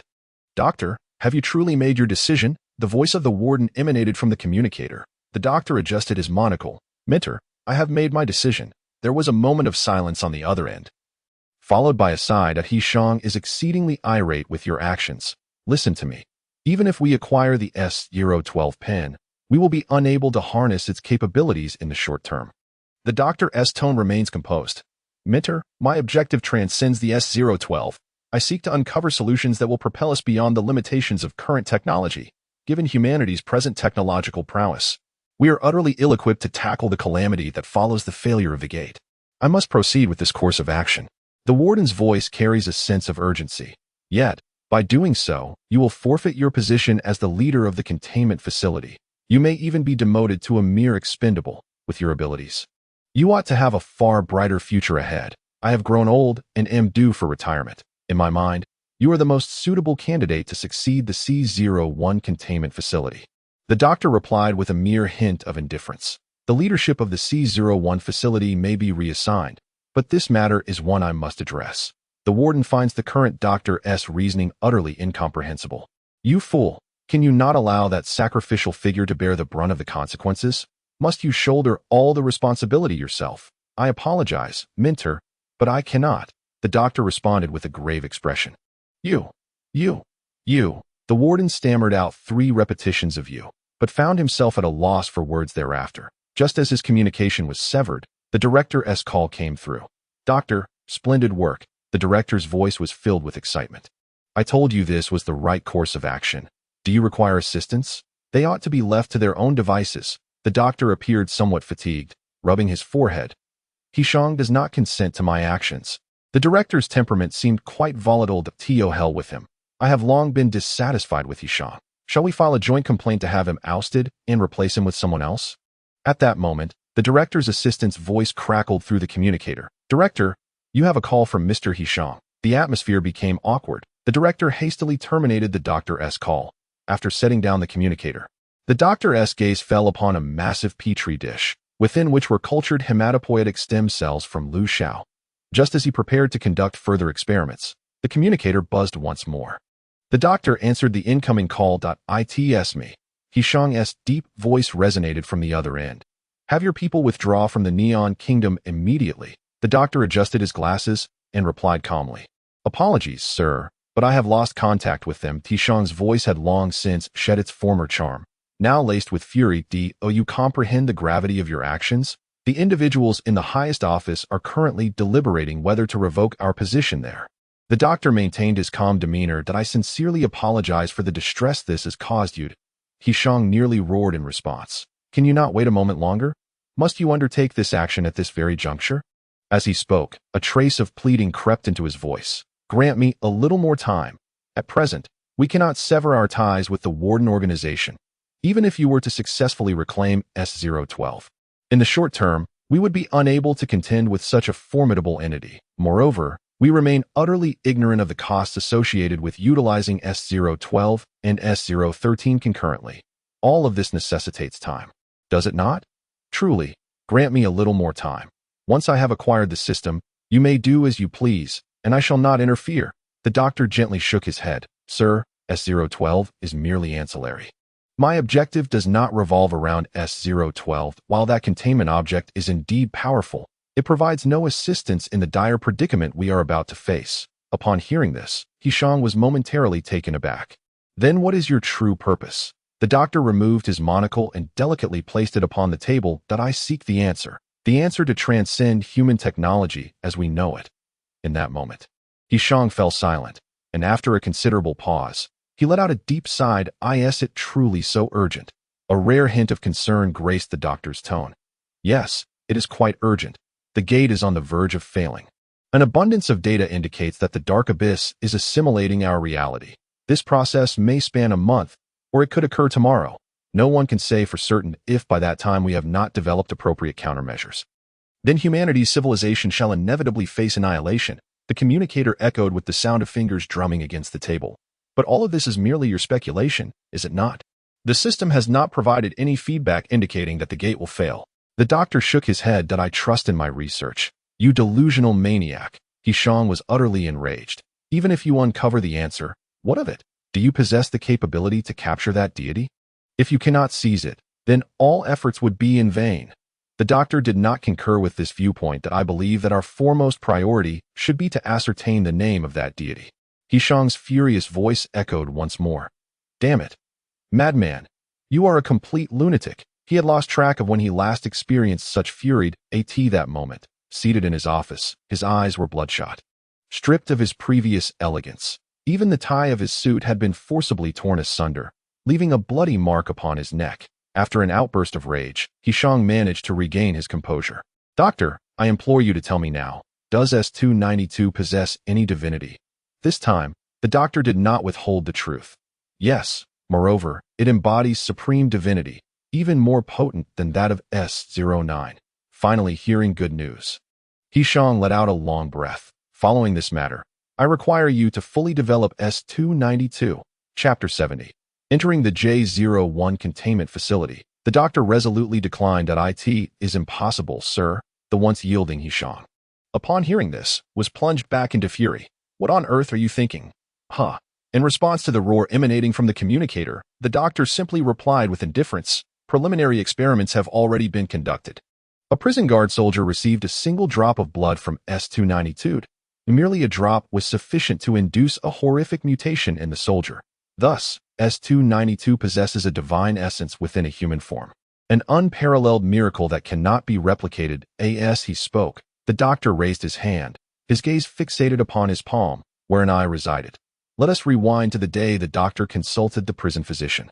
Doctor, did you come into contact with Lu's blood? The physician's voice carried a hint of skepticism. Calmly reclined upon the operating table, the doctor replied, I cultivated his hematopoietic stem cells independently, subsequently diluting the freshly produced blood before injecting it into my own body. The physician let out a sharp, mocking laugh that I must admit, you are an unmitigated madman. Your level of insanity is nearly on par with Lu's, the doctor replied with composure. So, are you able to resolve this curse? The physician shook his head. Regrettably, I cannot.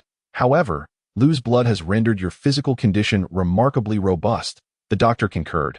I feel as though I have been rejuvenated by 30 years. His hair, once tinged with gray, now boasted a full head of black locks, and the wrinkles upon his face had vanished. Such an intoxicating power, the doctor mused. The physician appeared to share the doctor's sentiment.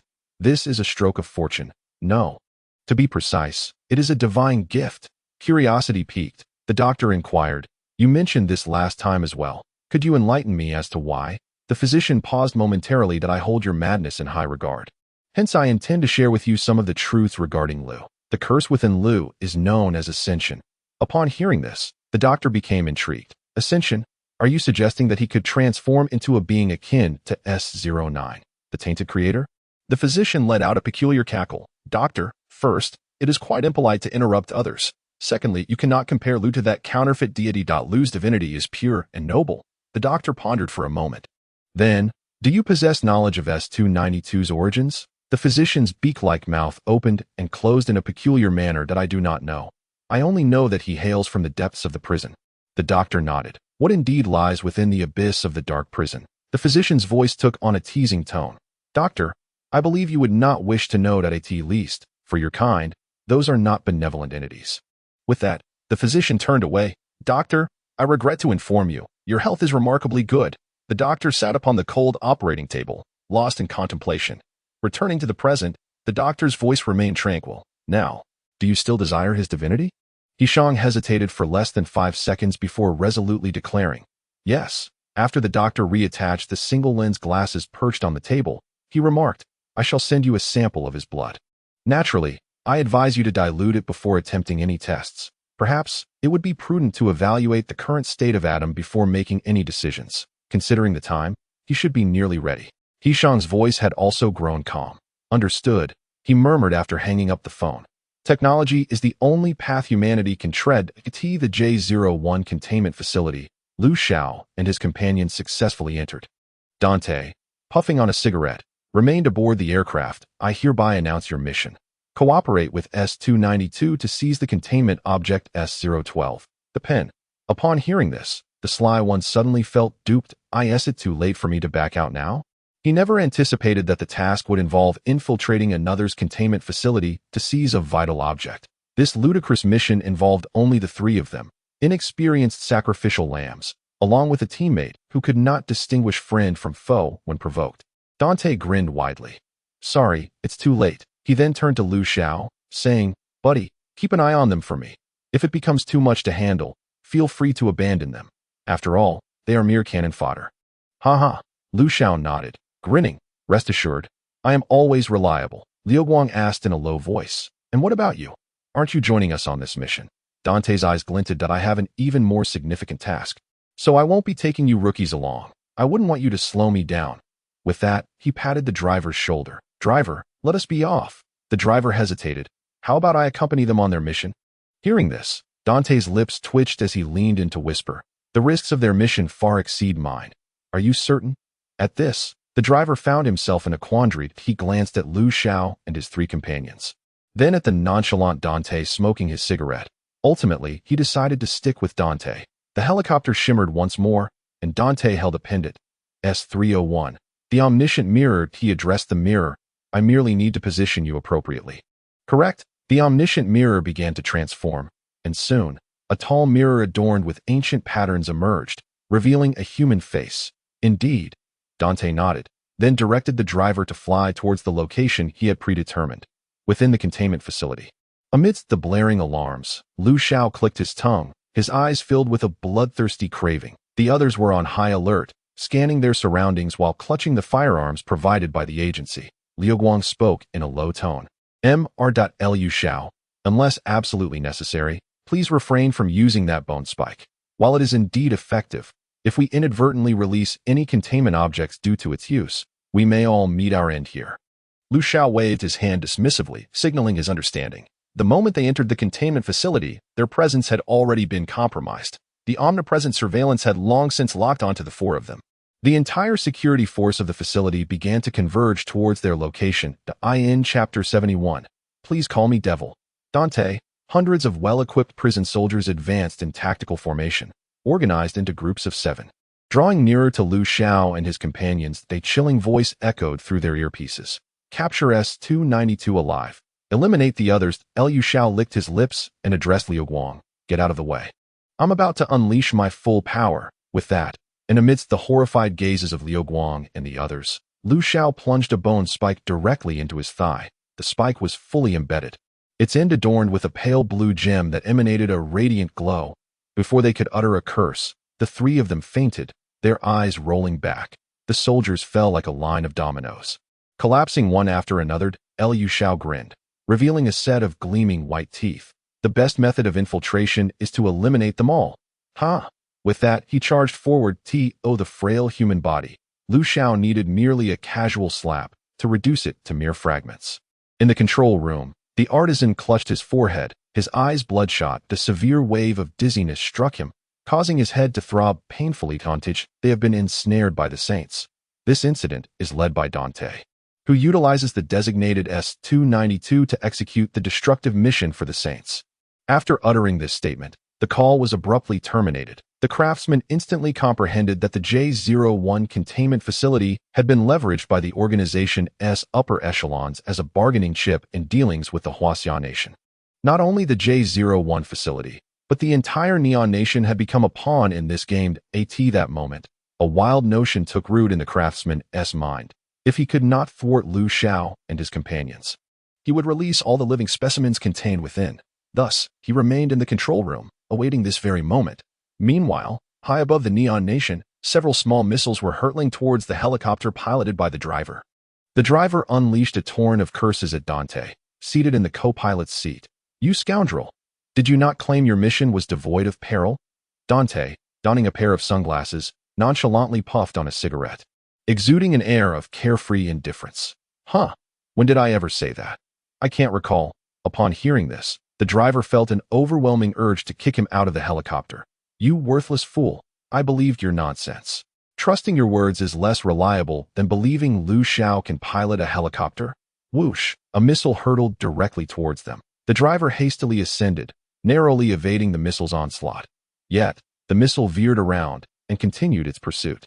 Simultaneously, several more missiles were visible on the driver's radar, charging towards them. The driver was momentarily dumbfounded. This was infinitely more exhilarating than riding in a helicopter piloted by Lu Xiao. At that instant, his formidable mental fortitude came into play. He decisively shut down the engines, causing the helicopter's rotor blades to cease their rotation instantly. Deprived of the lift provided by the rotors, the helicopter plummeted downward. In the sky, several small missiles collided with one another. Boom! A blinding explosion instantly dispelled the darkness, casting forth light akin to the sun, illuminating the surroundings. The shockwave from the blast engulfed the helicopter. Dante spat out a mouthful of blood, his complexion waning. Noticing the dire situation, the driver promptly reignited the helicopter's engines. Had he been piloting a standard helicopter, he could have styled his hair immaculately in preparation to reunite with his beautiful wife. Buzzing, the rotors whirred back to life, and the helicopter was swiftly lifted into the air. Dante gave a thumbs up. Buddy, I had no idea you possessed such skill. In response, the driver was on the verge of tears. You madman! Is such a task even feasible for a mere mortal? Dante grinned widely. If it were a mere mortal, it would indeed be impossible. But you are no ordinary human. Before the driver could retort, the roar of fighter jet engines filled the air. Simultaneously, a voice crackled over the intercom. Sacrificial Dante, please cease your actions immediately. Dante glanced back. The fighter jet bore the emblem of an eagle on its fuselage. It's the A-01 Special Operations Team stationed in the Neon Nation. With that, he seized the intercom on the helicopter. Ahem, this is Dante. Sacrificial Dante, please halt your actions immediately. A cacophony of static emanated from the other end of the intercom. Wiping the blood from the corner of his mouth, Dante chuckled, I am no longer a victim. I have ascended to the ranks of the saints, now known as the devil. The room fell into an immediate silence. Dante broke into a radiant smile, gleaming with brilliance. Who cannot shift blame?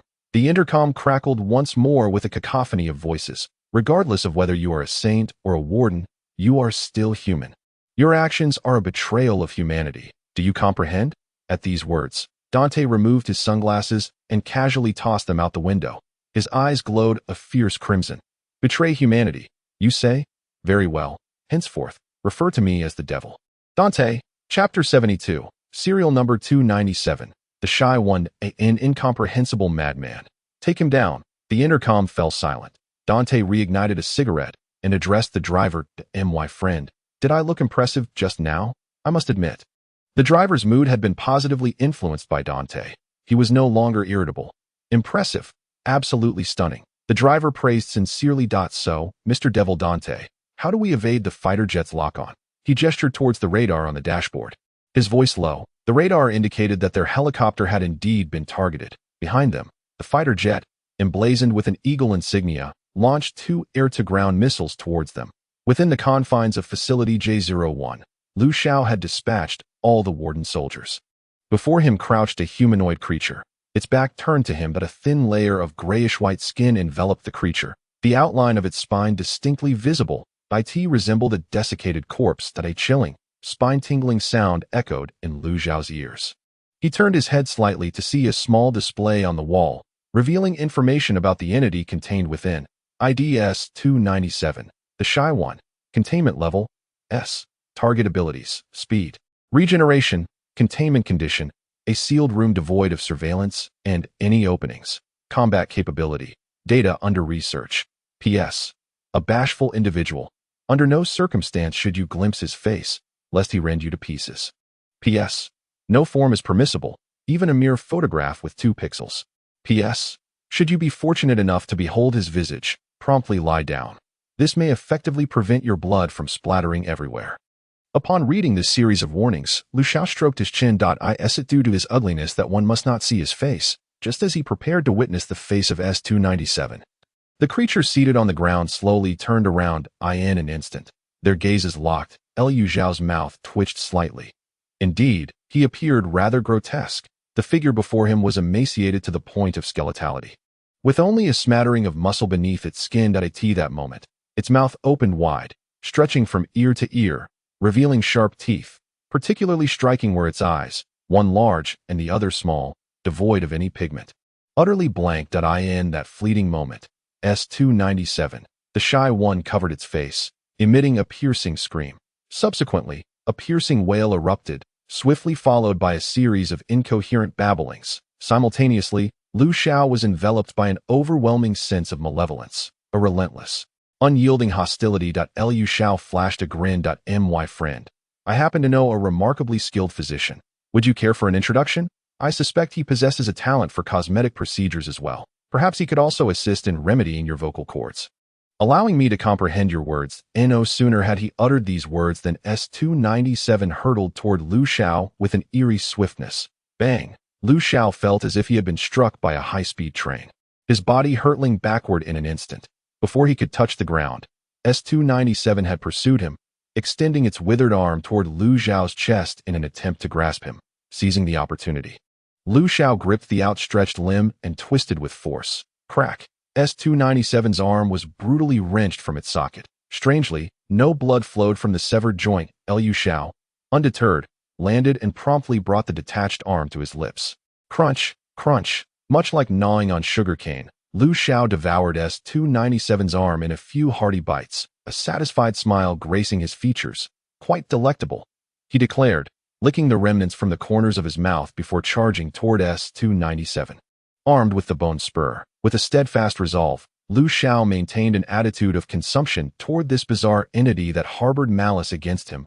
He had always perceived himself as a benevolent and upright young man, extending kindness to all creatures. Except for the neon being's S-297's severed arm rapidly regenerated, a sight that made Lu Xiao's brow twitch in astonishment. Endless sustenance? Excellent.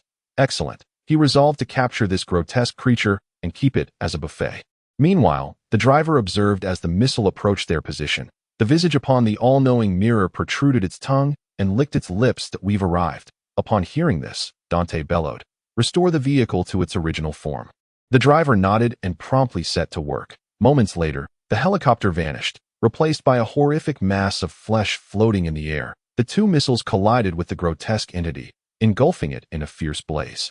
Yet, in an instant, the fiery explosion dissipated. The pilot of the fighter jet was rendered speechless by the unfolding spectacle in the night sky. A massive mirror materialized as if conjured from thin air. Its ornate frame adorned with ancient, exquisite patterns. The all-knowing mirror expanded rapidly, soon obscuring the heavens that a face emerged upon its surface, spitting forth a crimson tongue that ensnared the fighter jet within its maw. The price for questioning should have been your personal delivery to my mouth. Let this serve as a warning. As it spoke, the face grew to a size comparable to half of the Neon Kingdom. Drawing in a deep breath, it unleashed a tremendous suction from its mouth. Instantly, a tornado manifested between the cities of Tokyo and Osaka, resembling a natural disaster. It began to whirl up everything in its vicinity. As time progressed, the tornado swelled larger and larger, until the very end, the tornado was as vast as half of Tokyo Prefecture.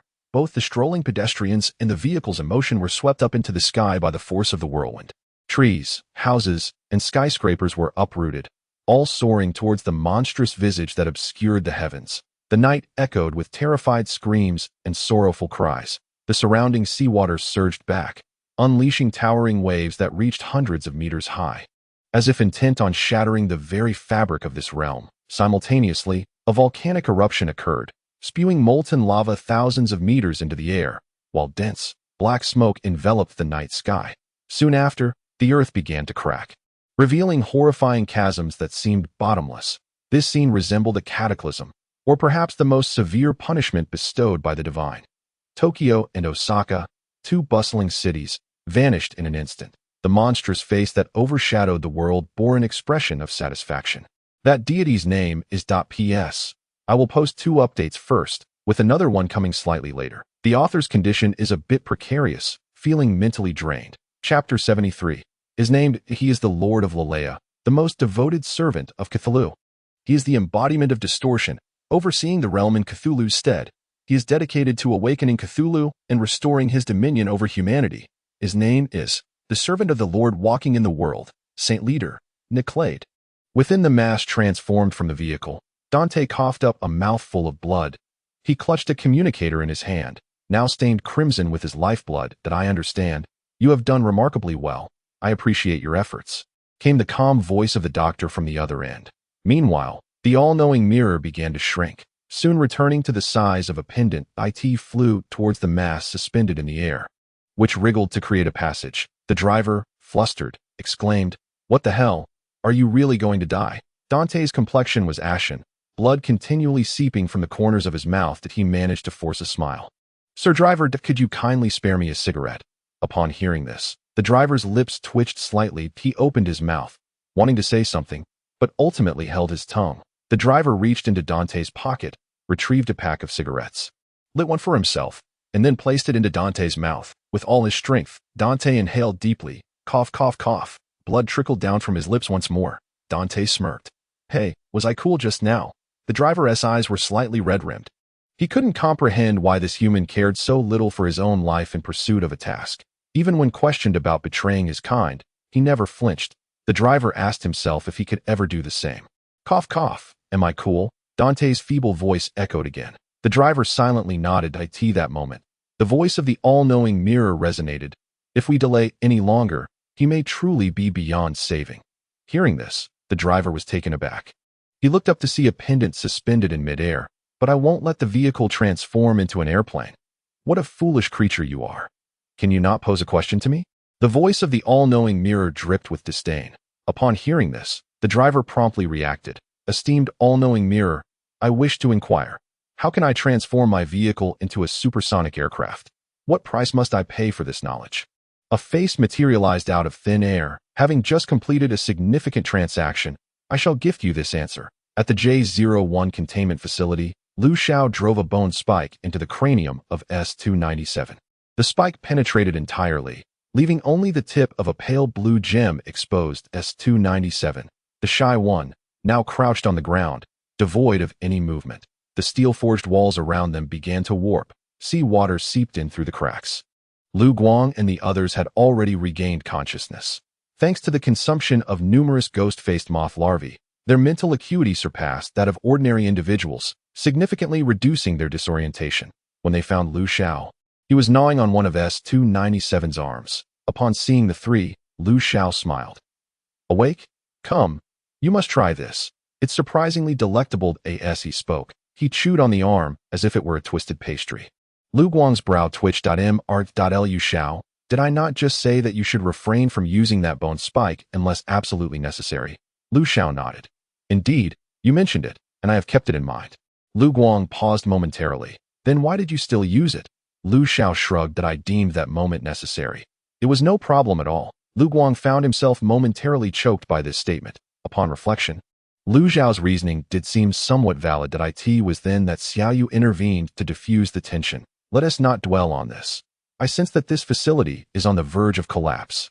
We should seek out S-012. The pen. This proposal garnered unanimous agreement. Lu Xiao hoisted S-297 onto his shoulder. After all, this was to be his sustenance for the foreseeable future, and he would not cast it aside lightly. The adage, every grain is hard-earned, was etched into Lu Xiao's very DNA.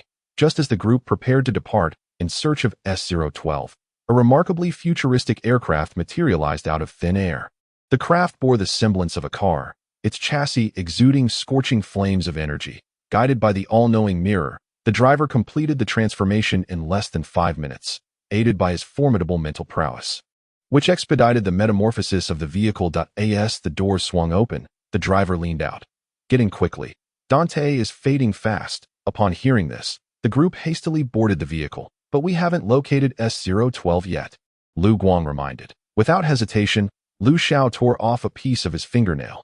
Mirror, reveal to me the location of S-012. His voice carried a note of urgency, for Dante's breaths were growing faint. The pendant hovered in midair, swallowing the fingernail Lu Xiao had cast, and subsequently divulged a coordinate. Upon receiving the coordinates, the driver promptly activated the vehicle's teleportation feature. 3 seconds later, a door radiating white light appeared, and a sci-fi-inspired aircraft materialized before them. In the hands of the craftsman rested an ancient steel pen, barely 100 meters from the door. He gazed in astonishment at the aircraft that had materialized before him, his entire being collapsing to the ground in disbelief. As the door of the vehicle swung open, Lu Xiao descended, seizing the pen from the craftsman's grasp before turning back to re-enter the aircraft. Almost immediately, the exterior of the craft began to flicker, resembling a stuttering image. 3 seconds later, it vanished from sight. Who was that old man? Lu Xiao exhaled softly. Lu Guang pondered aloud. If memory serves me right, he is the leader of the J01 containment facility, codenamed Craftsman. You should have eliminated him on the spot. If he survives, our C-03 facility may face grave peril. The driver, piloting the aircraft, spoke with an air of indifference. No worries. He should have no chance of survival now. The path before him was singular, to plunge into the abyss, and for a human devoid of combat prowess to enter the abyss. Well, that was a troubling prospect. He left the thought unspoken, yet his meaning was unmistakable. Lu Guang was left bewildered, unaware of the unfolding events outside, still lamenting why Lu Xiao had not swiftly dispatched the craftsman. Even if there was a mere 1% chance of the craftsman surviving, it would pose a significant threat to C-03. Sensing Lu Guang's unease, Lu Xiao shrugged. It's fine. He has no chance of living. Meanwhile, on the craftsman's side, dozens of bizarre creatures emerged from the shadows. These were all D-class anomalies contained within the J01 facility. Chapter 74. 3 questions as the aircraft piloted by the driver soared above the Neon Nation. Everyone was utterly astonished by the scene that unfolded. Lu Guang stammered, What is happening? At that moment, the entire island lay in ruin, scattered and fragmented. Ash from volcanoes blanketed the landscape, while streams of lava flowed freely. Even the moonlight was obscured by the dense black smoke. painting a picture of a hellish landscape. Liu Xiao, witnessing this spectacle, was momentarily taken aback. He nudged the driver beside him. Was this done by Mr. Dante? The driver nodded gravely. A spark ignited in Liu Xiao's listless eyes. This is truly exhilarating. At that moment, the pendant transformed from the all-knowing mirror began to tremble slightly. The driver, noticing this, hurriedly added, the esteemed all-knowing mirror was also involved. It devoured the Neon Nation whole. Having witnessed the apocalyptic scene firsthand, the driver's demeanor shifted to one of reverence towards the all-knowing mirror, akin to worshipping a deity. Who could have imagined that this seemingly innocuous mirror was the source of such calamity? Liu Xiao, oblivious to the driver's choice of words, peeled off 3 fingernail clippings. That I didn't realize you possessed such abilities. Here, a reward for you. He tossed the clippings to the all-knowing mirror. The mirror's surface manifested a human face, adorned with a look of astonished delight. Connecting the dots, Liu Xiao quickly deduced the situation. So, the doctor has bartered for answers with you, has he? The face nodded in affirmation. Liu Xiao stroked his chin thoughtfully. Now that we know the name of that deity, the next step is to offer a sacrifice to that divine being in exchange for breakthroughs in human technology, correct? Could you not directly provide the answer to the doctor? Upon hearing this, the figure immediately shook its head. The established procedures must still be followed, Liu Xiao remarked with a frown. Return my fingernail. The figure shook its head once more. This cannot be returned. It added, before supplementing, however, you may pose 3 questions to me. After pondering for a moment, Liu Xiao conceded that this arrangement was acceptable. Very well, my first question. Will Mr. Dante ultimately recover? The figure nodded slightly. The answer is, yes. Upon hearing this, a collective sigh of relief emanated from those present. Liu Xiao then posed his second inquiry. How can that creature be utterly destroyed? He gestured towards the motionless S-297, which was squatting on the ground. Liu Xiao felt a sense of vexation regarding S-297. This creature was nearly impossible to kill. It recovered faster than he could consume food. Initially intended to be a buffet of sorts, Liu Xiao found himself fatigued by the prospect. There was hardly any meat on it, and consuming it was akin to gnawing on twigs. As the novelty wore off, Liu Xiao was left with a profound sense of tedium. It was even less palatable than those vile vampires. Though the taste of those vampires was both sour and foul-smelling, at least they had flesh, the figure promptly replied. You may feed it to S-302, the vehicle. Upon hearing the response from the all-knowing mirror, Liu Xiao's eyes brightened. Wouldn't that mean endless power? The figure nodded in a sycophantic manner and added, this is your own deduction. It does not count as a question. Liu Xiao immediately made a decision. He would bring it back for the doctor to study, and once the research was complete, he would feed it to the vehicle. The bone spur that Liu Xiao had inserted into S-297's head was something he definitely intended to reclaim. However, should he remove the spur, S-297 would instantly succumb to a frenzy, pursuing Liu Xiao with a vengeance upon seeing his face. This was another source of Liu Xiao's frustration. Compared to the infinitely replenishable yet unappetizing buffet, Liu Xiao preferred the bone spur that Ivan had gifted him. Subsequently, Liu Xiao posed his final question. My last inquiry. Did we successfully make the sacrifice to that deity? The figure nodded once more. The answer to this question had already become a matter of established fact. Hearing the response from the all-knowing mirror, Liu Xiao fell into a state of confusion. Wait, I recall you telling the doctor that humanity cannot afford this price. The all-knowing mirror responded without hesitation. Indeed, humanity cannot afford this price. It must be said that the speed of the aircraft acquired through the inquiry to the all-knowing mirror was remarkably swift. It returned to the land of Huaxia at supersonic speeds, far outpacing the commercial airliner they had taken to arrive. Upon returning to the C-03 containment chamber, Dante was still warm. Liu Xiao instructed the driver to bring the vehicle directly to the entrance of the prison doctor's containment area. He then leaped from the vehicle and pressed the doorbell. The door soon opened, and upon seeing Liu Xiao standing at the threshold, the prison doctor spoke with a note of surprise in his voice. Liu, it seems you had quite a delightful adventure out there. Liu Xiaoxian nodded slightly, then pointed to Dante, who was being carried off the vehicle by Lu Guang and White Oda. Mr. Warden, my friend is on the brink of death.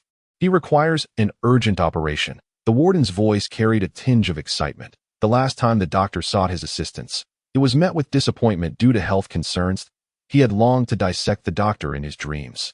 However, the warden prided himself on being an ethical physician and deemed such actions unthinkable. Now, seeing Lu Xiaoxian bring in a barely breathing patient. His fingers trembled with anticipation. Soon, Dante was unceremoniously placed upon the operating table. The warden's sharp voice pierced the air. "Oh, what a pitiable patient. Look at his shattered innards, reminiscent of the beef tripe soup my grandmother used to make." Dante's insides were in tatters, a consequence of the explosive impact of a missile. He bore such injuries while fulfilling the tasks assigned by the doctor Deity that moment. Huido was tempted to voice his irritation, but he refrained, fearing that he might soon find himself on the operating table in Dante's place. Lu Xiaoxian, having already received answers from the omniscient mirror, remained calm as a stone, unperturbed. He even took the liberty to remind the warden, "Mr. Warden, my friend once confided in me that he fears pain. Please allow me to oversee that you administer the finest anesthetics." The warden's beak-like mouth opened and closed momentarily. "Of course, I shall provide him with the best anesthetic, ensuring he feels not the slightest twinge of pain."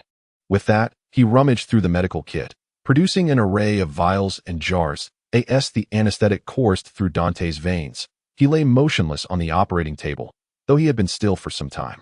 The warden began by slicing open Dante's chest, extracting a pair of lungs that resembled smoked bacon. "This patient truly shows no regard for his own body," the warden remarked. Lu Xiaoxian nodded in agreement. "He has promised me that upon recovery, he will quit smoking." Chapter 75, Serial Numbers 012 and 013. "Lu, slice off a piece of flesh for me," the warden commanded. Without hesitation, Lu Xiaoxian seized the scalpel from the warden's fingertips and carved a piece of flesh from his own forearm. The warden took the severed piece from Lu Xiaoxian and placed it within Dante's chest cavity. He then proceeded to stitch together Dante's mangled innards, while others averted their gaze in discomfort. Lu Xiaoxian observed with rapt interest that it was at this moment that the doctor arrived. He first glanced at Dante lying on the operating table, then inquired with the driver about the completion of the task. After ensuring everything was in order, he positioned himself beside the operating table, silently watching the warden operate on Dante. Before long, the warden had successfully sutured Dante's innards, which were now riddled with stitches. Lu Xiaoxian pointed to a blood-soaked kidney resting on the tray. "Mr. Warden, it seems you have forgotten to reinsert his kidney." The warden, momentarily taken aback as he prepared to stitch the wound, let out a peculiar cackle. "How could I forget? That's a crucial part of the patient." After securing the kidney back in place, the warden prepared to continue stitching, but he found himself unable to locate the needle. The prison doctor refrained from making a fuss, instead quietly producing a new needle. Lu Xiao, resting his forehead in a weary manner, uttered weakly, "Inside my abdomen." The doctor's voice revealed no hint of emotional fluctuation. "Lu, do you know, I did this intentionally. The purpose was to test your observational skills. It has been proven that you are a medical genius." Lu Xiao nodded, evidently convinced by the doctor's words. Meanwhile, the doctor was swiftly jotting down notes on the doctor's techniques and the surgical process. After a while, the surgery was completed without incident. Once the doctor tied the final stitch, he thoughtfully fashioned a delicate bow with the thread. After confirming that no extra parts remained, he secretly breathed a sigh of relief. The surgery was a success, and the patient would soon awaken to that moment. The doctor adjusted his single-lens glasses. However, was the patient's recovery not due to Lu Xiao's flesh and blood? What was the significance of this surgery? The atmosphere became momentarily awkward. "Doctor, would you like to examine this containment object?" Lu Xiao pointed to S-297 crouching on the ground. The doctor merely cast a fleeting glance before shaking his head. "I've already reviewed its data. Let's contain it first." Lu Xiao pondered for a moment and remarked, "The mirror told me that feeding it to the vehicle could grant it infinite power." Upon hearing this, the doctor adjusted his single-lens glasses. "Then feel free to dispose of it as you wish." With that, his gaze shifted to the ancient fountain pen, which was covered in rust, as though it had endured the ravages of time. The doctor accessed the data for S012 on his tablet. ID, S012, pen, containment level, S, target ability, script writing, containment conditions, level A confidentiality, PS. S012, also known as the writer's pen, allows the user's written content to manifest in reality, provided that the logic is coherent and reasonable. PS. Upon completion of writing, events will unfold according to the scripted narrative. PS. The writer's mind will be tainted, leading to madness. PS. When paired with S013, parchment, the written content can influence deities. The doctor took a deep breath and then dialed the warden's communicator. "Director, I have obtained S012. On the other end, the warden fell silent for a moment upon hearing this. Then, his breathing grew heavy. Quick, send it to me immediately. The doctor shook his head. I apologize, but I still need S012, and I require S013 as well. Upon hearing this, the warden once again fell silent. Doctor, I believe you understand the significance of these two containment objects. It is not that I distrust you. To prevent any unforeseen incidents, I must witness your use of both objects firsthand.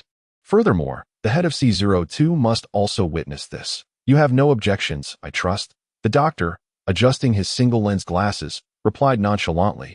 Of course, I have no objections. It was not that the warden lacked faith in his own student.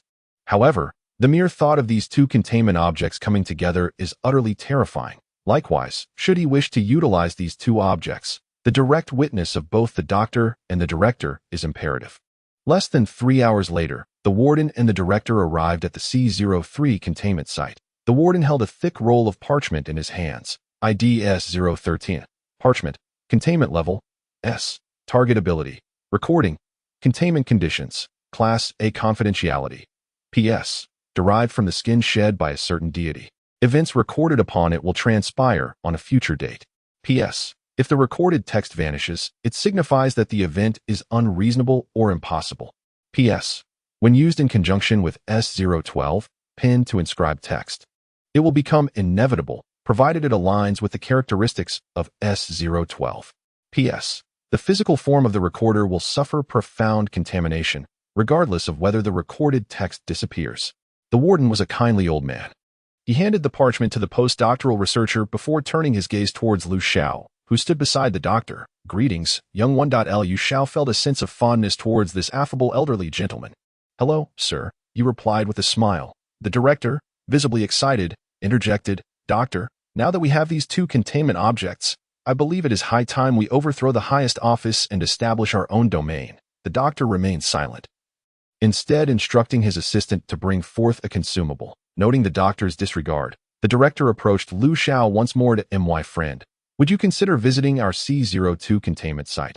The meals there are undoubtedly the finest in all of Huaxia. An array of culinary styles awaits you, and the supply is unlimited. Evidently, the director had done his homework before arriving, having discerned Xiao's preferences. That as long as you are willing, you may come at any time. I shall have someone capture peculiar creatures and have our chef prepare them. We can recreate any flavor you desire. For a moment, Xiao found himself quite tempted.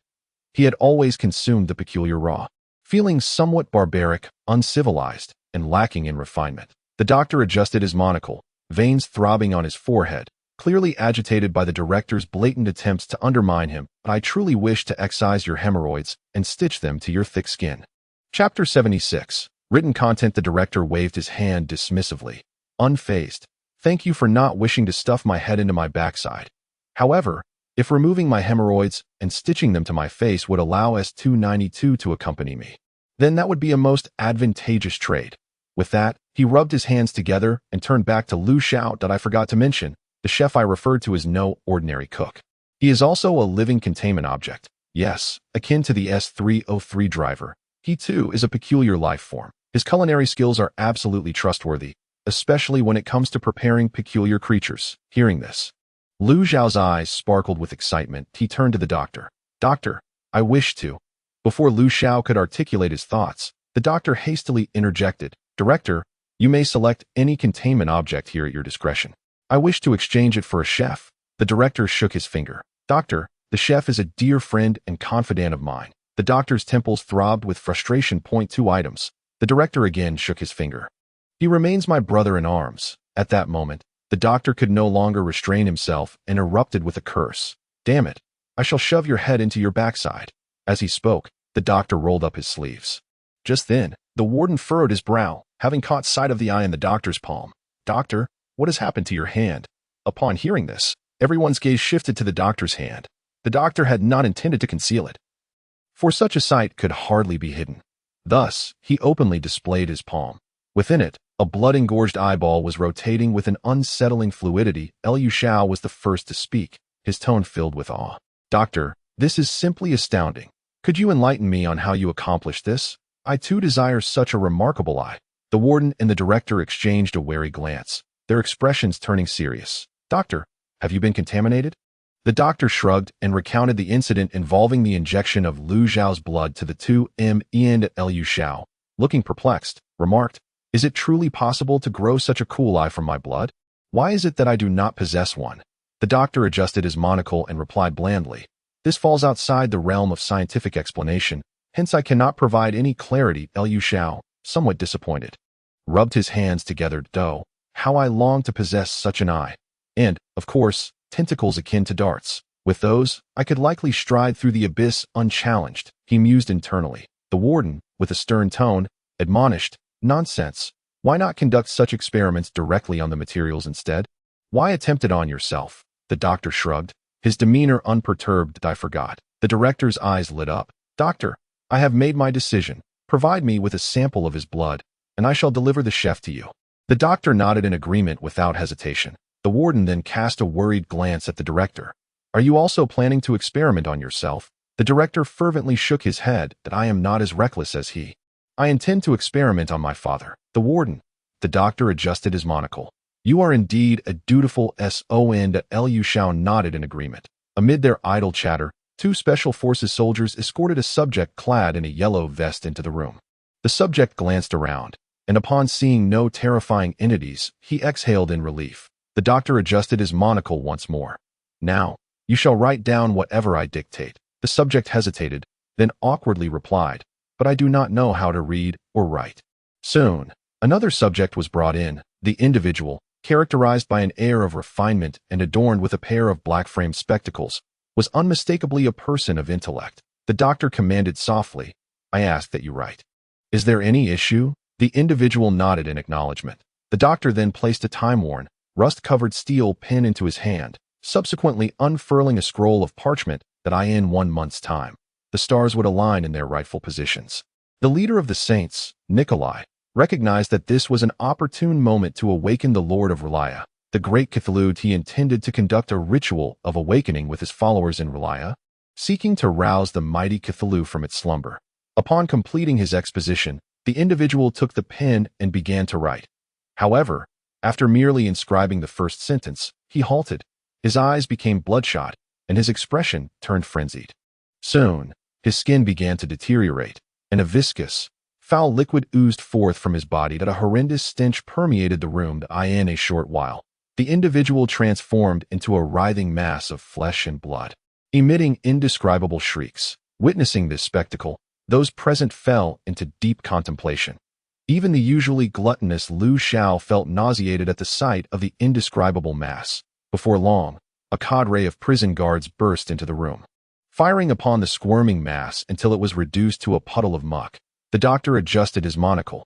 "Has it become so contaminated after merely writing the first sentence?" The warden's expression mirrored his gravity.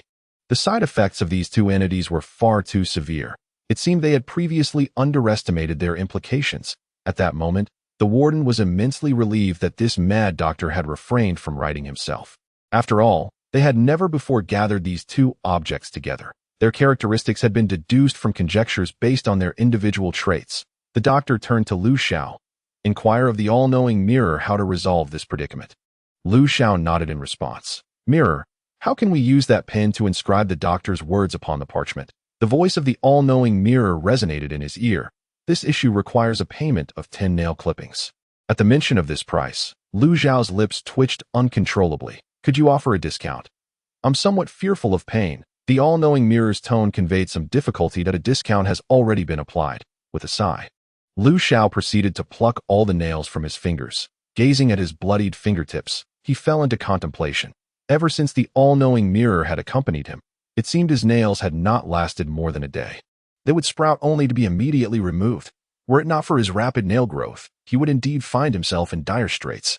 After the all-knowing mirror consumed the 10 nail clippings, it finally responded. The degree of contamination will escalate according to the status of the target involved in the writing. Given that the content the intelligent human seeks to inscribe pertains to a deity, albeit a humble servant of the divine, it remains a god.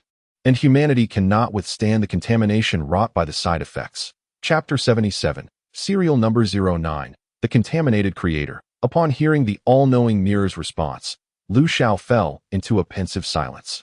Do you mean to say that one must possess a sufficiently elevated status in order to engage in writing? The all-knowing mirror offered an affirmative response. Liu Xiao then inquired, "Can I attempt to write?"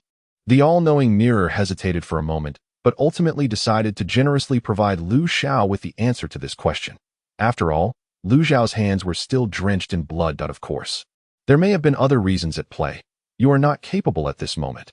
Although if you were to write, it would undoubtedly be a success. It would also hasten the eruption of the curse within you.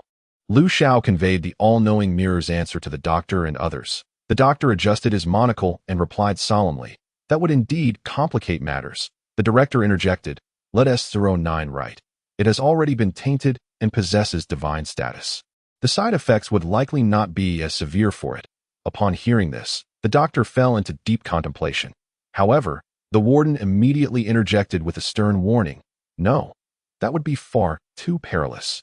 Although S09 has not shown any signs of attempting to escape since its containment, we must remain vigilant. Should it harbor ulterior motives and gain control over S012 and S013, we would face an unprecedented catastrophe. The warden's concerns were not unfounded, particularly given that the entity in question bore the title of tainted. The director regarded this with some disdain and turned to the doctor. "Doctor, what is your perspective? According to your assertions, the gate is on the verge of failing if we do not seize our own power before that happens. I fear the outcome will be little better." The director's argument held merit.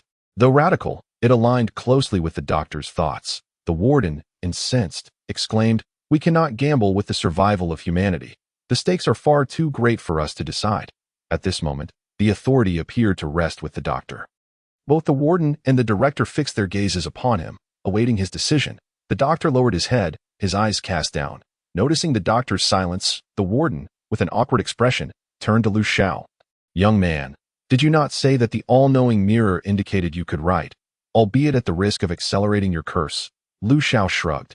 "Indeed, that is what the mirror stated." "Then might you undertake the writing? And we shall devise a means to mitigate the side effects afterward." Without a moment's hesitation, Liu Xiao declined. "I'm afraid I must refuse." At that moment, the doctor raised his head, resolutely declaring, "No, it is absolutely out of the question for Liu Xiao to write." He offered no explanation to his mentor, instead stating gravely, "I have made my decision. S09 will be the one to write." Hearing this, the director expressed his excitement. "Doctor, I have not misjudged you. You truly are of my kind." He then turned to the warden. "Mr. Warden, the principle of the majority must prevail, as established by our 3 containment facilities in Huaxia. I trust you will adhere to this principle." The warden could only let out a long sigh, subsequently falling silent. Under the guidance of the doctor, Liu Xiao and his 3 companions arrived at the containment chamber of S09, that unlike other S-class entities, the entrance of S09 was devoid of any buttons. Featuring solely an iris scanner, designation S09, the corrupted creator, containment level, S, target capability, maximum confidentiality protocol, containment conditions, maximum confidentiality protocol, compatibility, maximum confidentiality protocol, note, a deity tainted by corruption. All information regarding S09 remained classified, inaccessible even to the highest-ranking members of the warden's office. Only the leader of the C03 containment facility, namely the doctor, possessed knowledge of these secrets. Even the director and the chief warden were only privy to a portion of the information. Before opening the chamber door, the doctor solemnly cautioned, "Once inside, do not gaze upon him for more than 3 seconds, and then you must close your eyes for 3 seconds. Should you stare at him for longer than 3 seconds, you will be tainted by his corruption." The director and the chief warden nodded in understanding. The doctor turned his gaze towards Liu Xiao, feeling a twinge of concern that Liu Xiao might act foolishly at this moment. Liu Xiao flashed a grin, reassuring, "Rest assured, doctor, I shall not cause you any trouble." Upon hearing this, the doctor approached the iris scanner. Beep, identity verification successful. Beep, S-class researcher doctor. Following the 2 successful verification prompts, a cacophony of mechanical sounds erupted, reverberating for a full 20 seconds, indicating the complexity of the structure. A massive steel door, 3 meters thick, began to rise slowly. The doctor stepped inside first. The containment chamber was small. Even more so than the one Liu Xiao had previously occupied, the interior was shrouded in dim light. The doctor's voice echoed, "To avoid direct gaze and subsequent contamination, No surveillance equipment has been installed in here. Lu Xiao cast a curious glance around. The room was eerily empty, save for a colossal crucifix mounted on the far wall that a naked man hung upside down from the enormous crucifix, dark chains piercing through his chest, binding him firmly to the structure. At that moment, Lu Xiao realized he had already kept his eyes open for over 2 seconds and promptly shut them. Simultaneously, the doctor and the others tightly closed their eyes. "O great creator, your devout followers face a minor inconvenience that requires your assistance." The doctor's voice resonated through the vast chamber. Following this, the sound of dragging chains filled the air. Clank, clank. "Your faithful subjects beseech the descent of your glorious protection." The doctor's calm voice echoed once more. "My devoted followers, your call shall indeed receive a response." This ethereal voice, devoid of gender or emotion, resonated as if a lofty deity were addressing its worshippers. As the 3 seconds elapsed, Lu Xiao opened his eyes. The young man suspended before him was unrecognizable, his features obscured. His body was in tatters, marred by numerous rotten wounds, teeming with writhing maggots. The once binding dark chains had transformed into slick, sinuous tendrils, which ensnared him, with viscous black fluid slowly dripping down. The transformation of the scene occurred so abruptly that Lu Xiao found himself unable to comprehend it. Why did the seemingly normal S09 suddenly undergo such a terrifying change? As 2 seconds elapsed, in order to avoid contamination, Lu Xiao had no choice but to close his eyes once more. An incredibly enticing fragrance wafted into his nostrils. That moment, a voice filled with temptation echoed in his mind. "Eat it. Eat it." Chapter 78. Eat it. This voice, akin to a nightmare, stirred Lu Xiao's senses. "Eat it. Eat it." In an instant, his breathing became labored. When 3 seconds had passed, and he opened his eyes again, the appearance of the entity had shifted once more. Now, it resembled a benevolent elder, whose expression radiated compassion for all beings. Clad in a flowing white robe, it raised its hands. Lu Xiao rubbed his eyes, ensuring he was not mistaken. The alluring scent had vanished, along with the voice that had echoed in his mind, as if everything he had just experienced was merely an illusion. Another 2 seconds passed. Lu Xiao shut his eyes again. The doctor's voice remained calm. The pen and parchment in his hand had been mysteriously taken by the creator. At this moment, the doctor's eyes were tightly shut, and even the hand that possessed sight was clenched into a fist, eliminating all possible risks. When time elapsed, Lu Xiao opened his eyes once more, only to find the scene had changed again. This time, the entity had transformed into a golden-haired child. The cross behind had vanished, replaced by a divine throne. Now, it held a pen, with the parchment floating before it. The entity was inscribing something upon the parchment. These successive transformations sent shivers down Lu Xiao's spine. This what divinity is? Why does it lack the aura of supremacy? Having witnessed many extraordinary sights, Lu Xiao still found this scene to be utterly bizarre. He understood that this was not the time for conversation. Even with an abundance of questions, he could only suppress them within to prevent this ever-changing divine being from driving him into madness. Lu Xiao resolutely closed his eyes again, refusing to reopen them. Soon, S09 completed the writing of the content the doctor had in mind, without ever inquiring what it should be. It was as if it already knew everything, or had seen through the doctor's heart. The doctor felt no surprise at this. This was not his first encounter with a contaminated creator. His assessment of the omniscient mirror was suspected omniscience, which was equally applicable to S09. This was also the reason why the doctor had previously been indifferent towards S301, the omniscient mirror. Furthermore, inquiring of the omniscient mirror required a corresponding price, while questioning this divine entity entailed no cost whatsoever. However, the two were still vastly different. The omniscient mirror could answer any question as long as one could pay the requisite price, whereas this divine being might choose to refuse to respond. For instance, the doctor had previously posed a similar question to S09, which had opted not to answer. When the pen and parchment returned to the doctor's grasp, he finally felt a sense of relief. Your devout subjects express their heartfelt gratitude for your blessings. It is evident that the doctor has made a shrewd wager. S09 harbors no intentions of claiming these two containment entities. Just as the doctor and his companions prepared to withdraw, the voice of S09 echoed once more. The sound seemed to reverberate in their ears, a cacophony of vile murmurs. Merely hearing the first utterance drove one to madness, as if their sanity were grievously tainted. Yet, Lu Xiao merely felt a slight ache in his head, With no further repercussions that I in stark contrast, the doctor and his colleagues found their breaths growing labored and expressions turning frantic.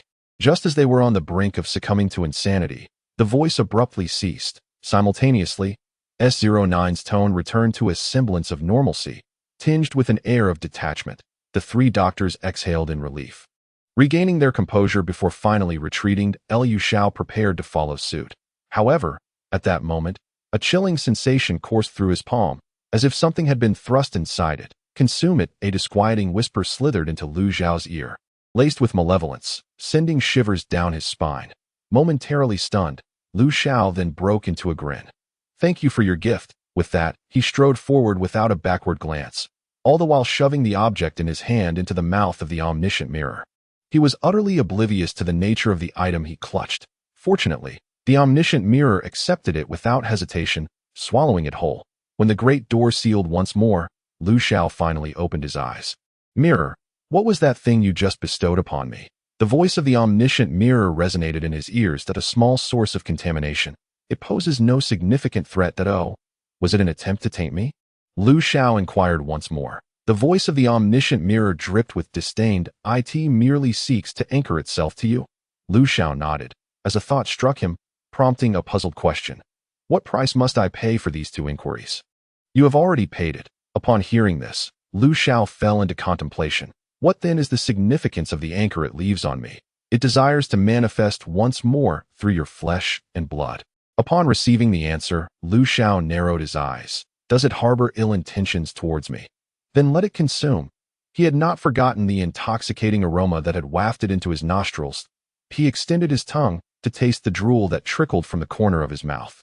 The doctor unfurled the parchment, and indeed, S09 had recorded the content as he anticipated. Moreover, the text had not vanished. He adjusted his monocle. We have less than a month to prepare.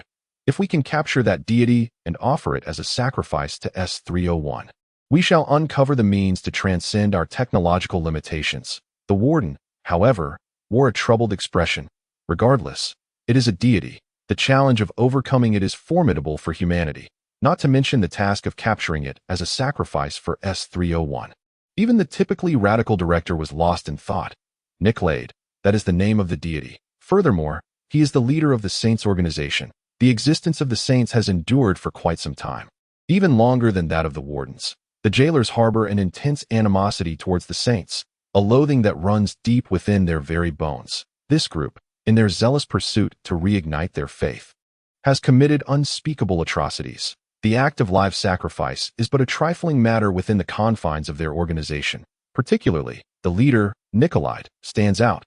Had it not been for the revelations of the omniscient mirror, the doctors would have remained oblivious to his divine nature. Deities are deemed divine precisely because they wield powers beyond human comprehension that in their eyes. Humanity is as insignificant as mere ants. Reflecting upon it now, had it not been for the containment objects S02 and S09, the jailer's organization might have been uprooted by the Saints long ago. The doctor adjusted his monocle and spoke solemnly. Capturing Nicolide is not solely the responsibility of our nation. Huaxia. If they wish to share in the spoils, they must contribute, especially A01.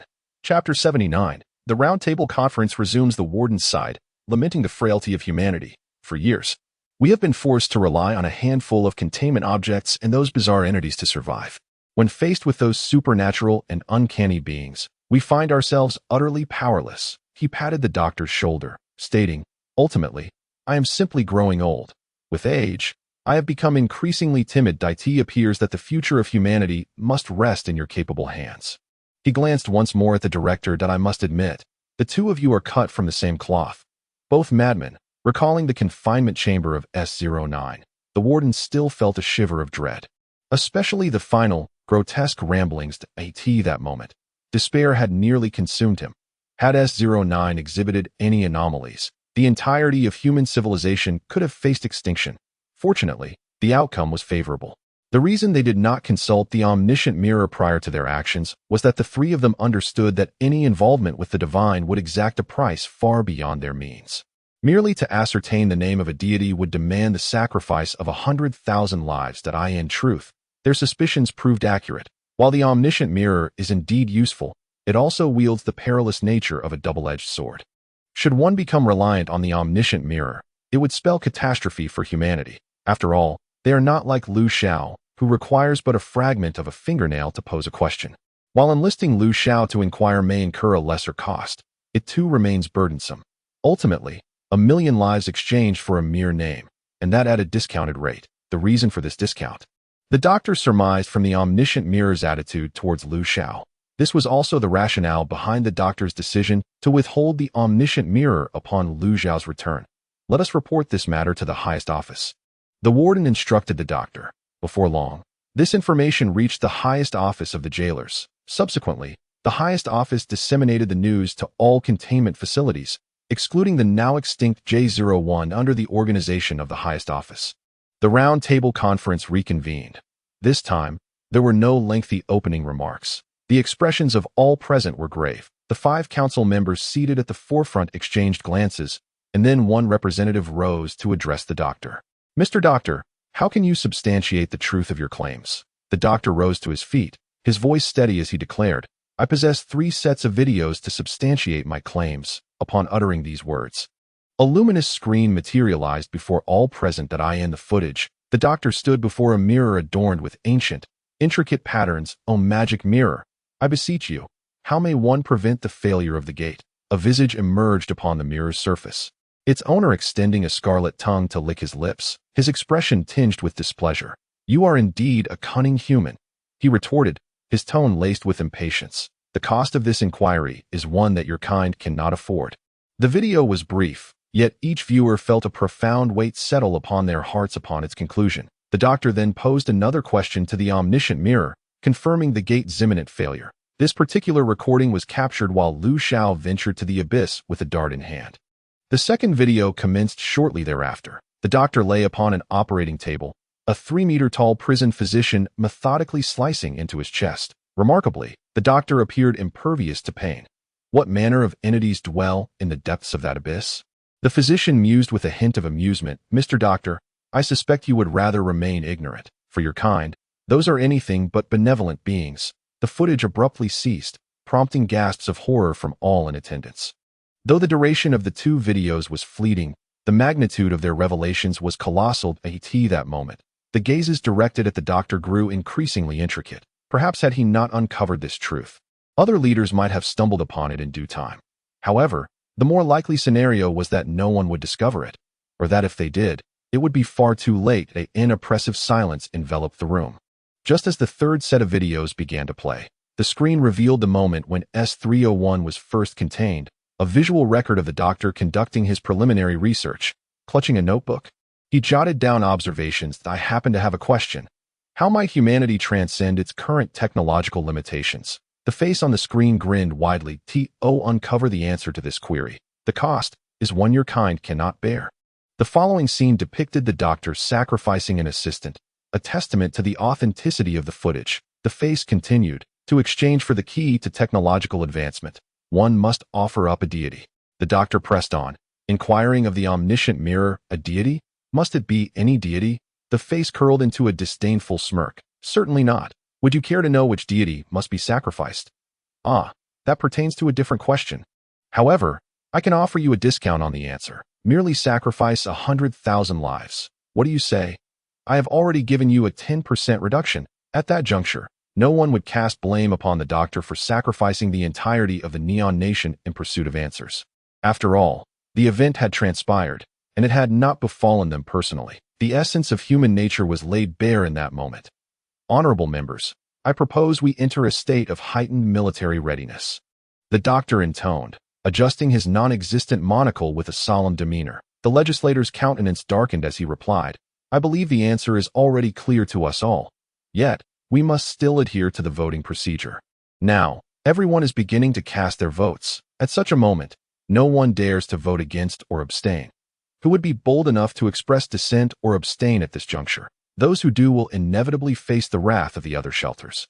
Furthermore, the highest office will likely turn a blind eye to the matter, merely for a singular answer. The Neon Nation has been sacrificed. Moreover, it appears that the highest office has no intention of holding the doctor accountable. Let alone now, when the fate of all humanity hangs in the balance. Should anyone dare to incite public outrage at this time, the fate of the Neon Nation will serve as a cautionary tale. This is also the reason the lawmakers initiated the vote, intending to weed out the indecisive as anticipated.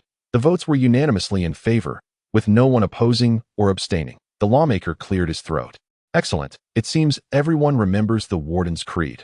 Therefore, I declare that the C-03 shelter shall share all intelligence with everyone. Other shelters must unconditionally cooperate with the operational arrangements of the C-03 shelter. This matter concerns the future of humanity, so I urge all of you to exert your utmost cooperation. Doctor, you may now disclose your plan to us. The doctor nodded. I have already recorded the future using the S-012 pen and S-013 parchment. In 1 month, the stars will align correctly. Lalai will rise from the depths of the sea. Chapter 80. Dante awakens, and we must sacrifice him to S-301 before he awakens the Lord of Lalai. Upon the doctor's conclusion, silence enveloped the room. Everyone was analyzing the feasibility of this plan. The proposal seemed rudimentary, yet the doctor had provided a general direction. Now, the discussion needed to focus on how to sacrifice Niklade. Doctor, we have now learned that Niklade is a deity, and we, as humans, currently lack means to confront a god. Do you have any corresponding plans regarding this? A leader stood up to inquire. The doctor adjusted his glasses. I do not yet have a clear idea, but I intend to utilize containment objects to deal with Niklade. Therefore, I will compile a list of necessary containment objects within 10 days, and at that time, I will require your assistance in delivering them to the battlefield. The other attendees had no objections to the doctor's proposal. Delivering the containment objects directly to the battlefield was a well-considered plan, alleviating any concerns that the doctor might harbor intentions of hoarding them. The doctor then turned to the 5 leading lawmakers. Gentlemen, I also require A01 to deploy the S02 angels, given the nature of S09. I believe it is unsuitable for this operation. Although the S09 corrupted creator poses no subjective malice towards humanity, its tainted nature could introduce numerous unpredictable variables if used in combat. There is a considerable risk that before we can deal with Niklade, the creator might descend into madness. All eyes turned towards the leader of the A01 sheltered AT this moment. The individual occupying the position of A01 leader was not the previous Adam, but rather a stern-looking elderly man with a full head of silver hair. The elderly man before them was none other than the mentor of the previous generation of A01 leaders, codenamed Antai. Antai rose unsteadily, his voice resonating with gravity as he stated, S02 will arrive at the battlefield of Lalai punctually. However, dear doctor, I have a question I wish to pose to you. His gaze was sharp, akin to that of a hawk. But why student Adam has undergone a transformation since his return from your C03 facility? I require an explanation from you. Upon hearing this, the others exchanged glances, perplexed. Adam has changed. What could this possibly mean? I suppose we shall see how the doctor responds, came the reply. The doctor, maintaining a remarkably calm demeanor, replied, Mr. Adam infiltrated the investigation team to examine the potential containment breach of S292 at my C03 facility. He disregarded our warnings and insisted on implementing coercive containment measures on S292, which incited a riot. Subsequently, S292 attacked Mr. Adam and then escaped from the facility. That is the entirety of the matter. Mr. Antai, do you have any further inquiries? This was a narrative the doctor had meticulously prepared in advance. Although all present were acutely aware that the escape of S292 had been orchestrated by the doctor himself, no one dared to rise and accuse him at that moment. Antai narrowed his eyes, his tone frigid as he remarked, Thank you for your explanation, dear doctor. He emphasized the title doctor with palpable disdain. The warden, communicating privately, said, This old fellow is not to be trifled with. Doctor, you must tread carefully. In response, the director quipped, His teacher is busy defending his student. Warden, if I were you, I would stand up and boldly declare, Watch your tone with my student, you wretched Antai. For a moment, the warden found himself at a loss for words. The doctor then interjected in a private channel, Indeed, mentor, I am feeling quite frightened at this moment. The warden's lips twitched slightly, prompting him to simply mute the private channeled AT that moment. The director stood up and shouted at Antai. So, Mr. Antai, your Adam has come to our Xiao containment facility to flaunt his prowess. I believe you owe us an explanation. The first standing member among the assembly furrowed his brow. Gentlemen, the matter at hand pertains to how we shall complete the sacrifice of Niklade, thereby unlocking the limits of human technological advancement. Should you have any queries, You may apply to the Supreme Office for an investigation post-haste. I do not wish for any unforeseen circumstances to jeopardize this operation. Antai sank back into his seat, responding coldly. As you wish, esteemed member. The doctor and the director also resumed their seats. The warden looked upon the two, feeling a sense of exasperation. While I can understand the youth of the director, what is perplexing is how the doctor appears to have aged remarkably less as well. The warden pondered in confusion. The meeting concluded swiftly, with the leaders of various containment facilities departing under heavy hearts. As the satellite images of the Neon Nation's demise circulated, the spirits of these leaders sank to an all-time low, and if humanity fails to adequately address this crisis, the fate of various nations will not be any better than that of the Neon country. Especially with the door malfunctioning. The three doctors exchanged glances before subsequently disconnecting. Xiao remained seated, his fingers lightly tapping the table, lost in thought. After a considerable time, he finally lifted his gaze to survey his surroundings. At this moment, he found himself alone in the room. That he paused for a moment, then chose to log off. That he had already viewed the video of Adam's transformation. Before him lay a blood sample from Xiao and a syringe. While transformation could occur, it also had the potential to imbue the body with divinity. He hesitated for a long while. Ultimately, a glimmer of resolve flashed in his eyes as he grasped the syringe and plunged it into his arm. C03 Containment Facility. Dante slowly opened his eyes. The familiar white light greeted him. Startled, Dante sat up abruptly. He glanced around before searching his body with his hands. That a sigh of relief escaped him. He removed his upper garments, revealing his robust physique. Two gruesome sutures marred his chest and abdomen. Taking a deep breath, Dante confirmed that his lungs seemed to be functioning. He then donned his clothes and gently descended from the bed. At that moment, the door swung open, and Xiao entered, clutching a badge. Mr. Devil, you appear to be recovering quite well. Xiao's eyes brightened upon seeing Dante awake. The warden mentioned that you would regain consciousness soon. It appears his medical skills are indeed commendable. Dante was not surprised. He recalled vividly that after the first wave of missiles exploded above the helicopter, his internal organs had been shattered to ensure the pilot could maneuver the helicopter to a suitable location. He had to endure the pain. After the all-knowing mirror completed its sacrifice, he had lost consciousness. Since he was still alive, it was evident that the warden had rescued him. He had no doubt about this, as the medical technology at the facility was vastly superior to that of the warden. With this thought in mind, Dante reached for his waist. Chapter 81. The Dart and Adam in the dark prison. Noticing this, Xiao pulled a pack of cigarettes from his pocket. Are you looking for this? Dante instinctively reached out to take it, but his hand halted in midair the next moment. Never mind. I promised you I would quit smoking after recovering. Hearing this, Xiao nodded with satisfaction. After exchanging some casual conversation, the doctor arrived as well. Do you feel anything unusual in your body? The doctor inquired, adjusting his monocle. Dante shook his head. Doctor, I feel perfectly fine. The doctor nodded in response. I hope you can still say that in a day. Dante. Clearly, he was unaware of the mutations that had occurred with the Dart and Adam. The following day, the director personally escorted the chef back to the C03 containment facility. The chef was a bizarre, corpulent being, clad in a white chef's uniform and donning a tall, pointed chef's hat. He sported a pink apron adorned with a cute Hello Kitty design. In his hand, he carried a rusted kitchen knife. Designation S121 Chef. Containment level S. Target ability, culinary skills, containment conditions, must have food to prepare. Combat ability, weak. Note, a benevolent chef who harbors no desire for battle, solely wishing to share his culinary creations with everyone. Note, do not express your fondness for any particular dish. At that moment, Xiao was collaborating with the doctor on an experiment.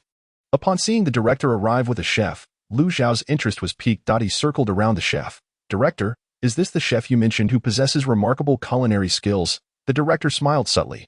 Indeed, I must tell you. The chef's unconventional cooking techniques are truly unparalleled. The doctor adjusted his monocle and inquired in a low voice. So, have you tasted his creations? The director nodded, his face alight with reminiscence. I had the pleasure of tasting it once. The flavor was simply extraordinary. By the way, let us find some ingredients for the chef to showcase his talent. Xiao licked his lips and subsequently sought out the driver. Upon hearing that Xiao was in search of ingredients, the driver nearly soiled himself in fright. What are you so afraid of? The driver exclaimed, his face a mask of terror. I thought you kept me around for this very moment. Xiao smirked. flicking the driver's badge with his finger. I don't eat friends. Have you forgotten? At this, the driver finally relaxed. Soon after, the driver propelled Lu Xiao into the gate. As they entered the dark abyss, Lu Xiao furrowed his brow. The driver sensed something amiss. Why can't I feel any strange presence? Lu Xiao remained silent. Instead, leaping from the vehicle, he searched the vicinity, but found not a single bizarre creature. Not even the most basic lizard man was in sight. After returning to the car, Lu Xiao's frown deepened. Strange, not a single living bizarre entity can be found, let alone any corpses. This is quite peculiar. The driver furrowed his brow as well. Perhaps you should summon Chainsaw Uncle? Lu Xiao nodded, brushing his wrist casually. Instantly, a line of blood appeared on his wrist, the metallic scent wafting through the air. Lu Xiao and the driver sat in the car, awaiting their arrival. Meanwhile, Chainsaw Uncle was busy slicing food with his chainsaw. The machine roaring as he worked industriously at that moment. The tentacles on the back of the dart's head had long vanished, having transferred to his body. The slimy appendages dripped with an unknown viscous substance. Delivering the chopped food into the dart's mouth, the eye on the back of his head glowed a blood-red hue. Furthermore, on his exposed back, a multitude of eyes lined his spine, densely packed. Suddenly, Chainsaw Man ceased his actions. Friend, he has arrived. With that, he raised the chainsaw in his hand and began to gesticulate wildly. The dart's face was obscured by a mask, rendering his expression unreadable. Chainsaw Man's deep voice resonated. Friend, I shall go meet him. The dart remained silent for a moment before nodding. You go ahead. I shall not accompany you. Chainsaw Man departed, chainsaw in hand. Observing the retreating figure of Chainsaw Man, the dart's voice transformed. Why let him go? Without him, do you have any idea how much slower your evolution will be?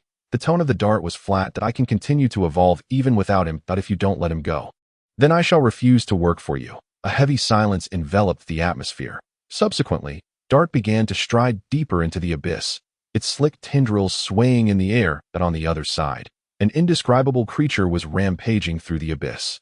Its body was in a state of severe decay, crimson tendrils brutally slaughtering the bizarre beings around it. With each kill, those tendrils would ensnare the corpses of the strange life forms and present them before it. A massive mouth was grotesquely situated on its chest. Click, click, click. After exterminating all nearby peculiar creatures, it too made its way deeper into the abyss. Filthy whispers echoed in the surroundings. Doctor, just wait for me. I will ensure you pay the price. And that damned S-292. I shall devour you. I certainly will. This individual was none other than Adam, who had undergone a grotesque transformation at this moment. He bore no semblance of humanity. Resembling a mass of rotting flesh that squirmed forward, countless tendrils wreaked havoc in a frenzy. Upon those slick, crimson appendages, an innumerable array of blood-red eyeballs spun wildly. Lu Xiao and the driver had waited for approximately 2 hours.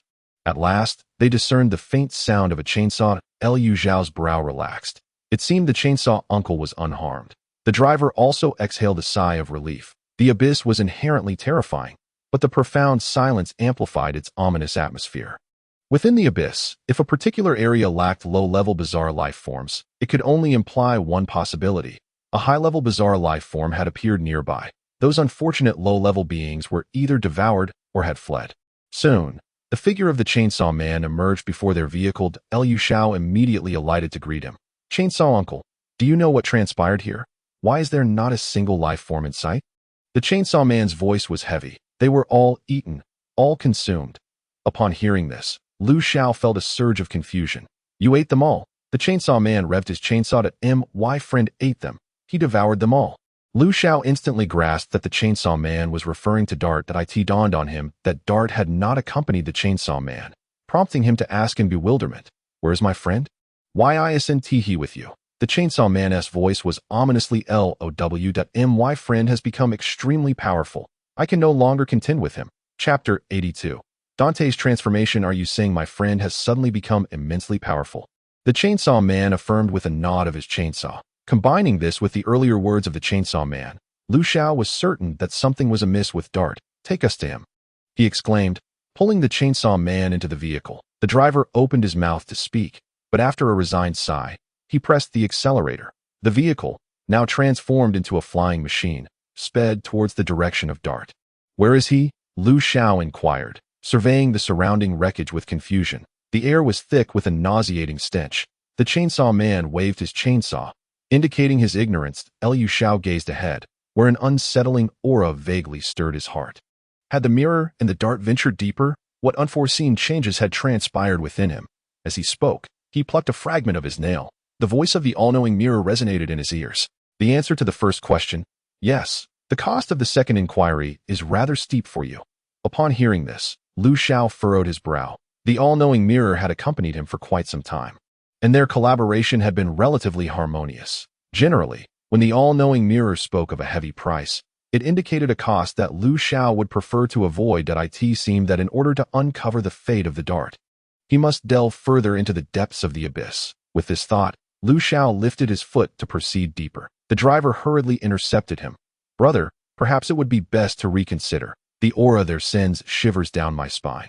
Liu Xiao glanced back at the driver, whose face was etched with palpable fear, his body trembling uncontrollably. After a moment's hesitation, Liu Xiao ultimately decided to consult the doctor's opinion first. He raised his hand, adorned with a watch, the unobtrusive communicator the doctor had gifted him during his first mission. Doctor, this is Liu Xiao. In no time, the doctor's voice returned. Why have you been gone for so long without word? Liu Xiao replied gravely. The dart may be in trouble. He then relayed the information he had gathered to the doctor. The doctor's tone revealed little emotion. Return at once. The dart should be safe. The doctor had already discerned through surveillance that R019, the source of contamination, was controlling a soldier who had entered the gate. He now correlated the dart's situation with R019. The doctor reasoned that under these circumstances, the dart would likely not perish within the abyss, and Liu Xiao's worth far exceeded that of the dart under R019's control. After pondering the doctor's words for a brief moment, Liu Xiao opened the car door and ascended. Upon returning to containment, the director beheld the chainsaw man wielding a chainsaw with eyes aglow. Is this the ingredient you procured from the abyss? It appears quite delectable. Upon hearing this, the chainsaw man unhesitatingly activated his chainsaw. The dull roar elicited a note of astonishment. He intends to consume me. Liu Xiao rubbed his temples. Fear not.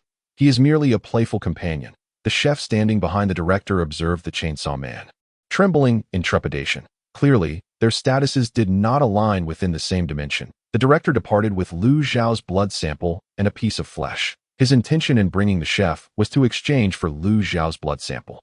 The doctor generously provided the director with the initial piece of flesh that Liu Xiao had severed. As the director left, he bore an expression of having struck gold. He could hardly contain his eagerness to return and commence experimentation. The doctor swiftly arranged accommodations for the chainsaw man. ID S305, Chainsaw Man, Containment Level, S, Provisional, Target Ability, Unknown, Under Research, Containment Conditions, Must Not Leave S292. Combat Capability, Supernatural Aberrant Entity, Under Research, PS. The supernatural aberrant life form in the dark prison was brought into the world by S292. PS. Data Analysis in Progress. Initially, the doctor intended to classify Chainsaw Man as a D level. After all, Chainsaw Man is not like Liu Xiao, who harbors no malice towards humanity. However, Liu Xiao repeatedly assured that Uncle Chainsaw is very kind.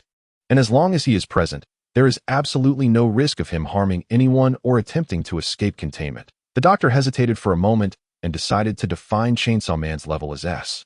After all, in the operation scheduled for the following month, Chainsaw Man might play a significant role. If classified as D level, according to the Guardian regulations, D-class entities are not permitted to be removed from the facility. Although, in such a scenario, other leaders would not reproach him. The doctor felt that proper procedures must be followed and regulations adhered to. However, regulations are rigid, while humanity is dynamic. With Liu Xiao's company, Chainsaw Man naturally passed the box experiment without incident. The doctor conveniently arranged for Chainsaw Man to share a containment room with Liu Xiao to prevent any possibility of Chainsaw Man going into a frenzy in search of Liu Xiao. Time passed swiftly, and 2 days went by in the blink of an eye. On this day, Dante awoke from his slumber, immediately sensing something amiss. The bed was soaked with an unknown viscous liquid. Dante was certain he hadn't produced such a quantity, and he had not engaged in any questionable activities the previous night. He hurriedly threw off the covers and looked down. His skin was undergoing severe necrosis, covered in repulsive pustules that oozed a nauseating, viscous fluid. Without a moment to ponder, Dante dashed towards the infirmary's containment area. Would you prefer to hear the good news or the bad news first? The sharp voice of the infirmary doctor pierced the air. Dante paused, contemplating that. Let's hear the bad news first. The doctor nodded, his tone tinged with regret. Regrettably, your health is quite robust. Dante's lips twitched in bewilderment. What kind of nonsense is this as bad news? Although he was well aware of the doctor's character, he couldn't help but retort. And the good news? The doctor's voice took on a more elevated pitch.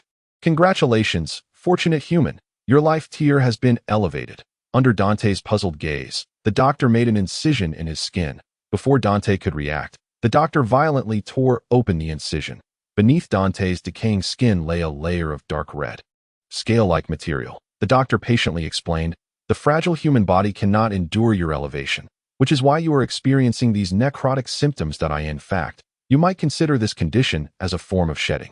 Hearing this, Dante gasped in shock. Like those lizard people? The doctor's voice darkened with displeasure at Dante's words. How dare you associate this elevation with such lowly and filthy beings? Your transcendence is pure, noble, and utterly untainted. Chapter 83. The Exceptional Surgeon. At this juncture, Dante shuddered. Is it possible to restore me to my original form? I find the state of non-transcendence quite agreeable. The prison doctor gently shook his finger in response. I regret to inform you that I lack the capability to do so. The transformation of your corporeal form is irreversible. It is akin to a pot of rat stew that has been simmering for 5 hours. Even if it were to simmer for an additional 5 hours, the ingredients could never revert to their once lively and charming state. Though this analogy may not be perfectly apt, it conveys the general idea. Dante felt a surge of frustration. What a peculiar metaphor. So, do I still qualify as human? The prison doctor expressed mild surprise that a fortunate soul posed the same inquiry previously. Why is there such an obsession with one's racial identity among you? Dante appeared significantly calmer than the dart thrower from earlier. He even took a moment to contemplate the doctor's question, perhaps driven by an intrinsic yearning. Although I am aware that this question may seem rather foolish. After all, normal humans do not sprout scales. With a sigh, Dante mused, perhaps I truly ought to change my name to Danding. He was not overly averse to his current state. After all, he had long been diagnosed with lung cancer. And merely surviving was a tremendous blessing. Contemplating this, Dante's brow furrowed. By the way, dear doctor, you mentioned my body is quite healthy, yet I am afflicted with lung cancer. Am I not? The doctor nodded. Indeed, your lung cancer has been completely cured through a minor surgical procedure. Furthermore, you shall never again be troubled by the prospect of developing lung cancer due to smoking. Upon hearing the term minor procedure, Dante instantly comprehended the gravity of his situation. His pitiful lungs had ultimately departed from him forever. Then why am I still able to breathe? He inquired, demonstrating a deep breath for the doctor. Since my entire lung has been removed, it seems impossible to engage in such an act. The doctor, intrigued by this topic, expressed a desire to observe what fascinating changes would occur within Dante's body. Shall I assist you with a physical examination?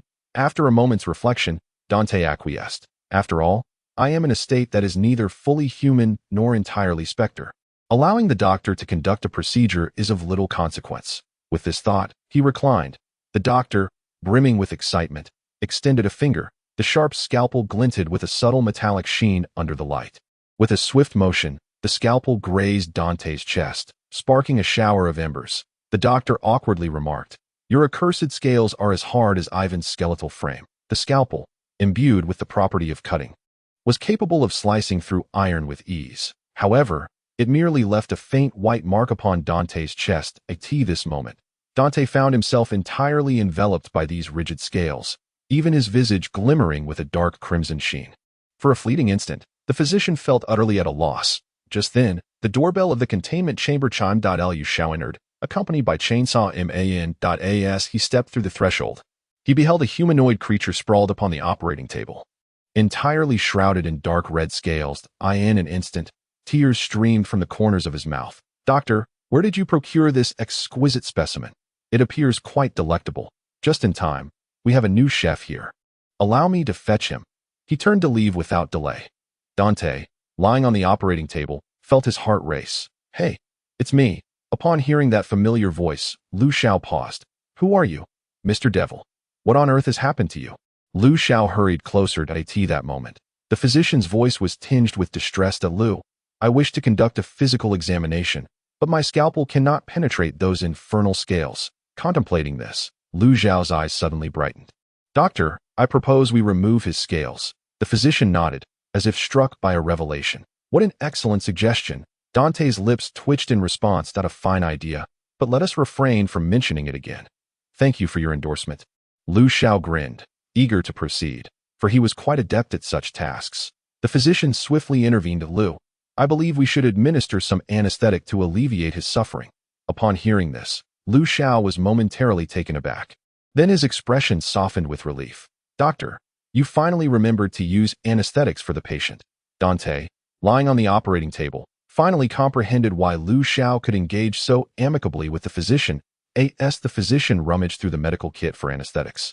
He conversed with Lu Xiao. By the way, is this a new friend of yours? He glanced at Chainsaw Man, who stood behind Lu Xiao. Once, Lu Xiao introduced him. This is the skilled surgeon I mentioned, who is as remarkable as you. The physician's gaze fell upon the chainsaw that Chainsaw Man wielded. Did he perform your surgery with that chainsaw? Chainsaw Man revved the chainsaw and swung it slightly. Lu Xiao swiftly translated. Indeed, that's correct. Suddenly, an idea struck the physician, and his tone grew somewhat animated. Lu, might it be possible for him to demonstrate his exceptional skills? Chainsaw Man swung the chainsaw once more. Before Lu Xiao could translate, the physician interjected, I surmise this gentleman is saying, certainly. Lu Xiao nodded in agreement. You truly are an understanding physician. That moment, Dante longed for a cigarette, seeking to numb his mind with nicotine. Could such understanding truly be applied in this context? Soon, the physician retrieved a large vial of anesthetic from the medical kit. The needle could not penetrate the scales on Dante's surface. The physician resolutely poured the contents directly into Dante's mouth. Only when the vial ran dry did the physician shift aside to make room. Chainsaw Man stepped forward, the chainsaw whirring to life, generating a gust of air. Immediately, he aimed the chainsaw at Dante's exposed chest and placed it directly against him. Accompanied by a shower of sparks, it sounded as if he were sawing through steel plates. After a full minute, the chainsaw finally sliced through the scales on Dante's surface, revealing the flesh and blood beneath. Meanwhile, Lu Xiao quietly reached out and plucked a scale from Dante's body, a satisfied expression gracing his face.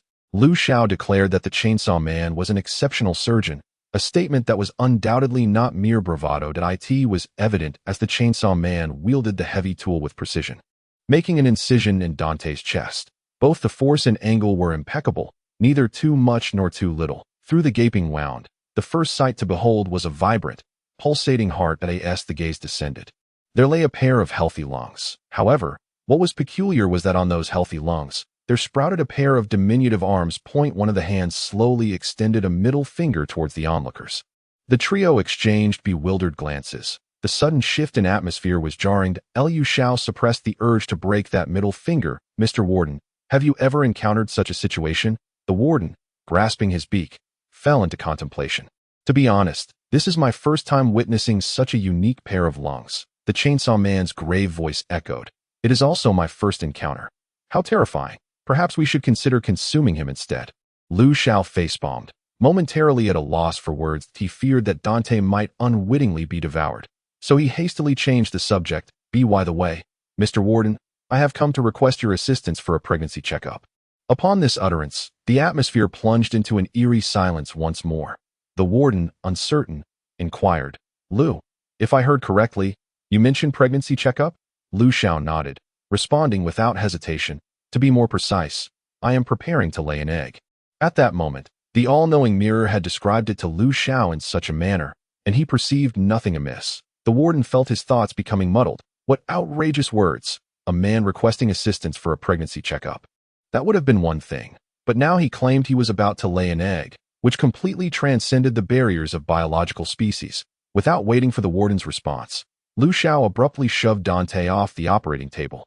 As for stitching up Dante's incision, he deemed it unnecessary.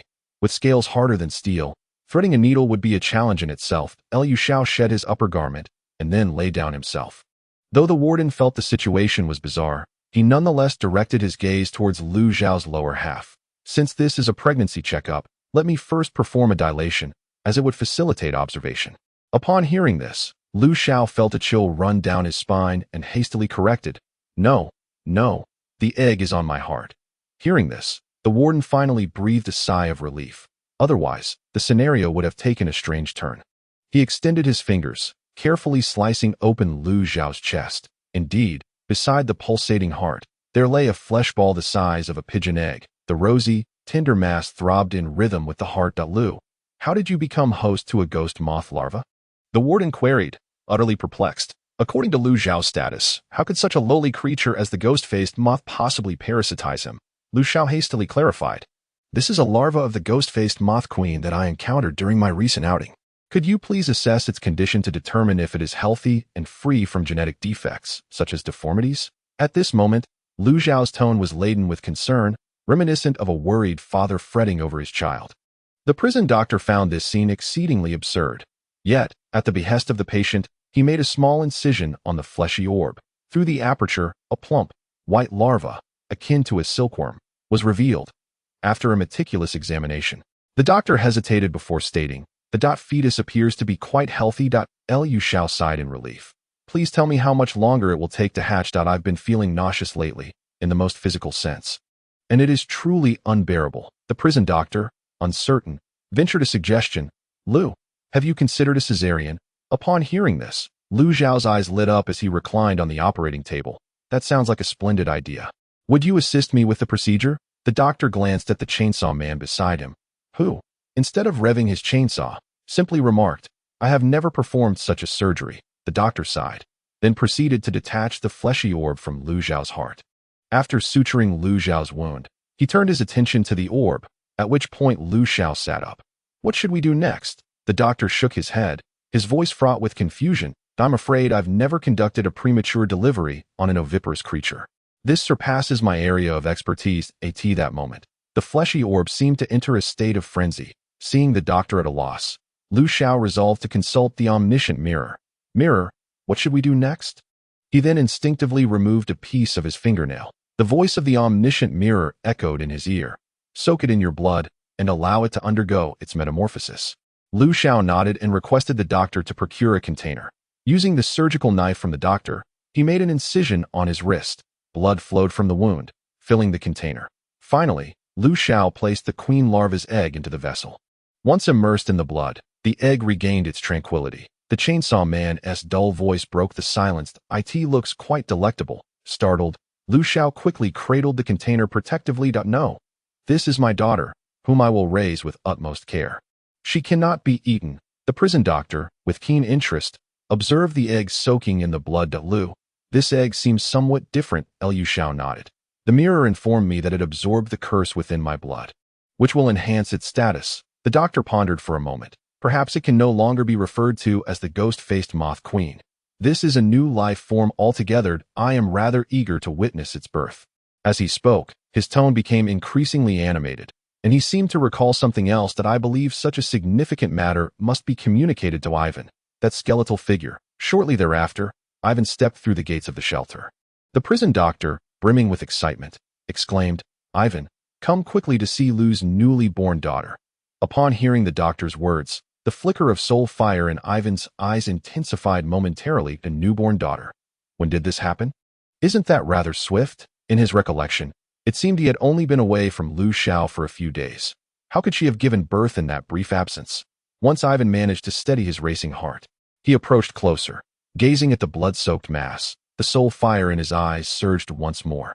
Are you saying this is Lu's newborn daughter? He queried, prodding the fleshy orb with a finger. The doctor, still exhilarated, urged, Ivan, quickly inscribe a maturation alchemical array. That I can hardly wait to see what this little one looks like. Ivan glanced at Lu Xiao, who bore a similarly expectant expression. He dipped his finger into the container of blood. Chapter 85. Lu Qian. He then began to inscribe on the operating table with his blood-stained finger. Before long, a complex alchemical array took shape. As Ivan pressed a point at the center of the array, a brilliant white light erupted from it. He placed the container holding the larvae at the center of the array. All present could witness this wondrous spectacle. In the area enveloped by the array, time seemed to have been fast-forwarded. At that moment, Dante stirred awake. Upon opening his eyes, he saw Lu Xiao and the others fixated on the operating table, their bodies trembling with excitement. The others may have concealed their expressions, but Lu Xiao's was particularly vivid. The scene appeared somewhat uncanny. Dante first checked his chest, which had healed, save for a few fractured scales that bore witness to the earlier incision, that he then stood up. Following Lu Xiao and the others' gaze, there lay a glass container filled with nearly desiccated dark red blood that a larvae, the size of an egg, writhed frantically, as if on the verge of breaking free.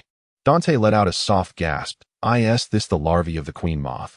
Hearing Dante's voice, Lu Xiao and the others momentarily remembered his presence.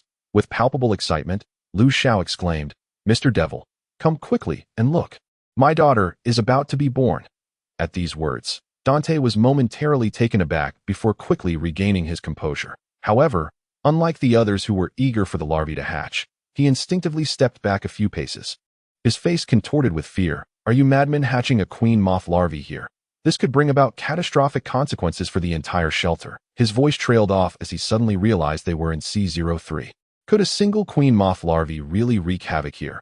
Not to mention the 3-meter-tall avian doctor devoid of any medical ethics, and that skeletal figure, both of which were creatures of the same caliber as an adult queen. With this thought, Dante edged closer. "Mr. Devil, what were you about to say?" Dante inquired, smacking his lips. "It is of no consequence. I merely wish to express the fondness I hold for this small life within me." As I spoke, he hastily diverted the conversation. "By the way, have you decided on a name for your precious daughter?" Lu Xiao seemed to be prepared, revealing a set of sharp, white teeth as he smiled. "Just moments ago, I resolved to name her Lu Qian. Lu Qian? What a delightful name." Ding nodded in agreement. That instant, a soft cracking sound resonated. The prison doctor's sharp voice carried a hint of excitement. "Look, the little one is about to emerge." No sooner had he uttered those words than the fleshy orb split open, revealing a pair of splendid wings that unfurled from either side that a tiny head peeked out, surveying its surroundings as if feeling a bit shy, before retreating back into the orb. It seems the little creature is a touch timid." The prison doctor's beak opened, unleashing a shrill laugh.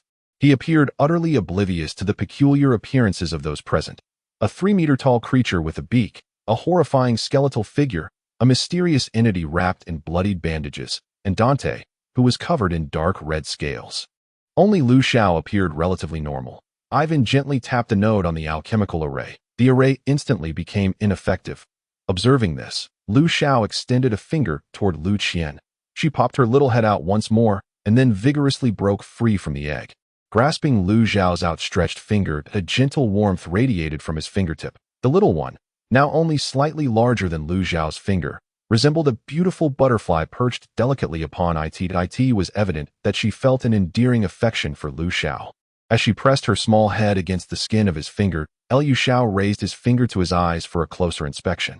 Unlike the grotesque queen of the ghost-faced moth he had encountered before, Lu Qian's wings bore none of those terrifying human facial patterns. Her body was identical to that of the ghost-faced moth queen. She sported a cascade of soft pink hair, her beauty almost too striking to behold. Even though her head was still smaller than Lu Xiao's fingernail, it was already apparent that she was a budding beauty. Lu Qian lifted her head, curiously surveying her surroundings, her gaze ultimately landing on Dante. She opened her tiny mouth and emitted a musical note. Buzz. Dante suddenly clutched his head, the intense pain causing his body to tremble uncontrollably. Of course, this assault was not solely directed at Dante. Lu Xiao and the others were affected to varying degrees as well. However, their mental fortitude was on an entirely different level than Dante's, thus they did not exhibit the same level of suffering. The prison doctor chuckled eerily. It appears the little one is merely greeting us as he spoke. Lu Qian opened her mouth once more. Dante collapsed to the ground with a thud, frothing at the mouth. Ivan's skeletal frame trembled slightly. Lu, I apologize for not preparing a gift for the little one. Allow me to return and make arrangements. I shall carve a magnificent castle from bones for her. I believe she will be the happiest princess. Upon hearing this, Lu Xiao's eyes lit up. Thank you, my friend. Ivan's voice carried a hint of something unusual. There is no need for formality, but I do have a modest request. I hope you can fulfill it. Lu Xiao nodded without hesitation. Mr. Ivan, please feel free to speak. Ivan's skeletal frame trembled, and the soul fire in his eye sockets danced vigorously. Could you have the little one call me godfather?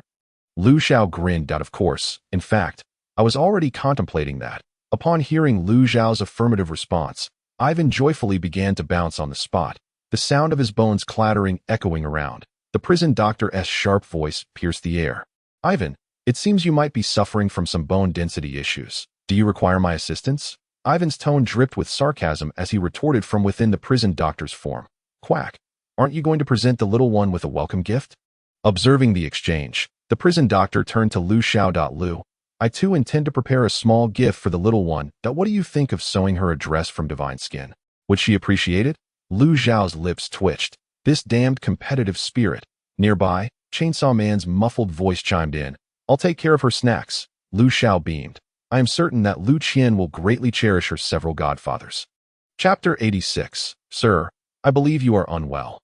After returning to his containment cell, Ivan procured a massive bone radiating a jade-like luminescence from an unknown source. The soul fire in his eyes flickered with intensity. Old pal, you have found a better purpose. The bone, glimmering faintly, began to tremble slightly. As if responding to Ivan's words, he then retrieved a toolbox and sat on the floor, entering a state of meditation.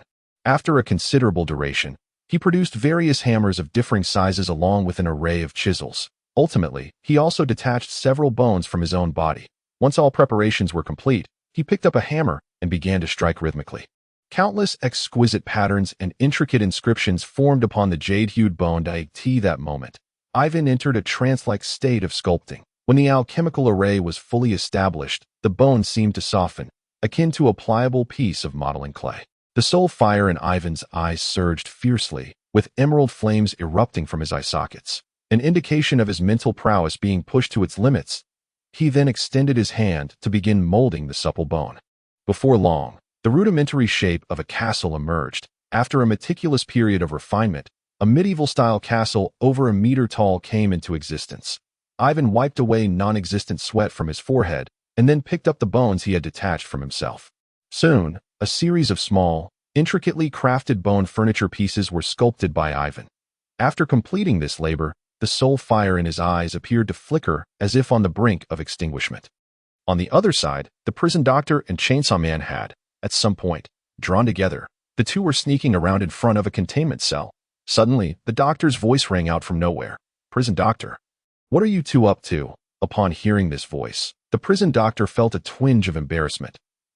Esteemed doctor, we are merely taking our new friend for a casual stroll, while also familiarizing ourselves with the route to the containment facility.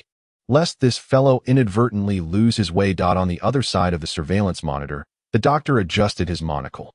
Ever since the surveillance captured the simultaneous appearance of the warden and the Chainsaw Man, he sensed something amiss. Therefore, he had been closely monitoring the duo, until the warden led the Chainsaw Man to the entrance of S09, the contaminated Creator-S containment chamber. Are you eager to meet S09? The doctor made no attempt to hinder the warden's actions, as the facility lacked the capacity to do so. The warden, cradling his chin, inquired politely, So, doctor, could you unlock the door and allow us to meet this esteemed creator? I have long held him in admiration and am keen to witness this great creator with mine own eyes. The doctor fell into deep contemplation. He was certain that the warden's desire to meet S09 was far from a mere wish to pay homage. Quickly, pull up the surveillance footage from the warden's containment area. We must ascertain what transpired in between, he instructed a nearby staff member, all the while attempting to placate the warden. Do not rush. Opening the door to S09 requires a multitude of intricate procedures. Soon, the staff retrieved the video of the warden's containment area. Given the recency of the event, it was easily located. The doctor swiftly scanned the playback at 8 times speed. Is he aiming to slice S09's skin? The doctor felt a headache brewing. Given the warden's nature, if he intervened, the warden might very well force his way into S09's containment chamber. Yet, if he permitted entry, the situation would spiral beyond his control. All of this chaos stemmed from Lu Xiaosheng having a daughter. The doctor's forehead throbbed with tension, revealing his inner turmoil. Warden, I have a more favorable proposition. Would you care to consider it? Upon hearing the doctor's words, the warden let out a peculiar laugh. Of course, doctor. I have always held you in high esteem. The doctor, adjusting his monocle, spoke gravely. I have a subordinate who has gone astray in the abyss. Might you assist me in locating him? Your purpose within the abyss can also be fulfilled. The doctor intended to cast the warden into the abyss, regardless of the warden's antics therein. The doctor would remain unconcerned. Hearing the doctor's words, the warden turned to the Chainsaw Man. Friend, what say you to this proposal? The Chainsaw Man raised his chainsaw, a muffled voice resonating. I am amenable. However, I worry that the little one might be hungry. At this, the warden's beak-like mouth widened with regret. Alas, doctor, it appears we cannot accept your proposal. If the little one were to go hungry for this reason, I might find myself sleepless tonight. Perhaps you should simply unlock the door for us. Hee. The doctor now wished to return Lu Qian to Lu Xiao's womb, that he struggled to maintain his composure, forcing himself to adopt a gentle demeanor. That I assure you, the little one shall not go hungry. Yet, the doctor's words bore no effect whatsoever. The patience of the prison doctor was evidently nearing its limits, his body trembling slightly. Doctor, I believe it would be prudent for you to unlock the door, he intoned, his voice sharp with an undercurrent of agitation, as if teetering on the brink of rage. Upon hearing this, the doctor let out a long sigh. I am weary. Let destruction commence. The staff present exchanged bewildered glances. Soon, the doctor himself arrived at the entrance of containment chamber S09. Ding, identity verification successful. The massive steel door, whose weight was unfathomable, began to tremble slowly. Despite such stringent containment measures, the doctor remained unconvinced that they would suffice to deter the prison doctor and the chainsaw man. To avert any potential loss of control on the part of the prison doctor, the doctor took it upon himself to open the door. While the door remained shut, he spoke in a grave tone. Remember to close your eyes for 3 seconds every 2 seconds. If you are tainted by him, I will have quite the headache. Furthermore, regardless of your intentions, I do not wish for S09 to erupt into chaos. Lastly, this is a transaction. You are required to assist me once in a month's time. The prison doctor nodded indifferently. Doctor, I have always adhered to the terms of our agreements. I believe you are aware of this. Hearing this, the doctor stepped aside to allow passage. The door creaked open, revealing an abyss of darkness within. Thank you for your assistance, doctor, the prison doctor remarked, before leading the chainsaw man inside. Once they had entered, the doctor promptly closed the heavy door. Inside containment chamber S09, the prison doctor's piercing and discordant voice echoed throughout the room. Sir, I believe you are unwell. Yes, we are both doctors. Shall we heal you together? Chapter 87. The divine utterance. In the deepest recesses of the room, a young man hung inverted upon a crucifix. Ink-black chains pierced his chest, binding him firmly to the cross. Soon after, his body began to undergo a transformation. The dark chains morphed into thick, sinuous tendrils. Simultaneously, the foul whispers of madness reverberated in the ears of the prison doctor and the chainsaw man. The latter emitted labored breaths, clearly affected by the murmurs. The prison doctor, however, was well prepared. He swiftly retrieved 2 syringes, injecting one into himself and the other into the chainsaw man. The syringes contained a sedative of his own concoction. As the liquid coursed through, the chainsaw man's breathing began to stabilize. The prison doctor's shrill voice rang out once more. Sir, it appears your condition is quite severe, but fear not. A minor procedure will restore you to health. With that, he lunged toward the creator. At that moment, the surrounding space began to warp. The once gloomy room transformed into a chaotic void. Let there be light, the voice intoned, ethereal and devoid of emotion. Countless distorted rays of light surged towards the 2 men from all directions. Let there be fire. Immediately, dark flames erupted spontaneously around them. The prison doctor conjured another array of syringes in his hand, sweeping them towards the suspended figure in the void. Bound by the crucifix, the tainted creator did not evade the oncoming syringes, or perhaps he simply deemed evasion beneath him. At that moment, the chainsaw man strode forth with great purpose. Adopting the tone of the prison physician, Sir, believe me, you are gravely ill. Dark flames blazed fiercely upon the chainsaw man, scorching the bandages that ensnared him until they frayed, yet he appeared impervious to pain. At that instant, dozens of syringes were embedded in his back. The chainsaw roared as it descended upon the creator's thigh, distorted light enveloping the chainsaw man, rendering him momentarily immobile. You are guilty, intoned the divine presence.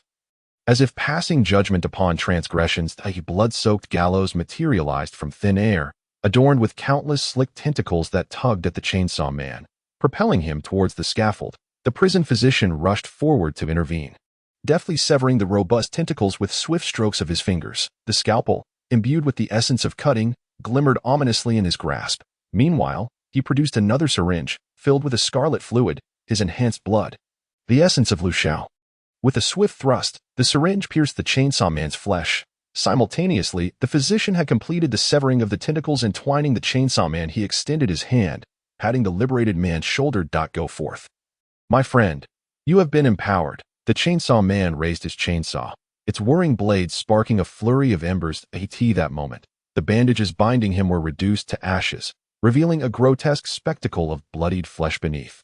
Devoid of any skin, the pulsating veins barely visible, the physician's condition was scarcely better. His black leather attire was riddled with gaping holes, blood seeping slowly from the tattered fabric. Both men seemed oblivious to their agony, for the physician had long since numbed their senses with his concoctions. With a howl, the chainsaw man lunged once more at the creator, his speed magnified, leaving a trail of afterimages in his wake. The divine voice faltered, abruptly silenced. The surroundings morphed back into the original containment chamber. The physician exhaled in relief. It seemed that the concentrated anesthetic had proven effective, having been injected into the creator's form from the onset. Only now did the creator appear to succumb to its effects. The chainsaw once again struck the creator's suspended leg, as if slicing through the toughest steel pipe. When the doctor reopened the containment chamber's door, the two men stumbled forth in disarray. Cackling, the doctor remarked, I assure you, when that gentleman awakens, he will have no recollection of the events that transpired. The doctor adjusted his monocle, hoping for the truth of the assertion.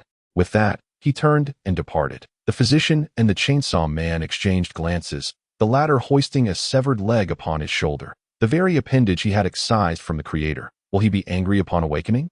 Queried the chainsaw man in a low tone. Without hesitation, the physician responded, the gentleman, upon awakening, will not recall that he ever possessed this leg. Ha ha ha.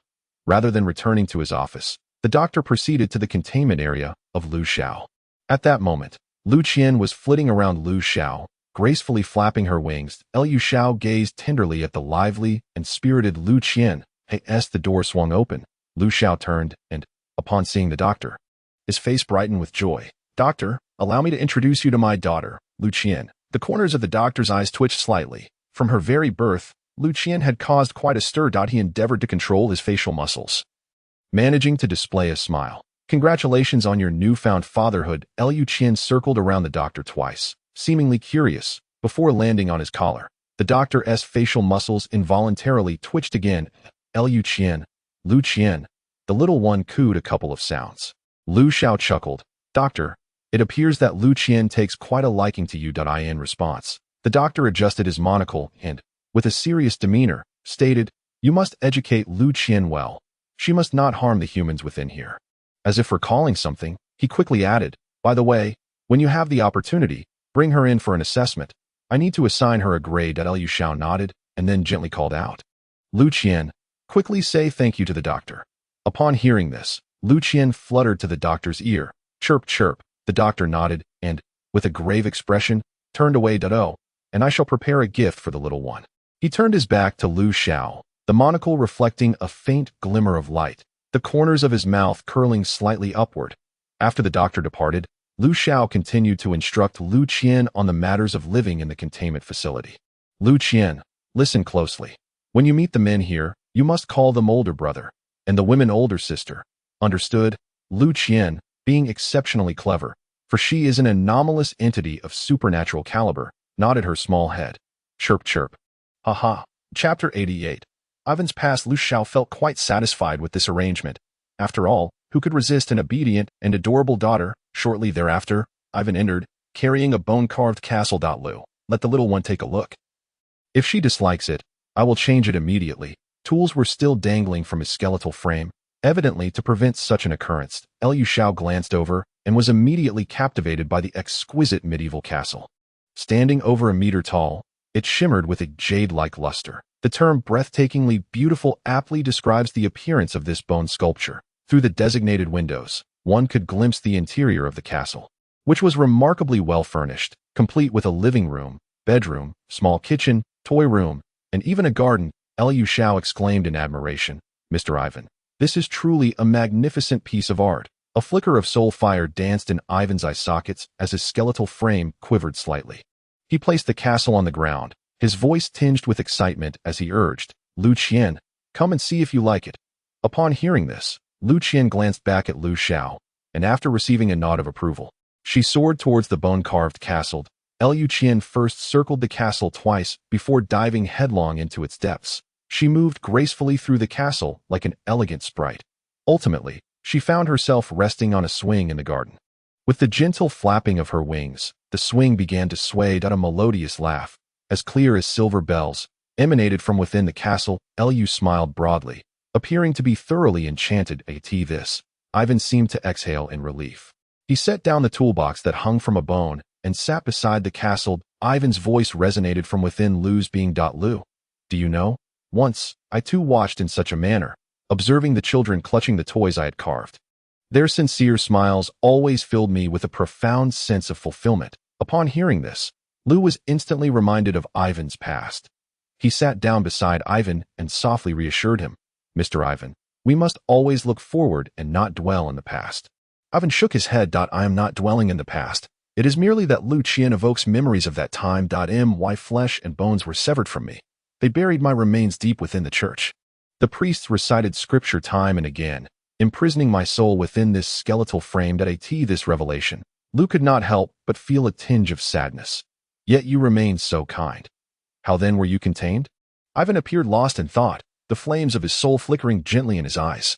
"Later, a witch arrived in that small town. She mercilessly slaughtered the humans. Ultimately, she unearthed my bones and fashioned them into a puppet. Perhaps this is destiny. The witch did not discover that my soul still lingered. Thus, I learned alchemy at her side. When I deemed myself powerful enough to easily vanquish her, I broke free from my bindings and turned her into a puppet. Of course, I retained her soul and made her guard that church, atoning for her sins. I then buried myself until the jailers found me. They contained me and informed me that I was an aberrant life formed from the abyss." Upon hearing this, Lu fell into contemplation. According to Ivan's account, he had once lived in a normal world. Lu deduced that Ivan must be referring to events from the Middle Ages, a time when alchemy flourished across the European continent. Coinciding with the emergence of witches. Ivan's self-imposed burial clearly indicated a deep slumber, during which he had not awakened. Yet the jailers insisted that Ivan was a peculiar being from the abyss. Lu felt as though he had grasped a crucial point. However, the scant information left him uncertain of his conjecture. Was it possible that the abyss was the world I originally belonged to? With this thought, he immediately inquired of the all-knowing mirror. "Mirror, is the abyss the world I once inhabited? What is the cost of this question?" The voice of the all-knowing mirror resonated in his ear. "The answer to this question is of little significance to you. All that is required is a fragment of your fingernail." Upon hearing this, Lu Xiao deftly plucked a piece from his fingertip. "The dark prison is the world you originally inhabited." After swallowing the fingernail, the all-knowing mirror provided its response. Stunned by the revelation, Lu Xiao pondered, "What has become of the world I once knew? Why has it transformed into such a ghastly state?" The voice of the all-knowing mirror replied, "The cost of obtaining this answer is excessively burdensome for you. I would advise you to seek the truth personally." In an apparent effort to placate Lu Xiao, the all-knowing mirror continued, "Sometimes, a shortcut is not the only path to take. Choosing a shortcut signifies a willingness to pay a greater price." Liu Xiao's gaze dimmed momentarily. "Is it yet another fork in the road? How many more paths must I face?" The all-knowing mirror fell silent. Ivan, sensing Lu Xiao's despondency, inquired with curiosity, "Are you feeling somewhat disheartened? Has something unfortunate transpired?" Lu Xiao shook his head, forcing a smile. "It's nothing. I was merely reminded of some rather unhappy thoughts." He quickly shifted the topic, saying, "By the way, Mr. Ivan, if Liu Qian were to grow up, wouldn't she be unable to reside in this castle?" Ivan's voice brimmed with pride. "Rest assured, I have inscribed an alchemical array concerning space upon this castle." As he spoke, he recited an arcane incantation. In an instant, the skeletal castle diminished to the size of a pendant, with Liu Qian shrinking alongside it. Ivan elucidated, "As long as Liu Qian remains within, the space will alter in accordance with her size. Naturally, this castle can only be accessed by Liu Qian." Liu Xiao marveled at the enchantment. "Is alchemy truly so wondrous? Mr. Ivan, might you teach me the art of alchemy?" Ivan waved his hand dismissively. "This is merely a trivial technique. The essence of alchemy lies in equivalent exchange. For you, it is not a discipline worth the investment of your time." Hearing this, Lu Xiao nodded with a hint of regret. What a pity that is. Then, a thought struck him. Ivan had previously inscribed an alchemical array on his bones, and now created such a castle for Liu Qian. Given that the essence of alchemy is equivalent exchange, one can only imagine the price Ivan has paid. Yet, he has not mentioned a word of it in that moment. Lu Xiao felt the weight of this friendship. Contemplating this, he rose and bowed deeply to Ivan. Thank you, Mr. Ivan. Chapter 89. Not one, but many creators before long. The prison doctor entered, cradling an exquisite gift box. Following closely behind was Chainsaw Man, who bore a skinless thigh slung over his shoulder. The prison doctor scanned the room but found no sign of Lu Qian. Puzzled, he inquired, Lu, where has the little one gone? Lu Xiao glanced at the ground and then recited the incantation Ivan had taught him. In an instant, a bone-carved castle over a meter high materialized. Lu Qian, come out quickly. Upon hearing Lu Xiao's call, Lu Qian promptly soared out of the castle and landed atop Lu Xiao's head. She used his hair to conceal her body, revealing only a small head. The sight of Lu Qian lifted the mood of the prison doctor. He made a concerted effort to moderate his voice, striving to make it less harsh. Little one, see what your godfather has brought you. As he spoke, he opened a gift box. Inside lay a delicate little dress, the familiar scent wafting into Lu Xiao's nostrils. He inhaled softly, uncertainly inquiring, Mr. Prison Doctor, is this the skin of that creator? The prison doctor nodded. I endured quite a bit to acquire it. He gestured to the torn holes in his leather outfit, which bore the charred remnants of a fire. Of course, Mr. Chainsaw also paid a hefty price at that moment. The Chainsaw Man was wrapped in fresh bandages, blood soaking through, leaving large crimson stains. Lu Xiao frowned, realizing that the bandages were, in fact, the Chainsaw Man's skin. This protective covering had been replaced, implying that the Chainsaw Man had lost his original skin. Noticing the change in Lu Xiao's expression, the prison doctor hastily reassured him. Lu, do not worry, I have already transplanted skin for this friend. In due time, he shall no longer be bound by these wretched bandages. He will appear before you in a brand new guise. Reassured by the doctor's words, Lu Xiao relaxed his furrowed brow that he held a high regard for the prison doctor's medical skills. If the doctor said everything was fine, then it must be. However, the prison doctor had yet to mention that the skin he had transplanted for the Chainsaw Man was derived from the tainted creator. The piece used to fashion the dress was merely a small fragment. After explaining, the prison doctor produced the tiny dress, no larger than a fingertip. He beckoned to Lu Qian, who was perched on Lu Xiao's head. Little one, it won't do to be bare. Come and try on the dress your godfather has sewn for you. Upon hearing this, Lu Qian's expression was one of conflict. She felt a twinge of fear towards the seemingly benign bird-like doctor. Yet the item in his hands captivated her. It was akin to a child seeing a beloved toy, albeit held by an oddly shaped uncle who was tempting her. Lu Xiao gently urged Lu Qian. Go on, Mr. Prison Doctor is not a bad person. Reassured by Lu Xiao's words, Lu Qian cautiously fluttered towards the doctor. Undeterred, placed the dress back in the gift box, cradling it in his hands. Lu Qian eagerly grasped the dress and hastily flew away. Mid-flight, she recalled Lu Xiao's teachings. With a slight turn, she clutched the dress and dove back into the castle, not looking back. When she re-emerged, she was adorned in the dress, her little face beaming with joy as she circled around everyone, as if to showcase her attire. Seeing the little one's satisfaction, the prison doctor also breathed a sigh of relief. He then proceeded to explain to Lu Xiao, the dress can transform according to Lu Qian's desires, and its size will adjust to fit her physique as she grows. Thus, there is no need to worry that the little one will outgrow it. Upon hearing this, Lu Xiao suddenly recalled something and hurriedly inquired, by the way, Mr. Warden, when I encountered that creator previously, their appearance was in constant flux. What is the reason for this? The warden, stroking his chin, elucidated. It is because that gentleman has suffered from severe contamination, that he seems to struggle to control his emotions. His appearance is akin to this dress fashioned from his own skin, capable of changing in accordance with his thoughts or feelings. Lu Xiao pondered for a moment. In my eyes, he manifested 4 distinct appearances. Subsequently, Lu Xiao described the 4 forms he had observed. Upon finishing, the warden's tone grew grave. It appears that gentleman harbors some malice towards you. Startled, Lu Xiao paused. He had already discerned the creator's ill intent through the mirror. But how did the warden come to know this? Mr. Warden, you seem to possess considerable insight into him. The warden nodded. I once encountered another creator within the prison.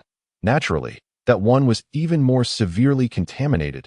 He harbored malice towards all living beings, and his appearance matched the one you described. Listening to the warden's words, Lu Xiao fell into deep contemplation. After a prolonged silence, he finally asked, "Are there more than one creator?" The warden affirmed, "At the very least, I have encountered two." Meanwhile, the doctor stood before the surveillance monitor, engrossed in the conversations unfolding around him. Where do creators originate? What is the significance of their existence? The warden typically employs succinct nomenclature for the contained entities. S09 may be designated as a creator, albeit a contaminated one, and there must be a reason for this. However, information regarding such high-tier entities has always been shrouded in mystery, just like with Ivan, if he does not divulge information himself. The doctor finds himself at a loss. The disparity between humans and their status is inherently unequal. Would an ant inquire about the past of an elephant, expecting a response? Thus, even what the doctor knows is but a fraction of the whole. After all, that entity would not introduce itself in detail as Xiao does. Additionally, due to the nature of the contamination, the doctor rarely engages with him as for research that remains an unattainable endeavor. The classification as an S-tier entity is primarily because he shows no inclination to escape containment. The same issue afflicts the other S-tier living entities. Even the angel contained in A01 has incomplete documentation. Fortunately, these S-tier entities possess no desire to flee. The doctor has often pondered why such formidable beings would willingly reside within a containment facility. This day, he is yet to unravel this mystery. The doctor's monocle glimmered with a soft light as he raised his palm, locking eyes with the bloodshot eye nestled in his palm. Chapter 90. The chef. The bloodshot eyeball spun rapidly, and the surrounding staff dared not breathe a word. This scene is indeed quite terrifying. They remain oblivious to the events that have transpired with the doctor in one hand. He grasps a test tube filled with a pale crimson liquid. His eyes glint as he inquires of his assistant beside him, "Are the materials prepared?" The assistant hastily responds, "Doctor, the materials are in place and the experiment can commence at any moment." The doctor nods and proceeds toward the experimental site. Once he departs, the staff dare to whisper amongst themselves. The doctor now resembles a peculiar entity. Could it be that he has been possessed by some strange life form? The last assistant, overhearing the murmurs, turns with a serious expression and scans the room. "Focus on your duties. Do not concern yourselves with matters beyond that." His voice carries a note of warning. The other staff quickly lower their heads to resume their tasks. The assistant warns once more, "I do not wish to hear further discussions on this matter." Understood. With no replies, he finally leaves in the corridor.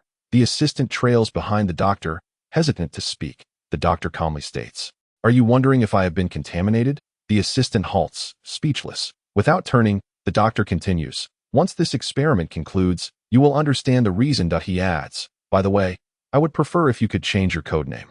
I am not fond of the title assistant." As he speaks, he glances back at the assistant, his gaze profound, the lenses reflecting a glimmer of light.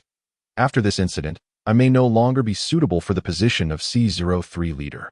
Upon hearing the doctor's words, the assistant's expression freezes. The laboratory door swings open. Two Special Forces soldiers are escorting an individual clad in a yellow vest, who appears exceedingly anxious, unaware of the horrific experiment that awaits him. He would rather clean the rooms of those containment objects than be brought to the laboratory. The soldiers salute the doctor. He gestures with his hand, passing the test tube forward, and it is injected into the individual S body. After conveying this, he steps back and instructs his assistant. Record, the 79th experiment commences. The assistant promptly begins to film and document the process. Once the soldiers inject the liquid from the test tube into the individual, they immediately retreat a couple of steps, aiming their weapons at the subject's head. The individual, bewildered, exclaims, "What kind of potion have you injected me with?" He senses his heart rate escalating. Thump, thump. The sound of his heartbeat reverberates throughout the room, audible to all present. The individual's complexion flushes a deep crimson, reminiscent of severe congestion. His muscles swell, the robust veins clearly visible. The doctor claps his hands. Everyone dons noise-canceling headphones. Then, amidst the subject's astonished gaze, the laboratory fills with sinister, vile murmurs. That moment, his flesh begins to writhe, as though tainted. "Damn it! What inhumane creatures you are! What abhorrent sound is this? Turn it off." The consumable let out a furious roar. As the rationality in his eyes gradually faded, replaced by a reckless madness, he twisted his deranged expression to gaze at a Special Forces soldier. The soldier, with unwavering resolve, lowered his weapon and fired without hesitation. Bang, bang, bang. A series of bullets struck his legs, shattering one entirely. Yet, Astonishingly, the consumable seemed impervious to pain. Even with one leg severed, he lunged towards the soldier. The soldier swiftly fired again, breaking the other leg. The doctor murmured, "Deactivate the whispers of the divine." Instantly, the foul murmurs dissipated. However, the madness in the consumable's eyes remained unabated. His bloodshot gaze fixated intensely on those present, as if he yearned to rend them to pieces. 5 more minutes passed. Blood streamed from his orifices, and the once throbbing heart now lay still. It was evident that he was irreversibly deceased. "The experiment has failed." The doctor adjusted his monocle, announcing the outcome. He removed his noise-canceling headphones and instructed his assistant beside him. "The dosage measurements are nearing completion. The experimental subject's mental fortitude has significantly increased within a short span, enabling temporary resistance against the divine whispers. Moreover, physical capabilities have markedly improved, and the subject did not exhibit any aberrant behaviors. The agent has preliminarily met the conditions for use." The assistant meticulously recorded every word. "Prepare for the next experiment promptly. I will recalibrate a new agent." Having conveyed these instructions, he departed towards Lu Xiao's containment chamber. Meanwhile, the atmosphere in Lu Xiao's containment chamber was lively. Not only were the prison doctor and Ivan present, but also the driver, chef, and the trio of newcomers known as the sacrificial victims. They had all been summoned by Lu Xiao. The chef had set up a barbecue grill in the chamber, where a large thigh was sizzling and emitting a tantalizing aroma that filled the room. Lu Xiao smacked his lips, marveling at the chef's prowess. His fire could actually harm a divine entity. The prison doctor and others watched the scene with keen interest. Logically, ordinary flames should not be capable of injuring such exalted beings, especially considering it was flesh derived from a deity. Yet, curiously, the chef's flames could. The process of igniting the fire was utterly mundane, employing no special materials. The driver, envious, stepped forward to give it a try. The chef graciously ceded his position. The driver grasped the grill's rotating handle, gently flipping the thigh. However, it appeared that the leg was slowly regenerating, and the flames no longer inflicted any damage. The chef wiped his hands on his apron, carefully avoiding the kitty cat design. "You cannot succeed, for my ability lies in cooking. I can prepare anything, and indeed, this is my first time cooking the flesh of a deity." His voice trembled with excitement. "TOB in the C02 containment facility and experienced such fortune. My inaugural meal here is a barbecue made from divine flesh." The chef momentarily questioned whether he was dreaming. The driver wore a sullen expression, surveying the scene, feeling a pang of discomfort within. Those present far surpassed him, perhaps by countless magnitudes. Initially, he believed that the arrival of a mere chef would allow him to rise to prominence. But little did he anticipate that this chef was no ordinary individual. A glance at Dan Ding revealed a formidable figure adorned in dark crimson scales, exuding an aura that was anything but inviting. The driver, casting a furtive look at the trio of Liuguang, finally exhaled a sigh of relief. P.S. From now on, I shall refer to him as Dan Ding for convenience. Chapter 91. Pristine and hygienic. Fortunately, during the past 2 days, the driver had been incessantly pestering the doctor to impart the methods of operating various vehicles. The doctor, thoroughly exasperated, decided to delegate the matter to his assistant. The assistant, not daring to be negligent, promptly arranged for a cadre of professional drivers to provide the driver with hands-on instruction. It must be said, the driver exhibited remarkable diligence this time. Thanks to his extraordinary mental acuity, he absorbed knowledge at an astonishing pace. Within a mere day, he had mastered the foundational techniques of piloting a bomber. At this juncture, he merely required an opportunity to soar to new heights, and that opportunity was now at hand. The chef presented the freshly roasted meat in response to the eager requests of the crowd. He first sliced off a small piece, which he then deftly shredded into thin strips. Lu Xiao raised an eyebrow, calling out, "Lu Qian, enough playing around. It's time to eat." At the sound of his voice, Lu Qian emerged from the bone-carving castle, soaring through the air like a delicate fairy. In that instant, the eyes of those present sparkled with delight. Even the chef's expression softened, nearly melting in awe. Lu Xiao pointed at the chef's meticulously sliced meat strips, his smile radiating warmth. Upon witnessing this scene, Lu Qian alighted upon the dining plate, seized a strip of meat, and began to devour it with unabashed delight, leaving her lips glistening with grease. The chef then prepared to carve more meat, when the sharp voice of the prison doctor interrupted. "Ladies and gentlemen, I advise against excessive consumption." He gestured towards the trio of Liuguang, who were momentarily taken aback. Before the prison doctor could elaborate, the doctor himself entered the room. What the prison doctor says is indeed correct. You must refrain from overindulgence, this 09, the tainted creator, whose divinity is beyond human endurance. Even a mere trace is perilous. He adjusted his monocle and casually chose a seat. Despite any skepticism they might have towards the prison doctor's words, the trio could not dismiss the doctor's authority. Liu Guang nodded and inquired, "Then, esteemed doctor, is there a specific limit to this admonition against overconsumption?"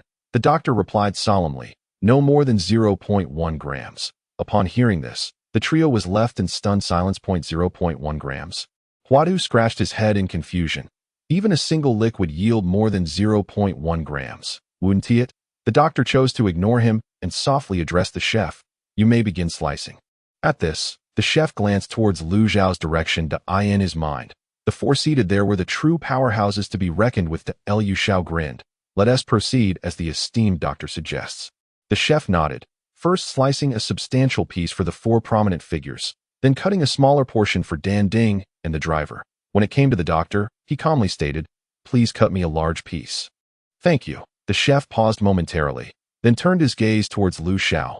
Unfazed, Lu Xiao merely nodded gently. Sharing delectable food had been instilled in him since childhood, even if it were the flesh and blood of a deity. As for the jailer and the chainsaw man who had procured this leg, their opinions mattered little. Once the meal was finished, they could always make another trip. After all, such a grand deity would not simply vanish. The chef sliced a piece of meat for the doctor, comparable in size to that of Lu Xiao and his companions, albeit slightly smaller than the portions intended for the four prominent figures. The doctor picked up the piece and savored it delicately. The culinary skill was commendable, and the taste was exquisite.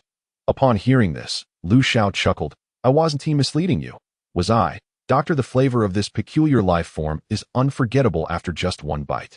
The doctor nodded in agreement, then addressed the chef, "Please cut me another piece." Finally, it was the turn of Liu Guang and his companions. The sly-glassed individual was practically glowing with anticipation, having long been unable to contain his desire. In contrast, Liu Guang and Xiao maintained a more reserved demeanor. The chef's knife danced expertly, and a small, translucent slice of meat landed on the plates before the trio, reminiscent of the beef slices found in a renowned noodle chain. No, it was even thinner than that. The meat seemed to vanish upon landing in the plate, melding seamlessly with it. The chef grinned. "So, what do you think of my knife skills?" The sly-glassed man smirked slightly and silently gave a thumbs up. Lu Xiao swiftly consumed the roasted meat before him, licking his lips. "Chef, the flavor is truly delightful." Upon receiving Lu Xiao's praise, the chef's expression turned slightly bashful. He wiped his hands on his apron, being careful to avoid the Hello Kitty design. "Thank you for acknowledging my culinary skills." After this, he cut a generous portion for Lu Xiao and handed it over. Liu Xiao received the plate with a warm smile, saying, "You should have some too." The chef, taken aback by the compliment, raised his rusted kitchen knife and cautiously sliced himself a small piece. The jailer appeared rather disinterested in the roasted meat, using the surgical knife at his fingertips. He cut the meat into shreds and placed them onto Lu Qian's plate. As for Ivan, he was a mere skeleton and could not partake in food. Consequently, he pushed his plate towards the jailer, signaling for assistance in cutting. The chainsaw man had always been responsible solely for cutting while in the dark prison. He lifted the chainsaw, carefully controlling the force, and sliced the roasted meat into finer shreds, which ultimately found their way into Lu Qian's stomach. Meanwhile, Dante had just swallowed the roasted meat on his plate when he let out a pained wail. Almost immediately, two horns protruded from his forehead, and the scales on his body disappeared, replaced by skin emanating a dark red glow. Witnessing this transformation, Lu Xiao was momentarily taken aback, then grinned widely. "It seems I shall truly have to call you Mr. Devil from now on." Dante reached up to touch the horns on his head, and his demeanor shifted dramatically. Observing Dante's metamorphosis, the driver hastily stuffed roasted meat into his mouth, indifferent to whether his appearance would change, as long as he could grow stronger. After he swallowed it down, he promptly closed his eyes, quietly awaiting the onset of the transformation. However, as minutes ticked by, he exhibited no reaction whatsoever, doubting whether he had consumed enough. He immediately instructed the chef to carve him a substantial portion. The chef complied without hesitation. The driver swallowed the roasted meat once more, yet still, there was no discernible change. The prison doctor's grating voice broke the silence. "My friend, It seems you are anticipating something, are you not? Lu Xiao, too, was intrigued by the driver's lack of transformation. The doctor calmly elucidated. Within the characteristics of S-121, there exists a particular clause. The food he prepares is immaculate and hygienic. In other words, any sustenance processed by his hands is free from contamination and pathogens. Chapter 92. Beware of Lu Qian. Upon hearing the doctor's explanation, Lu Xiao's eyes brightened with realization. How impressive. He promptly resolved that from henceforth, he would take the chef with him wherever he went. After all, who could possibly refuse a clean and sanitary cook? The doctor wiped his mouth and remarked softly. Otherwise, I would not dare consume such contaminated flesh. It was precisely for this reason that the doctor had previously allowed the warden to select 2 containment items in exchange for the chef. The current C03 facility was in dire need of the chef's presence, whether it was the already transformed Dante himself or the dart currently in the dark prison. The chef's existence was paramount to them. As for Lu Xiao, the doctor did not perceive him as particularly reliant on the chef. After all, according to the prison doctor, Lu Xiao's divinity was pure. Moreover, given that Lu Xiao consumed everything without any signs of transformation, it was unlikely he would be affected by any insidious contamination. Of course, the doctor did not believe the warden was oblivious to this issue. The fact that the warden was willing to contribute S-121 also hinted at a favor being exchanged. Otherwise, based on the doctor's understanding of the warden, that individual would not so readily relinquish a chef. Upon hearing this, Dante immediately desired another piece. Having already crossed that threshold, he decided to embrace the situation. Chef, bring me another slice. Just as the chef was preparing to cut, the prison doctor let out a peculiar chuckle. I would advise against consuming any further. The doctor's words. Dante recoiled slightly. The doctor continued. You ought to commence with lower-tier food. As for this divine flesh, merely savor the flavor. Do not indulge excessively. Hearing this, Dante cast a glance at Lu Xiao and his daughter, who were voraciously devouring their meal. He chose to ignore Lu Xiao and pointed at Lu Qian. Isn't it problematic for her to eat so much? Lu Qian was consuming far more than he was. Upon hearing this, the doctor's beak-like mouth moved slightly, setting aside the fact that her status has been elevated since birth. With me as her godfather, she is unlikely to encounter any mishaps. Dante pursed his lips, quickly grasping the doctor's implication that it seemed she had backing, while he did not.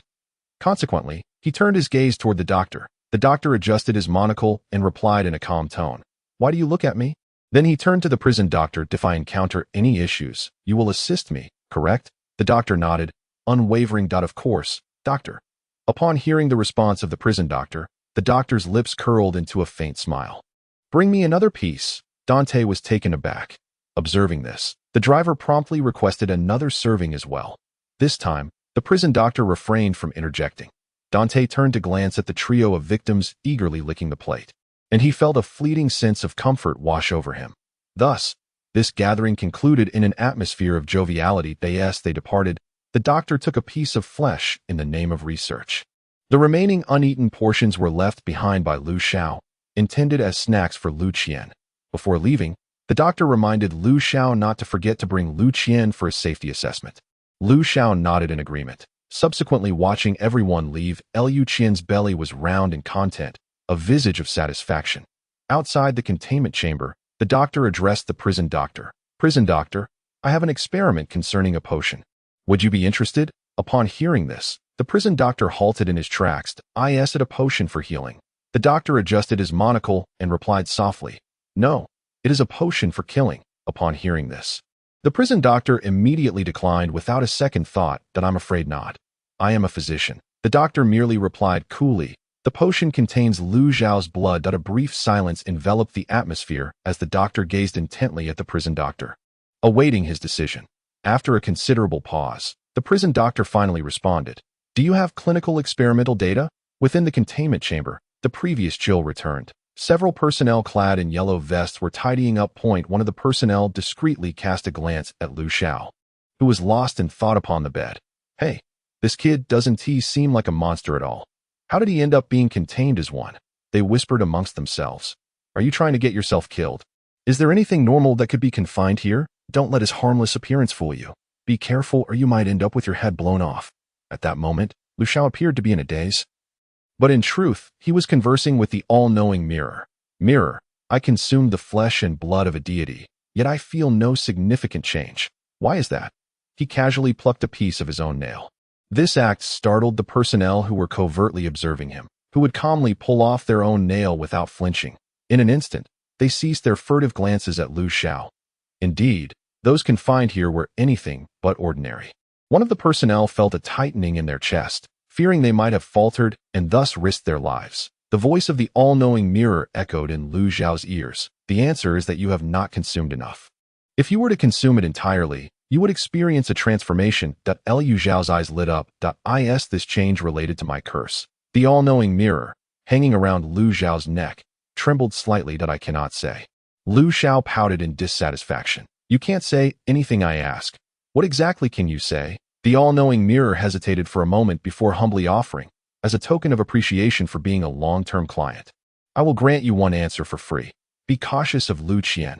Upon hearing this, Xiao's brow furrowed sharply. Didn't you say she would be very useful? Now you tell me to be cautious. What do you truly mean? The all-knowing mirror simply refrained from responding. Xiao felt a twinge of irritation. He shoved the pendant version of the all-knowing mirror into his mouth, feigning an intent to bite down. The quivering voice of the all-knowing mirror echoed forth that I truly cannot divulge anything regarding your journey of growth, unless you are prepared to pay the corresponding price. Xiao had already bitten down on the all-knowing mirror. But you won't even tell me what the price is, he said, somewhat indignantly. Perhaps it is indeed fear, the all-knowing mirror explained, for I know that once you learn of the price, you would undoubtedly refuse. This response took Xiao by surprise. However, he merely paused for a moment before retorting coldly. No, this time you must tell me what the price is. Why must you be cautious of Lu Qian? The all-knowing mirror, cornered, responded. Knowing what the price is also counts as a question. You must sacrifice a piece of your fingernail. Upon hearing this, Xiao unhesitatingly plucked one and stuffed it into his mouth.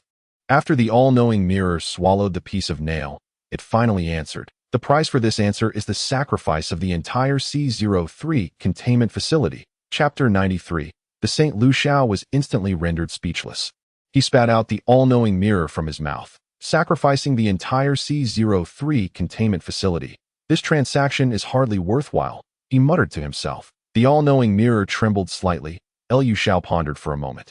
Given the nature of your inquiries, the necessity of sacrificing the C03 containment facility implies that the impending transformation of Lu Qian is indeed linked to this facility, correct? The voice of the mirror echoed in his ears.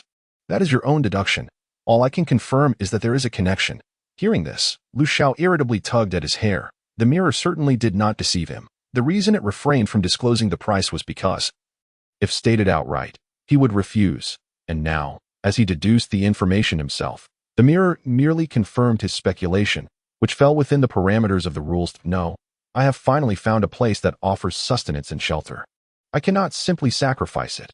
However, given your nature, the potential transformation of Lu Qian would likewise lead to the destruction of C03. Correct. The all-knowing mirror hesitated for a moment before finally saying, this counts as a question, requiring you to sacrifice another piece of your fingernail. Xiao once again plucked a piece and tossed it into the mouth of the all-knowing mirror. Not destruction, but control, for your desire to know the answer regarding Lu Qian's transformation signifies a need to prevent it. Thus, the only option is to sacrifice the entire C03, which would halt it. Upon hearing this, Xiao sank once more into contemplation. After a long while, once the cleaning supplies had been taken away by the soldiers, he finally posed another question. Is the outcome unchangeable? The all-knowing mirror replied. This also counts as a question. After swallowing yet another piece of his fingernail, it began to answer Xiao's inquiry. It is unchangeable. Unless you choose to erase Lu Qian. But I know you would not make such a choice. Xiao felt a surge of frustration. He glanced at the bone-carved castle lying on the ground. Lu Qian was seated beside a fountain in the garden.